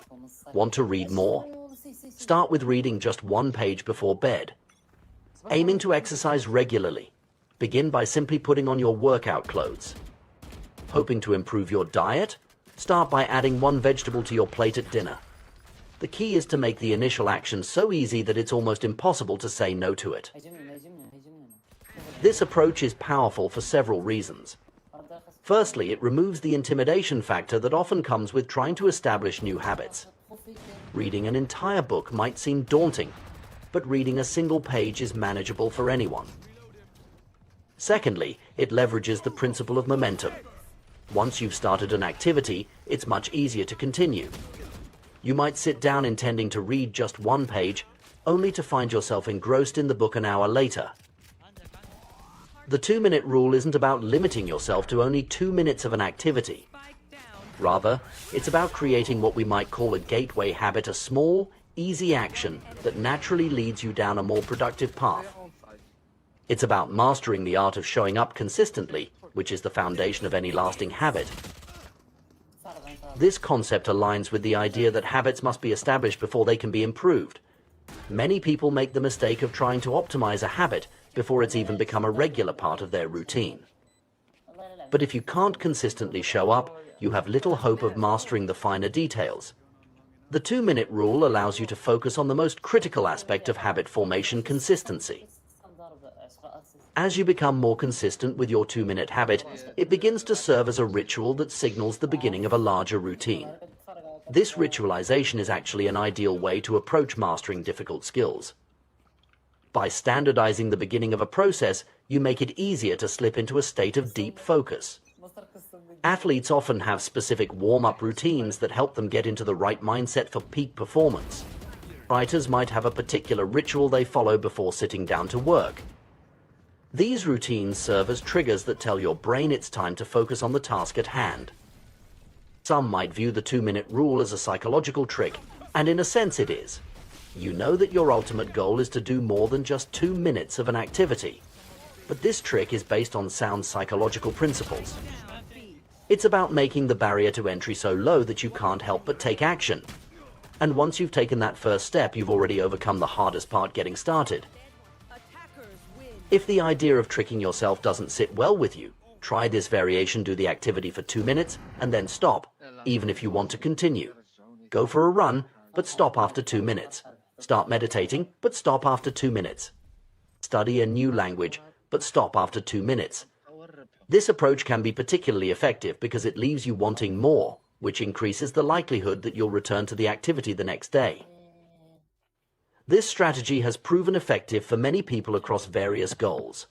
One individual used it to lose over 100 pounds. He started by going to the gym each day, but limiting himself to just 5 minutes. After a few weeks, he naturally began to extend his workouts. The key was that he had established the habit of going to the gym consistently before trying to do lengthy workouts. Journaling provides another excellent example of the power of this approach. Many people avoid journaling or give up quickly because it feels like a chore. But by committing to write for just 2 minutes a day, or to write less than you feel like writing, you can build a consistent habit without it ever feeling burdensome. This principle of stopping before it feels like work can be applied to virtually any habit you're trying to establish. The 2-minute rule and similar strategies are effective for another crucial reason: they reinforce the identity you want to build. Every time you show up to do your 2-minute habit, you're casting a vote for your new identity. If you go to the gym for 5 days in a row, even if it's just for 2 minutes each time, you're reinforcing your identity as someone who doesn't miss workouts. You're not focused on getting in shape the outcome, you're focused on becoming the type of person who exercises regularly the identity. This shift in focus from outcomes to identity is a powerful one. It's easy to get consumed by end goals: losing weight, writing a book, learning a new skill. But by focusing on the smallest actions that confirm the type of person you want to be, you're laying the groundwork for lasting change. 1 push-up is better than not exercising at all. 1 minute of guitar practice is better than none. 1 page of reading is better than never picking up a book. As you consistently show up and your 2-minute habit becomes ingrained, you can begin to shape it towards your ultimate goal. This process, which we might call habit shaping, involves gradually scaling up your habit while still maintaining your focus on the crucial first 2 minutes. For example, if your goal is to become an early riser, you might start by simply being home by 10 p.m. every night. Once that becomes easy, you move to having all devices turned off by 10 p.m. The next step might be being in bed by 10 p.m., then lights off by 10 p.m., and finally waking up at 6 a.m. each day. At each day, you're focusing on mastering just the first 2 minutes of the behavior before moving on to the next level. This gradual approach can be applied to any habit you're trying to build. If you want to become vegan, you might start by adding vegetables to each meal, then progressively eliminating different types of animal products from your diet. If you're aiming to establish an exercise routine, you begin with simply changing into workout clothes, then stepping out the door for a walk, and gradually building up to regular gym sessions. The beauty of this approach lies in its flexibility and its respect for the gradual nature of true behavior change. It recognizes that lasting habits are built slowly and consistently, not through Herculean efforts that burn you out quickly. It allows you to celebrate small victories along the way, reinforcing your motivation and your new identity. Moreover, this strategy aligns with our understanding of how the brain forms habits. Neuroscience tells us that habits are formed through repetition, as neural pathways are strengthened through consistent use. By focusing on small, manageable actions that you can repeat daily, you're effectively training your brain to associate certain cues with certain behaviors. It's worth noting that this approach to habit formation doesn't just apply to personal habits, it can be equally effective in professional settings or when trying to implement changes in organizations. Too often, companies try to implement sweeping changes all at once, leading to resistance and failed initiatives. By breaking down large changes into smaller, more manageable steps, organizations can more effectively guide their employees towards new ways of working. As you embark on your journey of habit formation, it's crucial to maintain a perspective of patience and self-compassion. Change takes time, and setbacks are a normal part of the process. The goal isn't perfection, but progress. Every time you show up for your 2-minute habit, you're moving in the right direction, regardless of what happens afterwards. Remember, too, that the habits you're working to establish are not the end goal in themselves. They are the entry point, the first step on a longer journey. Just as hailing a cab was the crucial first step in Twyla Tharp's morning routine, your 2-minute habit is the gateway to larger changes and growth. In conclusion, the path to lasting change lies not in grand gestures or heroic efforts, but in the small, consistent actions we take each day. By understanding the power of decisive moments, leveraging the 2-minute rule, and focusing on identity-based habits, we can create meaningful change in our lives. It's about making the right behaviors easy, focusing on consistency over intensity, and trusting in the compounding effect of small actions over time. As you move forward, challenge yourself to identify the decisive moments in your day. Where are the points at which a small choice could lead you down a more positive path? Then, apply the 2-minute rule to create gateway habits that align with your goals. Remember, the journey of 1,000 miles begins with a single step, or in this case, a single 2-minute action. By mastering the art of showing up, you set the stage for transformative change and growth. Your future self will thank you for the small, consistent efforts you make today. In the realm of personal development and habit formation, we often focus on strategies to make positive behaviors easier to adopt. However, an equally powerful approach is to make undesirable habits more difficult to maintain. This principle is beautifully illustrated by the story of Victor Hugo and his novel, The Hunchback of Notre Dame. In 1830, Hugo found himself in a predicament familiar to many creatives. He had promised his publisher a new book, but had spent the year procrastinating. Faced with an imminent deadline, Hugo devised an ingenious, if unconventional, solution. He gathered all his clothes and had them locked away, leaving himself with nothing but a large shawl to wear. Unable to leave his study without proper attire, Hugo had no choice but to focus on his writing. The result: The Hunchback of Notre Dame was completed ahead of schedule. This anecdote exemplifies what psychologists call a commitment device, a choice made in the present that controls future actions. By removing the option to engage in other activities, Hugo created an environment where writing was the path of least resistance. This strategy inverts the common advice to make good habits easier. Instead, it focuses on making bad habits harder. Commitment devices can take many forms, each tailored to address specific challenges. For those struggling with overeating, purchasing food in individual portions rather than bulk sizes can serve as a natural limit on consumption. Gamblers might voluntarily add themselves to casino ban lists to prevent future indulgences. Athletes needing to maintain a certain weight for competition might leave their wallets at home to avoid the temptation of fast food. These strategies work by leveraging our good intentions before we can fall victim to temptation. They recognize that willpower is a finite resource and that the environment often plays a more significant role in our behavior than sheer determination. By altering our environment or creating obstacles to undesired behaviors, we can guide ourselves towards better choices without relying solely on willpower.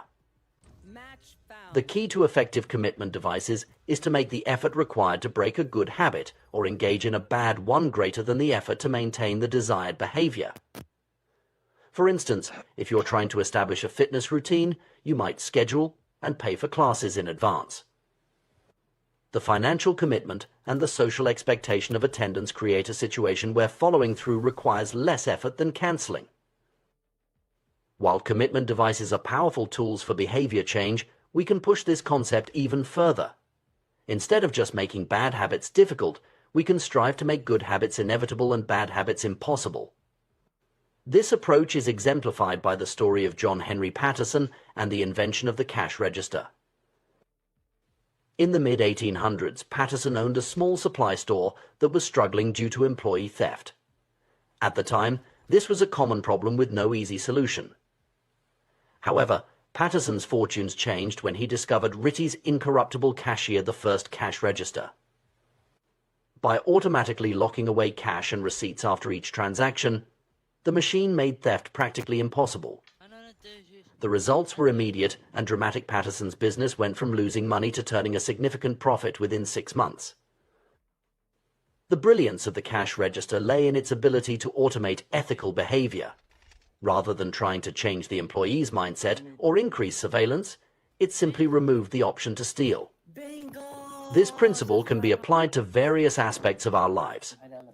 By creating systems that make preferred behaviors automatic and undesired behaviors impractical, we can effect lasting change with minimal ongoing effort. This concept of one-time actions that pay dividends over time is particularly intriguing. These are choices that require some initial effort, but create increasing value as time passes. For example, installing a water filter can lead to long-term improvements in health and reduced plastic waste. Buying a quality mattress can enhance sleep quality for years to come. Unsubscribing from unnecessary emails can permanently reduce daily distractions. The power of these one-time actions lies in their ability to shape our environment and, by extension, our behavior without requiring constant conscious effort. They embody the principle of making good habits easier and bad habits harder on a long-term scale. By thoughtfully modifying our surroundings and systems, we can create an environment that naturally guides us towards better choices. Consider the impact of seemingly small changes like using smaller plates to reduce caloric intake or removing the TV from the bedroom to improve sleep habits. These simple actions can have profound effects on our health and well-being over time. Similarly, financial habits can be dramatically improved through one-time actions like setting up automatic savings plans or bill payments. The beauty of this approach is its simplicity and accessibility. While not everyone may have the willpower to consistently make healthy choices or stick to a budget, most people can manage a one-time action that sets up a more supportive environment. This democratizes the process of habit formation, making it attainable for a wider range of individuals. Moreover, these strategies often have compounding effects. For instance, improving sleep quality through better bedding and a TV-free bedroom can lead to increased energy and productivity during the day. This, in turn, might make it easier to maintain a regular exercise routine or make healthier food choices. Similarly, automating finances can reduce stress and free up mental energy for other pursuits. It's important to note that while these strategies can be highly effective, they're not a panacea. Personal growth and habit formation still require effort and commitment. However, by focusing on creating an environment that supports our goals, we can significantly reduce the amount of willpower required to maintain positive habits. This approach also aligns well with our understanding of human psychology. We are profoundly influenced by our environment, often more than we realize. By consciously shaping that environment, we can harness this influence for our benefit. It's a way of working with our natural tendencies rather than constantly fighting against them. Furthermore, this strategy of environmental design can be applied at various scales. Individuals can use it to improve personal habits, but it can also be implemented at organizational or societal levels. For example, companies might redesign office spaces to encourage more movement or collaboration. Cities could modify urban planning to promote walking and cycling over driving. As we consider implementing these strategies in our own lives, it's worth taking time to reflect on our specific challenges and goals. What are the habits we're struggling to form or break? What aspects of our environment might be hindering our progress? By identifying these pain points, we can more effectively target our interventions. It's also valuable to think creatively about potential solutions. While some commitment devices or environmental changes might be obvious, others might require more innovative thinking. The goal is to find solutions that work for our individual circumstances and preferences. Additionally, it's crucial to approach this process with patience and self-compassion. Habit change is rarely a linear process, and setbacks are normal. The advantage of focusing on environmental changes is that they continue to exert their influence, even when our motivation wavers. In conclusion, while traditional advice on habit formation often focuses on willpower and motivation, there's immense power in shaping our environment to support our goals. By creating commitment devices, automating good behaviors, and making one-time changes that yield long-term benefits, we can significantly increase our chances of success. This approach recognizes that sustainable change often comes not from Herculean efforts of will, but from thoughtful adjustments to our surroundings and systems. It's about creating an environment where good habits are the path of least resistance, and bad habits require conscious effort to maintain.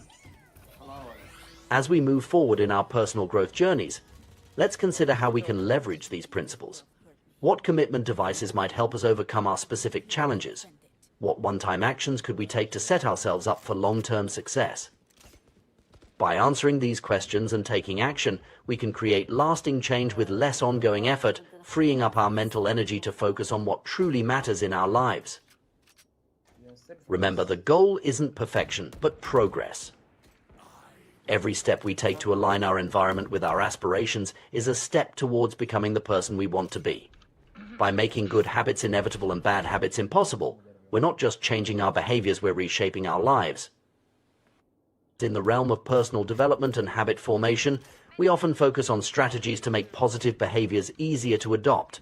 However, an equally powerful approach is to make undesirable habits more difficult to maintain. This principle is beautifully illustrated by the story of Victor Hugo and his novel, The Hunchback of Notre Dame. In 1830, Hugo found himself in a predicament familiar to many creatives. He had promised his publisher a new book but had spent the year procrastinating. Faced with an imminent deadline, Hugo devised an ingenious, if unconventional, solution. He gathered all his clothes and had them locked away, leaving himself with nothing but a large shawl to wear. Unable to leave his study without proper attire, Hugo had no choice but to focus on his writing. The result? The Hunchback of Notre Dame was completed ahead of schedule. This anecdote exemplifies what psychologists call a commitment device, a choice made in the present that controls future actions. By removing the option to engage in other activities, Hugo created an environment where writing was the path of least resistance. This strategy inverts the common advice to make good habits easier. Instead, it focuses on making bad habits harder. Commitment devices can take many forms, each tailored to address specific challenges. For those struggling with overeating, purchasing food in individual portions rather than bulk sizes can serve as a natural limit on consumption. Gamblers might voluntarily add themselves to casino ban lists to prevent future indulgences. Athletes needing to maintain a certain weight for competition might leave their wallets at home to avoid the temptation of fast food. These strategies work by leveraging our good intentions before we can fall victim to temptation. They recognize that willpower is a finite resource and that the environment often plays a more significant role in our behavior than sheer determination. By altering our environment or creating obstacles to undesired behaviors, we can guide ourselves towards better choices without relying solely on willpower. The key to effective commitment devices is to make the effort required to break a good habit or engage in a bad one greater than the effort to maintain the desired behavior. For instance, if you're trying to establish a fitness routine, you might schedule and pay for classes in advance. The financial commitment and the social expectation of attendance create a situation where following through requires less effort than cancelling. While commitment devices are powerful tools for behavior change, we can push this concept even further. Instead of just making bad habits difficult, we can strive to make good habits inevitable and bad habits impossible. This approach is exemplified by the story of John Henry Patterson and the invention of the cash register. In the mid-1800s, Patterson owned a small supply store that was struggling due to employee theft. At the time, this was a common problem with no easy solution. However, Patterson's fortunes changed when he discovered Ritty's incorruptible cashier, the first cash register. By automatically locking away cash and receipts after each transaction, the machine made theft practically impossible. The results were immediate and dramatic. Patterson's business went from losing money to turning a significant profit within 6 months.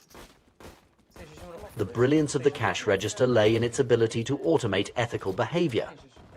Rather than trying to change the employee's mindset or increase surveillance, it simply removed the option to steal.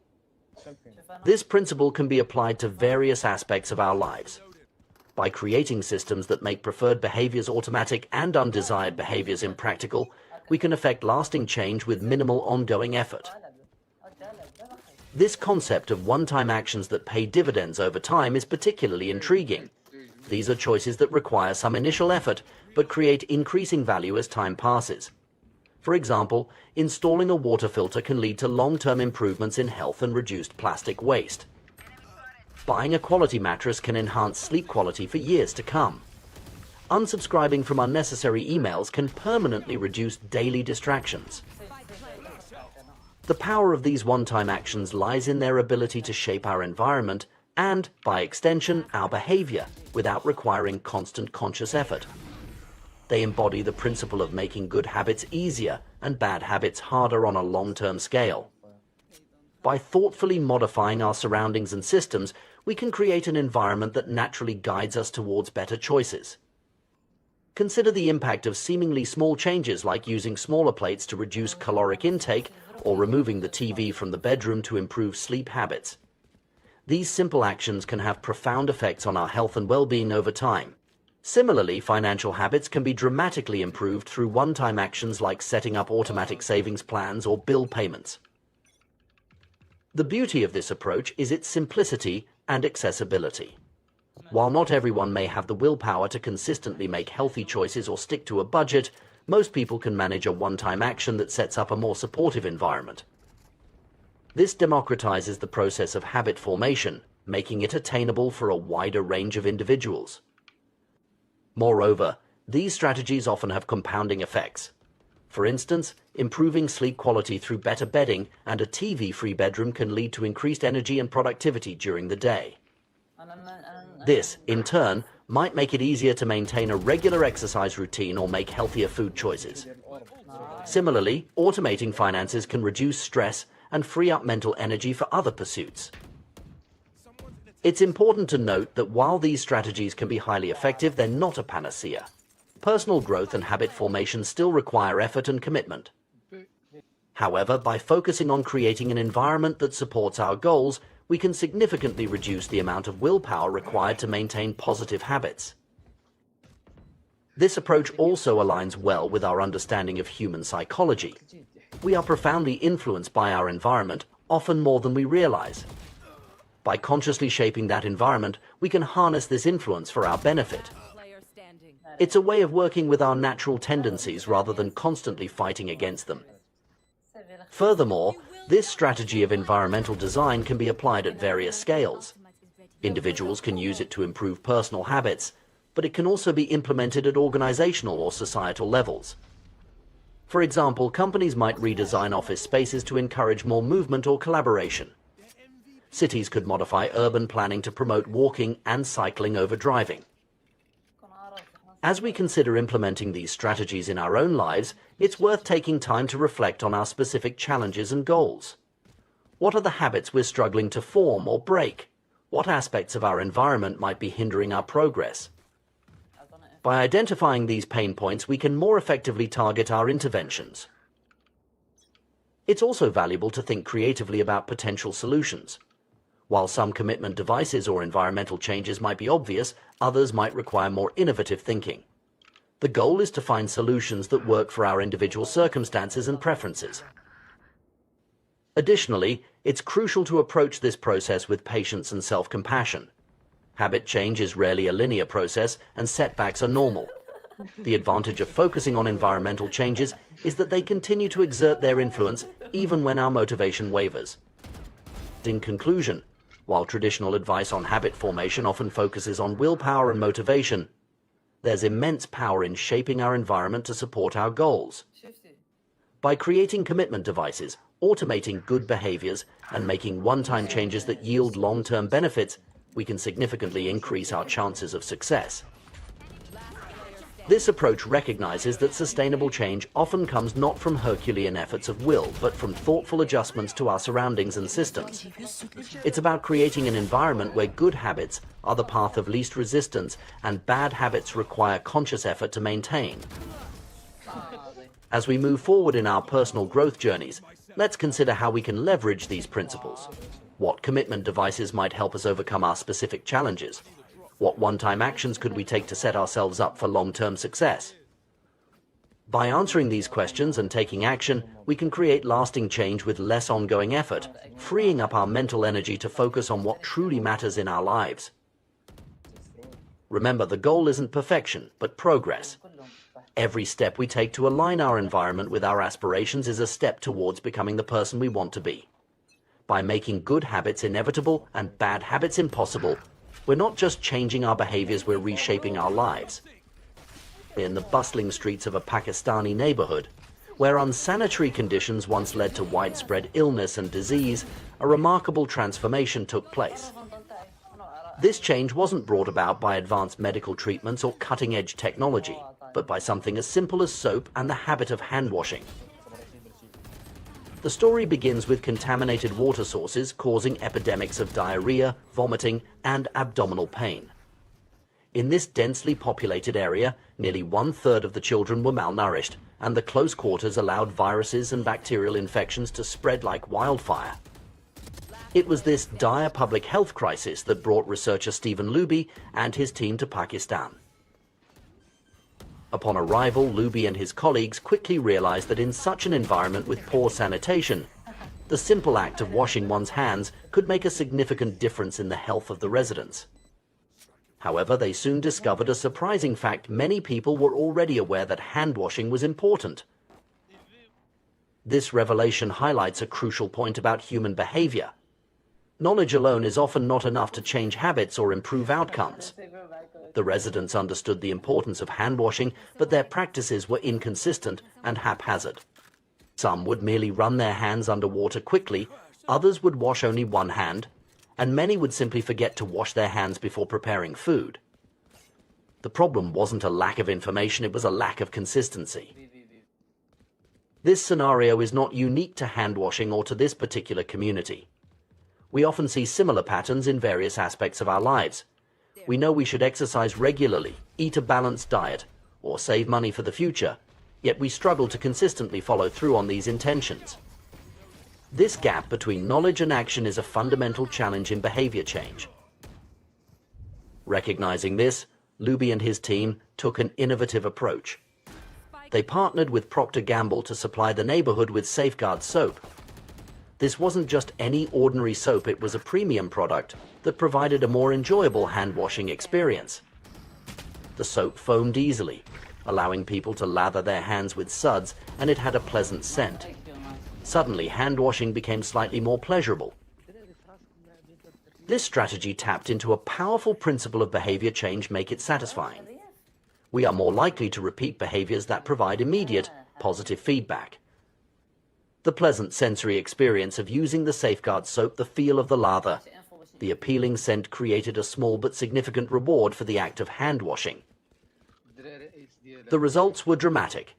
Within months, the researchers observed a rapid shift in the health of children in the neighborhood. The rate of diarrhea fell by 52%, pneumonia by 48%, and impetigo, a bacterial skin infection, by 35%. These improvements in health outcomes were achieved not through complex medical interventions, but through the consistent practice of a simple habit made more enjoyable. Even more impressive were the long-term effects.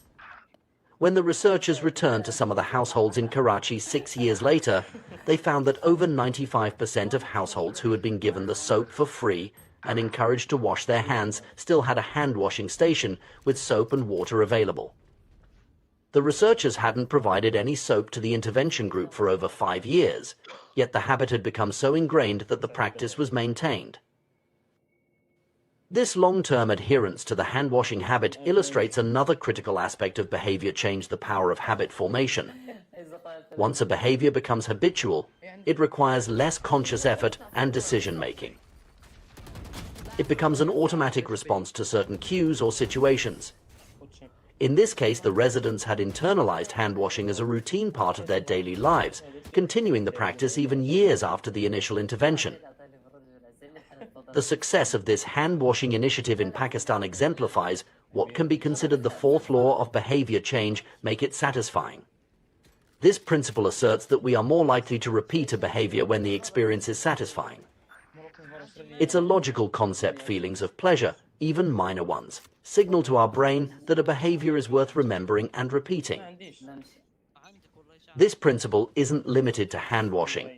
We can see its application in various products and behaviors that have become widespread habits. Take chewing gum, for instance. While gum had been sold commercially throughout the 1800s, it wasn't until Wrigley launched in 1891 that it became a worldwide habit. Wrigley's innovation was to add flavors like spearmint and juicy fruit, making the product more enjoyable to use. They further enhance the appeal by marketing gum as a way to refresh your taste, associating it with the pleasant feeling of a clean mouth. The success of flavored toothpaste follows a similar pattern. Manufacturers saw great success when they added flavors like spearmint, peppermint, and cinnamon to their products. These flavors don't actually improve the effectiveness of toothpaste in cleaning teeth. Instead, they create a clean mouth feel and make the experience of brushing teeth more pleasurable. This added satisfaction makes people more likely to maintain the habit of regular toothbrushing. These examples illustrate a fundamental truth about human behavior: what is rewarded is repeated, and what is punished is avoided. We learn what to do in the future based on what we were rewarded for, punished for in the past. Positive emotions cultivate habits, while negative emotions tend to destroy them. However, there's a crucial aspect to this principle that's easy to overlook. When we talk about making behaviors satisfying, we're not looking for just any type of satisfaction. We're specifically seeking immediate satisfaction. This is where we encounter a significant challenge in modern society: the mismatch between immediate and delayed rewards. To understand this mismatch, it's helpful to consider the environment in which the human brain evolved. For most of our species' history, we lived in what scientists call an immediate return environment. Imagine being an animal roaming the plains of Africa. Your decisions typically have an immediate impact. You're constantly focused on immediate concerns like finding food, avoiding predators, or seeking shelter. Your actions deliver clear and immediate outcomes. In contrast, modern society often operates in what's called a delayed return environment. Many of the choices we make today won't benefit us immediately. If we do a good job at work, we might get a paycheck in a few weeks.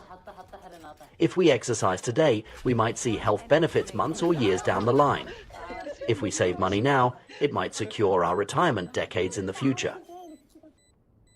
This shift to a delayed return environment is relatively recent in human history, primarily occurring in the last 500 years or so. Compared to the age of the human brain, which has remained largely unchanged for about 200,000 years, modern society is brand new. Our brains evolved in an environment where immediate rewards were crucial for survival, and we still carry that hardware with us today. This mismatch between our brain's preference for immediate rewards and the delayed nature of many modern benefits creates significant challenges. It's one reason why we often struggle with behaviors that have long-term benefits but little immediate payoff. Saving for retirement, maintaining a healthy diet, or studying for future exams all require us to override our innate preference for immediate gratification. Understanding this mismatch is crucial for anyone trying to change their behavior or habits. It explains why it's often so difficult to maintain motivation for long-term goals, and why we're easily swayed by short-term pleasures even when we know they might not be in our best interest. So, how can we bridge this gap between our brain's desire for immediate satisfaction and the often delayed rewards of beneficial behaviors? One effective strategy is to find ways to add immediate positive feedback to otherwise unrewarding tasks. For instance, if you're trying to establish a habit of daily exercise, you might pair your workout with listening to your favorite podcast or audiobook. This way, even on days when you don't feel particularly motivated to exercise, you have the immediate reward of enjoying engaging content. Similarly, if you're trying to eat healthier, you might focus on finding nutritious recipes that are also delicious, providing immediate taste satisfaction alongside long-term health benefits. Another approach is to use a habit tracker or similar tool to provide immediate visual feedback on your progress. The simple act of marking off a day on a calendar or seeing a streak of successful days can provide a small but meaningful sense of accomplishment, helping to bridge the gap until the long-term benefits of your habit become apparent. It's also worth noting that while our brains may be wired for immediate gratification, we humans have a unique capacity for long-term thinking and planning. By consciously cultivating an appreciation for delayed rewards and regularly reminding ourselves of our long-term goals, we can gradually shift our perspective and find more satisfaction in behaviors that contribute to those goals. In conclusion, the story of the hand-washing initiative in Pakistan and the broader principles it illustrates offer valuable insights into human behavior and habit formation. By understanding the power of immediate satisfaction and the challenges posed by our delayed return environment, we can design more effective strategies for personal growth and societal change. Whether we're trying to improve public health, encourage better financial habits, or simply stick to our New Year's resolutions, making behaviors more immediately satisfying can be a powerful tool for positive change. As we navigate the complexities of modern life with our Stone Age brains, being aware of these principles can help us make better choices, form lasting habits, and bridge the gap between our actions today and our goals for tomorrow. By aligning our behaviors with both our long-term aspirations and our innate need for immediate satisfaction, we can create meaningful, sustainable changes in our lives and our world. In our quest for self-improvement and personal growth, we often find ourselves grappling with a peculiar challenge: the disconnect between our long-term aspirations and our short-term actions. This phenomenon, known as time inconsistency, is a fundamental aspect of human behavior that has far-reaching implications for our daily lives and long-term success. At its core, time inconsistency refers to our brain's tendency to value immediate rewards more highly than future benefits. This bias towards instant gratification is deeply ingrained in our neural circuitry, a remnant of our evolutionary past when immediate survival took precedence over long-term planning. In most situations, this inclination serves us well. After all, a reward that's certain and available right now is typically more valuable than one that's merely possible in the future. However, this same tendency can sometimes lead us astray, particularly in the modern world where many of our most important goals require sustained effort and delayed gratification. This misalignment between our immediate desires and our long-term objectives is at the heart of many of our struggles with habit formation and behavior change. Consider, for instance, the paradox of harmful behaviors like smoking, overeating, or engaging in unsafe sex. Most people are well aware of the potential long-term consequences of these actions. We know that smoking increases the risk of lung cancer, that overeating can lead to obesity and associated health problems, and that unsafe sex can result in sexually transmitted diseases. Yet, despite this knowledge, many individuals continue to engage in these behaviors. The reason for this apparent contradiction becomes clear when we understand how our brain prioritizes rewards. The consequences of these harmful habits are often delayed, sometimes by years or even decades. In contrast, the rewards are immediate and tangible. Smoking might increase your risk of cancer in the future, but it reduces stress and satisfies nicotine cravings now. Overeating may lead to health problems down the line, but it provides immediate pleasure and satiation. Unsafe sex might result in disease later, but it offers instant gratification. This pattern isn't limited to harmful habits. In fact, it's a characteristic of virtually all habits, both good and bad. Every habit produces multiple outcomes across time, but these outcomes are often misaligned. With detrimental habits, the immediate outcome is usually pleasurable, while the ultimate outcome is negative.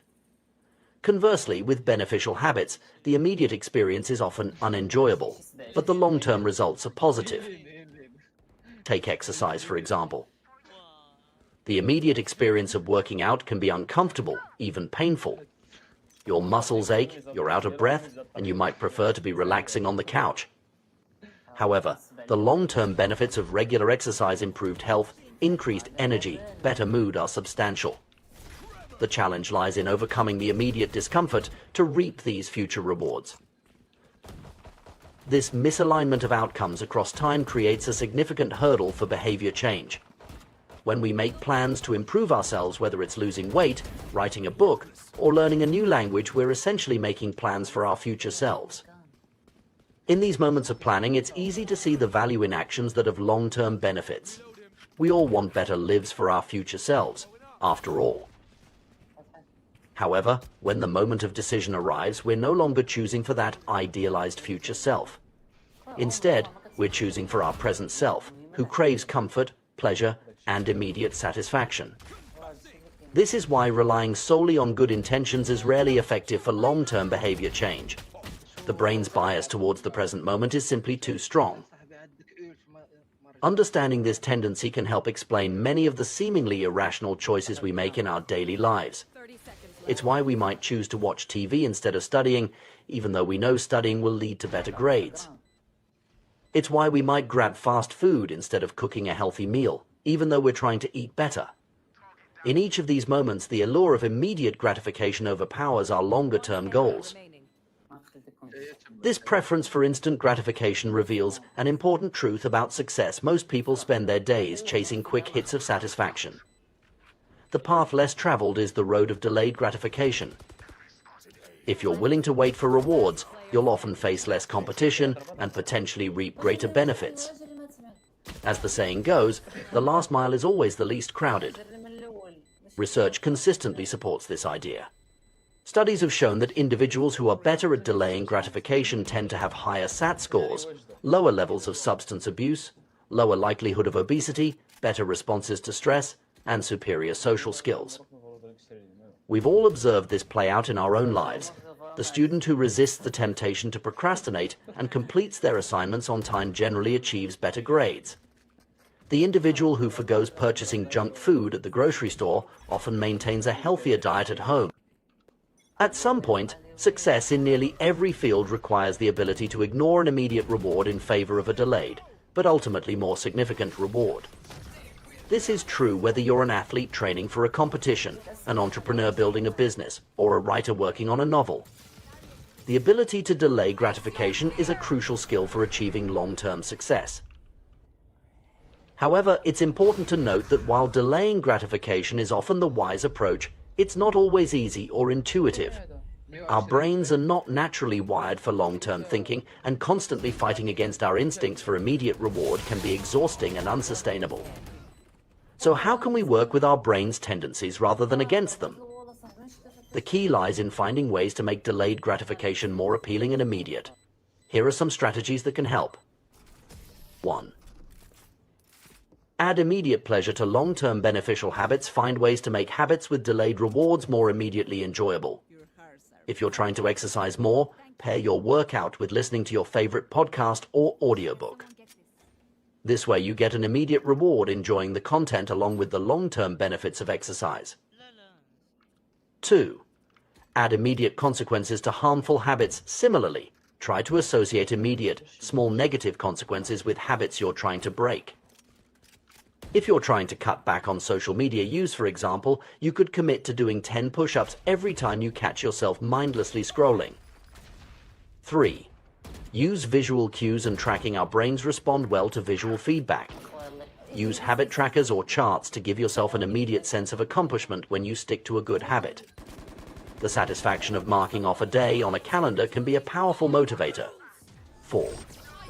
Create artificial milestones. Break long-term goals into smaller, more immediate targets. If you're saving for a big purchase, celebrate hitting smaller savings milestones along the way. 5. Practice mindfulness and visualization regularly. Take time to vividly imagine the long-term benefits of your good habits. This can help make those future rewards feel more real and immediate. 6. Use commitment devices. These are strategies where you make it more difficult or costly to engage in bad habits. For example, you might give a friend money to hold and only return if you meet your goal. 7.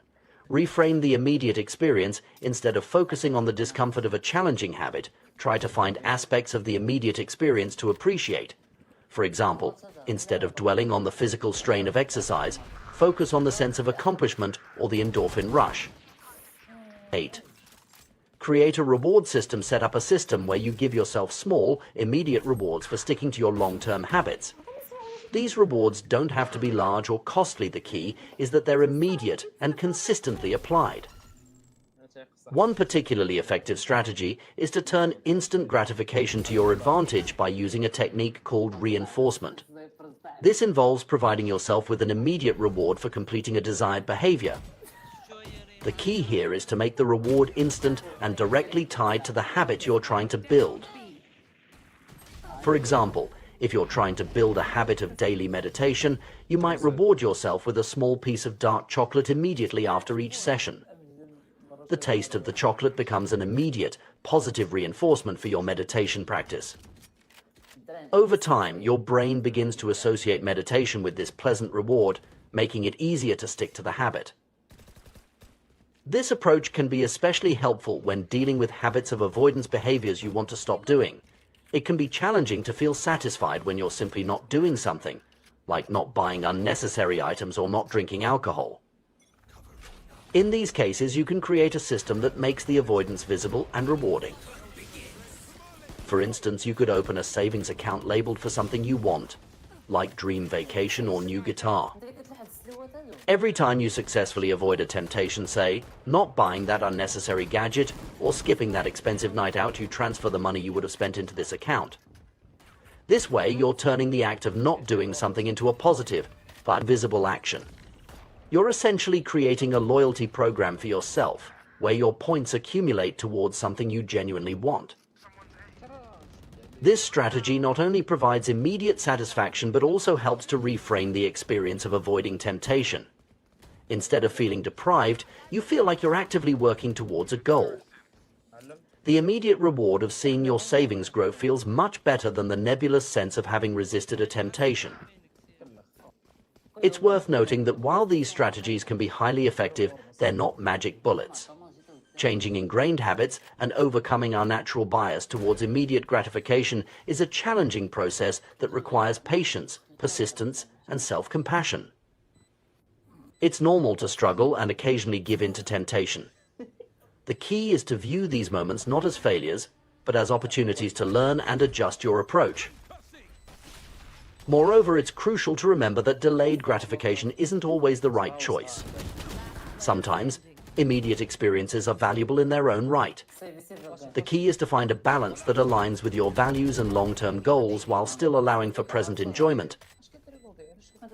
In conclusion, understanding the concept of time inconsistency and our brain's bias towards immediate rewards can be a powerful tool in our quest for personal growth and habit formation.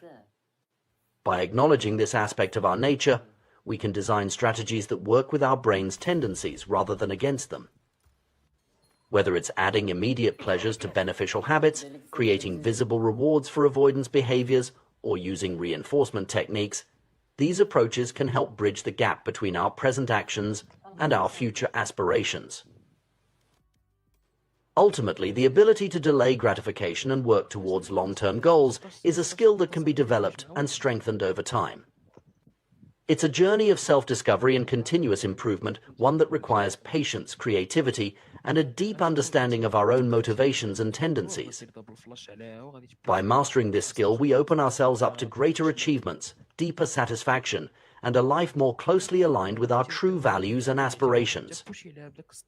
The path may not always be easy, but the rewards, both immediate and long-term, make it a journey worth undertaking. In the pursuit of personal growth and self-improvement, we often find ourselves grappling with the challenge of maintaining good habits. We start with enthusiasm, determined to make positive changes in our lives, but as time passes, our resolve can waver. The key to lasting change, it turns out, lies not just in willpower or motivation, but in the way we approach habit formation itself. By understanding the psychology behind habit formation and employing strategic techniques, we can dramatically increase our chances of success. One of the most powerful tools in this journey is the concept of making habits satisfying. This idea is rooted in the fundamental principle that we are more likely to repeat behaviors that provide immediate rewards.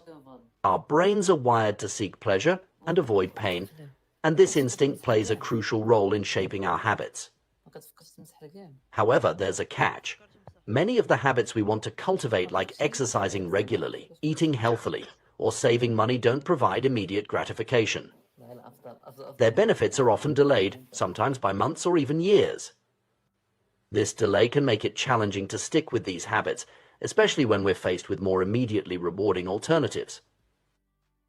To overcome this challenge, we need to find ways to make our desired habits more immediately satisfying. This doesn't mean compromising on our long-term goals, but rather finding ways to bridge the gap between the present action and the future reward. One effective strategy is to create a system of short-term rewards that align with your long-term goals. For instance, if you're trying to exercise more, you might reward yourself with a relaxing bath or an episode of your favorite show after each workout. The key is to choose rewards that reinforce your desired identity rather than conflicting with it. If your goal is to improve your health, rewarding yourself with unhealthy food after exercising would be counterproductive. Instead, choose rewards that align with your vision of becoming a healthier person. This approach of aligning short-term rewards with long-term goals can be applied to virtually any habit you're trying to build. If you're aiming to read more, you might allow yourself to buy a new book only after finishing your current one. If you're trying to save money, you could allocate a small portion of your savings to a fun fund that you can spend guilt-free once you reach certain milestones. The power of this strategy lies in its ability to tap into our brain's reward system. By providing immediate positive reinforcement, we're training our brains to associate the habit with pleasure. Over time, this association can make the habit itself more enjoyable, reducing our reliance on external rewards. Another powerful technique for making habits stick is the use of visual tracking systems. This approach, sometimes called the paperclip strategy, involves creating a tangible representation of your progress. The name comes from a story about a young stockbroker who used 2 jars of paper clips to track his daily sales calls. Each time he made a call, he would move a paper clip from one jar to another. This simple act provided a clear, visual measure of his progress, which proved to be incredibly motivating. The beauty of this strategy lies in its simplicity and flexibility. You can adapt it to virtually any habit you're trying to build. For example, if you're trying to write a book, you might move a marble from one jar to another for each page you complete.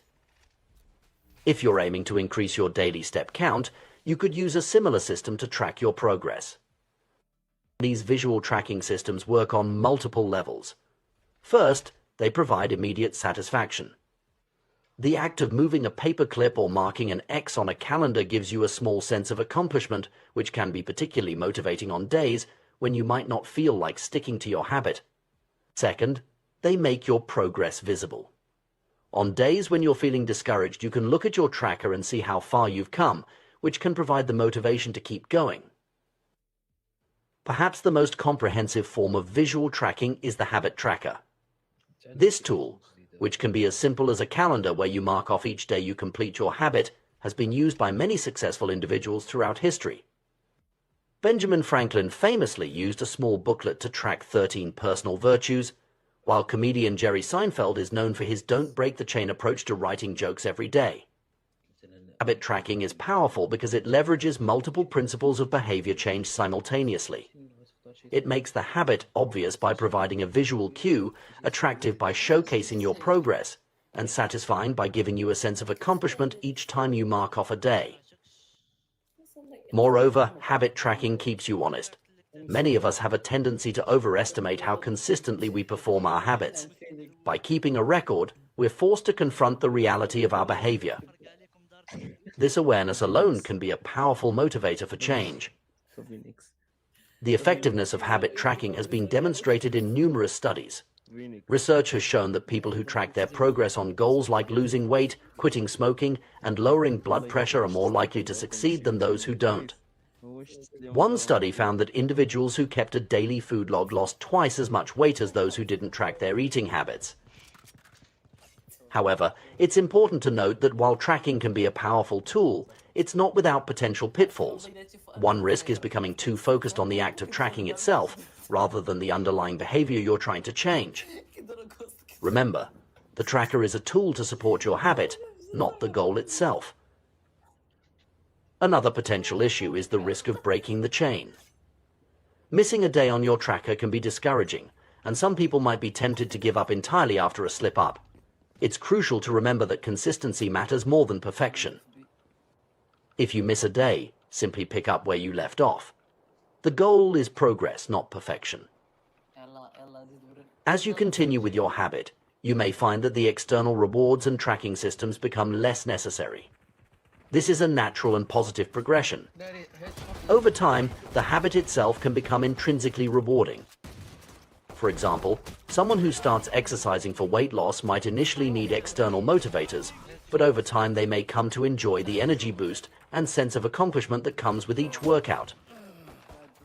This shift from extrinsic to intrinsic motivation is a sign that the habit is becoming ingrained in your identity. When you reach this point, you're no longer just someone trying to exercise more, you've become someone who exercises regularly.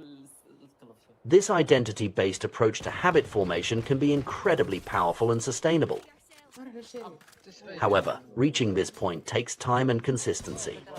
In the meantime, don't hesitate to use whatever tools and strategies help you maintain your habit. Whether it's a paper clip system, a habit tracker, or carefully chosen rewards, these techniques can provide the bridge you need to get from where you are to where you want to be. It's also worth considering how you can make the habit itself more enjoyable.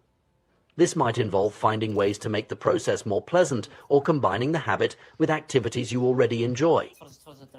For instance, if you're trying to establish a running habit, you might listen to your favorite podcasts or audiobooks while you run. If you're aiming to cook more healthy meals at home, you could turn cooking into a social activity by inviting friends over or taking a cooking class. Remember, the goal is to create a positive feedback loop where the habit reinforces itself. By making the habit satisfying in the short term, you increase the likelihood that you'll stick with it long enough to reap the long-term benefits. As you embark on your journey of habit formation, it's important to be patient with yourself. Changing ingrained behaviors takes time, and setbacks are a normal part of the process. Each day is an opportunity to reinforce your desired identity and move closer to your goals. Moreover, don't underestimate the power of small wins. Consistently performing a small habit can lead to significant changes over time. Whether you're moving paper clips marking XS on a calendar or using a more sophisticated tracking system, each small action is a vote for the person you want to become. In conclusion, the key to sticking with good habits lies in making them satisfying.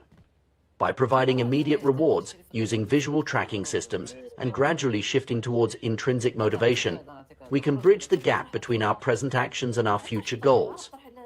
Remember, the most effective form of motivation is progress. By making your progress visible and rewarding, you create a positive feedback loop that can sustain your habits over the long term. As you apply these strategies, you may find that building good habits becomes not just easier, but enjoyable. And that, perhaps, is the greatest satisfaction of all, the realization that you're not just doing things differently, but becoming the person you aspire to be. So start small, track your progress, celebrate your wins, and watch as your habits transform not just your actions, but your identity.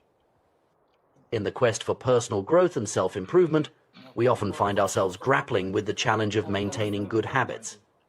While starting a new habit can be exciting, the real test lies in consistently following through day after day, week after week. This is where the power of habit tracking comes into play, offering a simple yet effective tool to reinforce positive behaviors and keep us on track towards our goals. Habit tracking, at its core, is about making progress visible. It's a way of creating a tangible record of our efforts, transforming abstract goals into concrete actions.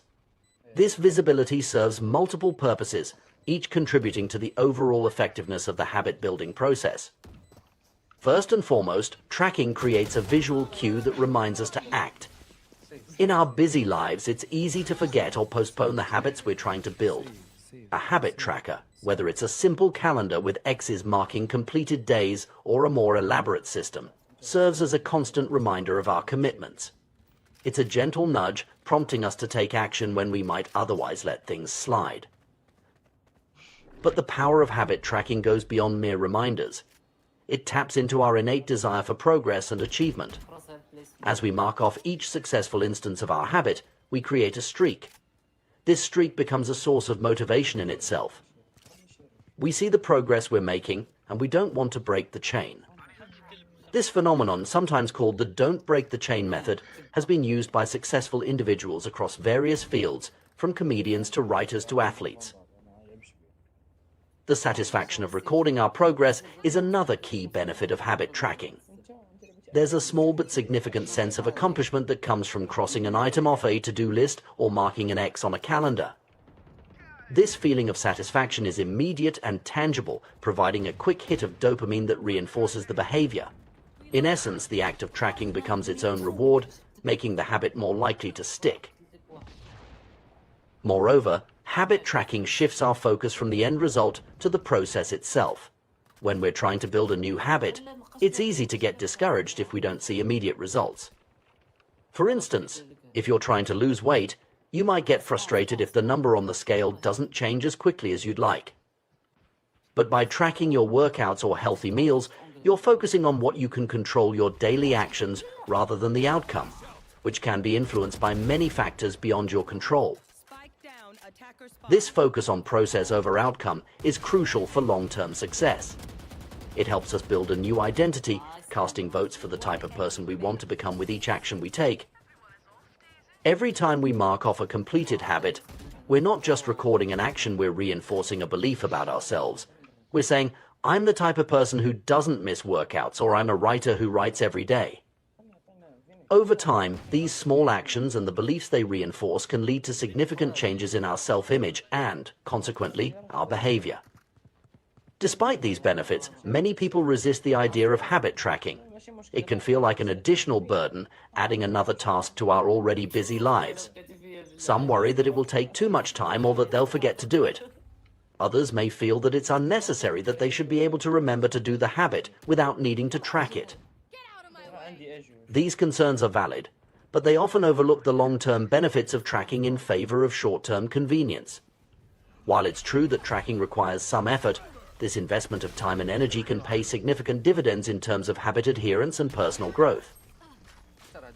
That said, it's important to approach habit tracking in a way that works for you. If the idea of manually recording every instance of a habit feels overwhelming, look for ways to automate the process. Many of us are already tracking various aspects of our lives without realizing it. Credit card statements track our spending habits, fitness trackers record our physical activity, and calendar apps log our appointments and commitments. By leveraging these existing data sources and setting up regular review periods, we can gain insights into our behavior without adding much additional work.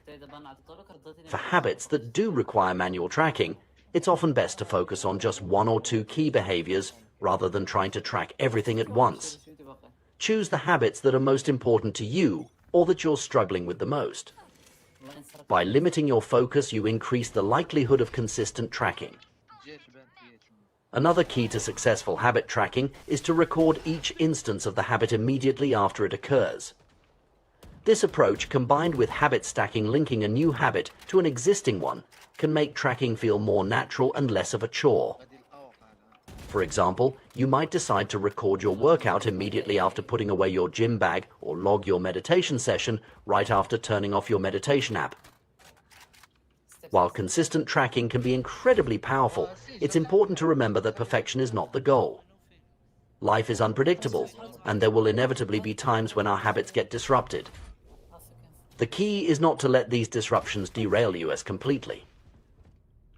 One powerful principle to keep in mind is never miss twice. If you slip up and miss a day, the most important thing is to get back on track as quickly as possible.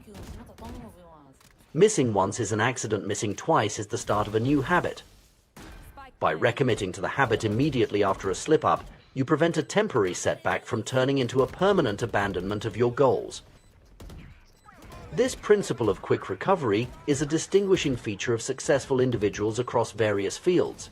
Everyone has bad days or periods of lower performance. What sets high achievers apart is their ability to rebound quickly from these setbacks. They understand that the occasional bad day or missed habit is far less important than the overall trend of their behavior. In fact, showing up on the days when you don't feel like it or can't perform at your best can be even more important than the days when everything goes smoothly. These bad days maintain the compound gains you've accrued from previous good days. Even if you can't do the habit as thoroughly or effectively as you'd like, doing something is always better than doing nothing.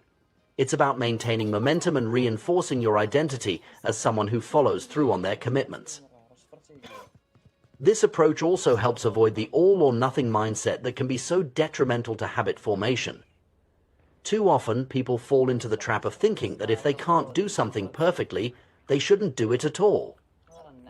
This black and white thinking can lead to giving up entirely after a small setback. By embracing the idea that something is always better than nothing, we can maintain consistency even when circumstances aren't ideal. While habit tracking can be a powerful tool, it's important to ensure we're tracking the right things. Sometimes, the most obvious or easiest to measure metrics aren't necessarily the most meaningful. For example, if you're trying to improve your diet, simply tracking calories might not give you the full picture. You might be hitting your calorie goals but not getting proper nutrition. In this case, tracking the number of whole, unprocessed foods you eat each day might be more beneficial. Similarly, if you're trying to improve your productivity at work, tracking hours worked might not be as useful as tracking the number of important tasks completed. The key is to choose metrics that truly align with your goals and provide meaningful feedback on your progress. It's also worth noting that not all habits need to be tracked indefinitely. Sometimes tracking is most useful in the early stages of habit formation when we're still establishing the behavior. Once the habit becomes more ingrained, we might be able to ease off on tracking without losing the habit itself. The goal, ultimately, is for the behavior to become so automatic that we no longer need external reinforcement to maintain it. In conclusion, habit tracking is a powerful tool in the quest for personal growth and behavior change. By making our progress visible, providing immediate satisfaction, and shifting our focus to the process rather than just the outcome, tracking can significantly increase our chances of successfully building new habits. However, like any tool, its effectiveness depends on how we use it. By choosing meaningful metrics, focusing on consistency rather than perfection, and using tracking as a means to reinforce our desired identity, we can harness the full potential of this approach. Remember, the goal isn't just to check boxes or create perfect streaks. It's to gradually shape ourselves into the person we want to become. Each tracked instance of a habit is a vote for that future self. Over time, these small votes can lead to profound changes in our behavior, our self-image, and ultimately our lives. So whether you're trying to exercise more, eat healthier, write daily, or any other positive habit, consider incorporating tracking into your approach. Start small, be consistent, and don't be discouraged by occasional setbacks. With patience and persistence, you may find that the simple act of tracking your habits becomes a transformative force in your journey of self-improvement. In the realm of behavior change and habit formation, we often focus on positive reinforcement and making good habits more attractive. However, there's another powerful tool in our arsenal making bad habits immediately unsatisfying. This approach, while less discussed, can be incredibly effective in curbing unwanted behaviors and promoting positive change. The concept is rooted in our innate tendency to avoid pain and discomfort. Just as we're more likely to repeat experiences that end on a satisfying note, we're equally inclined to avoid experiences that conclude with discomfort or pain. This principle can be harnessed to great effect in our quest for self-improvement and behavioral change. Consider the story of Roger Fisher, a Harvard Law School professor who specialized in negotiation and conflict management. In the 1970s and 1980s, as the threat of nuclear war loomed large, Fisher proposed an unconventional idea to prevent hasty decisions about nuclear launches. He suggested implanting the nuclear launch codes in a volunteer's chest right next to their heart. The president, if ever deciding to launch nuclear weapons, would first have to physically kill this volunteer to access the codes. Fisher's proposal, while extreme, illustrates a profound point about human behavior. By making the act of launching nuclear weapons viscerally and immediately painful, it would force decision-makers to confront the reality of their actions in a way that abstract numbers and distant consequences never could. The immediacy and personal nature of the pain would serve as a powerful deterrent. This principle extends far beyond hypothetical scenarios about nuclear war. It applies to our everyday lives and habits in numerous ways. Pain, both physical and emotional, is an incredibly effective teacher. When failure or mistakes result in immediate and tangible pain, we're quick to learn and adapt. This is why a plumber strives for excellence in their work. The threat of a bad review or lost business is an immediate and costly consequence of poor performance. Similarly, restaurants maintain high standards because the possibility of customers never returning is a constant, immediate threat. In fields where the stakes are even higher, such as surgery, the immediate and severe consequences of mistakes drive professionals to master their craft with utmost precision. The cost of cutting the wrong blood vessel is so high and immediate that surgeons are motivated to achieve exceptional levels of skill and care. The key here is the immediacy of the consequence. When the pain or cost of an action is delayed, it's easier to ignore or discount. This is why many harmful habits persist. The negative consequences are often far removed in time from the behavior itself. Smoking might lead to lung cancer, but not immediately. Overeating doesn't instantly result in obesity. The delay between action and consequence makes it easier for us to persist in behaviors we know are harmful in the long run.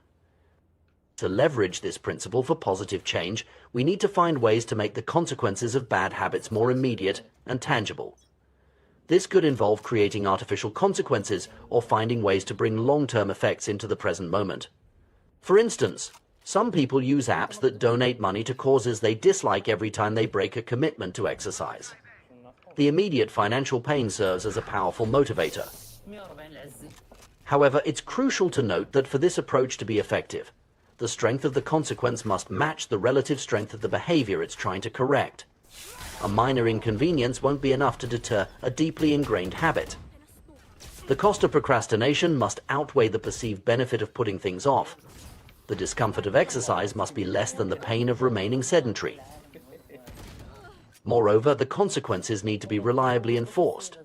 Inconsistent enforcement can lead to a gambling mentality where individuals take chances on avoiding punishment. This is why consistent, immediate feedback is so crucial in habit formation and behavior change. One effective way to implement this strategy is through the use of habit contracts. A habit contract is an agreement you make with yourself or others that spells out the consequences of failing to stick to a desired behavior. These contracts can be particularly powerful when they involve other people, adding a layer of social pressure and accountability. For example, you might create a contract with a friend stating that if you don't go to the gym 3 times a week, you have to pay them $50. Or you could agree to perform an unpleasant chore if you fail to meet your writing goals for the week. The key is to make the consequence immediate and unpleasant enough that you're motivated to avoid it. Habit contracts work because they bring the pain of failure into the present moment.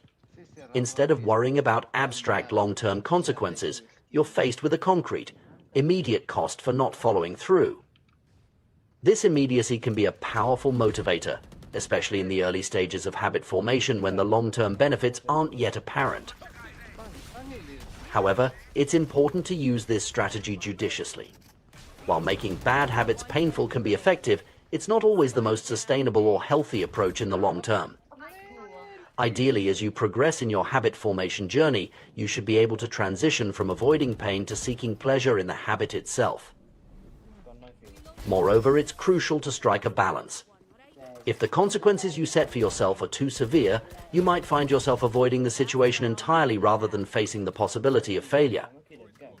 The goal is to create enough discomfort to motivate change, but not so much that it becomes paralyzing. Another consideration is the potential for unintended consequences. Sometimes, focusing too much on avoiding negative outcomes can create anxiety or stress that's counterproductive to your goals. It's important to monitor your emotional state and adjust your approach if you find that the fear of consequences is becoming overwhelming. Additionally, while immediate consequences can be powerful motivators, they shouldn't completely replace an understanding of the long-term impacts of our actions.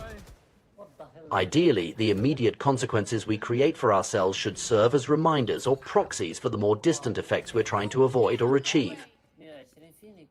It's also worth noting that different people respond differently to various types of motivation. While some individuals might find the threat of immediate negative consequences highly motivating, others might respond better to positive reinforcement or intrinsic motivation. It's important to know yourself and what works best for you. In some cases, combining immediate consequences with positive reinforcement can be particularly effective. For instance, you might set up a system where you face a small penalty for missing a workout, but also reward yourself for completing a full week of exercise. This balanced approach can help create a more sustainable and enjoyable path to habit formation. When implementing this strategy, it can be helpful to start small. Begin with minor habits and relatively mild consequences. As you become more comfortable with the process and start seeing results, you can gradually increase the stakes for more significant habits. Remember, the ultimate goal is not to live in constant fear of punishment, but to use this tool as a stepping stone towards intrinsic motivation. Over time, as habits become more ingrained and the benefits become more apparent, the need for external consequences should diminish. It's also important to be compassionate with yourself. Everyone slips up sometimes, and the occasional failure doesn't negate all your progress. The purpose of immediate consequences is to provide feedback and motivation, not to punish yourself excessively. In conclusion, while making good habits attractive and satisfying is crucial, we shouldn't overlook the power of making bad habits immediately unsatisfying. By bringing the consequences of our actions into the present moment, we can create a powerful impetus for change. Whether through habit contracts, accountability partners, or other creative methods, finding ways to make the cost of bad habits immediate and tangible can be a game changer in our pursuit of personal growth and positive change.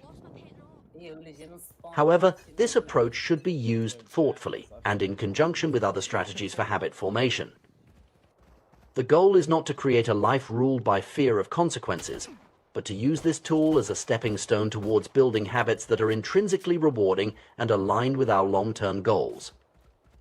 By understanding and leveraging the power of immediate consequences, we can create an environment that supports our desired behaviors and helps us become the people we aspire to be. The power of habits in shaping our lives cannot be overstated. From the mundane daily routines to life-changing behaviors, habits form the backbone of our existence. One of the most striking examples of habit formation on a societal scale is the adoption of seatbelt usage in the United States. In just a few decades, we witnessed a dramatic shift from a time when most people didn't wear seatbelts to a present where the vast majority of Americans buckle up every time they get in a car. This transformation wasn't just a matter of individual choice, it was largely driven by legislation and the creation of a new social contract. The seatbelt story illustrates how governments can use laws and regulations to influence collective behavior. By mandating seatbelt use and enforcing penalties for non-compliance, states effectively reshape the habits of millions. This approach leverages the power of social contracts agreements we make as a society to follow certain rules for the common good. Similar strategies have been employed to address other public health and safety concerns, such as smoking bans in restaurants and mandatory recycling programs.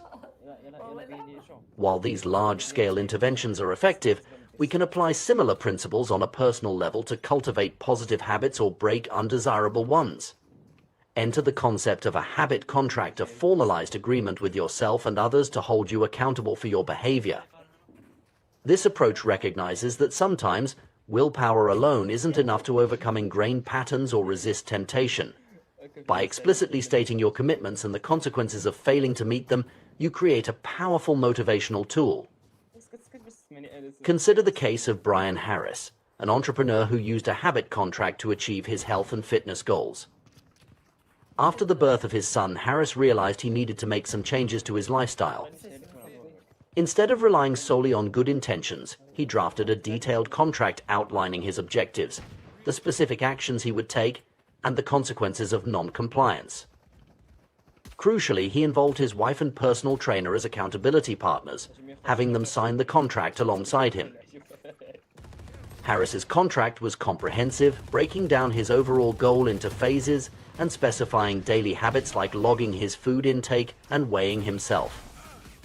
The consequences for failing to follow through were concrete and meaningful, having to dress formally for work, a departure from his usual casual attire, and paying his trainer a financial penalty.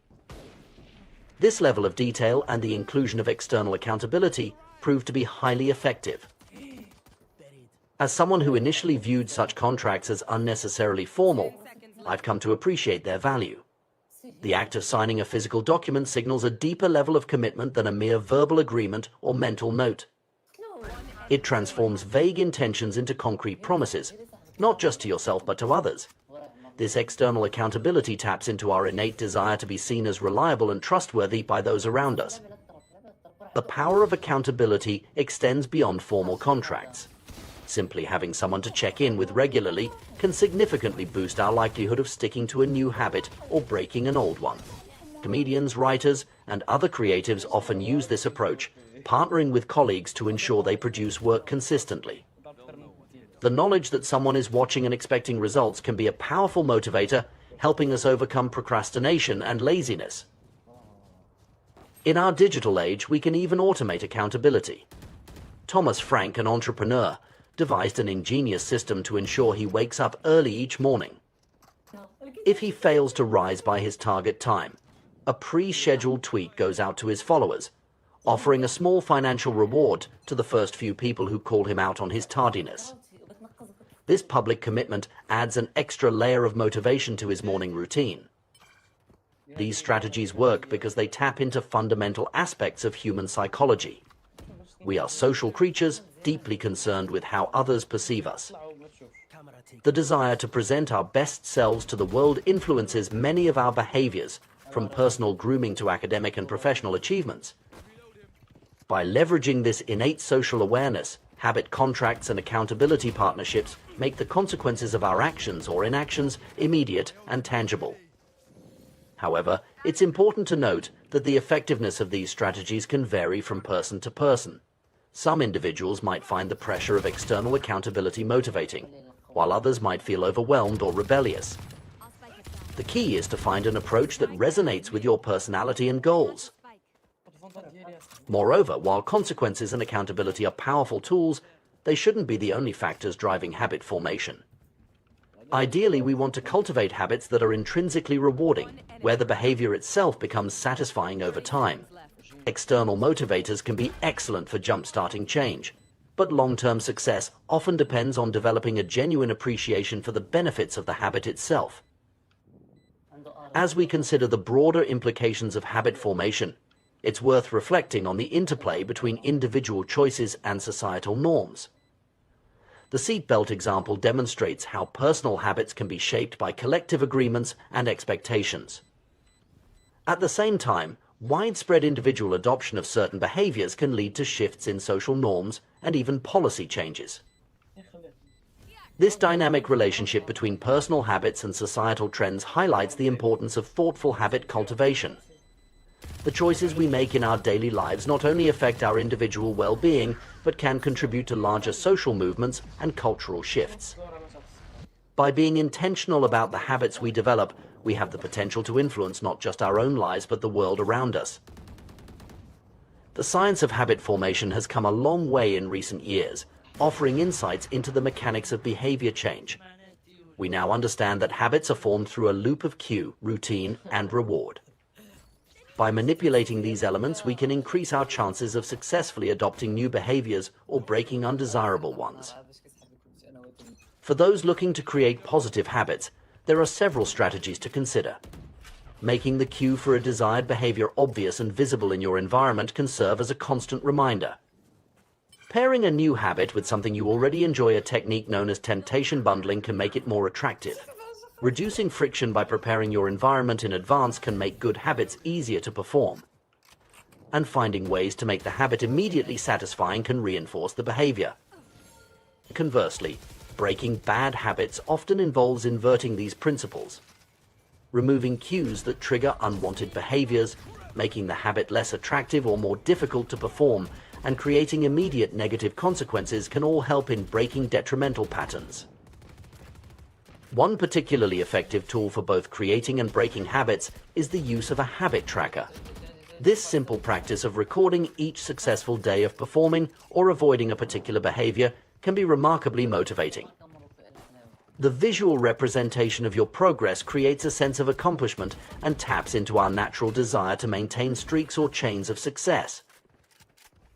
However, it's crucial to approach habit formation with self-compassion. Slip-ups are an inevitable part of the process, and how we respond to these moments can determine our long-term success. The never miss twice rule is a helpful guideline. If you forget or fail to perform a habit one day, make it a priority to get back on track immediately the next day. This approach prevents temporary setbacks from derailing your entire effort. As we navigate the complex landscape of habit formation, it's important to remember that change is a gradual process. Small, consistent actions over time lead to significant transformations.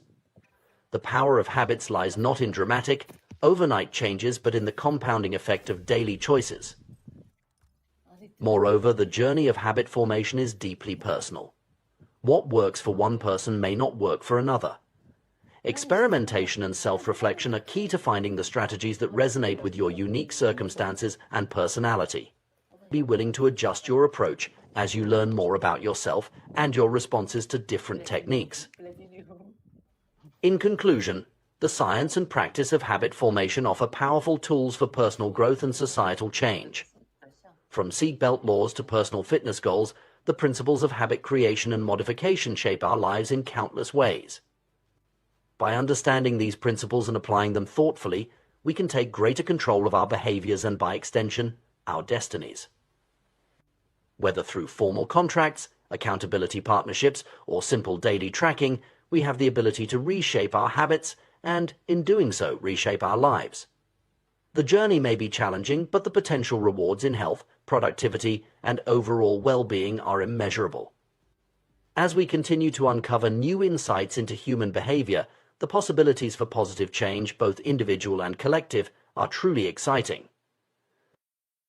The intricate interplay between genetics, personality, and habit formation is a fascinating area of study that sheds light on why some individuals excel in certain domains while others struggle.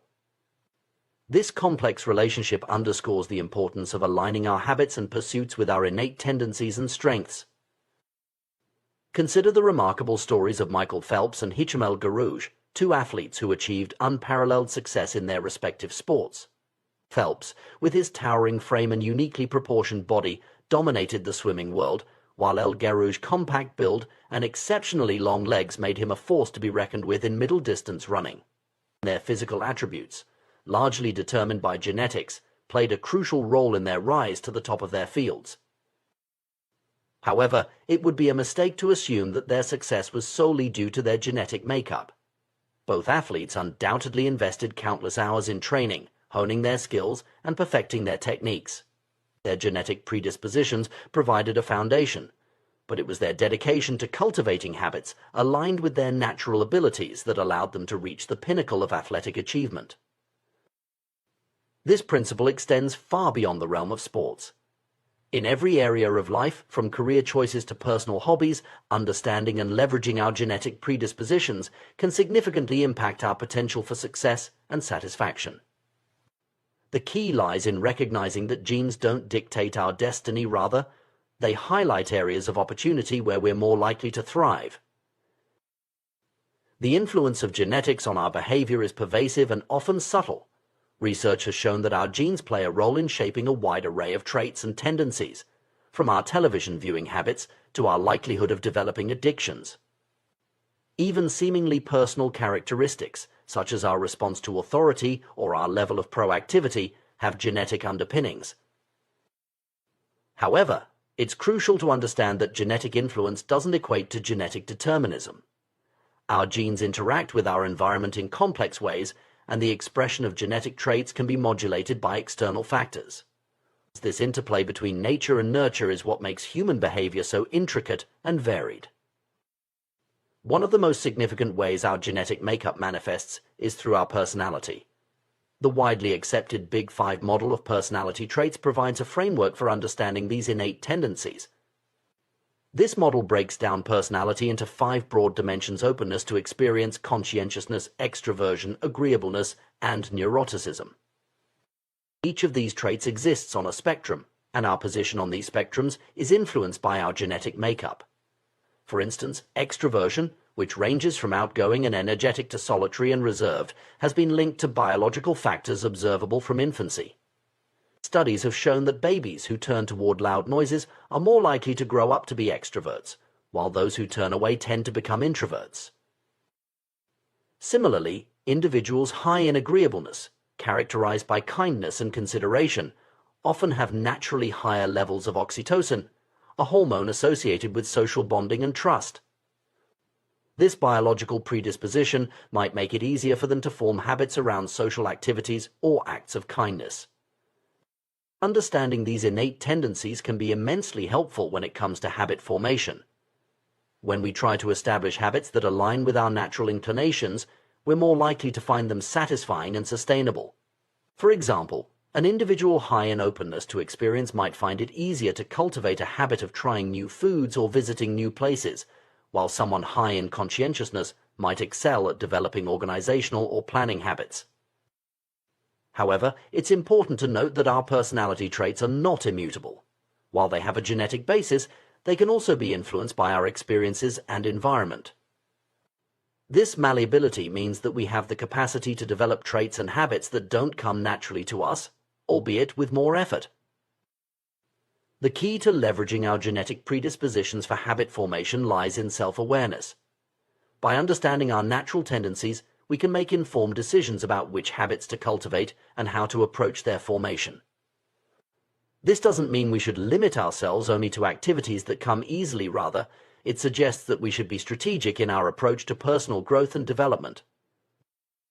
For instance, if you know you're naturally high in neuroticism, you might find it particularly beneficial to develop habits around stress management and mindfulness. These practices could help mitigate the anxiety and sensitivity associated with this trait. Conversely, if you're low in conscientiousness, you might need to put extra effort into creating systems and routines to support habits related to organization and time management. The concept of aligning our habits with our genetic predispositions also has implications for how we approach skill development and career choices. Just as Michael Phelps was uniquely suited for swimming, each of us has areas where our natural abilities give us an edge. Identifying these areas can help us focus our efforts where they're most likely to yield results. However, this doesn't mean we should avoid challenges or give up on areas where we're not naturally gifted. Instead, it suggests that we should be realistic about the effort required to excel in different domains. If we choose to pursue an area where we don't have a natural advantage, we should be prepared to put in extra work to compensate for our genetic disadvantages. Moreover, the interaction between our genes and our environment means that the suitability of our traits can change depending on the context. A trait that's advantageous in one situation might be a hindrance in another. For example, high neuroticism might be detrimental in a high-stress job, but beneficial in a role that requires attention to detail and risk assessment. This contextual nature of genetic influence underscores the importance of finding the right environment for our traits to flourish. Sometimes the key to success isn't changing ourselves, but rather finding or creating an environment that suits our natural tendencies. This might involve choosing a career that aligns with our personality, seeking out social groups that appreciate our unique qualities, or modifying our physical environment to support our desired habits. It's also worth noting that while our genes influence our behavior, they don't control it entirely. We have the capacity for self-reflection and choice, which allows us to override our natural inclinations when necessary. This ability to act against our instincts is what allows us to grow and change over time. In fact, the process of habit formation itself can be seen as a way of shaping our behavior patterns to align more closely with our goals, even when those goals require us to act in ways that don't come naturally. Through consistent practice and reinforcement, we can develop new neural pathways that make desired behaviors more automatic, effectively rewiring our brains over time. This plasticity of the brain highlights an important point. While our genes provide a starting point, our habits and experiences play a crucial role in shaping who we become. The habits we choose to cultivate can enhance our natural strengths, compensate for our weaknesses, and even develop entirely new capabilities. Understanding the role of genetics in habit formation also has implications for how we approach behavior change on a societal level. Public health initiatives, educational policies, and workplace practices could all benefit from a more nuanced understanding of how genetic factors influence behavior. By recognizing the diversity of genetic predispositions within a population, we can design more effective interventions and support systems that cater to a range of natural tendencies.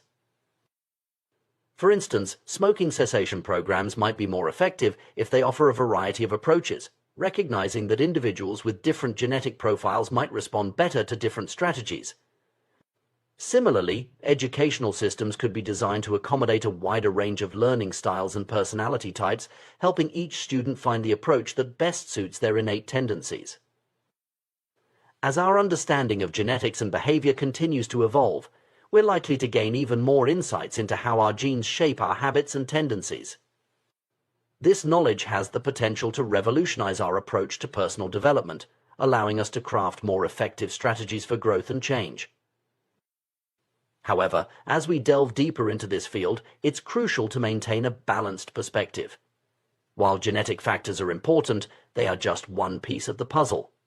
Our choices, experiences, and environment all play significant roles in shaping who we are and who we can become. Moreover, we must be cautious about over-interpreting genetic information or using it as an excuse for inaction. The knowledge of our genetic predispositions should empower us to make informed decisions, not limit our aspirations or justify harmful behaviors. In conclusion, the relationship between genetics, personality, and habit formation is a complex and fascinating area of study. By understanding our genetic predispositions, we can make more informed choices about which habits to cultivate and how to approach their formation. We can leverage our natural strengths while also developing strategies to compensate for our weaknesses. At the same time, we must remember that our genes are not our destiny. They provide a starting point, but our habits, choices, and experiences shape who we ultimately become.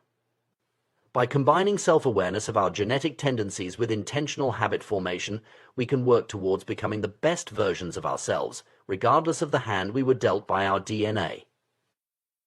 The journey of personal growth and habit formation is a deeply individual one, influenced by the unique interplay of our genes, personality, and environment. By embracing this complexity and approaching our development with curiosity and intention, we can unlock our full potential and lead more fulfilling lives.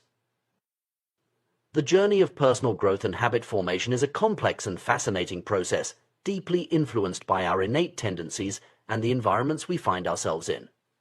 While we often focus on willpower and discipline as the primary drivers of habit change, the reality is far more nuanced. Our genetic makeup, personality traits, and natural inclinations play a significant role in determining which habits we're likely to stick with and excel at.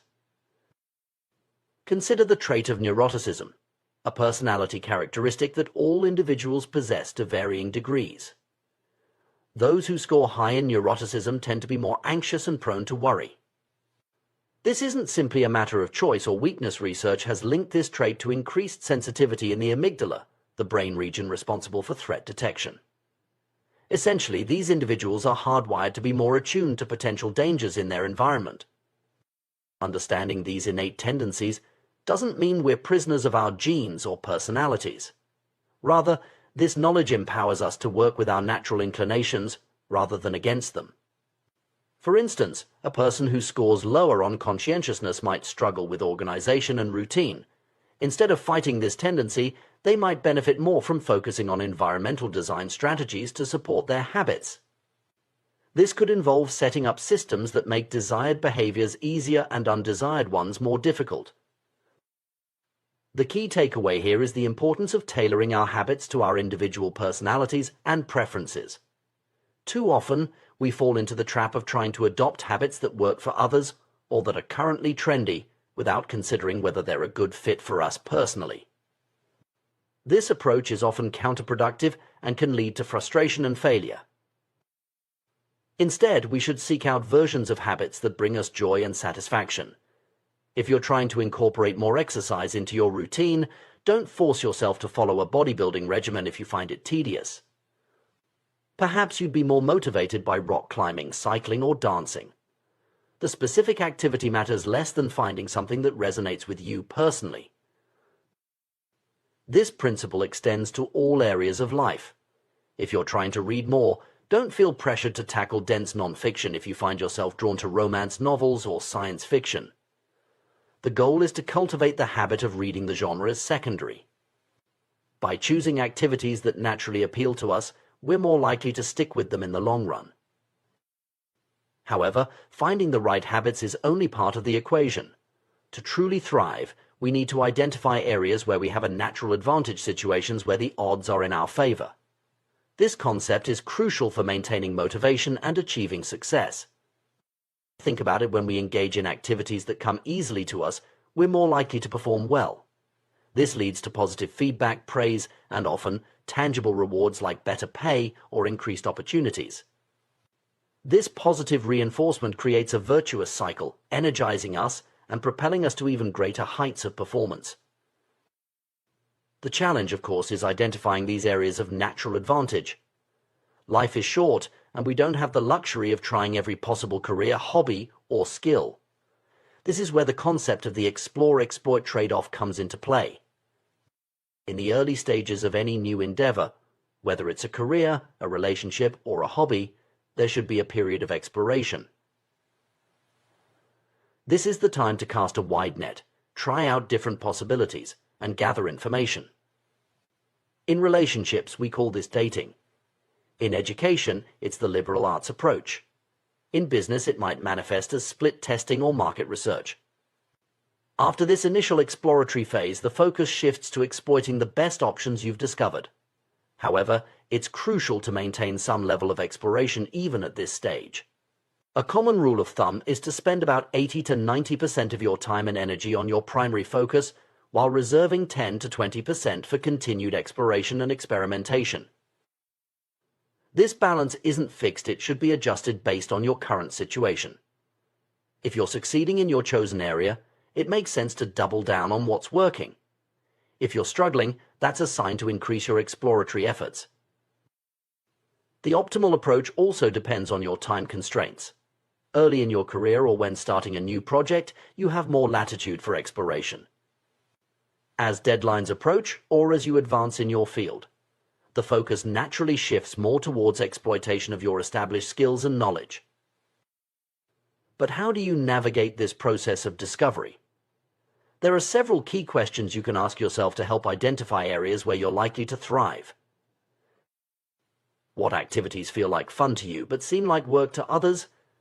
This is a powerful indicator of your natural inclinations. The tasks that you find energizing, even when they're challenging, are likely areas where you have a natural advantage.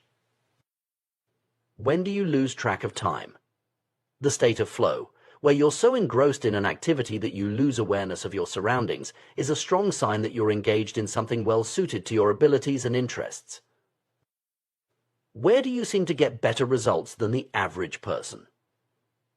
If you find yourself progressing faster or achieving more in a particular area compared to your peers, that's a good indication you've found a field where you have a natural advantage. What feels natural to you? This requires honest self-reflection, setting aside societal expectations and ingrained beliefs. When do you feel most authentically yourself? These moments of genuine engagement and enjoyment are signposts pointing towards your areas of natural strength. It's important to acknowledge that some of this process involves an element of luck. We don't choose our genetic makeup or the environment we're born into. Some individuals, like Olympic athletes Michael Phelps or Hicham Gerouge, are fortunate to have rare physical attributes that are highly valued in their specific sports. Moreover, they had the opportunity to be exposed to and develop those talents. However, this doesn't mean we should leave our personal growth entirely to chance. By actively exploring different areas, paying attention to what energizes us, and being willing to pivot when something isn't working, we can significantly increase our odds of finding our personal sweet spots. This approach to personal development and habit formation represents a shift from the traditional no pain, no gain mentality. It's not about forcing yourself to adopt habits or pursue goals that don't align with your natural inclinations. Instead, it's about understanding yourself deeply, identifying your areas of natural strength, and then leveraging those strengths to achieve your goals. This doesn't mean avoiding challenges or staying within your comfort zone. Growth often requires pushing our boundaries. However, when we're working in areas aligned with our natural talents and interests, these challenges feel more like exciting opportunities than daunting obstacles. Moreover, this approach can lead to more sustainable success and fulfillment. When we're engaged in activities that naturally resonate with us, we're more likely to persist in the face of difficulties. We're also more likely to achieve a state of flow, which research has linked to increased happiness and life satisfaction.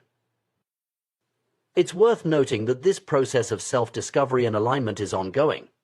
Our interests and strengths can evolve over time, and what worked for us at one stage of life might not be as effective in another. This is why maintaining that element of exploration is crucial, even when we've found areas where we excel. This perspective on personal growth also has implications for how we approach education and career development. Rather than pushing everyone towards a standardized set of skills or career paths, we should be encouraging exploration and helping individuals identify their unique strengths and interests. In the workplace, this might mean allowing employees more flexibility to shape their roles around their strengths, or providing opportunities for people to explore different areas of the business. In education, it could involve more personalized learning paths that allow students to delve deeper into areas where they show natural aptitude or interest. However, it's important to strike a balance. While focusing on our strengths is generally a good strategy, there's also value in developing a broad base of skills and knowledge. Sometimes, seemingly unrelated experiences or skills can combine in unexpected ways to give us a unique advantage. Furthermore, we should be cautious about using this approach as an excuse to avoid necessary but challenging tasks. There will always be aspects of any pursuit that are less enjoyable or more difficult. The key is to find a path where the overall balance tilts in favor of activities that energize and engage us. As we navigate this process of aligning our habits and goals with our natural inclinations, it's crucial to remain patient and compassionate with ourselves. Finding our optimal path is rarely a straightforward process. It often involves trial and error, false starts, and occasional setbacks. Remember, the goal isn't perfection but progress. Each experiment, each habit we try, teaches us something about ourselves. Even if a particular habit doesn't stick, the attempt provides valuable information that can guide our future efforts. Moreover, as we become more attuned to our natural strengths and preferences, we often find that our definition of success evolves. Instead of chasing external markers of achievement, we may find ourselves more focused on personal fulfillment and the joy of engaging in activities that truly resonate with us. This shift can have profound implications for our overall well-being. When we're aligned with our natural inclinations, work often feels less like a chore and more like a calling. We're more likely to experience states of flow, which research has linked to increased happiness and life satisfaction. In conclusion, the path to personal growth and successful habit formation is not about forcing ourselves to conform to a one-size-fits-all approach. Instead, it's a journey of self-discovery, of finding and nurturing our natural strengths, and of aligning our habits and goals with our innate tendencies. This doesn't mean avoiding challenges or staying within our comfort zones. Growth often requires pushing our boundaries. However, when we're working in areas aligned with our natural talents and interests, these challenges feel more like exciting opportunities than daunting obstacles.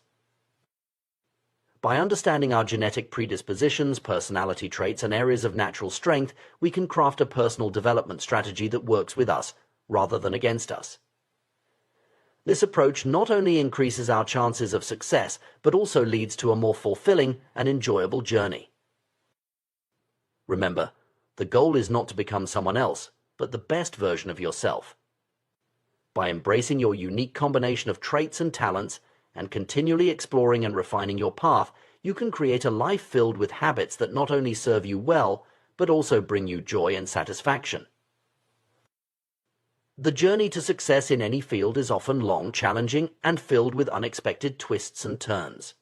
Yet, some individuals manage to persevere through years of struggle, honing their craft, and ultimately achieving remarkable success.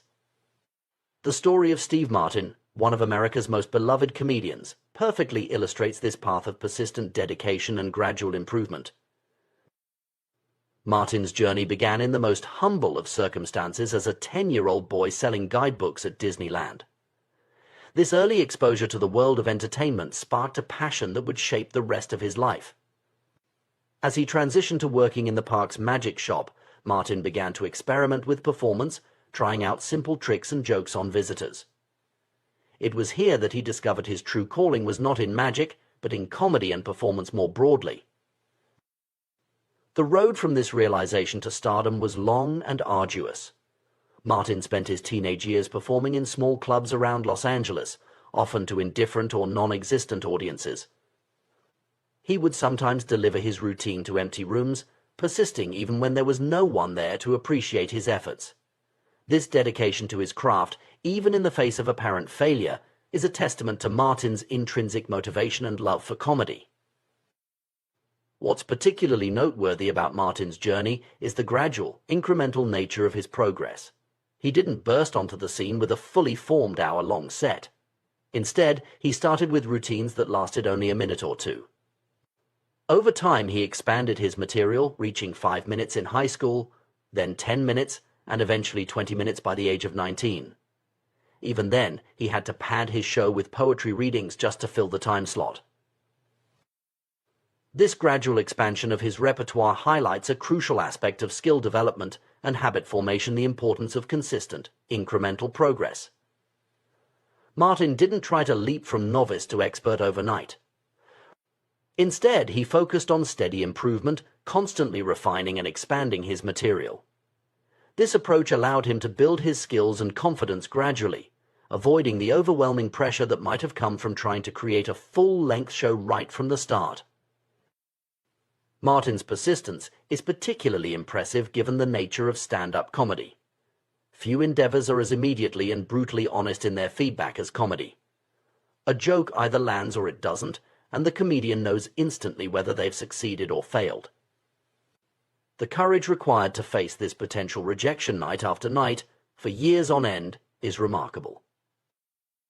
It took nearly 15 years of this dedicated practice and refinement before Martin achieved his breakthrough. When success came, it came in a big way.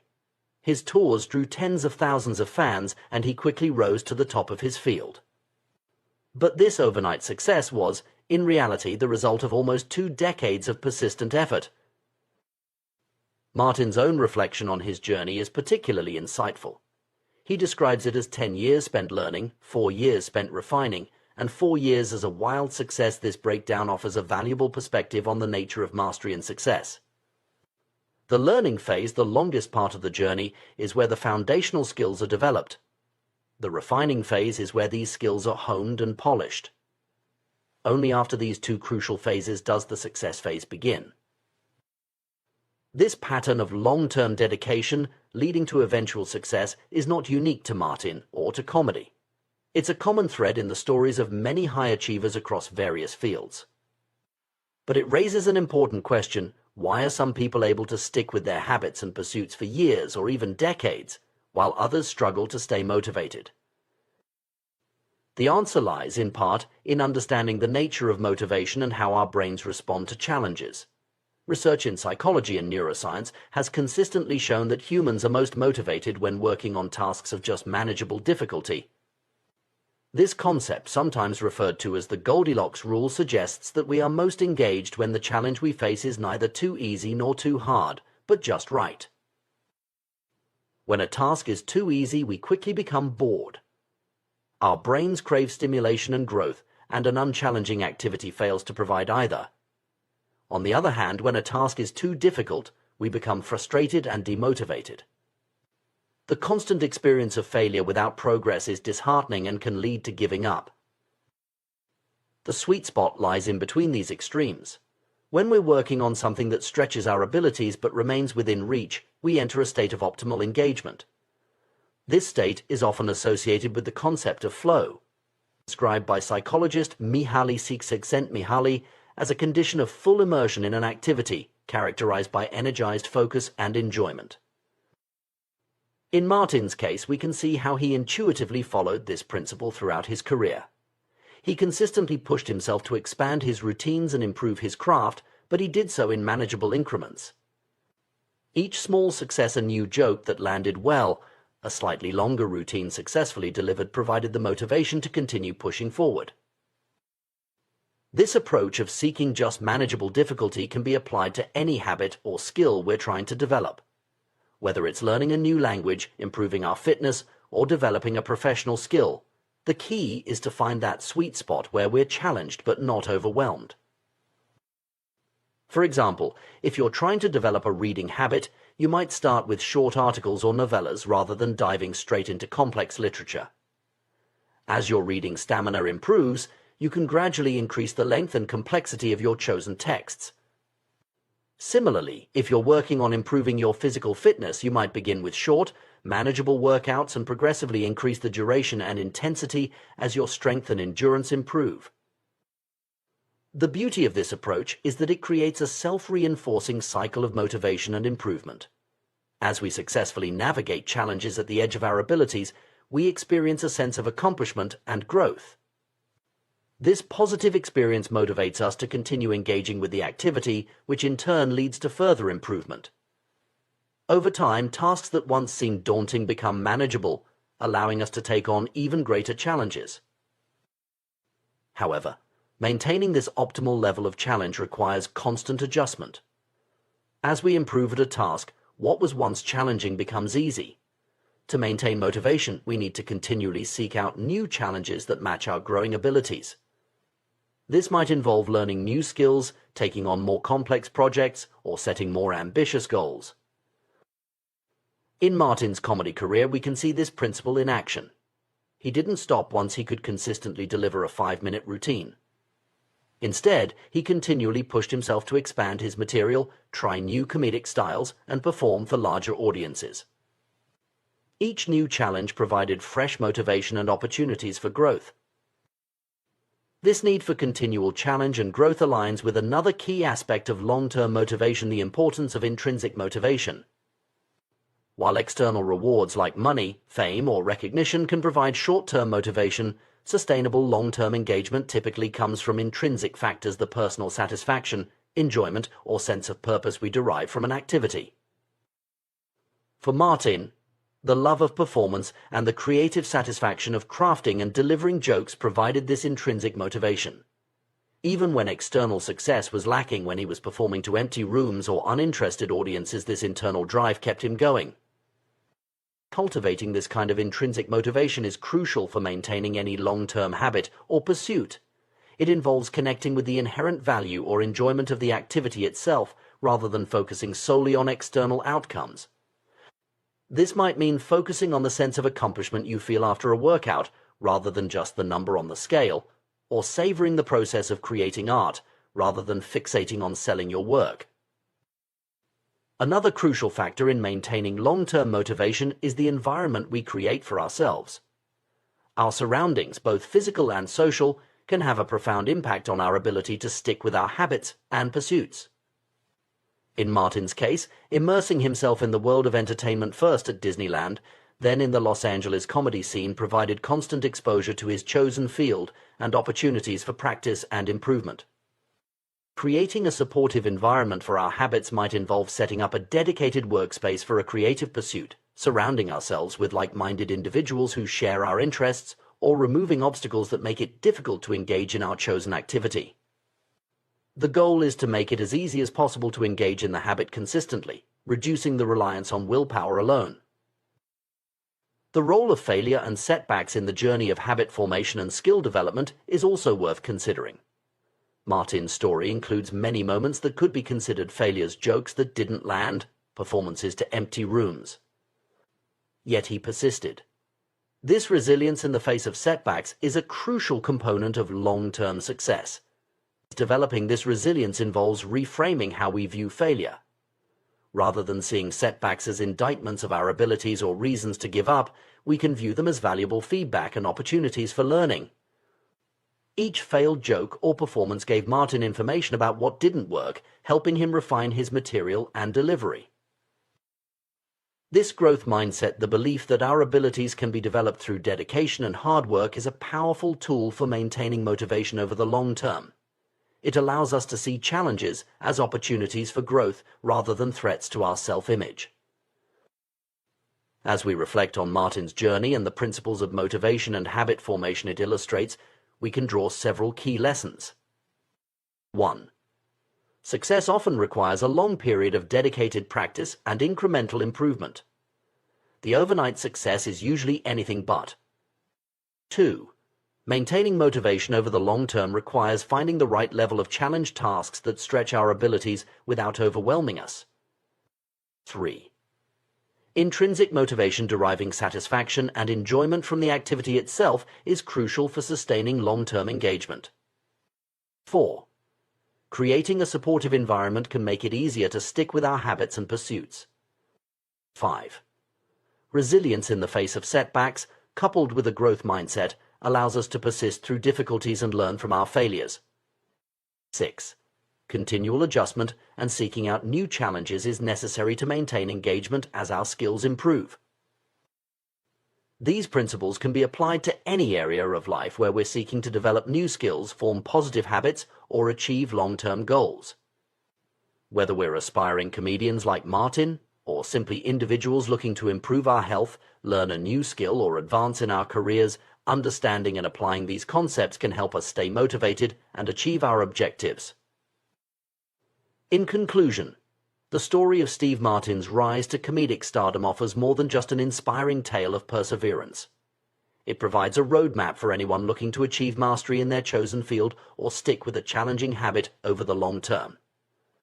By embracing the process of gradual improvement, seeking out appropriate challenges, cultivating intrinsic motivation, and persisting through setbacks, we can all work towards our own versions of success, whatever form that may take. The journey may be long and challenging, but as Martin's story shows, the results can be truly remarkable. The pursuit of excellence in any field is a journey fraught with challenges, but perhaps the most formidable obstacle isn't failure or lack of talent, it's boredom. This insight, counterintuitive as it may seem, holds the key to understanding why some individuals achieve remarkable success while others falter despite initial promise. Consider the process of mastering a skill or habit. In the beginning, everything is new and exciting. Each small improvement brings a rush of satisfaction, and the novelty of the experience keeps us engaged. This is the honeymoon phase of skill acquisition, where motivation is high and progress seems rapid. However, as we become more proficient, a curious phenomenon occurs. The very consistency that leads to improvement also breeds familiarity, and with familiarity comes the potential for boredom. The rush of excitement that accompanied our initial efforts begins to fade, replaced by the steady, sometimes monotonous work of continued practice. This is where many people falter. When the initial excitement wears off, it's easy to lose focus or seek out new, more stimulating pursuits. But those who achieve mastery in their chosen fields are those who find ways to push through this plateau of boredom. The key to maintaining motivation in the face of routine lies in understanding what psychologists call the Goldilocks rule.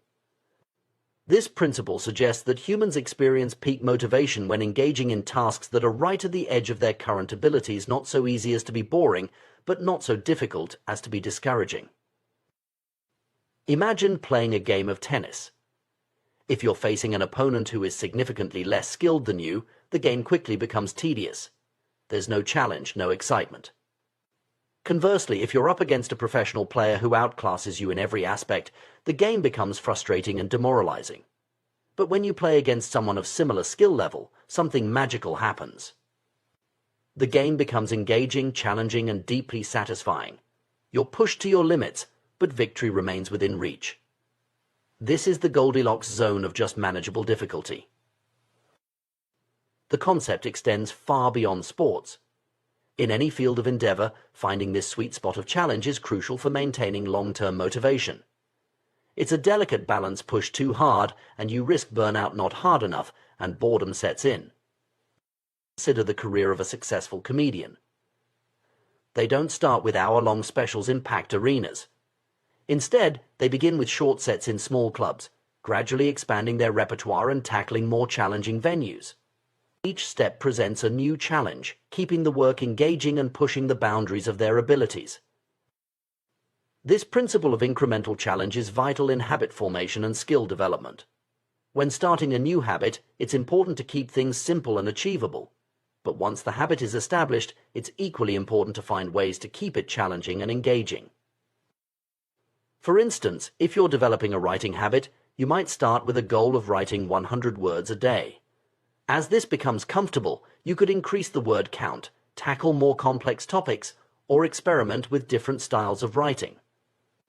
The key is to continuously find new challenges that stretch your abilities without overwhelming you. However, even with careful attention to the Goldilocks rule, there will inevitably be times when the work feels monotonous.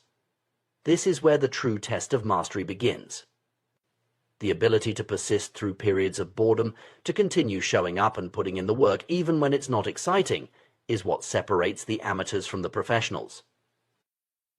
An elite weightlifting coach once shared a profound insight. At some point it comes down to who can handle the boredom of training every day, doing the same lifts over and over and over. This perspective challenges the common notion that success is all about passion and motivation.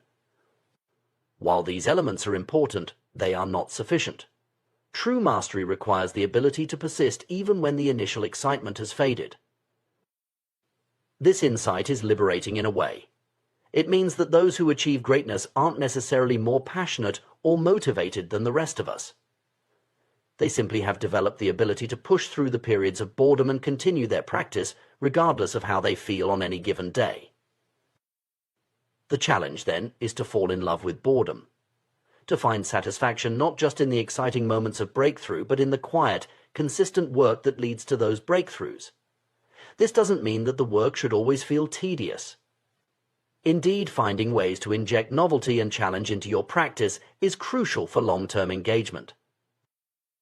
One way to maintain interest is through the concept of variable rewards.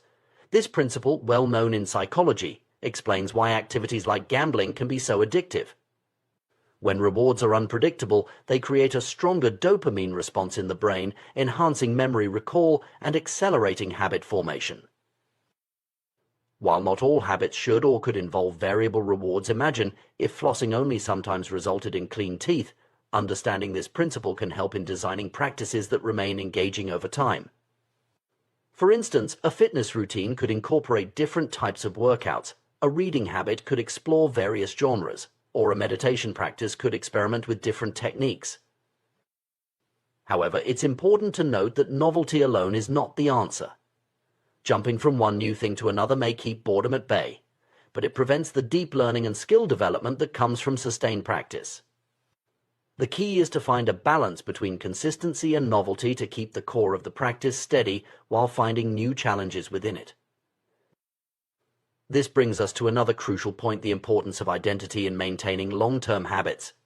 When we tie our habits to our sense of identity, when we see ourselves as the kind of person who does this, we're more likely to persist, even when the initial excitement fades. A writer writes, even on days when the words don't flow easily. An athlete trains, even when they don't feel particularly energetic. A meditator sits, even when their mind feels especially restless. Developing this kind of identity requires a shift in focus from outcomes to processes. Instead of fixating on the end goal, becoming a published author, winning a competition, achieving enlightenment, we learn to find satisfaction in the daily practice itself. This doesn't mean abandoning our aspirations, but rather recognizing that the journey towards them is where the real growth occurs. Moreover, this perspective helps in dealing with the inevitable setbacks and plateaus that occur in any long-term endeavor. When progress seems slow or non-existent, it's easy to become discouraged.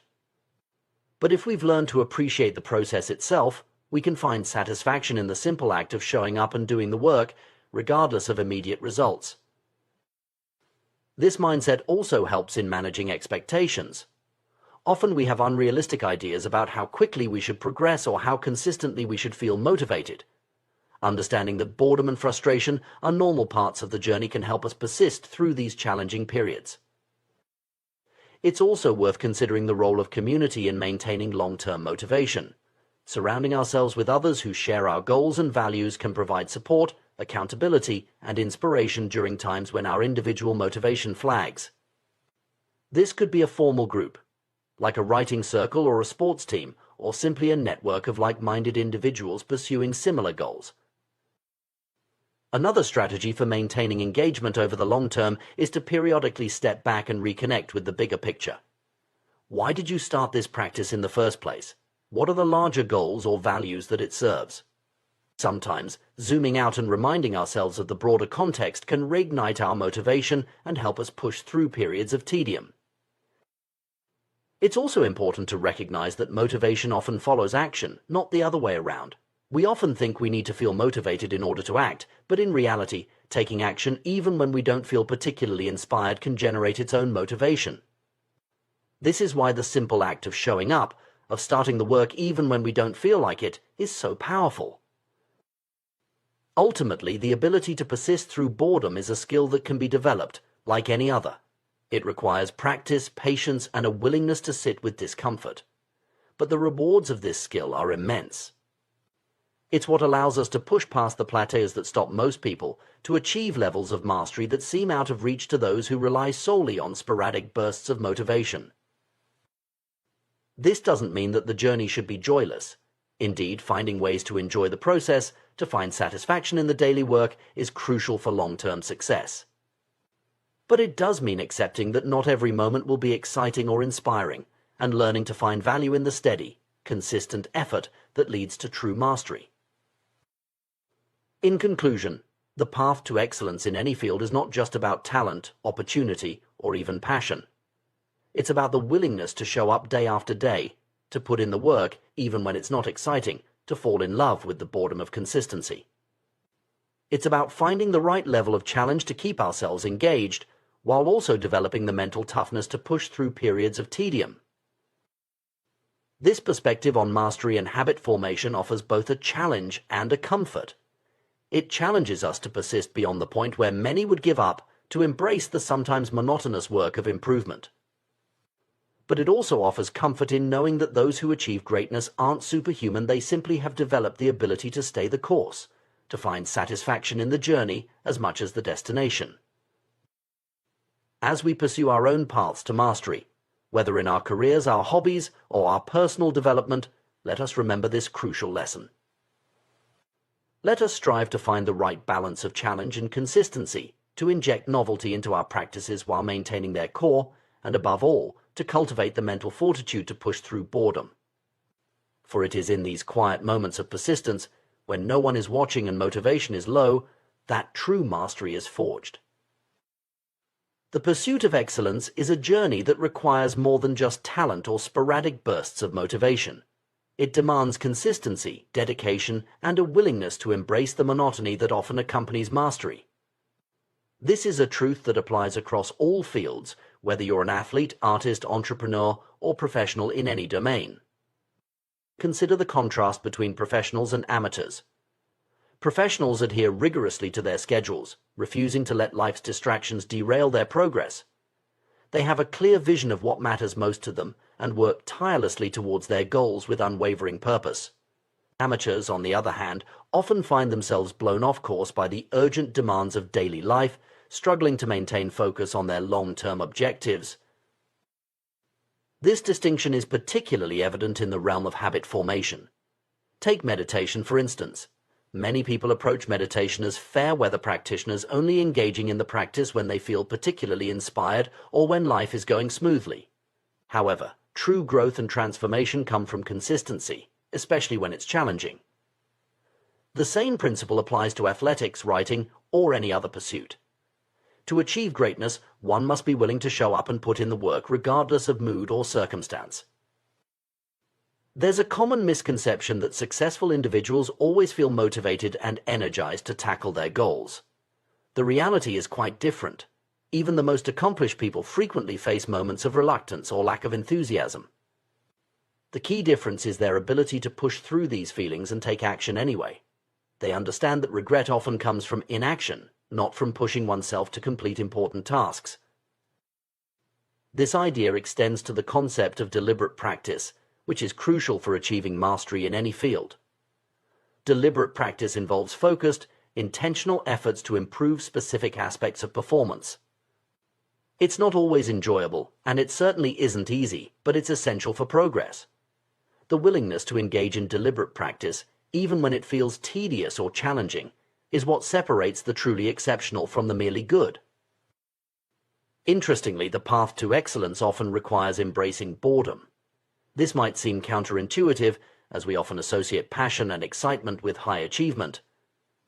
However, true mastery comes from the ability to find fascination in repetition, to see the nuances and opportunities for improvement in tasks that others might find mundane.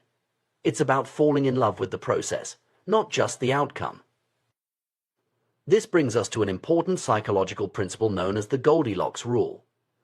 This concept suggests that humans experience peak motivation when working on tasks that are right at the edge of their current abilities, not too easy, not too hard, but just right. This sweet spot of challenge keeps us engaged and propels us forward. However, as we improve and tasks become easier, we risk falling into a comfort zone that can lead to stagnation. The greatest threat to success, then, is not failure but boredom. As habits become routine, they often become less interesting and less satisfying. This is a natural part of the skill acquisition process, but it's also a potential pitfall. The key is to recognize this phenomenon and develop strategies to combat it. One effective approach is to continually seek out new challenges within your field. As you master one level of skill, immediately begin pushing yourself to the next. This constant progression keeps the work engaging and prevents complacency. It's also important to develop a mindset that values consistency over fleeting bursts of motivation. Anyone can work hard when they feel inspired, but it's the ability to keep going when the work isn't exciting that truly makes the difference. The formation of good habits is undoubtedly crucial for success. Habits create the foundation for mastery by automating basic skills, freeing up mental space for more advanced thinking. In chess, for example, it's only after a player has internalized the basic movements of the pieces that they can focus on higher-level strategy. This principle holds true across disciplines. When fundamental actions become second nature, attention can be directed to more nuanced and complex aspects of performance. However, the very automaticity that makes habits powerful can also become a limitation. As behaviors become automatic, we risk falling into mindless repetition. This can lead to a decrease in sensitivity to feedback and a tendency to let small errors slide. The danger here is that we might assume we're improving simply because we're gaining experience, when in reality we may just be reinforcing existing patterns, including any flaws or inefficiencies. This phenomenon highlights the need for a more nuanced approach to skill development, especially for those aiming for elite levels of performance. While habits are necessary, they are not sufficient for true mastery. The optimal path combines automatic habits with deliberate practice, a synergy that allows for both efficiency and continuous improvement. Deliberate practice involves consciously focusing on specific aspects of performance, often breaking down complex skills into smaller components for targeted improvement. It requires a level of mental engagement that goes beyond simple repetition. By alternating between phases of habit formation and deliberate practice, individuals can continue to push their boundaries and refine their skills. This cycle of mastery, narrowing focus to a specific element, repeating it internalized, then using that new habit as a foundation for the next challenge, is endless. Each level of mastery unlocks new frontiers of development. It's a process that demands both patience and persistence, as well as the humility to recognize that there is always room for improvement. One of the key challenges in this journey is maintaining consciousness of performance over time. It's precisely when skills start to feel automatic and comfortable that the risk of complacency increases. To combat this, it's crucial to establish systems for reflection and review.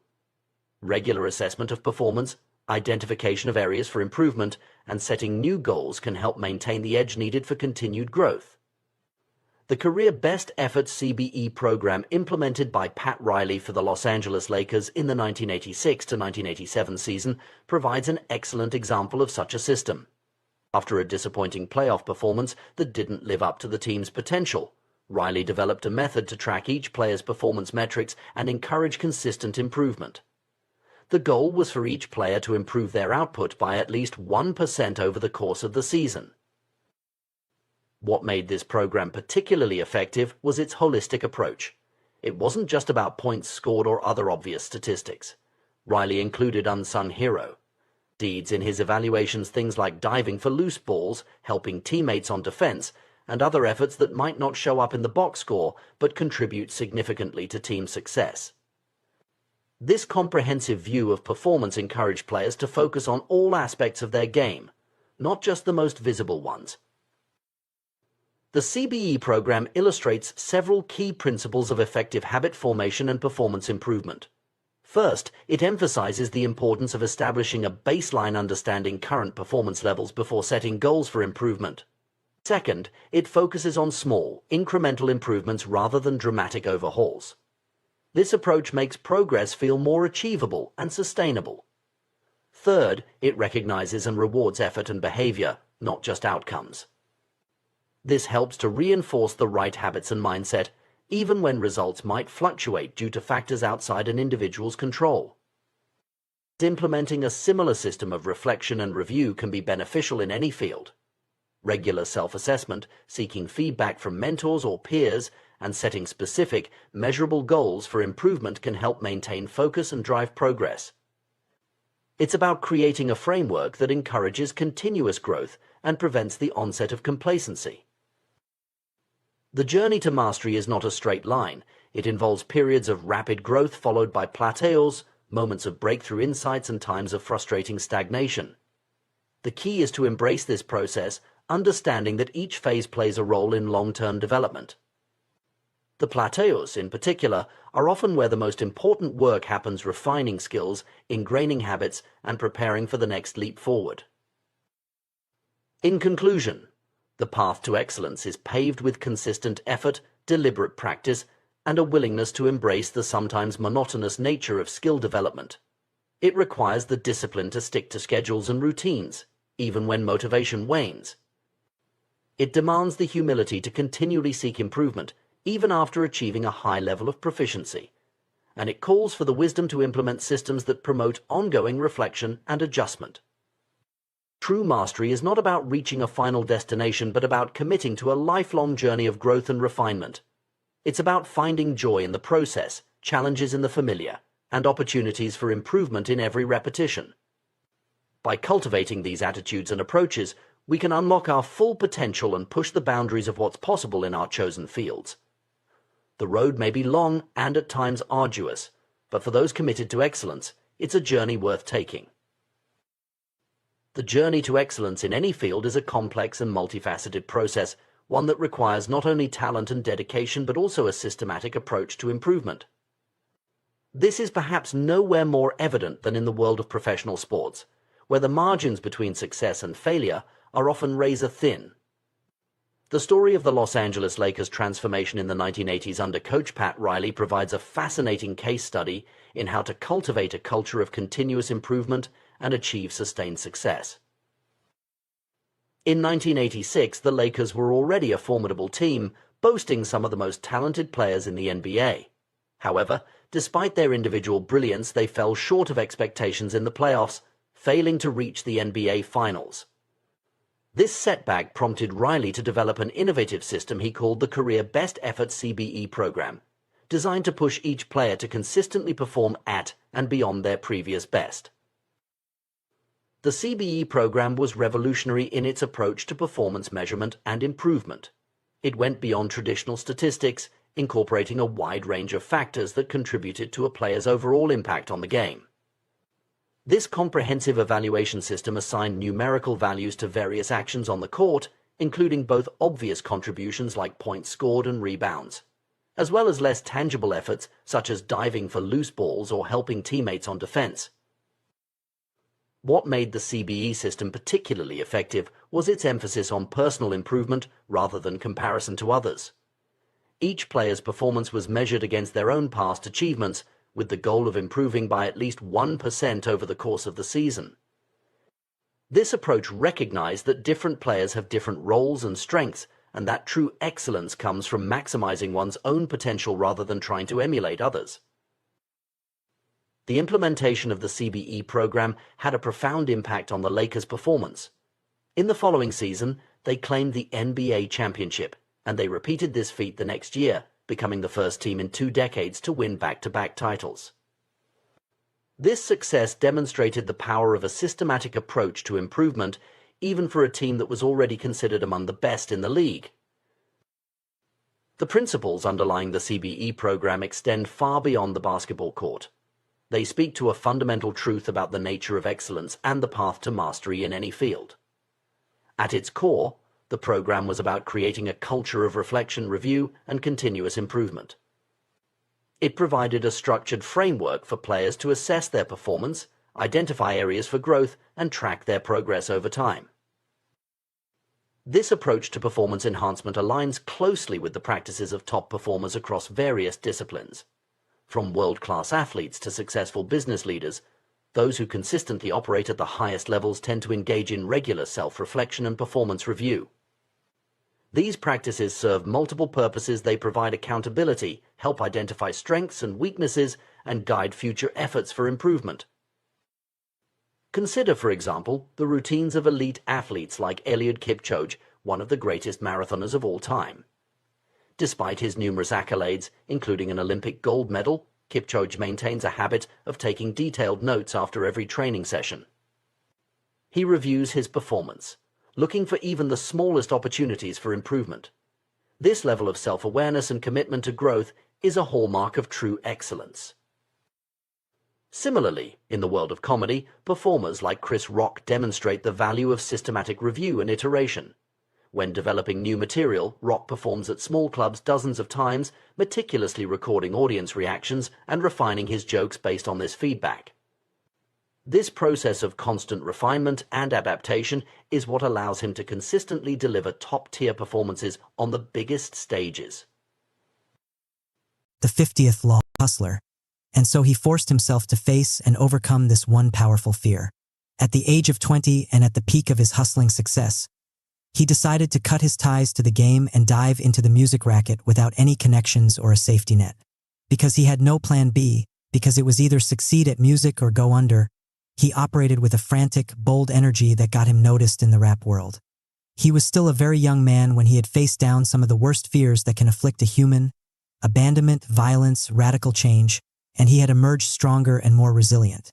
But at the age of 24, on the eve of the release of his first record, he came face to face with what many of us would consider the ultimate fear, that of death itself. In May of 2000, an assassin poured 9 bullets into him in broad daylight as he sat in a car outside his house. One bullet going through his jaw and coming within a millimeter of killing him. In the aftermath of the shooting, Columbia Records dropped him from the label, canceling the release of his first album. He was quickly blackballed from the industry, as record executives were afraid to have any kind of involvement with him and the violence he was associated with. Many of his friends turned against him, perhaps sensing his weakness. He now had no money. He couldn't really return to hustling after turning his back on it, and his music career seemed to be over. This was one of those turning points that reveals the power of one's attitude in the face of adversity. It was as if he were confronting the impassable Alps. At this moment, he did as Frederick Douglass did. He decided to ratchet up his anger, energy, and fearlessness. Coming so close to death, he understood how short life could be. He would not waste a second. He would spurn the usual path to success, working within the record industry, nabbing that golden deal and putting out the music they thought would sell. He would go his own way, launching a mixtape campaign in which he would sell his music or give it away, for free on the streets. In this way, he could hone the hard and raw sounds that he felt were more natural to him. He could speak the language of the hood without having to soften it at all. Suddenly, he felt a great sense of freedom. He could create his own business model, be as unconventional as he desired. He felt like he had nothing to lose, as if the last bits of fear that still remained within him had bled out in the car that day in 2000. The mixtape campaign made him famous on the streets and caught the attention of Eminem, who quickly signed 50 to his and Dr. Dre's label, setting the stage for 50's meteoric rise to the top of the music world in 2003, and the subsequent creation of the business empire he has forged since. We are living through strange, revolutionary times. The old order is crumbling before our eyes on so many levels. And yet, in such an unruly moment, our leaders in business and politics cling to the past and the old ways of doing things. They are afraid of change and any kind of disorder. The new fearless types, as represented by 50, move in the opposite direction. They find that the chaos of the times suits their temperament. They have grown up being unafraid of experimentation, hustling, and trying new ways of operating. They embrace the advances in technology that make others secretly fearful. They let go of the past and create their own business model. They do not give in to the conservative spirit that haunts corporate America in this radical period.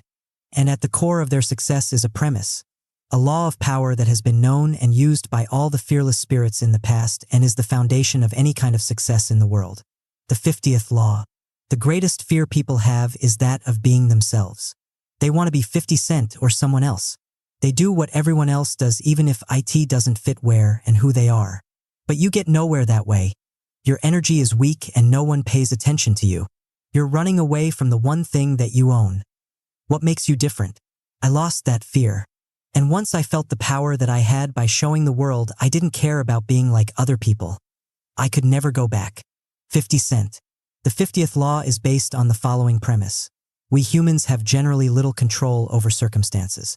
People intersect our lives, doing things directly and indirectly to us, and we spend our days reacting to what they bring. Good things come our way, followed by bad things. We struggle as best we can to gain some control because being helpless in the face of events makes us unhappy. Sometimes we succeed, but the margin of control that we have over people and circumstance is depressingly narrow. The 50th law, however, states that there is one thing we can actually control, the mindset with which we respond to these events around us. And if we are able to overcome our anxieties and forge a fearless attitude towards life, something strange and remarkable can occur. That margin of control over circumstance increases. At its utmost point, we can even create the circumstances themselves, which is the source of the tremendous power that fearless types have had throughout history. And the people who practice the 50th law in their lives all share certain qualities: supreme boldness, unconventionality, fluidity, and a sense of urgency that give them this unique ability to shape circumstance. A bold act requires a high degree of confidence. People who are the targets of an audacious act, or who witness it, cannot help but believe that such confidence is real and justified. They respond instinctively by backing up, by getting out of the way, or by following the confident person. A bold act can put people on their heels and eliminate obstacles. In this way, it creates its own favorable circumstances. We are social creatures, and so it is natural for us to want to conform to the people around us and the norms of the group. But underneath this is a deep fear, that of sticking out, of following our own path no matter what people think of us. The fearless types are able to conquer this fear. They fascinate us by how far they go with their unconventionality. We secretly admire and respect them for this. We wish we could act more like they do. Normally, it is hard to hold our attention. We shift our interest from one spectacle to the next. But those who fearlessly express their difference compel our attention on a deeper level for a longer duration, which translates into power and control. Many of us respond to the shifting circumstances of life by trying to micromanage everything in our immediate environment. When something unexpected happens, we become rigid and we respond by employing some tactic that worked in the past. If events change quickly, we are easily overwhelmed and lose control. Those who follow the 50th law are not afraid of change or chaos. They embrace it by being as fluid as possible. They move with the flow of events and then gently channel them in the direction of their choice, exploiting the moment. Through their mindset, they convert a negative, unexpected events into a positive, an opportunity. Having a brush with death or being reminded in a dramatic way of the shortness of our lives can have a positive therapeutic effect. Our days are numbered, and so it is best to make every moment count, to have a sense of urgency about life. Could end at any moment. The fearless types usually gain such awareness through some traumatic experience. They are energized to make the most of every action, and the momentum this gives them in life helps them determine what happens next. It is all rather simple. When you transgress this fundamental law by bringing your usual fears into any encounter, you narrow your options and your capacity to shape events. Your fear can even bring you into a negative field where your powers are reversed. Being conservative, for instance, can force you into a corner in which you are more likely to lose what you have in the long run because you also lose the capacity to adapt to change. Trying so hard to please people can actually end up pushing them away. It is hard to respect someone who has such an ingratiating attitude. If you are afraid to learn from your mistakes, you will more than likely keep repeating them. When you transgress this law, no amount of education, connections, or technical knowledge can save you. Your fearful attitude encloses you in an invisible prison, and there you will remain. Observing the 50th law creates the opposite dynamic. It opens possibilities, brings freedom of action, and helps create a forward momentum in life. The key to possessing this supreme power is to assume the active mode in dealing with your fears. This means entering the very arenas you normally shy away from, making the very hard decisions you have been avoiding, confronting the people who are playing power games with you, thinking of yourself and what you need instead of pleasing others, making yourself change the direction of your life even though such change is the very thing you dread. You deliberately put yourself in difficult situations and you examine your reactions. In each case, you will notice that your fears were exaggerated and that confronting them has the bracing effect of bringing you closer to reality. At some point, you will discover the power of reversal. Overcoming the negative of a particular fear leads to a positive quality: self-reliance, patience, supreme self-confidence, and on and on. Each of the following chapters will highlight this reversal of perspective. And once you start on this path, it is hard to turn back. You will continue all the way to a bold and fearless approach to everything. Understand, you do not have to grow up in Southside Queens or be the target of an assassin to develop the attitude. All of us face challenges, rivals, and setbacks. We choose to ignore or avoid them out of fear. It is not the physical reality of your environment that matters but your mental state, how you come to deal with the adversity that is part of life on every level. 50 had to confront his fears. You must choose to. Finally, your attitude has the power of shaping reality in two opposite directions. One that constricts and corners you in with fear, the other that opens up possibilities and freedom of action. It is the same for the mindset and spirit that you bring to reading the chapters that follow. If you read them with your ego out in front, feeling that you are being judged here or are under attack, in other words, if you read them in a defensive mode, then you will needlessly close yourself off from the power this could bring you. We are all human. We are all implicated by our fears. No one is being judged. Similarly, if you read these words as narrow prescriptions for your life, trying to follow them to the letter, then you are constricting their value, their application to your reality. Instead, you must absorb these words with an open and fearless spirit, letting the ideas get under your skin and affect how you see the world. Do not be afraid to experiment with them. In this way, you will shape this book to your circumstances and gain a similar power over the world. In my view, it is better to be impetuous than cautious, because fortune is a woman, and if you wish to dominate her, you must beat her and batter her. It is clear that she will let herself be won by men who are impetuous rather than by those who step cautiously. Niccolò Machiavelli. Chapter 1. See things for what they are. Intense realism. Reality can be rather harsh. Your days are numbered. It takes constant effort to carve a place for yourself in this ruthlessly competitive world and hold on to it. People can be treacherous. They bring endless battles into your life. Your task is to resist the temptation to wish it were all different. Instead, you must fearlessly accept these circumstances, even embrace them. By focusing your attention on what is going on around you, you will gain a sharp appreciation for what makes some people advance and others fall behind. By seeing through people's manipulations, you can turn them around. The firmer your grasp on reality, the more power you will have to alter it for your purposes. The hustler's eye.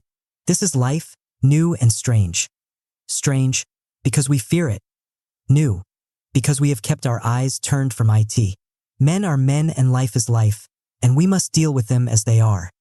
And if we want to change them, we must deal with them in the form in which they exist.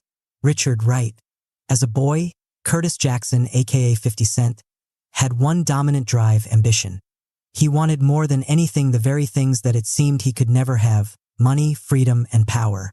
Looking out on the streets of Southside Queens where he grew up, Curtis saw a grim, depressing reality staring him in the face. He could go to school and take it seriously, but the kids who did that didn't seem to get very far: a life of low-paying jobs.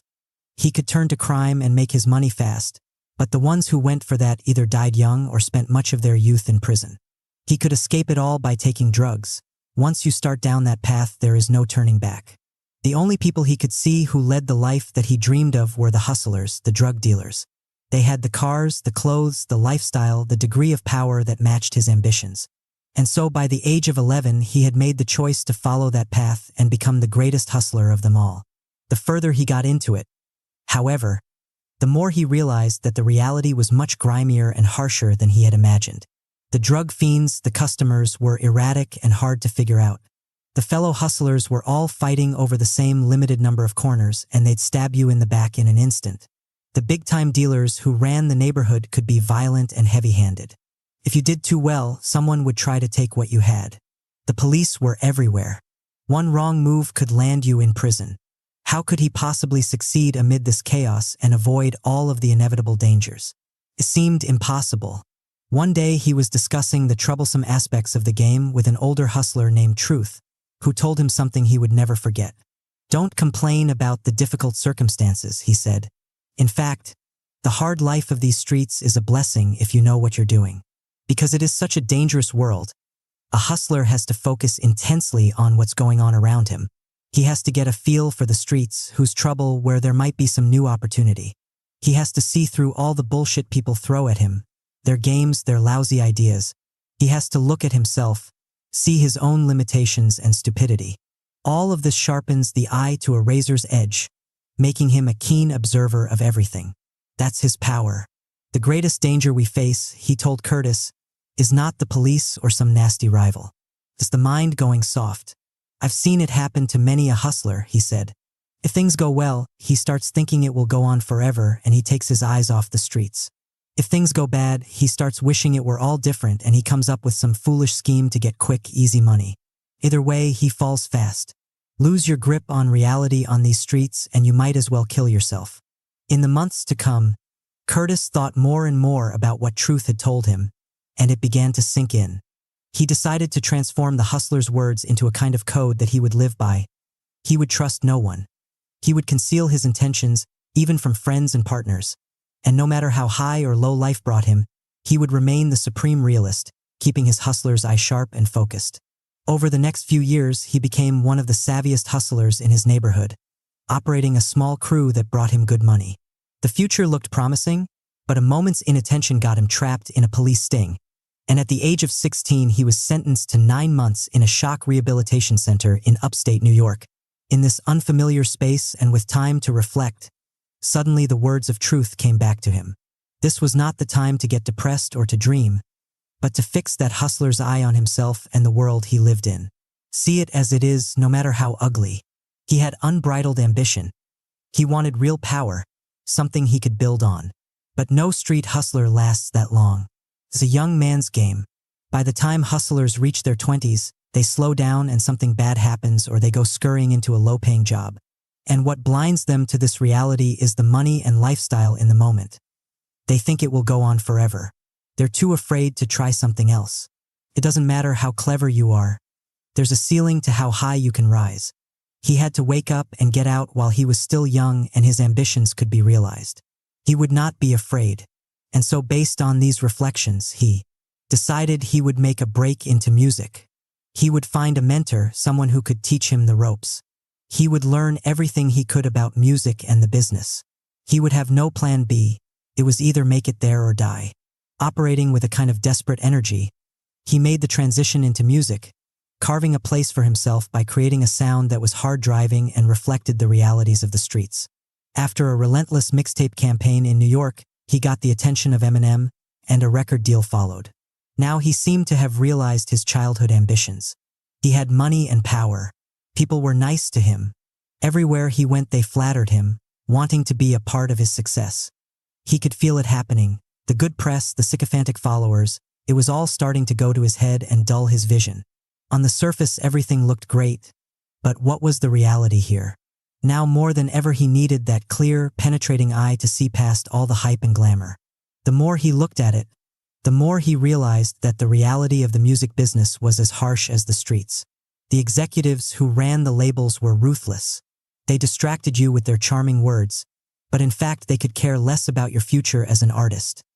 They wanted to suck you dry of every dollar they could get out of you.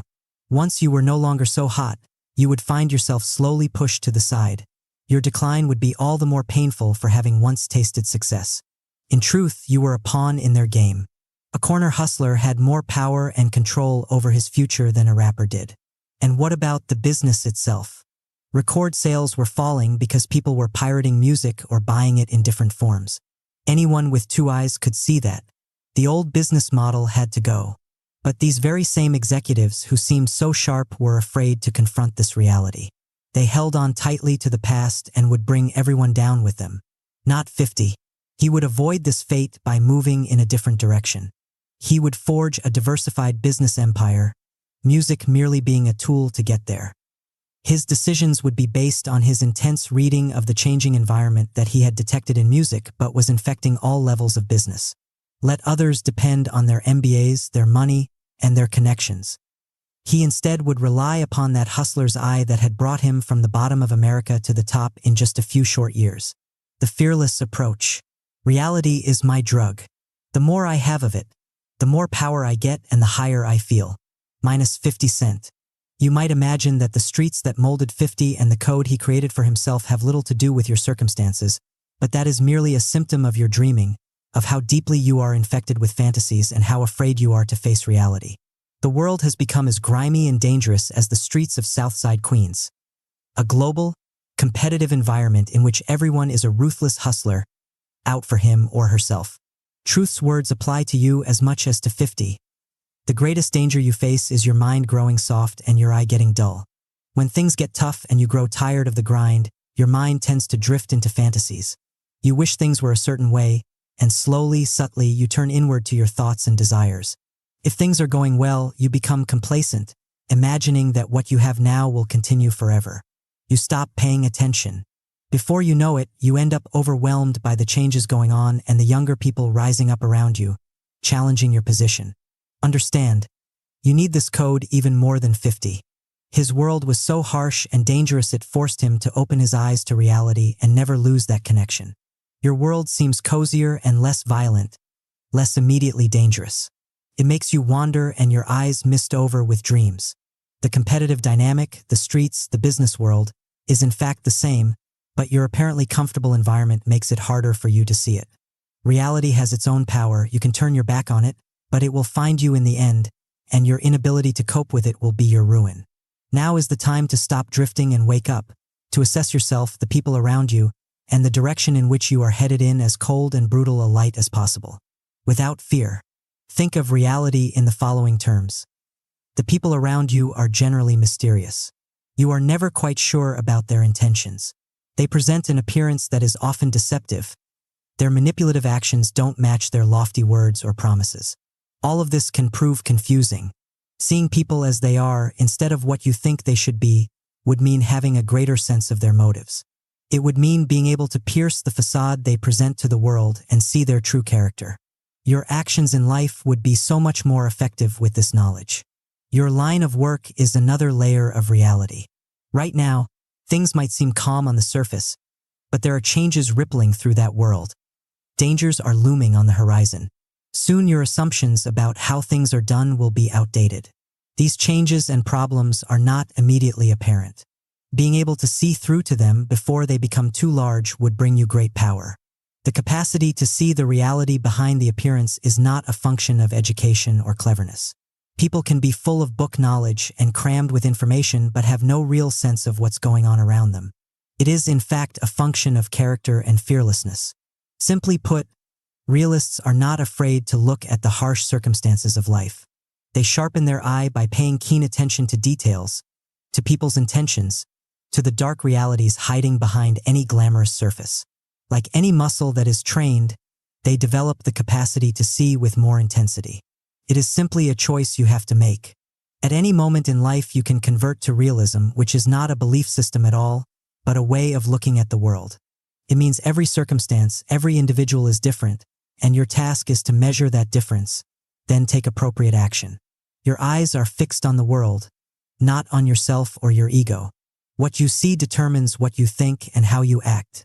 The moment you believe in some cherished idea that you will hold on to no matter what your eyes and ears reveal to you, you are no longer a realist. To see this power in action, look at a man like Abraham Lincoln, perhaps our greatest president. He had little formal education and grew up in a harsh frontier environment. As a young man, he liked to take apart machines and put them back together. He was practical to the core. As president, he found himself having to confront the gravest crisis in our history. He was surrounded by cabinet members and advisors who were out to promote themselves or some rigid ideology they believed in. They were emotional and heated. They saw Lincoln as weak. He seemed to take a long time to make a decision, and it would often be the opposite of what they had counseled. He trusted generals like Ulysses S. Grant, who was an alcoholic and a social misfit. He worked with those whom his advisors considered political enemies on the other side of the aisle.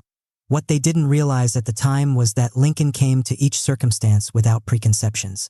He was determined to measure everything exactly as it was. His choices were made out of pure pragmatism. He was a keen observer of human nature and stuck with Grant because he saw him as the only general capable of effective action. He judged people by results, not friendliness or political values. His careful weighing of people and events was not a weakness but the height of strength, a fearless quality.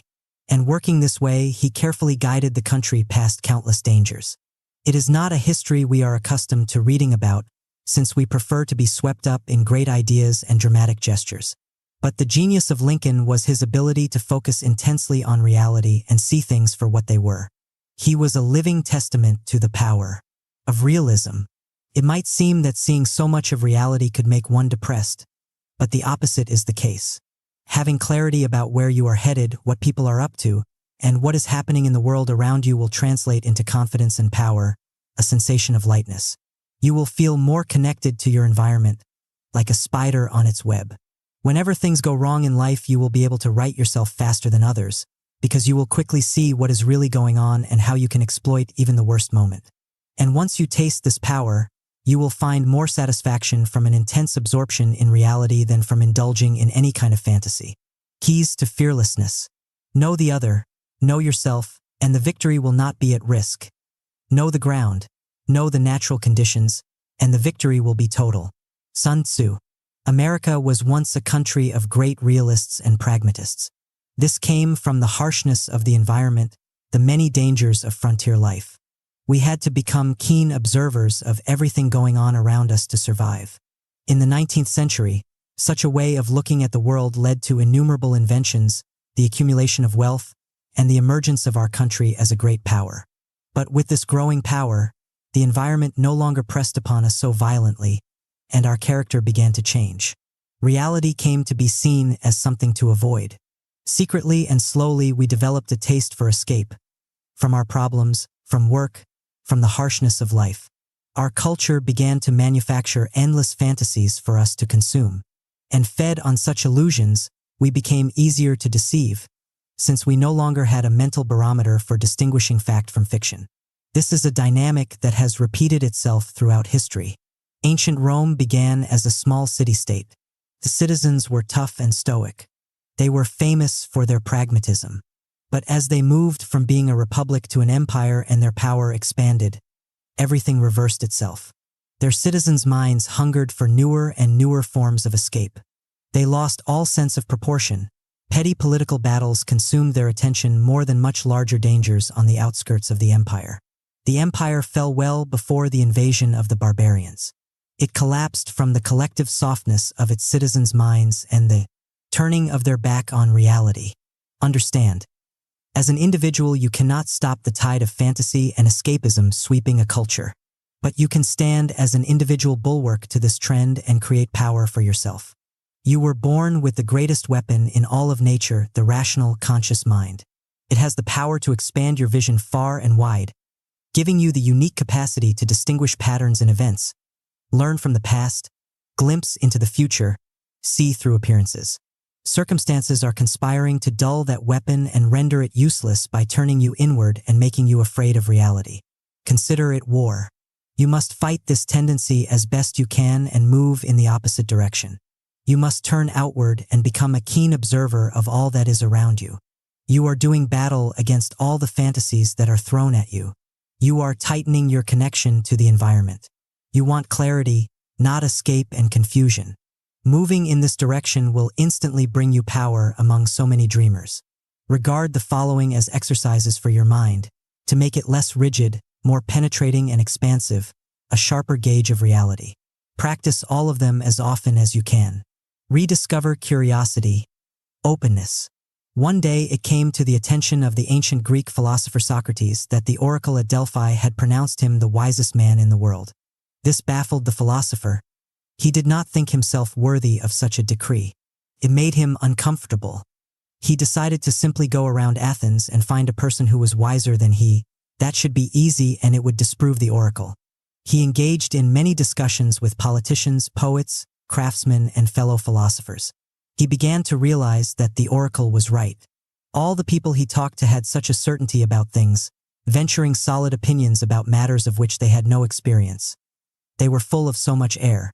If you questioned them at all, they could not really defend their opinions, which seemed based on something they had decided years earlier. His superiority, he realized, was that he knew nothing. This left his mind open to experiencing things as they are, the source of all knowledge. This position of basic ignorance was what you had as a child. You had a need and hunger for knowledge to overcome this ignorance, so you observed the world as closely as possible, absorbing large amounts of information. Everything was a source of wonder. With time, our minds tend to close off. At some point, we feel like we know what we need to know. Our opinions are certain and firm. We do this out of fear. We don't want our assumptions about life challenged. If we go too far in this direction, we can become extremely defensive and cover up our fears by acting with supreme confidence and certainty. What you need to do in life is return to that mind you possessed as a child, opening up to experience instead of closing it off. Just imagine for a day that you do not know anything, that what you believe could be completely false. Let go of your preconceptions and even your most cherished beliefs. Experiment. Force yourself to hold the opposite opinion or see the world through your enemy's eyes. Listen to the people around you with more attentiveness. See everything as a source for education, even the most banal encounters. Imagine that the world is still full of mystery. When you operate this way, you will notice that something strange often happens. Opportunities will begin to fall into your lap because you are suddenly more receptive to them. Sometimes luck or serendipity is more a function of the openness of your mind. Know the complete terrain. Expansion. War is fought over specific terrain. But there is more involved than just that. There is also the morale of the enemy soldiers, the political leaders who set them in motion, the minds of the opposing generals who make the key decisions, and the money and resources that stand behind it all. A mediocre general will confine his knowledge to the physical terrain. A better general will try to expand his knowledge by reading reports about the other factors that influence an army. And the superior general will try to intensify this knowledge by observing as much as he can with his own eyes or consulting first-hand sources. Napoleon Bonaparte is the greatest general who ever lived, and what elevated him above all others was the massive information he absorbed about all of the details of battle, with as few filters as possible. This gave him a superior grasp on reality. Your goal is to follow the path of Napoleon. You want to take in as much as possible with your own eyes. You communicate with people up and down the chain of command within your organization. You do not draw any barriers to your social interactions. You want to expand your access to different ideas. Force yourself to go to events and places that are beyond your usual circle. If you cannot observe something firsthand, try to get reports that are more direct and less filtered, or vary the sources so that you can see things from several sides. Get a fingertip feel for everything going on in your environment, the complete terrain. Dig to the roots, depth. Malcolm X was a realist. He had a way of looking at the world that was honed by years on the streets and in prison. After prison, his mission in life was to figure out the source of the problem for blacks in America. As he explained in his autobiography, this country goes in for the surface glossing over, the escape ruse surfaces, instead of truly dealing with its deep-rooted problems. He decided to dig as far below the surface as possible. Finally, he arrived at what he believed to be the root cause, dependency. As it stood, African Americans couldn't do things completely on their own. They depended on the government, on liberals, on their leaders, on everybody but themselves. If they could end this dependency, they would have the power to reverse everything. Malcolm X died before he could go further with his life's mission. But his method remains valid for all time. When you do not get to the root of a problem, you cannot solve it in any meaningful manner. People like to look at the surfaces, get all emotional and react, doing things that make them feel better in the short term but do nothing for them in the long term. This must be the power and the direction of your mind whenever you encounter some problem, to bore deeper and deeper until you get at something basic and at the root. Never be satisfied with what presents itself to your eyes. See what underlies it all, absorb it, and then dig deeper. Always question why this particular event has happened, what the motives of the various actors are, who really is in control, who benefits by this action. Often, it will revolve around money and power. That is what people are usually fighting over, despite the surface gloss they give to it. You may never get to the actual root, but the process of digging will bring you closer. And operating in this way will help develop your mind into a powerful analytical instrument. See further ahead. Proportion. By our nature as rational, conscious creatures, we cannot help but think of the future. But most people, out of fear, limit their view of the future to a narrow range. Thoughts of tomorrow, a few weeks ahead, perhaps a vague plan for the months to come. We are generally dealing with so many immediate battles, it is hard for us to lift our gaze above the moment. It is a law of power, however, that the further and deeper we contemplate the future, the greater our capacity to shape it according to our desires. If you have a long-term goal for yourself, one that you have imagined in detail, then you are better able to make the proper decisions in the present. You know which battles or positions to avoid because they don't advance you towards your goal. With your gaze lifted to the future, you can focus on the dangers looming on the horizon and take proactive measures to avert them. You have a sense of proportion. Sometimes the things we fuss over in the present don't matter in the long run. All of this gives you an increased power to reach your objectives. As part of this process, look at the smaller problems that are plaguing you or your enterprise in the present, and draw arrows to the future, imagining what they could possibly lead to if they grow larger. Think of your own biggest mistakes or those of others. How could they have been foreseen? Generally, there are signs that seem so obvious afterwards. Now imagine those very same signs that you are probably ignoring in the present. Look at people's deeds, not words, sharpness. In war or any competitive game, you don't pay attention to people's good or bad intentions. They don't matter. It should be the same in the game of life. Everyone is playing to win, and some people will use moral justifications to advance their side. All you look at are people's maneuvers, their actions in the past, and what you might expect in the future. In this area, you are fiercely realistic. You understand that everyone is after power, and that to get it we all occasionally manipulate and even deceive. That is human nature, and there is no shame in it. You don't take people's maneuvers personally. You merely try to defend or advance yourself. As part of this approach, you must become a better observer of people. This cannot be done on the internet. It must be honed in personal interactions. You are trying to read people, see through them as best you can. You come to understand, for instance, that a person who is too obviously friendly after too short a time is often up to no good. If they flatter you, it is generally out of envy. Behavior that stands out and seems excessive is a sign. Don't get caught up in people's grand gestures, in the public face they put on. Pay more attention to the details, to the little things they reveal in their day-to-day lives. Their decisions reveal a lot, and you can often discern a pattern if you look at them closely. In general, looking at people through the lens of your emotions will cloud what you see and make you misunderstand everything. What you want is a sharp eye towards your fellow humans, one that is piercing, objective, and non-judgmental. Reassess yourself. Detachment. Your increasing powers of observation must occasionally be aimed at yourself. Think of this as a ritual you will engage in every few weeks, a rigorous reassessment of who you are and where you are headed. Look at your most recent actions as if they were the maneuvers of another person. Imagine how you could have done it all better, avoided unnecessary battles, or confronted people who stood in your way instead of running away from them. The goal here is not to beat up on yourself, but to have the capacity to adapt and change your behavior by moving closer to the reality. The end game of such an exercise is to cultivate the proper sense of detachment from yourself and from life.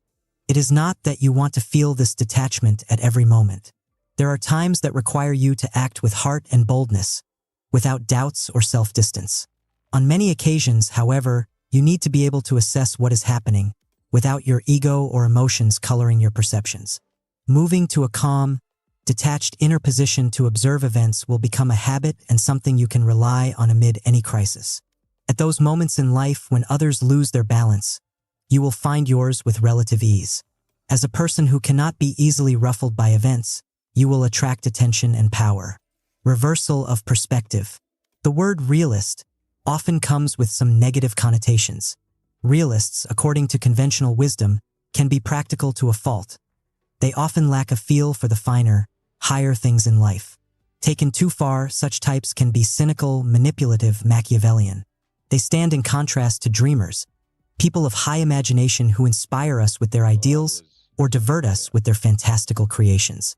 This is a concept that comes from looking at the world through the lens of fear. It is time we reverse this perspective and see dreamers and realists in their true light.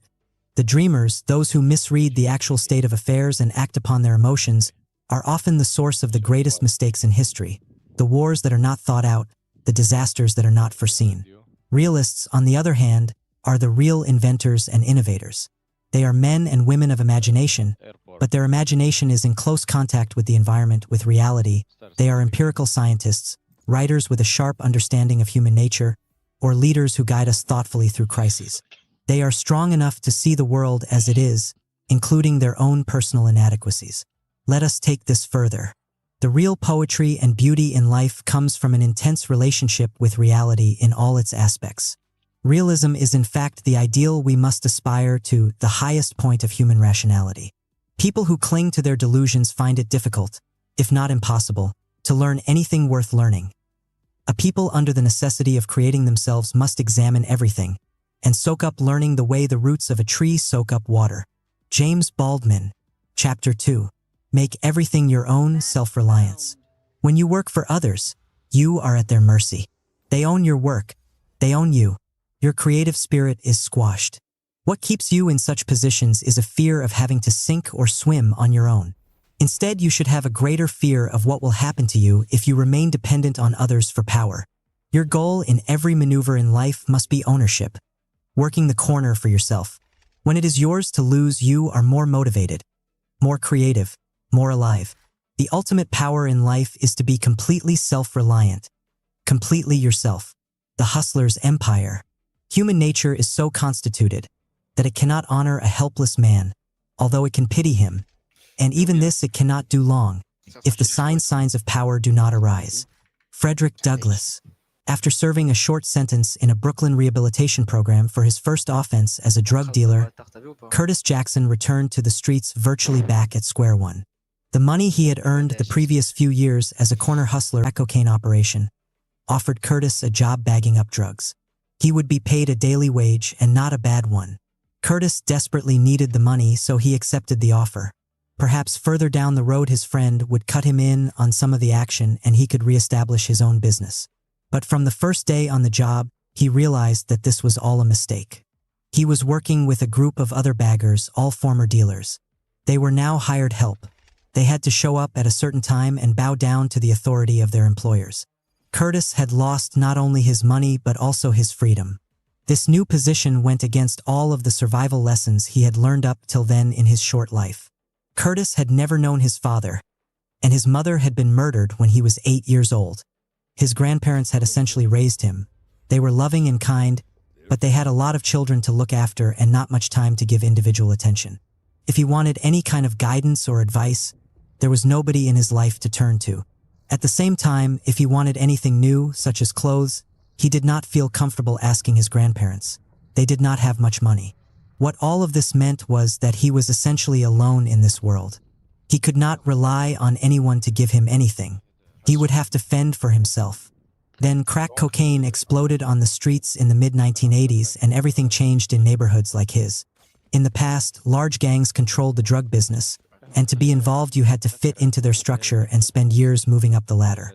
But crack was so easy to manufacture and the demand was so high that anyone, no matter how young, could get in on the game without any startup capital. You could work on your own and make good money. For those like Curtis who grew up with little parental supervision and a disdain for authority, being a corner dealer was the perfect fit. No political games, no bosses above you. And so he quickly joined the growing pool of hustlers dealing crack on the streets of Southside Queens. As he got further into the game, he learned a fundamental lesson. There were endless problems and dangers confronting the street hustler. Undercover cops, fiends, and rival dealers scheming to rob you. If you were weak, you looked for others to help you or for some crutch to lean on, such as drugs or alcohol. This was the path of doom. Eventually, your friend would not show up as promised or your mind would be too clouded by drugs to see someone's treachery. The only way to survive was to admit you were on your own, learn to make your own decisions, and trust your judgment. Do not ask for what you need but take it. Depend only on your wits. It was as if a hustler, born amid squalor and cramped quarters, possessed an empire. This was not something physical, the corner that he worked or the neighborhood he wanted to take over. It was his time, his energy, his creative schemes, his freedom to move where he wanted to. If he kept command of that empire, he would make money and thrive. If he looked for help, if he got caught up in other people's political games, he gave all of that away. In such a case, the negative conditions of the hood would be magnified and he would end up a beggar, a pawn in someone else's game. As he sat there bagging drugs that first day, Curtis realized that this went far beyond a momentary lull in his life in which he needed some quick money. This was a turning point. He looked at the other baggers. They all had suffered downturns in fortune, violence, prison time, etc. They had become scared and tired of the grind. They wanted the comfort and security of a paycheck. And this would become the pattern for the rest of their lives. Afraid of life's challenges, they would come to depend on other people to help them. Perhaps they could go on like this for several years, but the day of reckoning would come when there were no more jobs and they had forgotten how to fend for themselves. It was ludicrous for Curtis to imagine that the man now employing him to bag would someday help him set up shop. Bosses don't do things like that, even if they're your friends. They think of themselves and they use you. He had to get out now, before that empire slipped from his hands and he became yet another former hustler dependent on favors. He quickly went into full hustling mode and figured his way out of the trap. At the end of the first day, he made a deal with the baggers. He would dole out the daily cash he had been paid for the job to all of them. In return, he would teach them how to put less crack in each capsule but make it look full. He had been doing this on the street for years. They were then to give Curtis the extra crack that was left over from each capsule. Within a week, he had accumulated enough drugs to return to hustling on the streets, on his terms. After that, he swore to himself he'd never work for another person ever again. He would rather die. Years later, Curtis, now known as 50 Cent, had managed to segue into a music career, and after a fierce mixtape campaign on the streets of New York in which he became a local celebrity, he gained the attention of Eminem, who helped sign him to a lucrative deal on his own label within Interscope Records. For the launch of his debut album, Get Rich or Die Tryin', there was a lot of work to do. A marketing campaign, videos, artwork, and so he went to Los Angeles to work with Interscope on these projects. But the more time he spent in their cushy offices, the more he had the feeling that he was at yet another turning point in his life. The game these music executives were playing was simple. They owned your music and a lot more. They wanted to package the artist in their way, and this dictated all of the key decisions on the music videos and publicity. In return, they lavished you with money and perks. They created a feeling of dependence. Without their massive machine behind you, you were helpless in the face of a viciously competitive business. In essence, you were exchanging money for freedom. And once you internally succumbed to their logic and their money, you were finished. You were a high-paid bagger doing a job. And so, as before, 50 went into full hustling mode to reclaim his empire. In the short term, he schemed to shoot his own videos with his own money and come up with his own marketing schemes. To Interscope, it seemed like he was saving them time and resources, but to 50, it was a subtle way to regain control over his image. He set up a record label for his own stable of artists from within Interscope, and he used this label to teach himself all aspects of production. He created his own website where he could experiment with new ways to market his music. He turned the dependence dynamic around, using Interscope as a school for teaching him how to run things on his own. All of this was part of the endgame he had in mind. He would run out his contract with Interscope, and instead of renegotiating a new one, he would proclaim his independence and be the first artist to set up his own freestanding record label. From such a position of power, he would have no more executives to please and he could expand his empire on his own terms. It would be just like the freedom he had experienced on the streets, but on a global scale. The fearless approach. I was born alone and I will die alone. I've got to do what's right for me and not live my life the way anybody else wants it. 50 Cent. You came into this life with the only real possessions that ever matter, your body, the time that you have to live, your energy, the thoughts and ideas unique to you, and your autonomy. But over the years, you tend to give all of this away. You spend years working for others, they own you during that period. You get needlessly caught up in people's games and battles, wasting energy and time that you will never get back. You come to respect your own ideas less and less, listening to experts, conforming to conventional opinions. Without realizing it, you squander your independence, everything that makes you a creative individual.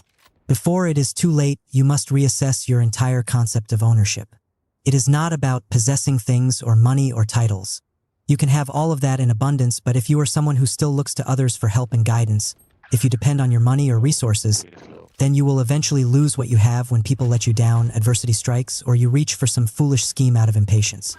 True ownership can come only from within. It comes from a disdain for anything or anybody that impinges upon your mobility, from a confidence in your own decisions, and from the use of your time in constant pursuit of education and improvement. Only from this inner position of strength and self-reliance will you be able to truly work for yourself and never turn back. If situations arise in which you must take in partners or fit within another organization, you are mentally preparing yourself for the moment when you will move beyond these momentary entanglements. If you do not own yourself first, you will continually be at the mercy of people and circumstance, looking outward instead of relying on yourself and your wits. Understand, we are living through an entrepreneurial revolution comparable to the one that swept through 50s neighborhood in the 1980s, but on a global scale. The old power centers are breaking up. Individuals everywhere want more control over their destiny and have much less respect for an authority that is not based on merit but on mere power. We have all naturally come to question why someone should rule over us, why our source of information should depend on the mainstream media, and on and on. We do not accept what we accepted in the past. Where we are naturally headed with all of this is the right and capacity to run our own enterprise, in whatever shape or form, to experience that freedom. We are all corner hustlers in a new economic environment, and to thrive in it, we must cultivate the kind of self-reliance that helped push 50 past all of the dangerous dependencies that threatened him along the way. For 50, it was very clear. He was alone in the house he grew up in and on the streets. He lacked the usual supports, and so he was forced to become self-sufficient. The consequences of being dependent on people were so much more severe in his case. It would mean constant disappointment and urgent needs that went unmet. It is harder for us to realize that we are essentially alone in this world and in need of the skills that 50 had to develop for himself on the streets. We have layers of support that seem to prop us up, but these supports are illusions in the end. Everyone in the world is governed by self-interest. People naturally think first of themselves and their agendas. An occasional affectionate or helpful gesture from people you know tends to cloud this reality and make you expect more of this support, until you are disappointed, again and again. You are more alone than you imagine. This should not be a source of fear but of freedom. When you prove to yourself that you can get things on your own, then you experience a sense of liberation. You are no longer waiting for people to do this or that for you, a frustrating and infuriating experience. You have confidence that you can manage any adverse situation on your own. Look at a man like Reuben Hurricane Carter, a successful middleweight boxer who found himself arrested in 1966 at the height of his career and charged with a triple murder. The following year, he was convicted and sentenced to 3 consecutive life terms. Through it all, Carter vehemently maintained his innocence, and in 1986 he was finally exonerated of the crimes and set free. But for those 19 years, he had to endure one of the most brutal environments known to man, one designed to break down every last vestige of autonomy.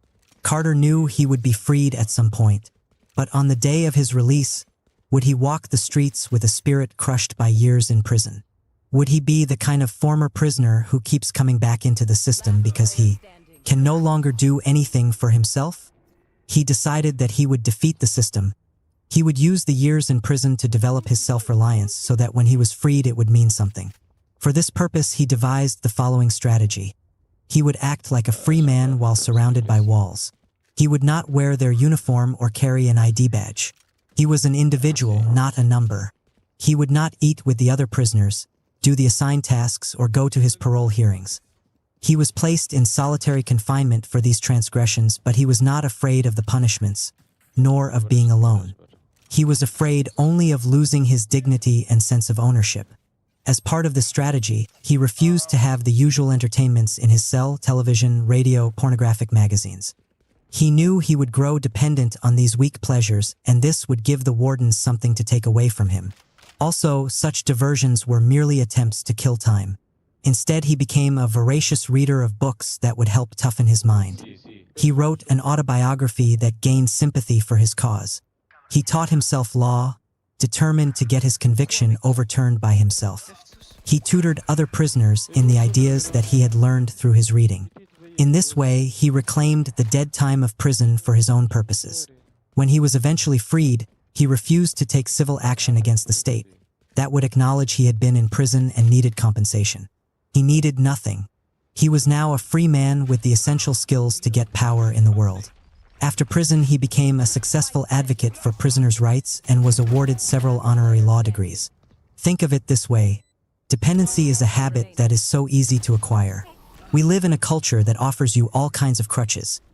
Experts to turn to, drugs to cure any psychological unease, mild pleasures to help pass or kill time, jobs to keep you just above water. It is hard to resist. But once you give in, it is like a prison you enter that you cannot ever leave. You continually look outward for help, and this severely limits your options and maneuverability. When the time comes, as it inevitably does, when you must make an important decision, you have nothing inside of yourself to depend on. Before it is too late, you must move in the opposite direction. You cannot get this requisite inner strength from books or a guru or pills of any kind. It can come only from you. It is a kind of exercise you must practice on a daily basis. Weaning yourself from dependencies, listening less to others' voices and more to your own, cultivating new skills. As happened with Carter and with 50, you will find that self-reliance becomes the habit and that anything that smacks of depending on others will horrify you. Keys to fearlessness. I am owner of my might, and I am so when I know myself as unique. Max Stirner. As children, we all faced a similar dilemma. We began life as willful creatures who had yet to be tamed. We wanted and demanded things for ourselves, and we knew how to get them from the adults around us.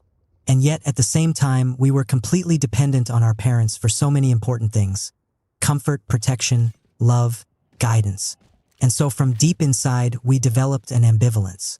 We wanted the freedom and power to move on our own, but we also craved the comfort and security only others could give us. In adolescence, we rebelled against the dependent part of our character. We wanted to differentiate ourselves from our parents and show that we could fend for ourselves. We struggled to form our own identity and not simply conform to our parents' values. But as we get older, that childhood ambivalence tends to return to the surface. In the face of so many difficulties and competition in the adult world, a part of us yearns to return to that childish position of dependence. We maintain an adult face and work to gain power for ourselves, but deep inside we secretly wish that our spouses, partners, friends, or bosses could take care of us and solve our problems. We must wage a ferocious war against this deeply embedded ambivalence, with a clear understanding of what is at stake. Our task as an adult is to take full possession of that autonomy and individuality we were born with. It is to finally overcome the dependent phase in childhood and stand on our own. We must see the desire for a return to that phase as regressive and dangerous. It comes from fear of being responsible for our success and failure, of having to act on our own and make the hard decisions. We will often package this as the opposite, that by working for others, being dutiful, fitting in, or subsuming our personality to the group, we are being a good person. But that is our fear speaking and deluding us. If we give in to this fear, then we will spend our lives looking outward for salvation and never find it. We will merely move from one dependency to another. For most of us, the critical terrain in this war is the work world. Most of us enter adult life with great ambitions for how we will start our own ventures, but the harshness of life wears us down. We settle into some job and slowly give in to the illusion that our bosses care about us and our future, that they spend time thinking of our welfare. We forget the essential truth that all humans are governed by self-interest. Our bosses keep us around out of need, not affection. They will get rid of us the moment that need is less acute or they find someone younger and less expensive to replace us. If we succumb to the illusion and the comfort of a paycheck, we then neglect to build up self-reliant skills and merely postpone the day of reckoning when we are forced to fend for ourselves. Your life must be a progression towards ownership, first mentally of your independence, and then physically of your work, owning what you produce. Think of the following steps as a kind of blueprint for how to move in this direction. Step 1. Reclaim dead time. When Cornelius Vanderbilt, 1794 to 1877, was 12 years old, he was forced to work for his father in his small shipping business. It was drudge work and he hated it. Cornelius was a willful, ambitious child, and so in his mind he made the following determination: Within a couple of years, he was going to start his own shipping enterprise. This simple decision altered everything. Now this job was an urgent apprenticeship. He had to keep his eyes open, learn everything he could about his father's business, including how he could do things better. Instead of dull labor, it was now an exciting challenge. At the age of 16, he borrowed $100 from his mother. He used the money to buy a boat and began ferrying passengers between Manhattan and Staten Island. Within a year, he paid back the loan. By the time he was 21, he had made a small fortune and was on his way to becoming the wealthiest man of his time. From this experience, he established his lifelong motto: never be a minion, always be an owner. Time is the critical factor in our lives, our most precious resource. The problem when we work for others is that so much of this becomes dead time that we want to pass as quickly as possible, time that is not our own. Almost all of us must begin our careers working for others, but it is always within our power to transform this time from something dead to something alive. If we make the same determination as Vanderbilt to be an owner and not a minion, then that time is used to learn as much as we can about what is going on around us. The political games, the nuts and bolts of this particular venture, the larger game going on in the business world, how we could do things better. We have to pay attention and absorb as much information as possible. This helps us endure work that does not seem so rewarding. In this way, we own our time and our ideas before owning a business. Remember, your bosses prefer to keep you in dependent positions. It is in their interest that you do not become self-reliant, and so they will tend to hoard information. You must secretly work against this and seize this information for yourself. Step 2. Create little empires. While still working for others, your goal at some point must be to carve out little areas that you can operate on your own, cultivating entrepreneurial skills. This could mean offering to take over projects that others have left undone or proposing to put into action some new idea of your own, but nothing too grandiose to raise suspicion. What you are doing is cultivating a taste for doing things yourself, making your own decisions, learning from your own mistakes. If your bosses do not allow you to make such a move on any scale, then you are not in the right place. If you fail in this venture, then you have gained a valuable education. But generally, taking on such things on your own initiative forces you to work harder and better. You are more creative and motivated because there is more at stake. You rise to the challenge. Keep in mind the following. What you really value in life is ownership, not money. If ever there is a choice, more money or more responsibility, you must always opt for the latter. A lower-paying position that offers more room to make decisions and carve out little empires is infinitely preferable to something that pays well but constricts your movements. Step 3. Move higher up the food chain.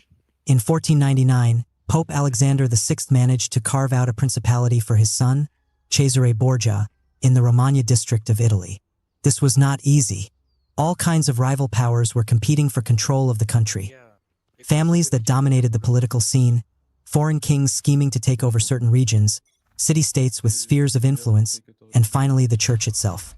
To secure Romagna for his son, the Pope had to win over one of the two most powerful families in Italy, make an alliance with King Louis XII of France, and hire a mercenary army. Cesare Borgia was a shrewd young man. His goal was to expand beyond Romagna and eventually unify all of Italy, making it a great power. But his position now depended on various outside forces that controlled his destiny, each one above the other, the army beholden to the powerful families and King of France, then the Pope himself who could die any day and be replaced by someone antagonistic to Borgia. These alliances could shift and turn against him. He had to eliminate these dependencies one by one until he could stand on his own with nobody above him. Using bribery, he put himself at the head of the family faction his father had allied him with, then moved to eliminate its main rival. He worked to get rid of the mercenary army and establish his own. He schemed to make alliances that would secure him against the French king who now saw him as a threat. He gobbled up more and more regions. He was on the verge of expanding his base to a point of no return when he suddenly fell gravely ill in 1504. Shortly thereafter, his father died and was soon replaced by a pope determined to stop Cesare Borgia. Who knows how far he could have gotten if his plans had not become unraveled by such unforeseen circumstances. Borgia was a kind of self-reliant entrepreneur before his time. He understood that people are political creatures, continually scheming to secure their own interests. If you form partnerships with them or depend upon them for your advancement and protection, you are asking for trouble. They will either turn against you at some point or use you as a cat's paw to get what they want. Your goal in life must be to always move higher and higher up the food chain, where you alone control the direction of your enterprise and depend on no one. Since this goal is a future ideal, in the present you must strive to keep yourself free of unnecessary entanglements and alliances. And if you cannot avoid having partners, make sure that you are clear as to what function they serve for you and how you will free yourself of them at the right moment. You must remember that when people give you things or do you favors, it is always with strings attached. They want something from you in return, assistance, unquestioned loyalty, and so forth. You want to keep yourself free of as many of these obligations as possible, so get in the habit of taking what you need for yourself instead of expecting others to give it to you. Step 4. Make your enterprise a reflection of your individuality. Your whole life has been an education in developing the skills and self-reliance necessary for creating your own venture, being your own boss. But there is one last impediment to making this work. Your tendency will be to look at what other people have done in your field, how you could possibly repeat or emulate their success. You can gain some power with such a strategy, but it won't go far and it won't last. Understand, you are one of a kind. Your character traits are a kind of chemical mix that will never be repeated in history. There are ideas unique to you, a specific rhythm and perspective that are your strengths, not your weaknesses. You must not be afraid of your uniqueness, and you must care less and less what people think of you. This has been the path of the most powerful people in history. Throughout his life, the great jazz musician Miles Davis was always being pushed into making. His sound fit the particular rage of the time. Instead, he kept insisting on putting his own stamp on anything he played. As he got older, this became more and more extreme until he revolutionized the jazz world with his constant innovations in sound. At a certain point, he simply stopped listening to others. John F. Kennedy refused to run a campaign like Franklin Delano Roosevelt or any other American politician in the past. He created his own inimitable style, based on the times he lived in and his own personality. By going his own way, he forever altered the course of political campaigning. This uniqueness that you express is not anything wild or too strange. That is an affectation in itself. People are rarely that different. Rather, you are being yourself as far as you can take that. The world cannot help but respond to such authenticity. Reversal of perspective. We might think of people who are independent and used to being alone as reclusive, prickly, and hard to be around. In our culture, we tend to elevate those who are smooth talkers, seem more gregarious, and fit in better, conforming to certain norms. They smile and seem happier. This is a superficial appraisal of character. If we reverse our perspective and look at this from the fearless point of view, we come to the opposite conclusion. People who are self-sufficient are generally types who are more comfortable with themselves. They do not look for things that they need from other people. Paradoxically, this makes them more attractive and seductive. We wish we could be more like that and want to be around them, hoping that some of their independence might rub off on us. The needy, clingy types, often the most sociable, unconsciously push us away. We feel their need for comfort and validation, and secretly we want to say to them, "Get it for yourself. Stop being so weak and dependent." Those who are self-reliant turn to people out of strength, a desire for pleasant company or an exchange of ideas. If people do not do what they want or expect, they are not hurt or let down. Their happiness comes from within and is all the more profound for that reason. Finally, do not be taken in by the culture of ease. Self-help books and experts will try to convince you that you can have what you want by following a few simple steps. Things that come easy and fast will leave you just as fast. The only way to gain self-reliance or any power is through great effort and practice. And this effort should not be seen as something ugly or dull. It is the process of gaining power over yourself that is the most satisfying of all, knowing that step by step you are elevating yourself above the dependent masses. There is a time in every man's education when he arrives at the conviction that imitation is suicide, that though the wide universe is full of good, no kernel of nourishing corn can come to him but through his toil bestowed on that plot of ground which is given to him to till. The power which resides in him is new in nature, and none but he knows what that is which he can do, nor do know until he has tried. Ralph Waldo Emerson. Chapter 3. Turn shit into sugar, opportunism. Every negative situation contains the possibility for something positive. an opportunity. It is how you look at it that matters. Your lack of resources can be an advantage, forcing you to be more inventive with the little that you have. Losing a battle can allow you to frame yourself as the sympathetic underdog. Do not let fears make you wait for a better moment or become conservative. If there are circumstances you cannot control, make the best of them. It is the ultimate alchemy to transform all such negatives into advantages and power. Hood alchemy. If one is continually surviving the worst that life can bring, one eventually ceases to be controlled by a fear of what life can bring. James Baldwin. For well over a year, 50 Cent had been working on what was meant to be his debut album, Power of the Dollar, and finally, in the spring of 2000, it was ready to be released by Columbia Records. It represented to him all the struggles he had been through on the streets, and he had hopes that it would turn his life around for good. In May of that year, however, a few weeks before the launch date, a hired assassin shot 9 bullets into him while he sat in the back of a car, one bullet going through his jaw and nearly killing him. In a flash, all of the momentum he had built up reversed itself. Columbia canceled the release of the record and dropped 50 from his contract.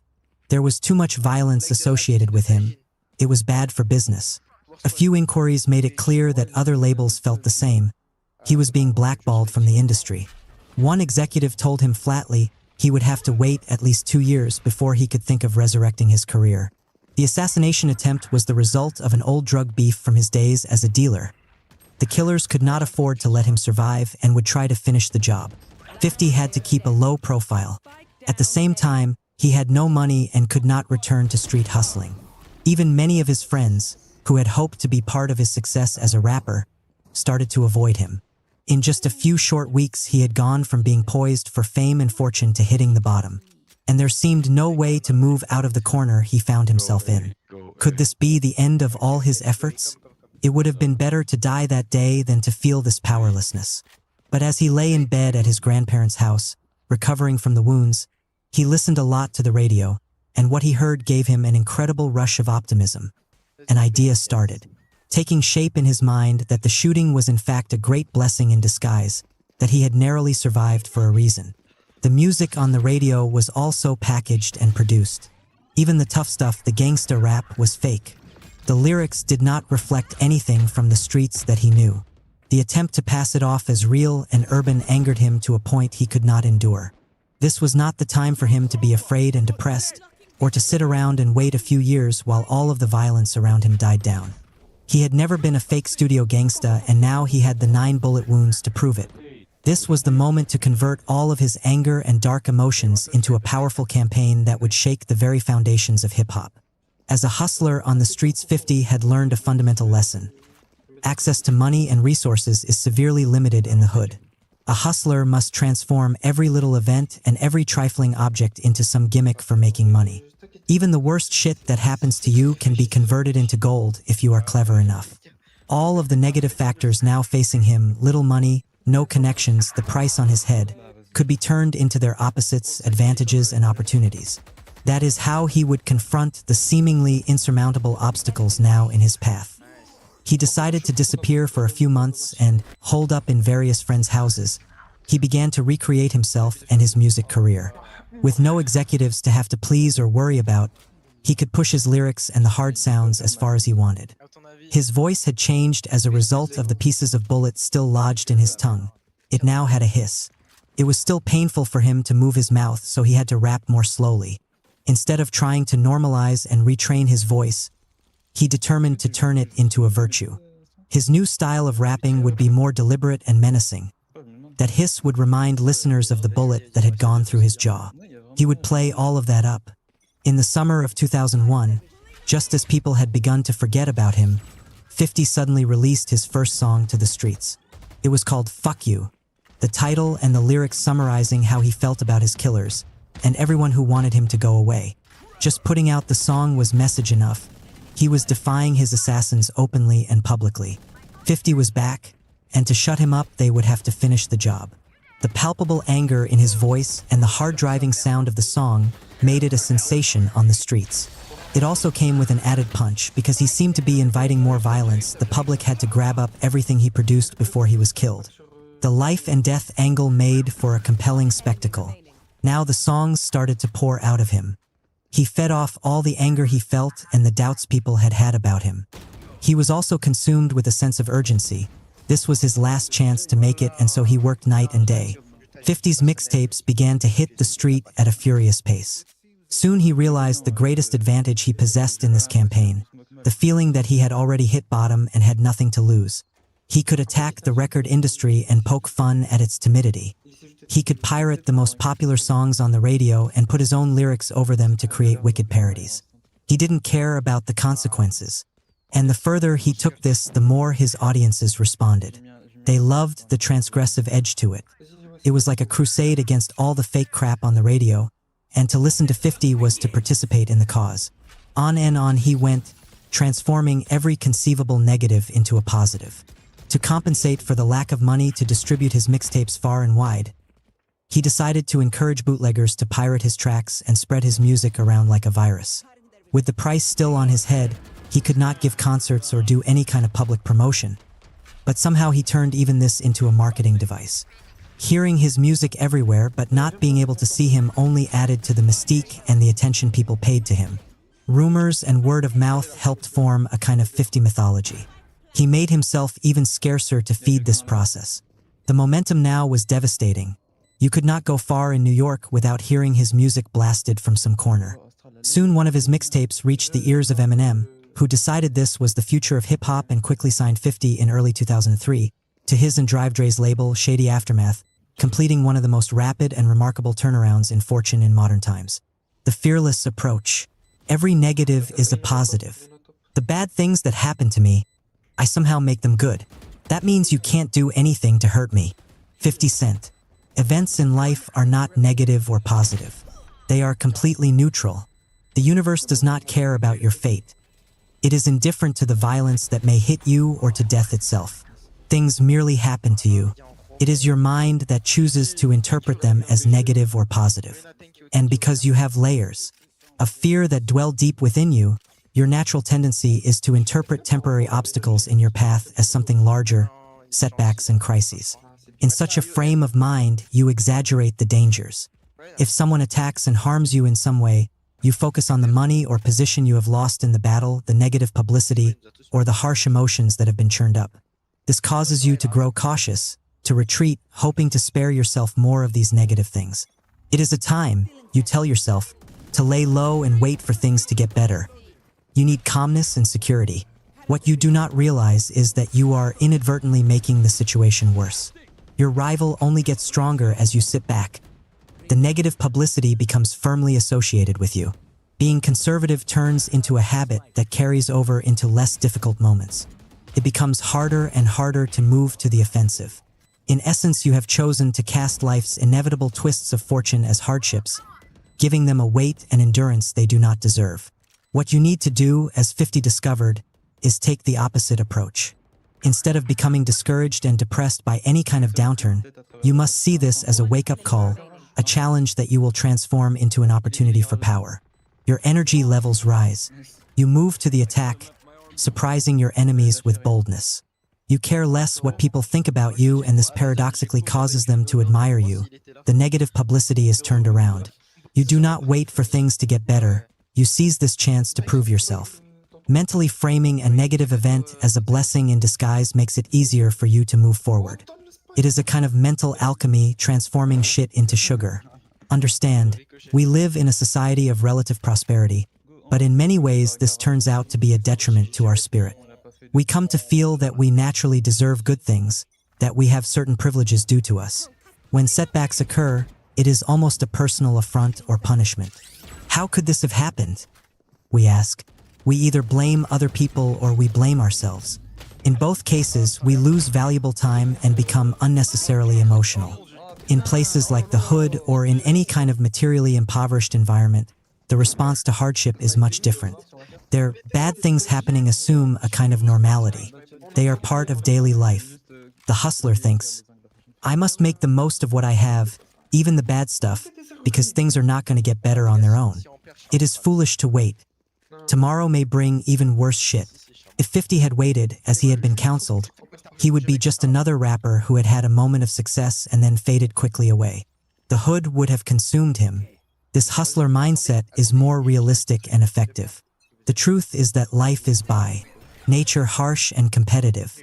No matter how much money or resources you have accumulated, someone will try to take them from you, or unexpected changes in the world will push you backward. These are not adverse circumstances, but merely life as it is. You have no time to lose to fear and depression, and you do not have the luxury of waiting. All of the most powerful people in history demonstrate in one way or another this fearless attitude towards adversity. Look at George Washington.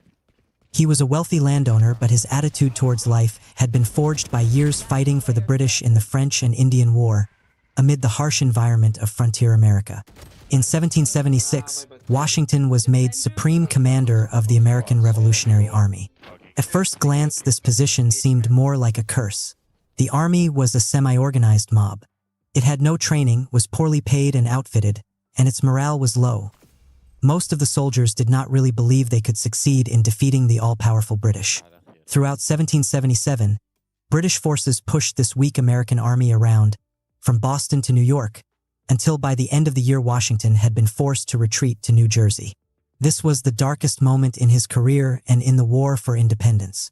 Washington's army had dwindled to a few thousand men. They had little food and were poorly clothed during one of the bitterest winters in memory. The American Continental Congress, fearing imminent disaster, fled from Philadelphia to Baltimore. Assessing this situation, a cautious leader would have chosen to wait out the winter, muster more troops, and hope for some change in fortune. But Washington had a different mindset. As he perceived it, his army would be considered by the British as too weak to pose any threat. Being small, his army could move without the enemy's knowledge, and launch an attack that was all the more surprising for coming out of nowhere. Moving to the attack would excite the troops and gain some much-needed positive publicity. Thinking in this manner, he decided to lead a raid on an enemy garrison in Trenton, which proved to be a great success. He followed this up with an attack on British supplies at Princeton. These daring victories captivated the American public. Confidence had been restored in Washington as a leader and the American army as a legitimate force. From then on, Washington waged a guerrilla-style war, wearing out the British with the great distances they had to cover. Everything was turned around. Lack of funds and experience led to a more creative way of fighting. The smallness of his forces allowed him to torment the enemy with fluid maneuvering over rough terrain. At no point did he decide to wait for more troops or more money or better circumstances. He went continually on the attack with what he had. It was a campaign of supreme fearlessness, in which all negatives were converted into advantages. This is a common occurrence in history. Almost all great military and political triumphs are preceded by some kind of crisis. That is because a substantial victory can only come out of a moment of danger and attack. Without these moments, leaders are never challenged, never get to prove themselves. If the path is too smooth, they grow arrogant and make a fatal mistake. The fearless types require some kind of adversity against which they can measure themselves. The tenseness of such dark moments brings out their creativity and urgency, making them rise to the occasion and turn the tide of fortune from defeat to a great victory. You must adopt an attitude that is the opposite to how most people think and operate. When things are going well, that is precisely when you must be concerned and vigilant. You know it will not last and you will not be caught unprepared. When things are going badly, that is when you are most encouraged and fearless. Finally, you have material for a powerful reversal, a chance to prove yourself. It is only out of danger and difficulty that you can rise at all. By simply embracing the moment as something positive and necessary, you have already converted it into gold. Keys to fearlessness. Nooks all over the earth sit men who are waiting, scarcely knowing in what way they are waiting, much less that they are waiting in vain. Occasionally the call that awakens, that accident which gives the permission to act, comes too late, when the best youth and strength for action has already been used up by sitting still, and many have found to their horror when they leaped up, that their limbs had gone to sleep and their spirit had become too heavy. It is too late, they said to themselves, having lost their faith in themselves and henceforth forever useless. Friedrich Nietzsche. Our minds possess powers we have not even begun to tap into. These powers come from a mix of heightened concentration, energy, and ingenuity in the face of obstacles. Each of us has the capacity to develop these powers, but first we have to be aware of their existence. This is difficult, however, in a culture that emphasizes material means, technology, money, connections as the answer to everything. We place unnecessary limits on what the mind can accomplish, and that becomes our reality. Look at our concept of opportunity and you will see this in its clearest light. According to conventional wisdom, an opportunity is something that exists out there in the world. If it comes our way and we seize it, it brings us money and power. This could be a particular job, the perfect fit for us.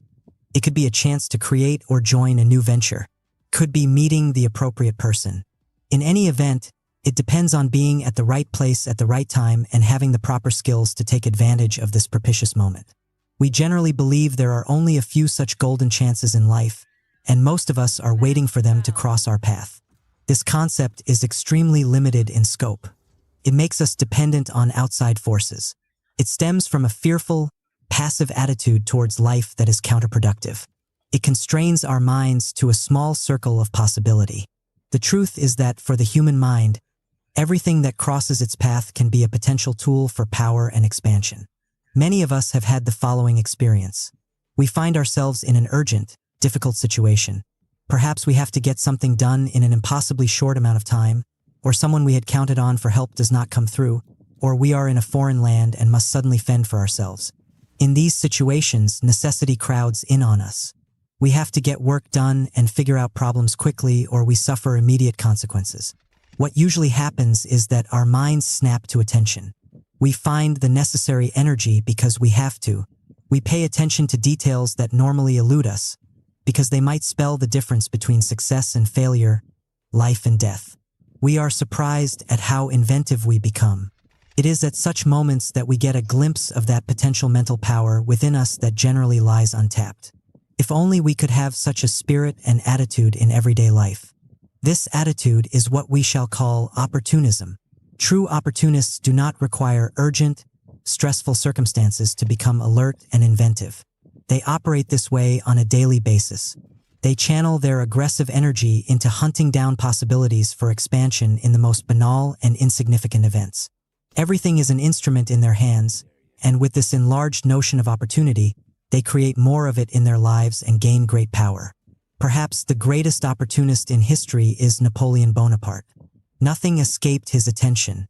He focused with supreme intensity on all of the details, finding ways to transform even the most trivial aspects of warfare, how to march and carry supplies, how to organize troops into divisions, into tools of power.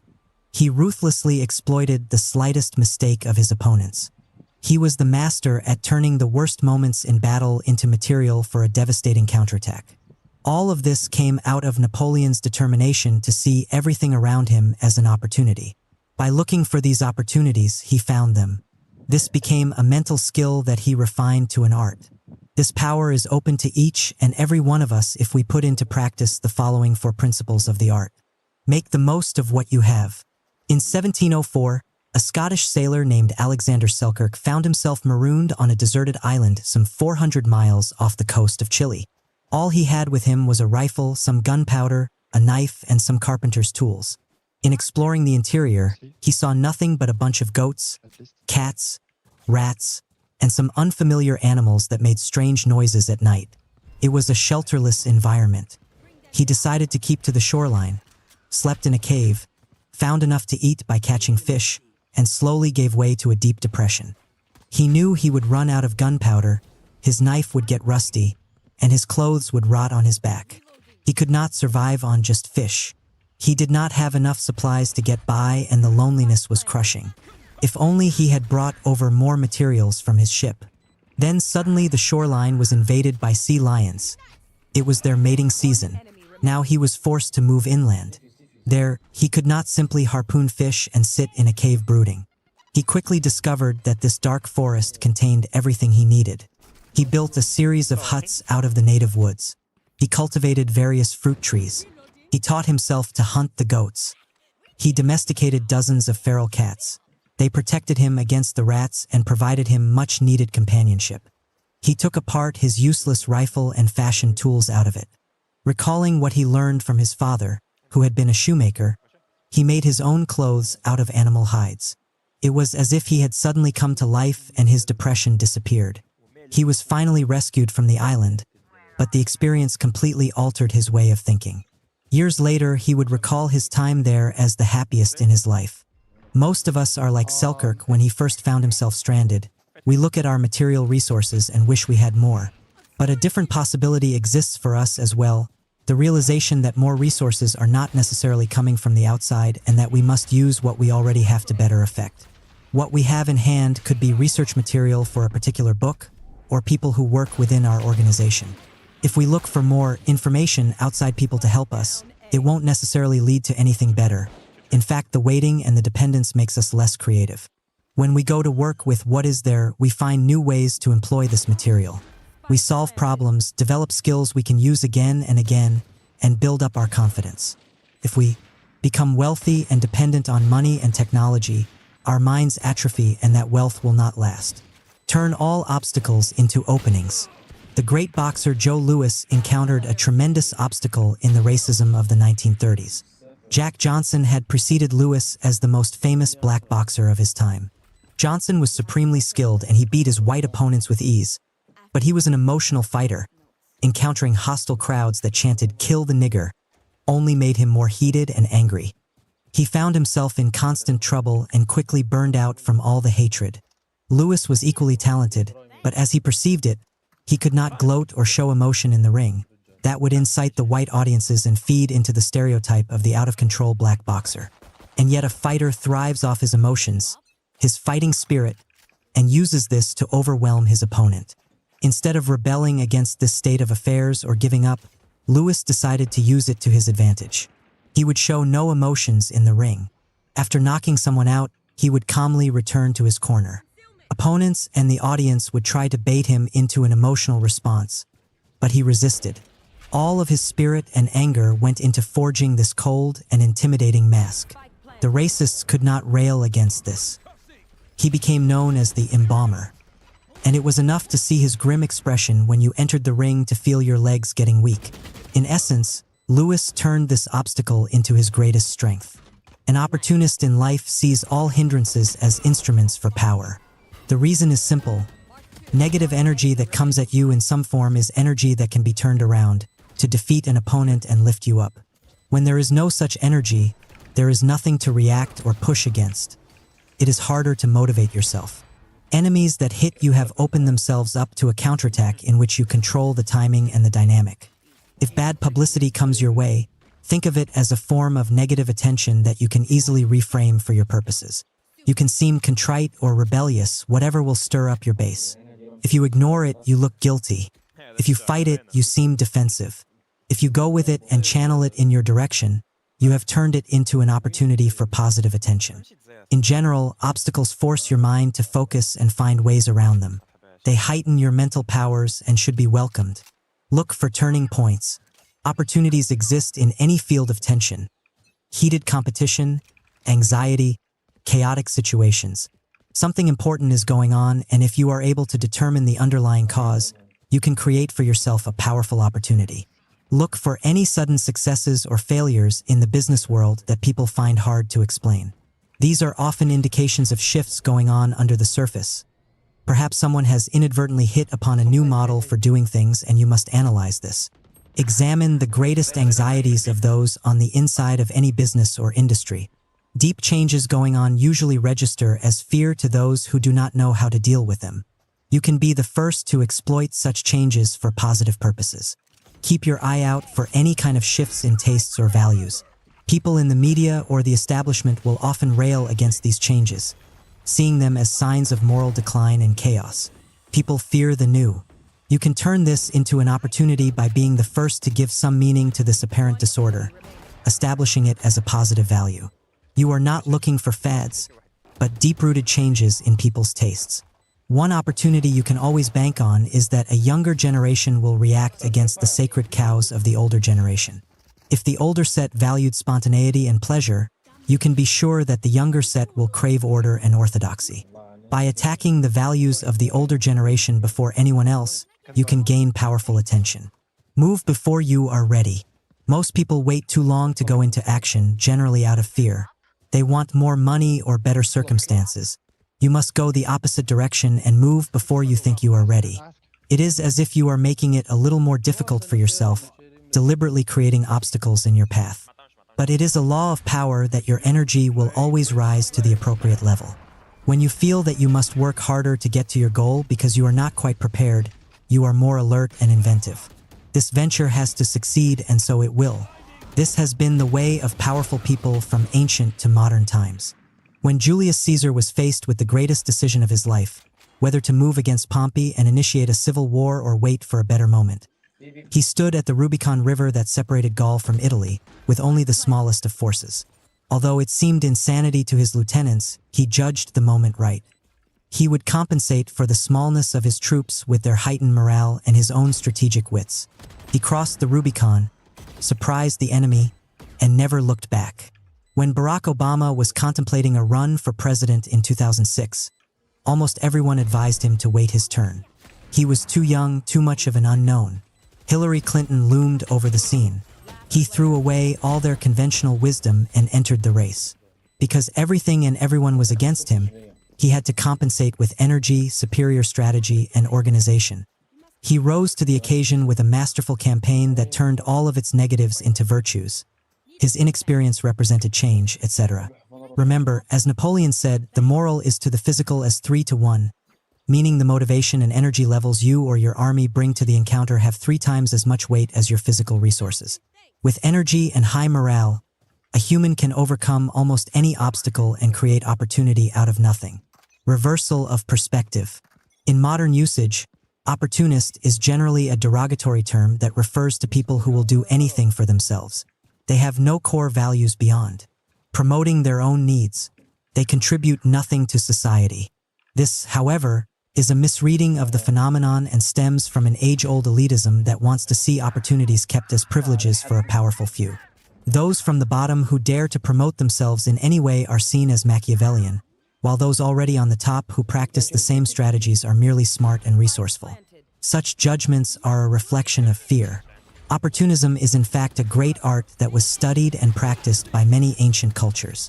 The greatest ancient Greek hero of them all, Odysseus, was a supreme opportunist. In every dangerous moment in his life, he exploited some weakness his enemies left open to trick them and turn the tables.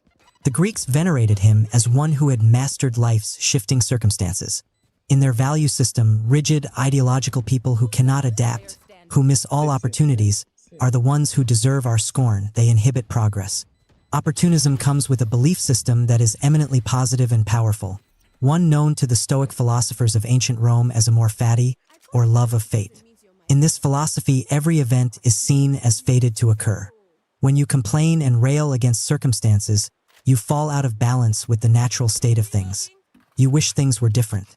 What you must do instead is accept the fact that all events occur for a reason, and that it is within your capacity to see this reason as positive.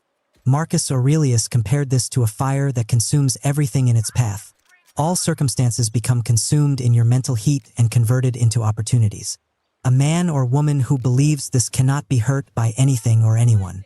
Without doubt, princes become great when they overcome difficulties and hurdles put in their path. When fortune wants to advance a new prince, she creates enemies for him, making them launch campaigns against him so that he is compelled to overcome them and climb higher on the ladder that they have brought him. Therefore, many judge that a wise prince must skillfully fan some enmity whenever the opportunity arises, so that in crushing it he will increase his standing. Niccolò Machiavelli, Chapter 4. Keep moving, calculated momentum. In the present, there is constant change and so much we cannot control. If you try to micromanage it all, you lose even greater control in the long run. The answer is to let go and move with the chaos that presents itself to you. From within it, you will find endless opportunities that elude most people. Don't give others the chance to pin you down. Keep moving and changing your appearances to fit the environment. If you encounter walls or boundaries, slip around them. Do not let anything disrupt your flow. The hustlers flow. The old musicians stay where they are and become like museum pieces under glass. Safe, easy to understand, playing that tired old shit over and over again. Bebop was about change, about evolution. IT wasn't about standing still and becoming safe. If anybody wants to keep creating, they have to be about change. Miles Davis. When Curtis Jackson first started hustling in the late 1980s, it was a chaotic world that he entered. Crack cocaine had hit the streets and turned everything upside down. Now the corner hustler was unleashed. Moving to wherever there was money to be made, this new breed of drug dealer had to contend with hundreds of scheming rivals, the erratic drug addicts, the old-style gang leaders who were trying to muscle their way back into the business, and the police who swarmed over the area. It was like the Wild West out there. Every man for himself, making up his own rules as he went along. Some couldn't stand this. They wanted structure, somebody to tell them when to get up and get to work. They didn't last too long in this new order. Others thrived on all the anarchy and freedom. Curtis was of the latter variety. Then one day everything changed.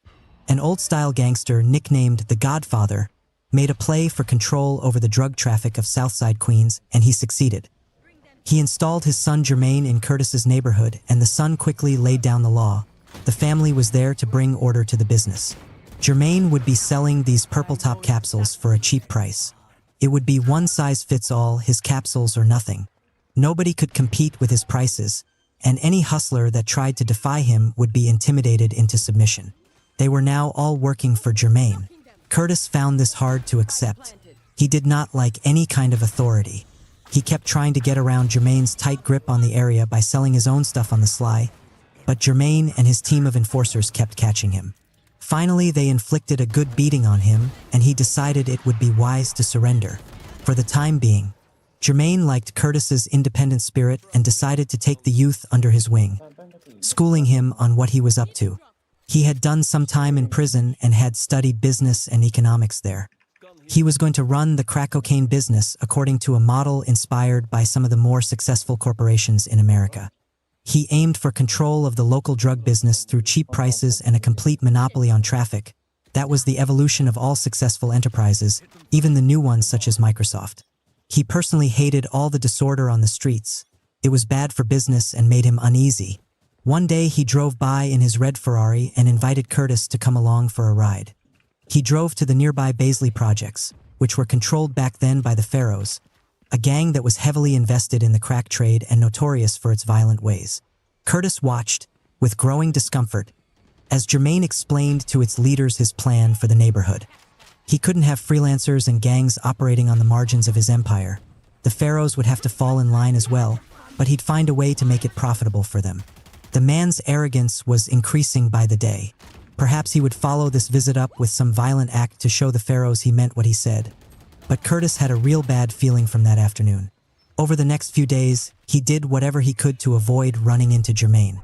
Sure enough, a week later Jermaine was shot in the head and killed in one of the back alleyways of the hood. Everyone knew who did it and why. In the months to come, Curtis thought long and hard about what had happened. A part of him had identified with Jermaine.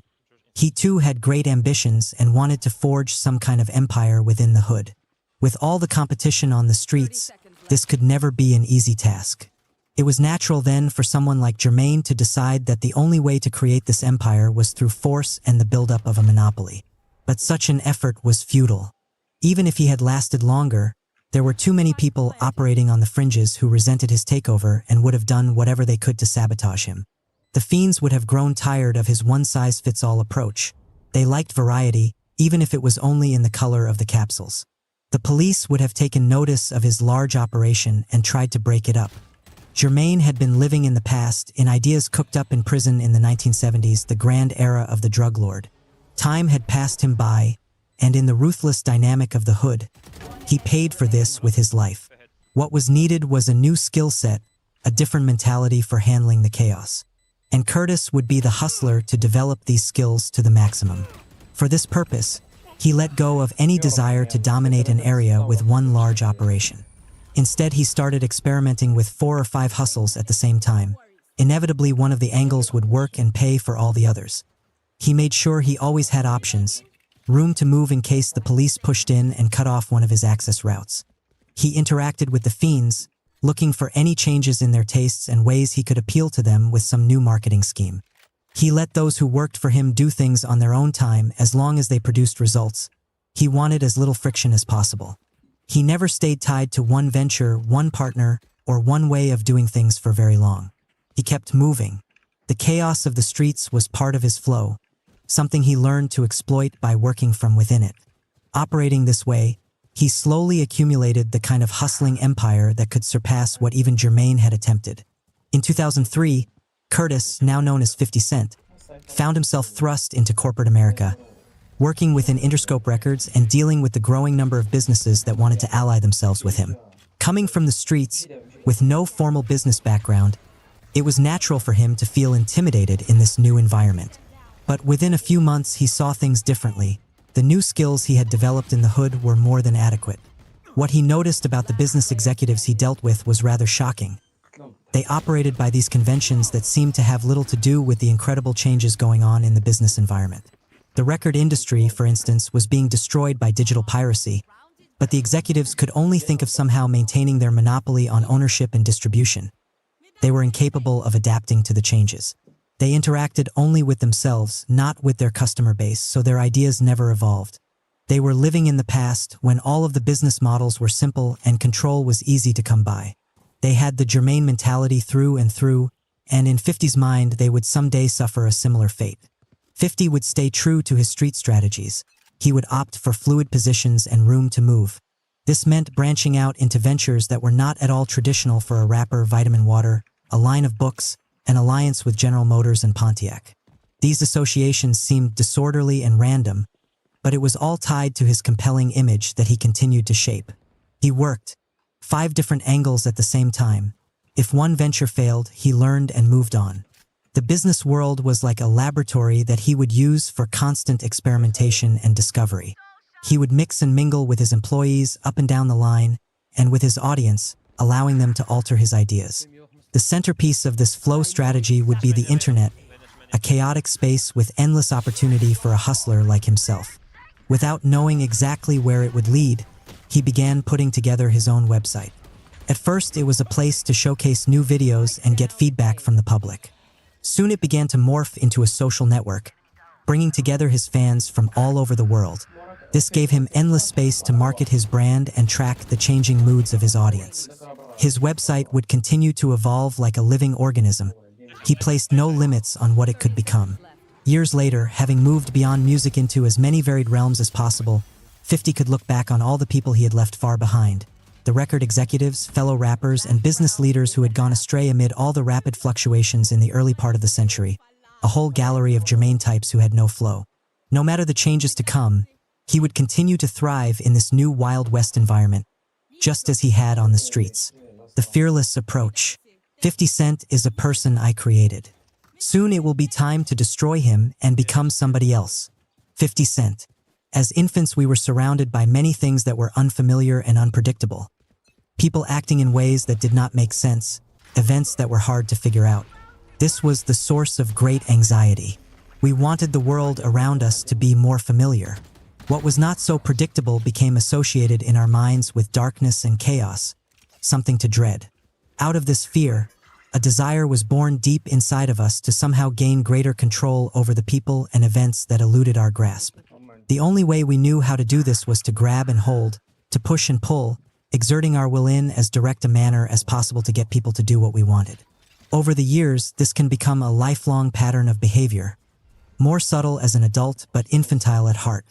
Every individual we come across in life is unique, with his or her own energy, desires, and history.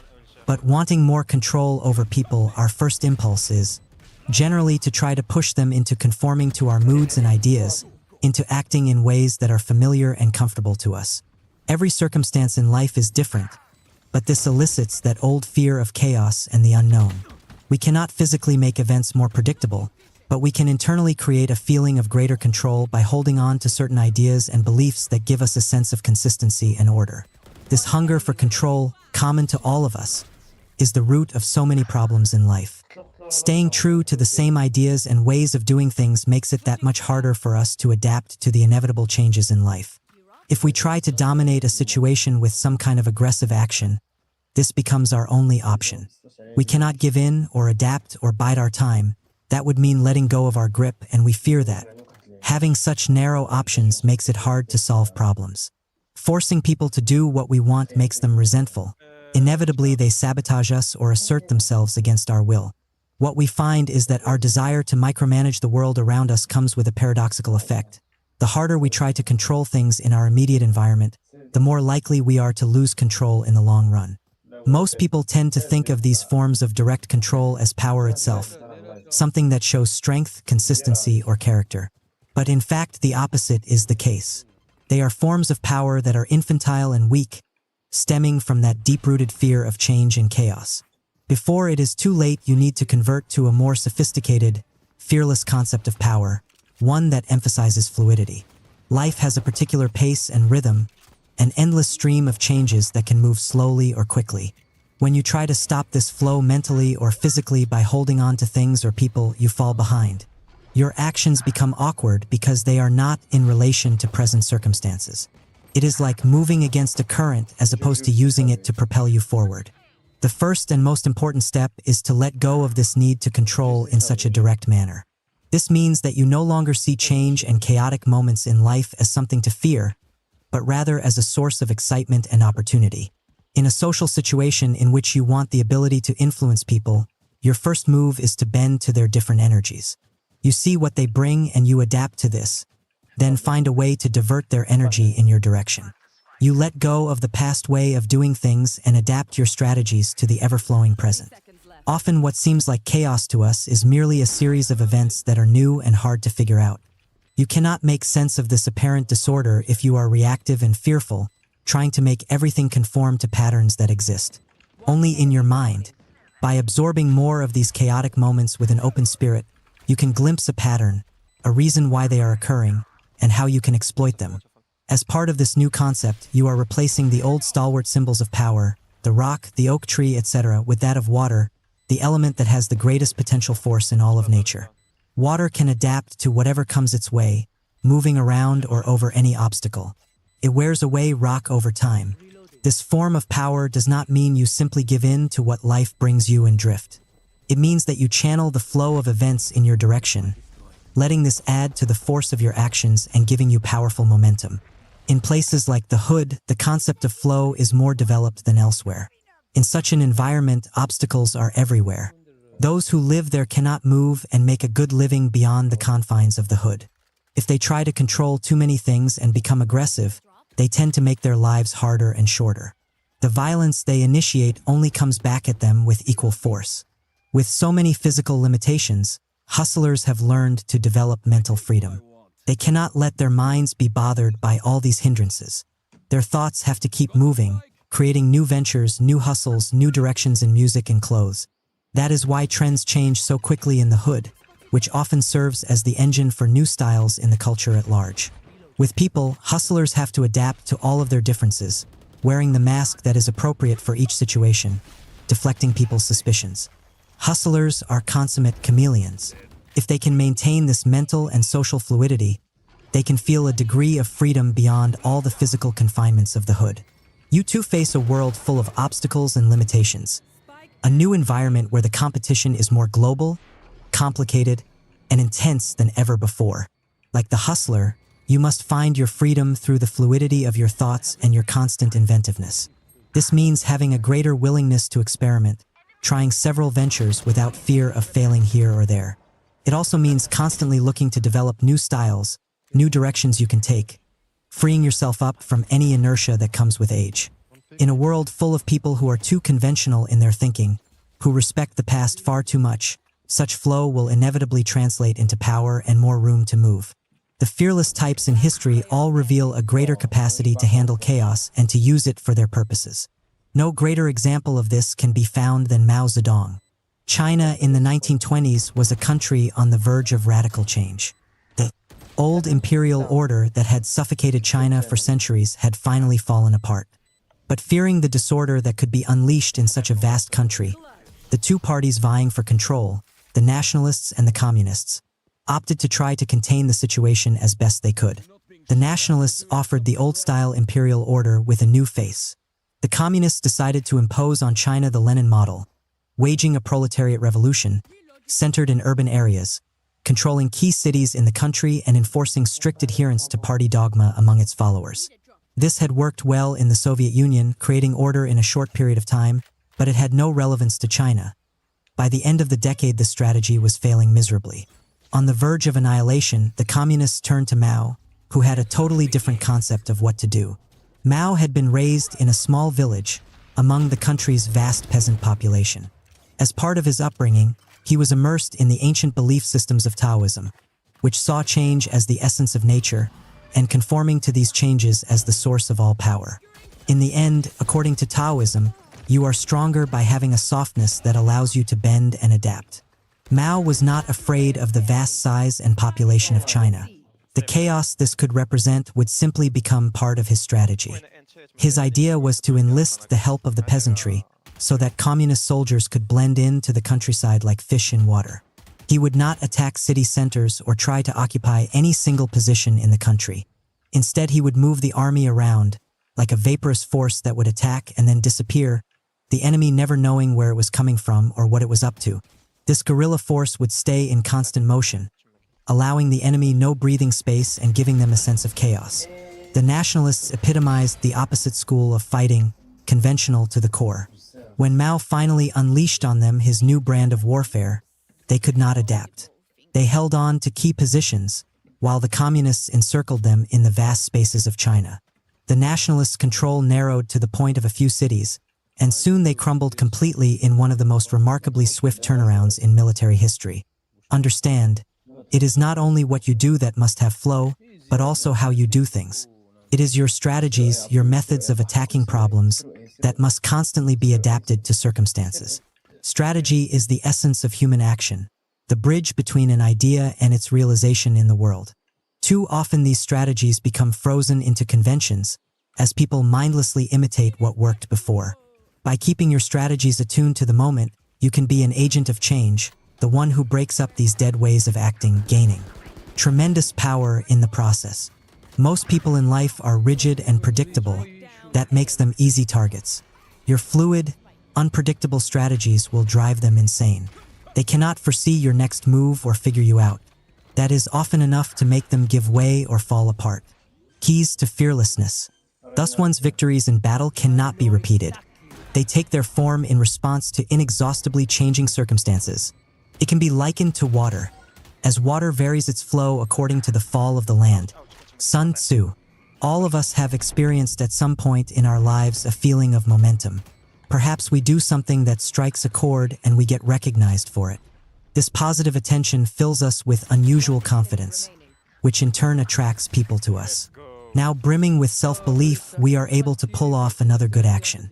Even if it is not so perfect, people will now tend to overlook the rough patches. We have the aura of success about us. So many times in life, one good thing seems to follow another. This will go on until inevitably we disrupt the flow. Perhaps we overreach with an action that breaks the spell, or we keep repeating the same things and people grow tired of us and move on to someone else. Just as quickly, the opposite momentum can afflict us. Our own insecurities start to get in the way. The little imperfections that people overlooked before now seem glaring. We enter a run of bad fortune and feelings of depression render us more and more immobile. On either end of the spectrum, we recognize the phenomenon, but we treat it as if it were something mystical, beyond conscious control and explanation. But it is not as mysterious as we might think. In the midst of any run of momentum, we generally feel more open. We allow ourselves to be carried along. The confidence we have when things are going well makes people get out of our way or join our side, giving our actions added force. Sometimes a feeling of urgency, we have to get something done, pushes us to act in a particularly energetic manner, and this starts a good run. This is often accompanied with a feeling that we have little to lose by trying something bold. Perhaps feeling somewhat desperate, we loosen up and experiment. What ties this all together is that something inside of us opens up and we allow a greater range of motion. Our style becomes freer and bolder, and we move with the current. On the other hand, when a run of momentum ends, it is usually from something we do, a kind of unconscious self-sabotage. We react against this loosening up out of some fear of where it could lead us. We become conservative and the flow of energy stops, slowly reversing itself into stasis and depression. In many ways, we are the ones in control of this phenomenon, but it does not operate on a conscious enough level. Understand, Momentum in life comes from increased fluidity, a willingness to try more, to move in a less constricted fashion. On many levels, it remains something hard to put into words, but by understanding the process, becoming more conscious of the elements involved, you can place your mind in a readied position, better able to exploit any positive movement in your life. Call this calculated momentum. For this purpose, you must practice and master the following 4 types of flow. Mental flow. In the time of Leonardo da Vinci's youth, mid-15th century, knowledge had hardened into rigid compartments. In one slot, there was philosophy and scholasticism. In another, the arts, which were considered more like simple crafts. In yet another, science, which was not yet very empirical. On the margins stood all forms of dark knowledge, the arts of the occult. Da Vinci was the illegitimate son of a notary, and because of this murky social position, he was denied the usual formal education, all of which became a great blessing in disguise. His mind was freed from all the prejudices and rigid categories of thinking that prevailed at the time. He went to serve an apprenticeship in the studio of the great artist Verrocchio, and once he began to learn there the craft of drawing and painting, a process was set in motion that led to the forming of one of the most original minds in the history of mankind. Knowledge in one field simply opened up in Da Vinci an insatiable hunger to learn something else in a related field. The study of painting led to that of design in general, which led to an interest in architecture. From there he flowed to studying engineering, making war machines and strategy, observing animals and the mechanics of motion that could be applied to technology, studying birds and aerodynamics, the anatomy of animals and humans, the relationship between emotions and physiology, and on and on. This incredible stream of ideas even overflowed into areas of the occult. His mind would recognize no boundaries. He sought the connections between all natural phenomena. In this sense, he was ahead of his time and the first real Renaissance man. His discoveries in various fields had a momentum, the intensity of one leading to another. Many could not understand him and thought he was eccentric, even erratic. But great patrons such as King François I of France, and even Cesare Borgia, recognized his genius and sought to exploit it. Today we have regressed to a point that resembles the pre-Renaissance. Knowledge has once again hardened into rigid categories, with intellectuals shut off in various ghettos. Intelligent people are considered serious by virtue of how deeply they immerse themselves in one field of study, their viewpoint becoming more and more myopic. Someone who crosses these rigid demarcations is inevitably considered a dilettante. After college, we are all encouraged to specialize, to learn one thing well and stick to it. We end up strangling ourselves in the narrowness of our interests. With all of these restrictions, knowledge has no flow to it. Life does not have these categories. They are mere conventions that we mindlessly abide by. Da Vinci remains the icon and the inspiration for a new form of knowledge. In this form, what matters are the connections between things, not what separates them. The mind has a particular momentum itself. When it heats up and discovers something new, it tends to find other items to study and illuminate. All of the greatest innovations in history come from an openness to discovery, one idea leading to another, sometimes coming from unrelated fields. You must develop this spirit and the same insatiable hunger for knowledge. This comes from widening your fields of study and observation, letting yourself be carried along by what you discover. You will find that you will come up with unexpected ideas, the kind that will lead to new practices or novel opportunities. If things run dry in your particular line of work, you have developed your mind along other lines that you can now exploit. Having such mental flow will allow you to constantly think around any obstacle and maintain your career momentum. Emotional flow. By nature, we are emotional creatures. It is how we primarily react to events. Only afterwards are we able to see that such emotional responses can be destructive and need to be reined in. You cannot repress this part of human nature, nor should you ever try. It is like a flood that will overwhelm you all the more for your attempts to dam it up. What you want is for these endless emotions that assail you during the day to wash over you, to never hold on to one single emotion for very long. You are able to let go of any kind of obsessive feeling. If someone says something that bothers you, you find a way to move quickly past the feeling, either to excuse what they said, to make it less important, or to forget. Forgetting is a skill that you must develop in order to have emotional flow. If you cannot help but feel anger or disgust in the moment, make it a point to not let it remain the following day. When you hold on to emotions like that, it is as if you put blinders on your eyes. For that amount of time, you see and feel only what this emotion dictates, falling behind events. Your mind stops on feelings of failure, disappointment, and mistrust, giving you that awkwardness of someone out of tune with the moment. Without realizing it, all of your strategies become infected by these feelings, pushing you off course. To combat this, you must learn the art of counterbalance. When you are fearful, force yourself to act in a bolder fashion than usual. When you feel inordinate hate, find some object of love or admiration that you can focus on with intensity. One strong emotion tends to cancel out the other and help you move past it. It might seem that intense feelings of love, hate, or anger can be used to impel you forward on some project, but that is an illusion. Such emotions give you a burst of energy that falls quickly and leaves you as low as you were high. Rather, you want a more balanced emotional life with fewer highs and lows. This not only helps you keep moving and overcoming petty obstacles, but it also affects people's perceptions of you. They come to see you as someone who has grace under pressure, a steady hand, and they will turn to you as a leader. Maintaining such steadiness will keep that positive flow in motion. Social flow. Working with people on any level can be a disorderly affair. They bring their differences and own energy to the project, as well as their own agendas. The natural tendency for a leader is to try to tamp down these differences and get everyone on the same page. This seems like the strong thing to do, but in fact it stems from that infantile fear of the unpredictable. And in the end it becomes counterproductive, as those who work for you bring less and less energy to the task.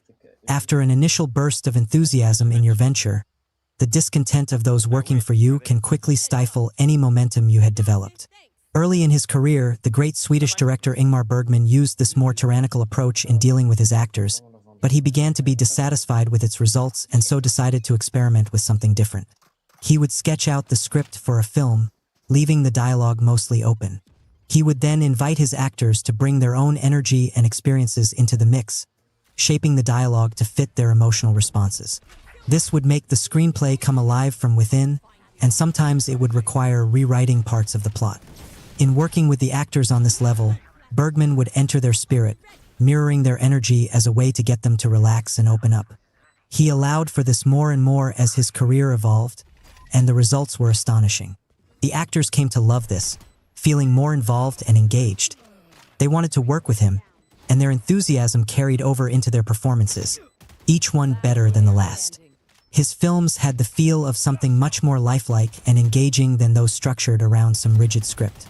His work became increasingly popular as he went further with this collaborative process. This should be your model in any venture that involves groups of people. You provide the framework, based on your knowledge and expertise, but you allow room for this project to be shaped by those involved in it. They are motivated and creative, helping to give the project more flow and force. You are not going too far in this process. You set the overall direction and tone. You are simply letting go of that fearful need to make people do exactly as you desire. In the long run, you will find that your ability to gently divert people's energy in your direction gives you a wider range of control over the shape and result of the project. Cultural flow. In the 1940s, the great saxophone player Charlie Parker single-handedly revolutionized the world of jazz with his invention of the style known as bebop. But he watched it soon become the convention in jazz, and within a few years he was no longer the revolutionary figure worshipped by hipsters. Younger artists emerged who took his inventions to other levels. This was immensely disturbing to him, and he spiraled downward, dying at an early age. The trumpeter Miles Davis had been a part of Parker's ensemble, and he personally witnessed this decline. Davis understood the situation at its core. Jazz was an incredibly fluid form of music that underwent tremendous changes in style in short periods of time. Because America did not honor or take care of its black musicians, the ones who found themselves surpassed by a new trend had to suffer a terrible fate, like Parker. His solution was to never settle on one style. Every 4 years or so, he would radically reinvent his sound. His audiences would have to catch up with the changes, and most often they did. It soon became a self-fulfilling prophecy, as he was seen as someone who had his finger on the latest trend, and his new sound would be studied and emulated. As part of this strategy, he would always hire the youngest generation of performers to work with him, harnessing the creativity that comes with youth. In this way, he developed a kind of steady momentum that carried him past the usual decline in a jazz musician's career. He kept this inventiveness up for over 30 years, something unheard of in the genre. Understand, you exist in a particular cultural moment with its own flow and style. When you are young, you are more sensitive to these fluctuations in taste, and so you generally keep up with the present. But as you get older, the tendency is for you to become locked in a style that is dead, one that you associate with your youth and its excitement. If enough time passes, your style lock can become quite ludicrous. You look like a museum piece. Your momentum will grind to a halt as people come to categorize you in a narrow period of time. Instead, you must find a way to periodically reinvent yourself.